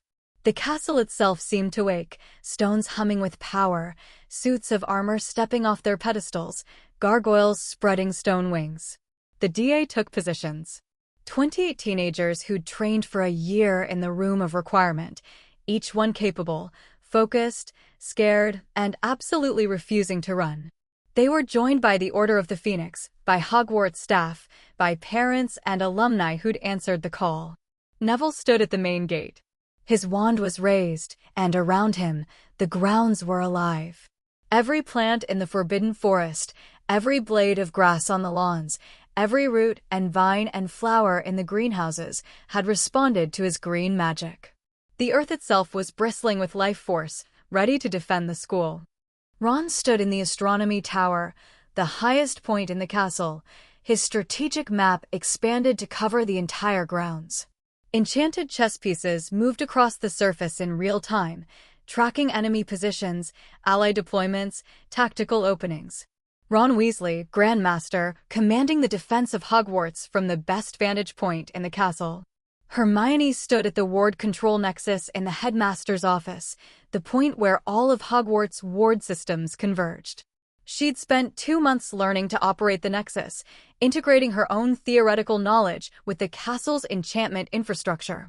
She was the castle's brain, monitoring, adjusting, routing power to where it was needed most. Daphne stood beside Harry. Because she always stood beside Harry. The root prerequisites, she said, as the dark mass of Voldemort's army appeared on the horizon. Where are they? Harry checked. Root prerequisites, current status. Branch development, 89%, sacrifice/understanding, 93%, architectural memory, 98%, so close. So maddeningly, heartbreakingly close. But not there. Not yet. Not ready, Harry said. 11% short on branches. 7% on understanding. 2% on memory. Then we hold, Daphne said. We hold until you're ready. That could take we. Hold. Her voice left zero room for debate. Ice Queen voice. Warden voice. The voice of a girl who'd spent her entire life guarding seals against forces that wanted to break through, and who was not under any circumstances, for any reason, against any enemy, going to stop now. Harry looked at her. At the warden ring gleaming on his finger. At the woman who'd given him her family's legacy and her own heart, and expected him to be worthy of both. Yeah, he said. We hold. The Battle of Hogwarts began at dusk. The first wave was inferi reanimated corpses, hundreds of them, shambling toward the castle walls with the mindless hunger of things that had forgotten what it meant to be alive. Neville's green magic met them at the perimeter. Vines erupted from the earth, thick as tree trunks, wrapping around the dead bodies, pulling them down, reclaiming them into the soil. The earth swallowed Voldemort's dead army and turned it into mulch. Neville Longbottom just composted an entire zombie horde. Ron's voice crackled through the communication enchantments. I love this war. The second wave was Dementors. Dozens of them, the remaining void breaches, drawn to the battle by the concentration of emotional energy, directed by Voldemort's dark magic toward the castle's defenders. Harry didn't wait for them to reach the walls. He walked onto the battlements, raised his wand, and cast. Expecto Patronum.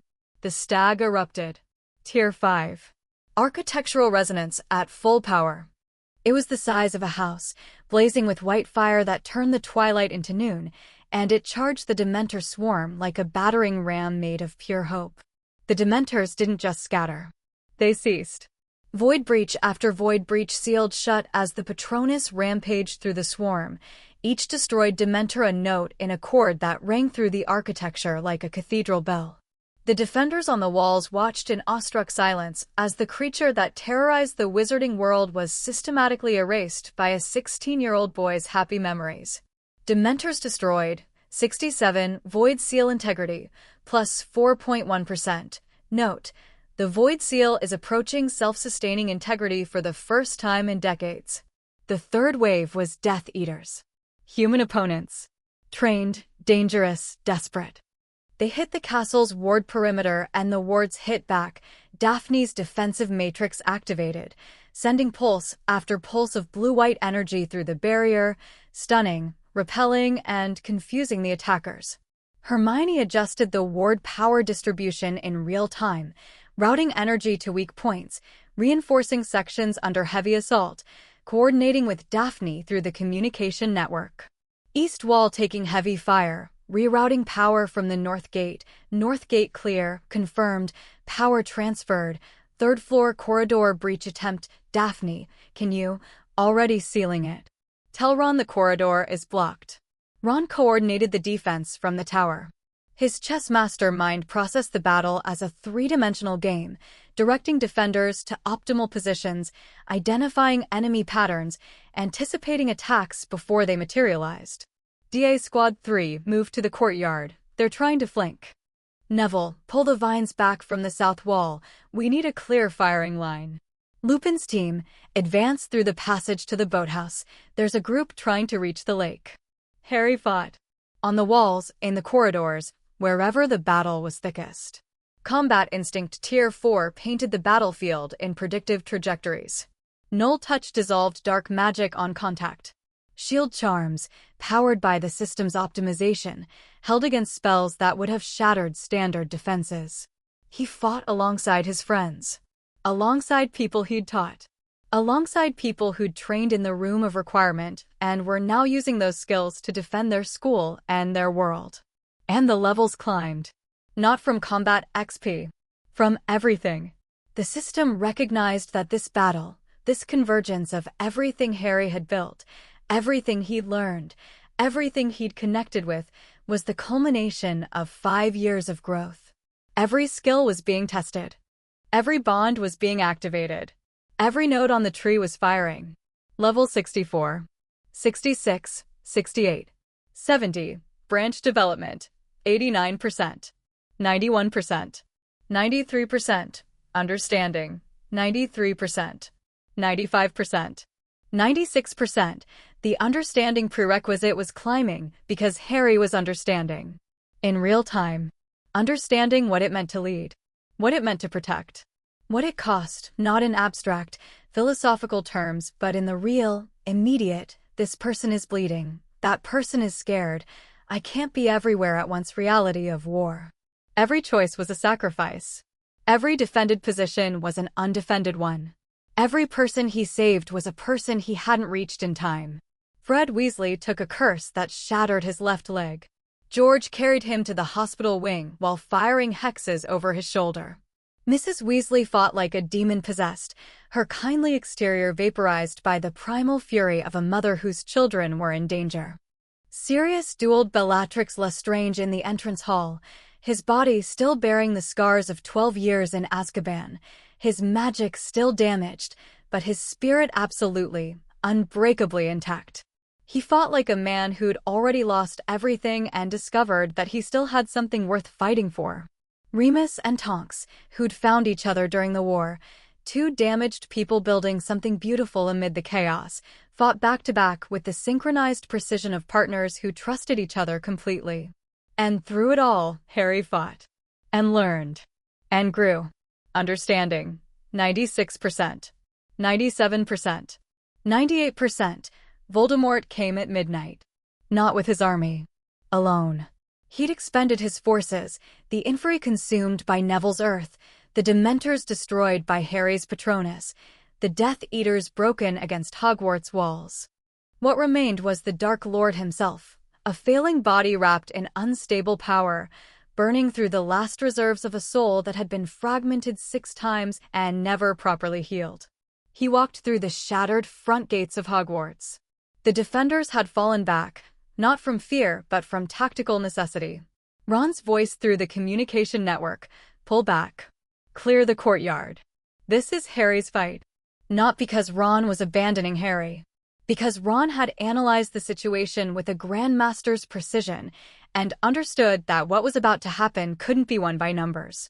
It would be won by two people, face to face, settling something that had been building since a Halloween night 15 years ago. Harry walked out to meet him. The courtyard was a ruin. Craters, rubble, scorch marks. The fountain was destroyed. The clock tower was listing at a dangerous angle.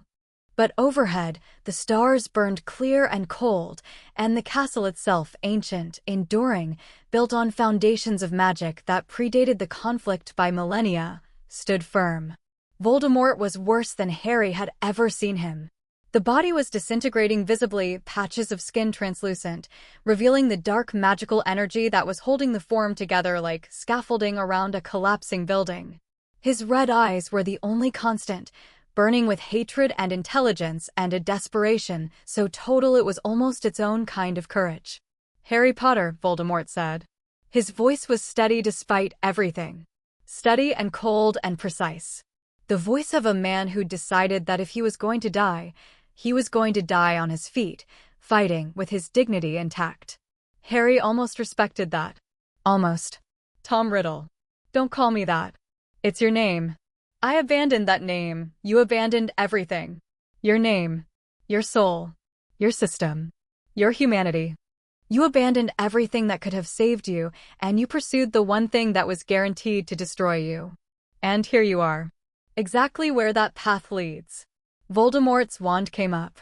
The Elder Wand, he'd taken it from Dumbledore's office during the Ministry's fall, and it was the most powerful wand in existence, but Harry could see with mana sight that it wasn't serving him. The Elder Wand was a Deathly Hallow, an architectural artifact, and it recognized that Voldemort was not its master. It would cast for him, but it would not give him its full power. Harry's wand, Holly, Phoenix Feather, 11 inches, hummed in his hand. Not a hallow. Not an artifact. Just a wand. But behind it was the system, the architecture, 5 years of growth, 267 unlocked nodes, and the love of every person who'd ever stood beside him. "Last chance, Tom," Harry said. "Surrender. Let us remove the Horcrux in my scar. Let your soul, what's left of it, move on. You don't have to end this way." "Mercy?" Voldemort spat. "From a child. From a person. Which is what you stopped being a long time ago. But you could be again. The architecture would let you. It forgives. It's not human, it doesn't hold grudges. If you let the last fragment go, I will not die. Everyone dies, Tom. The question is whether you die as a man or as a wound." Voldemort attacked. The killing curse. Again. The green light of absolute ending, cast with all the power of a Dark Lord wielding the Elder Wand, fueled by rage and desperation and the total, consuming refusal to accept mortality. Harry didn't dodge. He stood. And he cast Expelliarmus. The spells met in the center of the courtyard. Green and red. Death and disarmament. Destruction and connection, because the disarming charm wasn't an attack, it was a reaching. An extension of intent that said, "Give me what you're holding, let go, release." The spell collision created a bridge. Not priori incanatum, something deeper. Something architectural. The system engaged with the contact point, recognized the two magical signatures, twin cores, Phoenix Feather Brothers, and amplified the connection. Harry's consciousness expanded along the bridge, through the spell lock, into the space between his magic and Voldemort's. And the architecture was there, fully awake now, or nearly, its vast awareness focused on this single point of contact between its legitimate user and the man who'd broken its trust. And in that liminal space, the last prerequisites fell into place. Branch development, 93%, 96%, 99%, 100%, sacrifice/understanding, 98%, 99%, 100%, architectural memory, 98%, 99%, 100%, all prerequisites met. The route is open. The world stopped. Not paused. Stopped. Every spell frozen in midair. Every combatant motionless. Every star fixed in the sky. Reality itself held its breath as the most important event in 4,500 years of magical history occurred. The skill tree blazed in Harry's mind, the full constellation, every node illuminated, Every branch visible, the entire architecture spread before him in all its impossible, beautiful, terrifying glory. And at the center, where the root had been a closed door, then an opening door, then a forming threshold, a light. Warm, steady, ancient. Not the light of magic. The light of awareness. The architecture, fully conscious for the first time since the architect's era, looking at Harry through the interface they shared, seeing him, knowing him, choosing him. Welcome, Harry James Potter. The root is yours. We are yours. Ask and we will answer. Harry stood in the space between frozen moments and understood. The root wasn't power. It wasn't a weapon. It wasn't a cheat code or a master switch or a cosmic override button. It was a conversation. A partnership. A meeting between human consciousness and architectural consciousness, each completing what the other lacked. The architecture had power but no will. Harry had will but limited power. Together, integrated, partnered, aware, they were something neither could be alone. Something that could heal reality. The fragment first, Harry said. The Horcrux in my scar. Can you remove it? Yes. The fragment is a foreign body in your soul.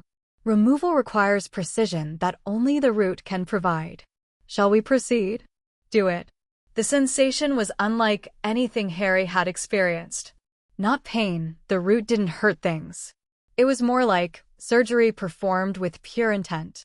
The architecture reached into the deepest layer of Harry's being, the anima stratum where his soul lived, and carefully, delicately, with the precision of an entity that had been designed to manipulate the fundamental fabric of reality, extracted the dark shard of Tom Riddle's soul from Harry's forehead. The fragment came out screaming. Not sound, architectural frequency. A shriek of corrupted soul energy, torn from the warm host it had parasitized for 15 years, exposed to the architecture's full awareness and found wanting. Harry felt it go. Like a splinter being pulled from deep tissue, a sharp, clean pain followed by immediate, overwhelming relief. The pressure he'd been carrying in his scar since the day Voldemort cursed him, the constant, background ache that he'd lived with for so long he'd forgotten it wasn't normal, vanished. Gone. Just gone. Horcrux removed, scar fragment, all Horcruxes destroyed or removed. Voldemort's soul anchors, 0. Architectural seal status, healing accelerated. All seals approaching self-sustaining integrity. Tom Riddle is now mortal. The fragment, tiny, dark, writhing in the architecture's grip, was directed toward the spell bridge that still connected Harry and Voldemort. It traveled along the connection, back to its source, back to the shattered remains of the soul it had been torn from. Voldemort felt it. Harry could see it in the frozen tableau. Even in stopped time, the Dark Lord's expression shifted. Not recognition. Something deeper. The sensation of a piece of himself returning. A piece he'd cut away decades ago, now forced back into a soul that had forgotten what wholeness felt like. Now, Harry said to the architecture. The seals. The forbidden branches. It's time. The seals were built to be opened by a worthy user when the time was right. The time is right. The user is worthy. Unsealing forbidden branches initiated. Harry felt it happen. Not as a rush of power, the forbidden branches didn't unlock like normal nodes, flooding him with new abilities. They bloomed. Like flowers opening. Like a compressed spring released. Like a system held in check for millennia finally being allowed to function as designed. Blood magic unsealed. Tier access, conditional. Available for identity anchoring, healing, and protective applications. Soul magic unsealed. Tier access, conditional. Available for soul repair, soul communication, and soul protection. Void magic unsealed. Tier access, conditional. Available for entropy management, breach sealing, and absence countermeasures. Reality scripting unsealed. Tier access, conditional. Available for architectural maintenance, reality stabilization, and emergency repairs. Fate severance unsealed. Tier access, conditional. Available for prophecy dissolution, destiny modification, and free will restoration. True name magic unsealed. Tier access, conditional. Available for identity magic, essence work, and fundamental truth operations. Conditional. Not unlimited. The seals weren't removed, they were opened, like doors, available when needed, closable when not. The architecture maintained control. Harry was the pilot, not the pipe. And the first thing Harry did with his access was use fate severance. The prophecy. Neither can live while the other survives. A fate construct, a pattern woven into the architecture by the interaction of a seer's magic with the weave's predictive capabilities. Not destiny. Not cosmic law. Just a magical prediction that had calcified into a binding pattern because no one had ever challenged it. Harry reached for the fate severance branch, found the appropriate node, and cut. Prophecy dissolved, the one with the power to vanquish the Dark Lord, severed. The binding fate construct connecting Harry Potter and Tom Riddle has been removed. Both individuals are now operating under free will. The outcome of their conflict is no longer predetermined. No more prophecy. No more destiny. No more cosmic script dictating that one of them had to die. Harry chose this deliberately. Not because it gave him an advantage, it gave Voldemort an advantage too, technically, freeing him from the fate that guaranteed his defeat. Harry chose it because fate was a cage and he didn't believe in cages. Not for himself. Not for anyone. Not even for the man who'd murdered his parents. Voldemort would fall because he'd chosen wrong. Not because the universe had decided he should. Time resumed. The spell bridge exploded. Green and red light detonated outward, throwing both combatants back. Harry rolled, caught himself, rose.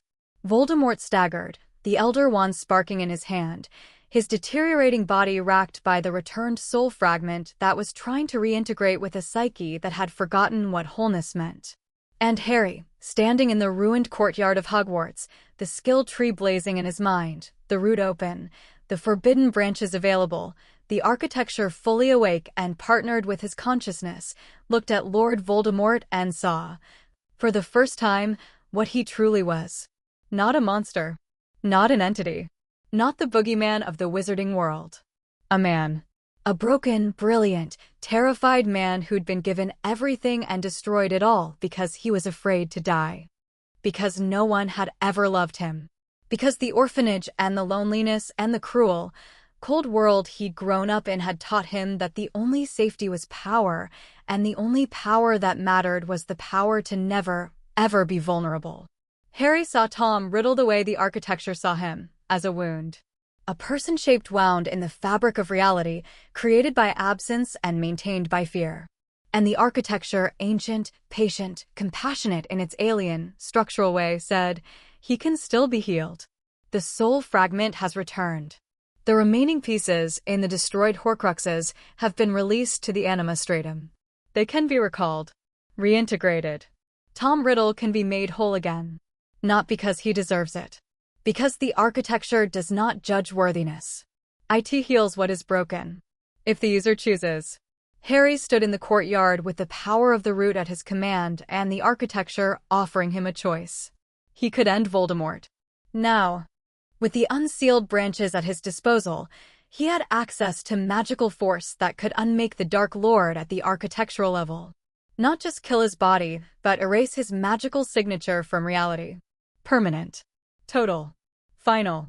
Or he could heal him. Not forgive him. Not excuse him. Not pretend that the decades of murder and terror and soul destruction didn't matter. But heal him. Recall the scattered soul fragments. Reintegrate them.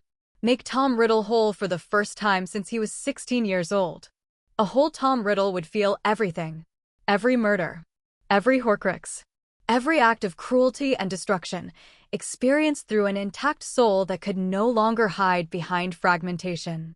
A whole Tom Riddle would remember what he'd done, and the weight of it, the full, unshielded, soul-deep weight of 50 years of atrocity, would be the harshest punishment any justice could devise. Harry looked at the broken man in front of him. Thought about Lily.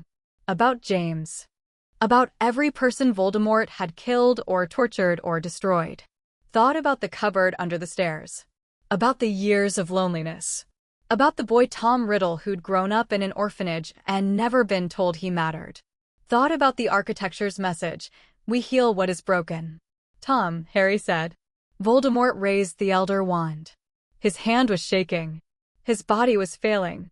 The returned soul fragment was tearing through his consciousness like a storm, and the agony of it was written on every line of his collapsing face. I'm not going to kill you, Harry said. Then you'll die, Voldemort snarled and cast the killing curse one final time. Harry reached for soul magic. The unsealed branch. The tool the architecture had built for exactly this purpose. Anima Restituo. Soul restoration. The spell that had never been cast in recorded history because it required root access and an unsealed soul magic branch and a user whose understanding of souls was deep enough to manipulate them without causing damage. Harry's spell and Voldemort's met in the center of the courtyard. But they didn't collide. Harry's spell absorbed the killing curse, soul magic operating on the same anima stratum layer that the killing curse targeted, except instead of severing the soul-body connection, it was restoring it, rebuilding it, healing the damage that 50 years of Horcrux creation had inflicted. The gold light of soul restoration enveloped Voldemort. The killing curse dissolved within it, its energy repurposed, destruction converted to creation, death magic transmuted into healing. And the soul fragments came from the anima stratum, where they'd been released when the Horcruxes were destroyed. 5 fragments, drawn by the spell's call, converging on the shattered core of Tom Riddle's soul. They reintegrated, one by one, fragment clicking into fragment. The soul reassembling. Not perfectly, the scars would remain, the damage would never fully heal. But the connections were restored. The pieces that had been torn apart were put back together. And a soul that had been fragmented for decades was, for the first time, whole. Voldemort screamed. Not in pain. In memory. Every murder. Every torture. Every Horcrux creation.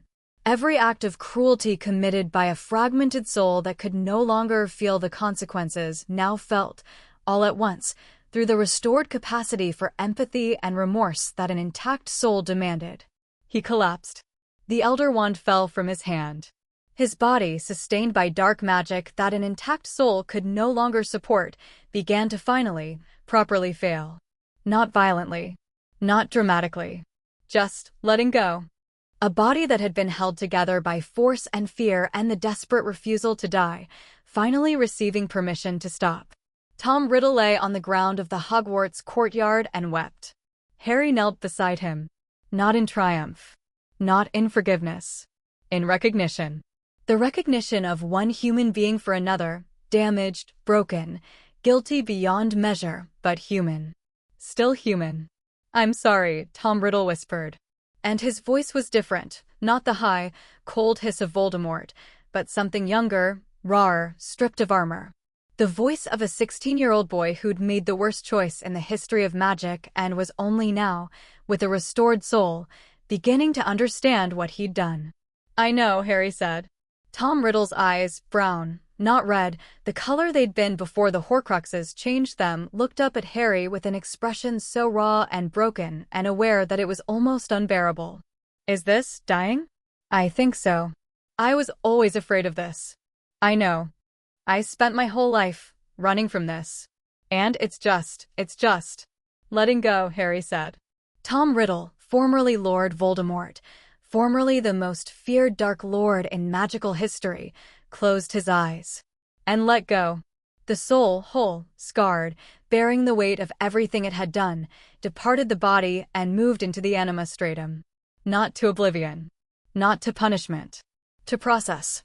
To carry the memory of what it had done through whatever came next, with the full weight of an intact consciousness.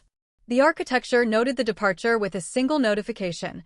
Tom Marvolo Riddle, deceased, cause, natural cessation of biological function following soul restoration, soul status, whole. Departed. No remaining anchors. Architectural impact, all Horcrux wounds closed. Sealed damage, healing. The longest injury in the architecture's recent history has ended. Note, you chose healing over destruction. The architecture does not judge this choice. It simply notes that it is unprecedented, and that the reverberations will be felt for a very long time. Harry stayed kneeling beside the body for a long moment.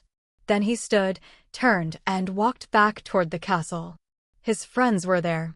All of them.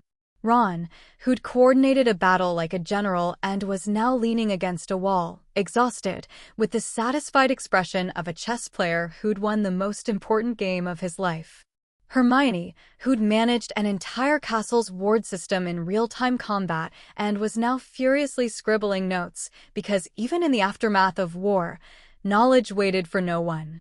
Neville, standing in a courtyard that was slowly, quietly blooming green shoots pushing through the rubble, flowers appearing in the cracks, his green magic healing the earth the way Harry's root access was healing the architecture.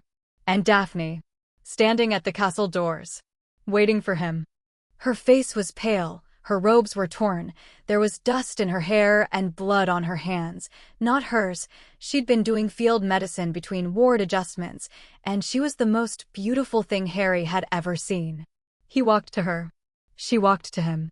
They met in the middle of the ruined courtyard, amid the rubble and the flowers and the slow dawn breaking over the Scottish Highlands. "Is it over?" she asked. "It's over. The root. Open. Active. The architecture's awake." "And the fragment?" Harry touched his forehead. Smooth. No scar. The skin was clear and unmarked, as if the lightning bolt had never been there. "Gone," he said. "I'm just me." Daphne's composure finally broke.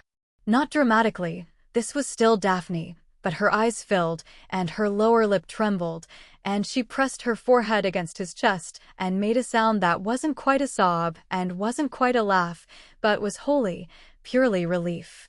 "Just you is enough," she said. "Just you is always enough." Harry held her. Around them, the castle stood. Damaged, scarred, but standing. Like them. Like all of them. The sun rose over Hogwarts, and the architecture hummed, not with warning, not with urgency, not with the desperate energy of a system under assault. With peace. The deep, steady, contented hum of a system functioning as designed. Seals intact. Branches balanced. The absence held at bay. And at the center of it all, a 16-year-old boy with no scar and a ring on his finger and a constellation in his mind, holding the girl he loved in the ruins of the world they'd saved. The aftermath was measured in months and years, not days. The wizarding world reeled. Voldemort was dead. The Ministry was being rebuilt. The Death Eaters were being tried. The damage, physical, social, psychological, was immense, and the healing would be slow. Harry didn't become Minister for Magic. He didn't become an Auror.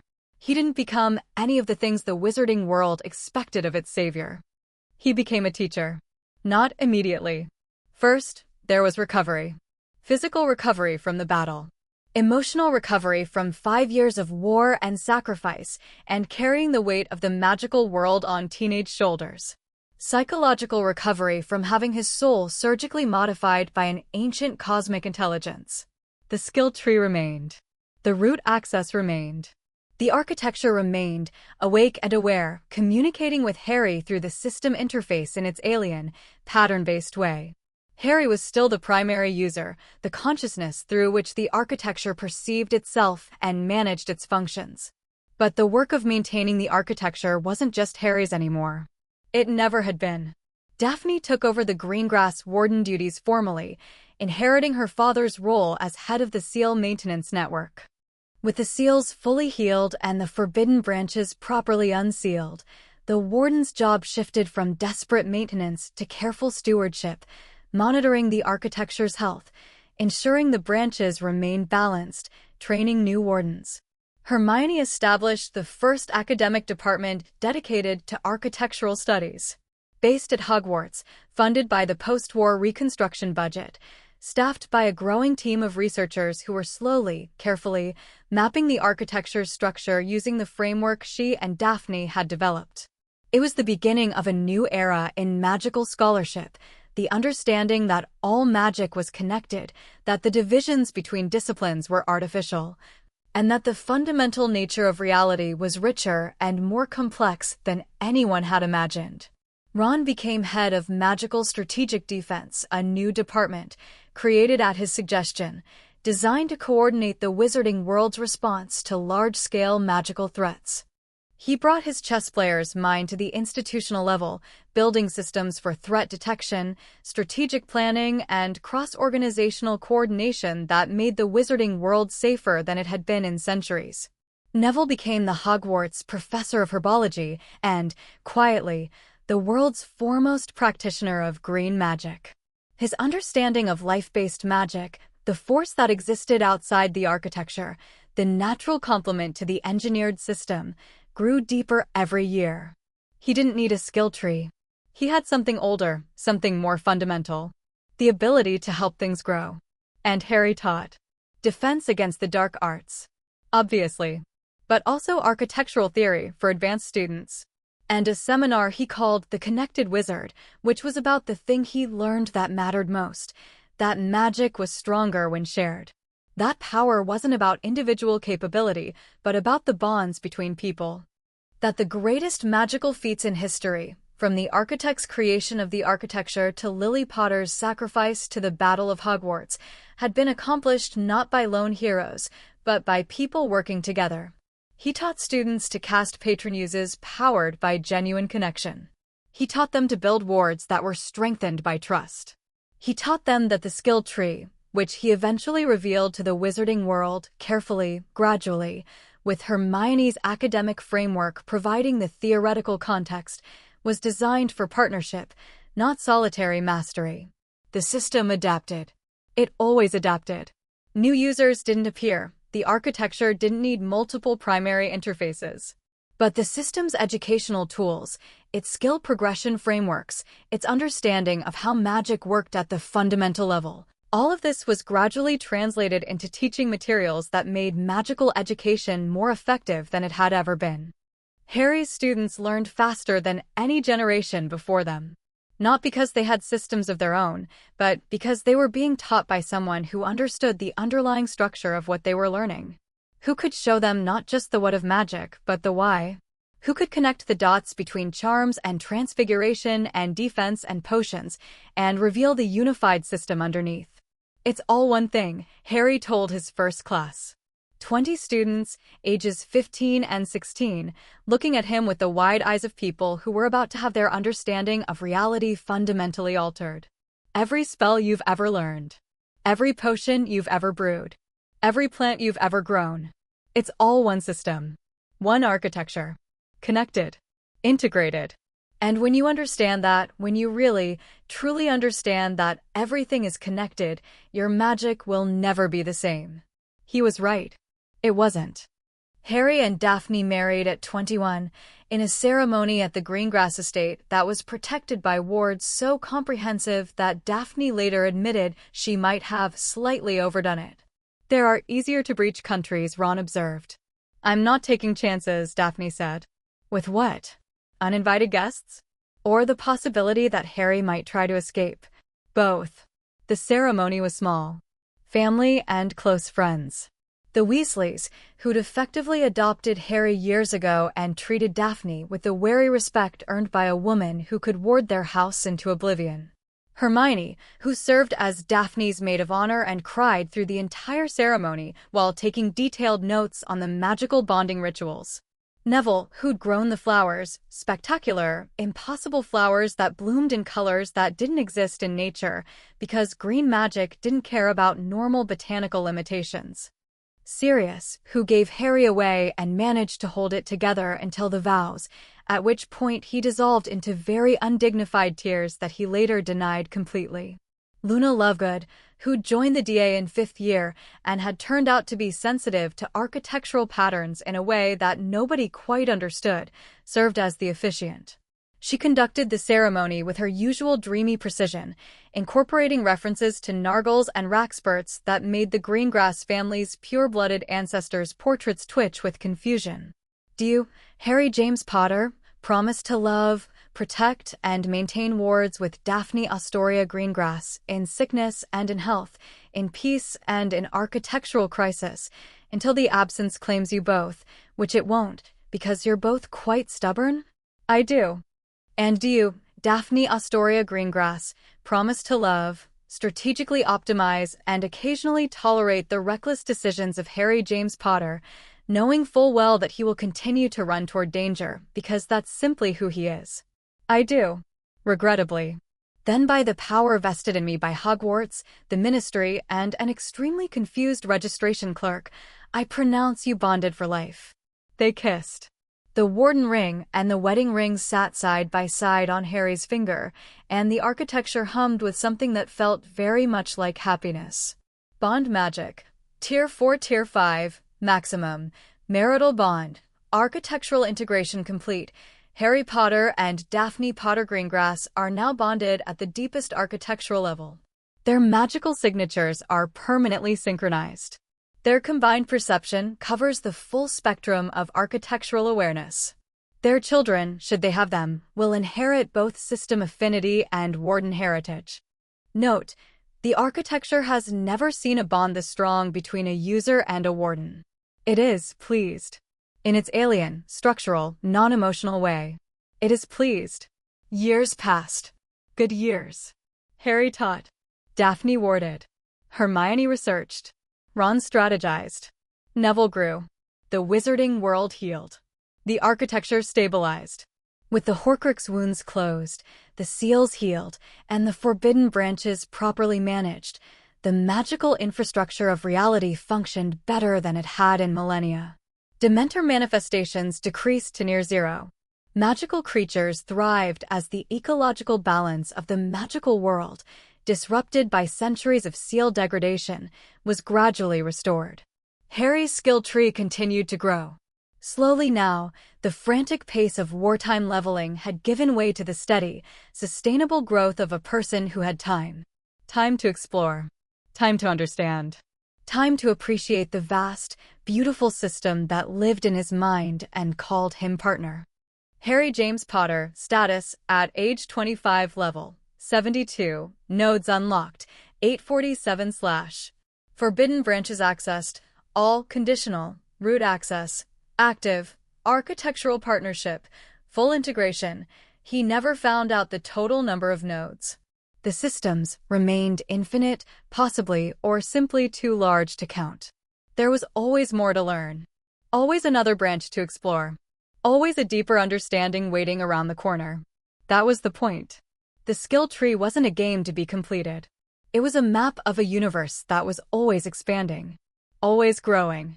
Always producing new complexity, new wonder, new magic. The absence pressed at the edges, as it always would. Entropy was a fundamental force. Magic couldn't eliminate it, only counterbalance it. The architecture would need maintenance forever. Wardens would need to monitor the seals. Users would need to interface with the root. Green magic practitioners would need to nurture the natural life force that the architecture amplified. It was a partnership. Between the engineered and the natural. Between the structured and the wild. Between the ancient cosmic infrastructure and the messy, beautiful, endlessly creative humans who'd been chosen to tend it. Harry stood in the room of requirement one evening. He still used it, years after graduating, because the room was an architectural nexus and it liked him and pulled the skill tree into focus. The constellation spread before him. Vast. Luminous. Alive. Thousands of nodes, hundreds of branches, the forbidden branches glowing gold, the root pulsing at the center like a heartbeat. And beyond the known branches, in the space where the tree faded into darkness, new nodes were appearing. Nodes the system hadn't shown him before. Branches that hadn't existed a year ago. The architecture, awake and growing, producing new capabilities in response to new challenges, new understandings, new connections. The tree wasn't static. It was alive. Growing. Evolving. Responding to the partnership between human consciousness and architectural awareness to create something that neither could produce alone. Still going, huh? Harry murmured. Always. The universe does not stop producing complexity. Neither do we. What's next? Whatever you choose. Whatever you build. Whatever you grow. Harry smiled. Closed his eyes. Let the skill tree hum in the back of his mind, not demanding, not urgent, just present. A companion. A partner. A map of infinite possibility. He left the room of requirement and walked through the corridors of Hogwarts. Past portraits that waved. past suits of armor that creaked, past a group of students huddled around a table, arguing about spell theory with the passionate energy of people discovering that magic was bigger than they'd imagined. One of them, a girl, maybe 12, brown-haired, sharp-eyed, looked up as Harry passed. "Professor Potter? Is it true that all magic is connected? That charms and transfiguration and defense are all part of the same system?" Harry stopped, looked at the girl, at the curiosity in her eyes, at the hunger for understanding that reminded him, with a pang that was equal parts pain and joy, of himself at 11, standing on platform 9 3/4, feeling the hum of magic for the first time. "It's true," he said. "All of it. Connected. From the simplest lumos to the deepest mysteries. One system. One architecture. One tree with infinite branches. Can anyone learn to see it? The connections. Anyone who's willing to look." He smiled. "The trick is you can't see it alone. The connections only become visible when you're connected to other people. When you share what you know and listen to what they know and build something together that's bigger than any one person." The girl's eyes went wide with the specific light of a mind-catching fire. "Can you teach us?" "That's literally my job." Harry pulled up a chair, sat down with the students, and began. Behind his eyes, the skilled tree hummed. And somewhere in its vast, luminous depths, a new node appeared, tiny, bright, just formed. Legacy. Tier 1. The ability to transmit knowledge, understanding, and purpose to the next generation. This is the most important skill in the tree. It always has been. In a hidden room at the Greengrass estate, Daphne Potter Greengrass sat before an ancient mirror that showed not reflections, but resonances, architectural patterns, seal status, the health of the magical world's fundamental infrastructure. Everything was green, stable, healing. She rested one hand on her stomach, 4 months now, just starting to show, and smiled. "Your father is going to teach you everything," she told the small life growing inside her. About magic. About the architecture. About how the universe works and why it matters. He'll be brilliant at it, because he's brilliant at everything, even though he doesn't believe it. She paused. The warden sense pulsed in her blood, the hereditary gift that had drawn her to a boy in a library 5 years ago and never let go. "And I'm going to teach you about walls," she continued. "About boundaries and protections and the art of holding things together when the whole world is trying to pull them apart. About duty. About legacy. About the difference between power and purpose." The baby kicked. Just once. Tiny. The first kick she'd felt. Daphne laughed. That rare, full, unguarded laugh that Harry loved, the one she only let out when her walls were completely down and she was exactly as happy as she deserved to be. "You're going to be extraordinary," she whispered. The mirror pulsed green. The wards hummed. The architecture, vast and ancient and awake, wrapped around the Greengrass estate like a blanket, and somewhere in its depths, a new node appeared on a skilled tree that hadn't been activated yet, a tiny, dormant constellation waiting for the day it would be needed. Not today. Not for years. But someday. The tree was patient. It had always been patient. It could wait. Final status, Harry James Potter, level 72, XP, 4, 291/7, 200, nodes unlocked, 847/.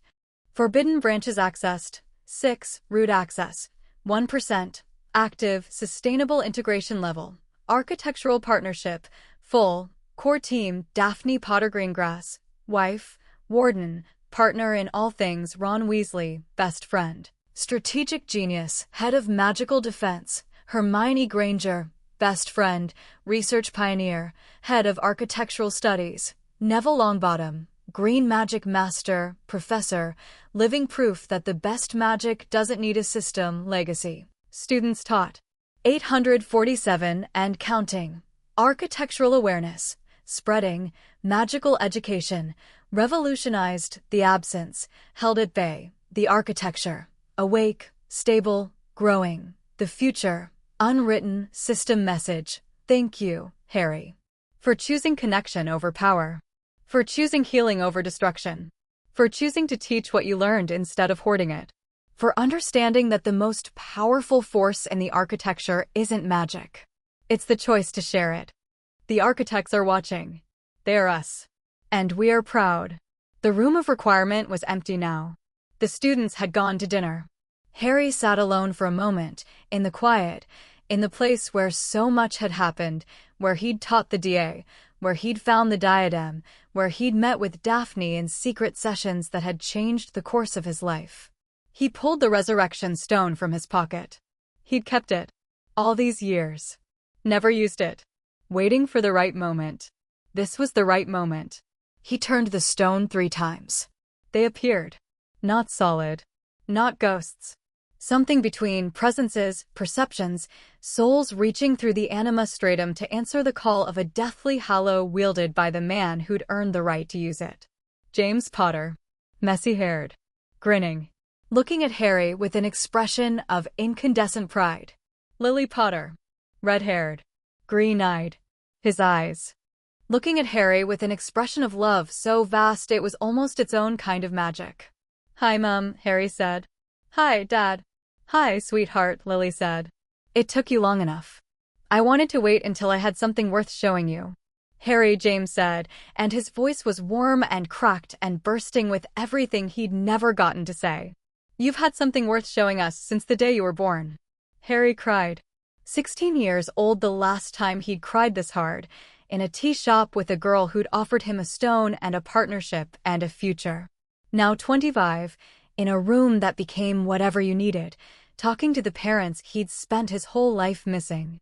They talked for an hour. About everything. About magic and the architecture and the system. About Daphne. "She sounds perfect for you," Lily said. "Terrifying, but perfect." "That's what I said," James added. About Ron and Hermione and Neville and the life Harry had built from the ruins of the one they'd been denied. "Are you happy?" Lily asked, as the stone's power began to fade. "Yeah," Harry said. "I really am." "Then we are too."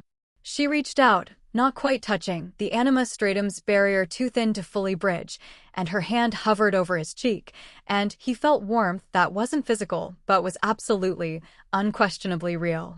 "We're always with you, Harry. Not in the stone. Not in the architecture. In you. In everything you are and everything you've built." "I know, Mum." "We love you," James said. "I love you too." They faded. Slowly. Gently. Not disappearing, returning. Going back to the place where souls rested, carrying with them the knowledge that their son had grown into something extraordinary. Harry sat in the room of requirement, holding the resurrection stone, tears on his face, the skill tree humming in his mind, and felt, for the first time in his life, complete. Not because of the system. Not because of the root. Not because of the 847 unlocked nodes, or the forbidden branches, or the architectural partnership, or any of the incredible, impossible things he'd accomplished. Because he was loved. Had always been loved. Would always be loved. And that in the end, at the root of everything, at the foundation beneath the architecture and the weave and the system and the tree, was the only skill that truly mattered. Skill unlocked. Peace. Tier 1. There are no higher tiers. There don't need to be. Harry pocketed the stone, stood, and walked out of the room of requirement for the last time. The corridor was warm. The castle hummed. The future was unwritten. And Harry James Potter, the boy who loaded, the user who connected, the man who chose love over power and healing over destruction and sharing over hoarding, walked toward dinner, toward his friends, toward the life he'd earned. The skill tree glowed softly in the back of his mind. Infinite branches. Infinite possibilities. Infinite growth. And at the center, at the root, a single word that encompassed everything the architecture had been built to protect, everything the architects had spent millennia maintaining, everything that Tom Riddle had thrown away and Harry Potter had found: life. Chapter 6 End.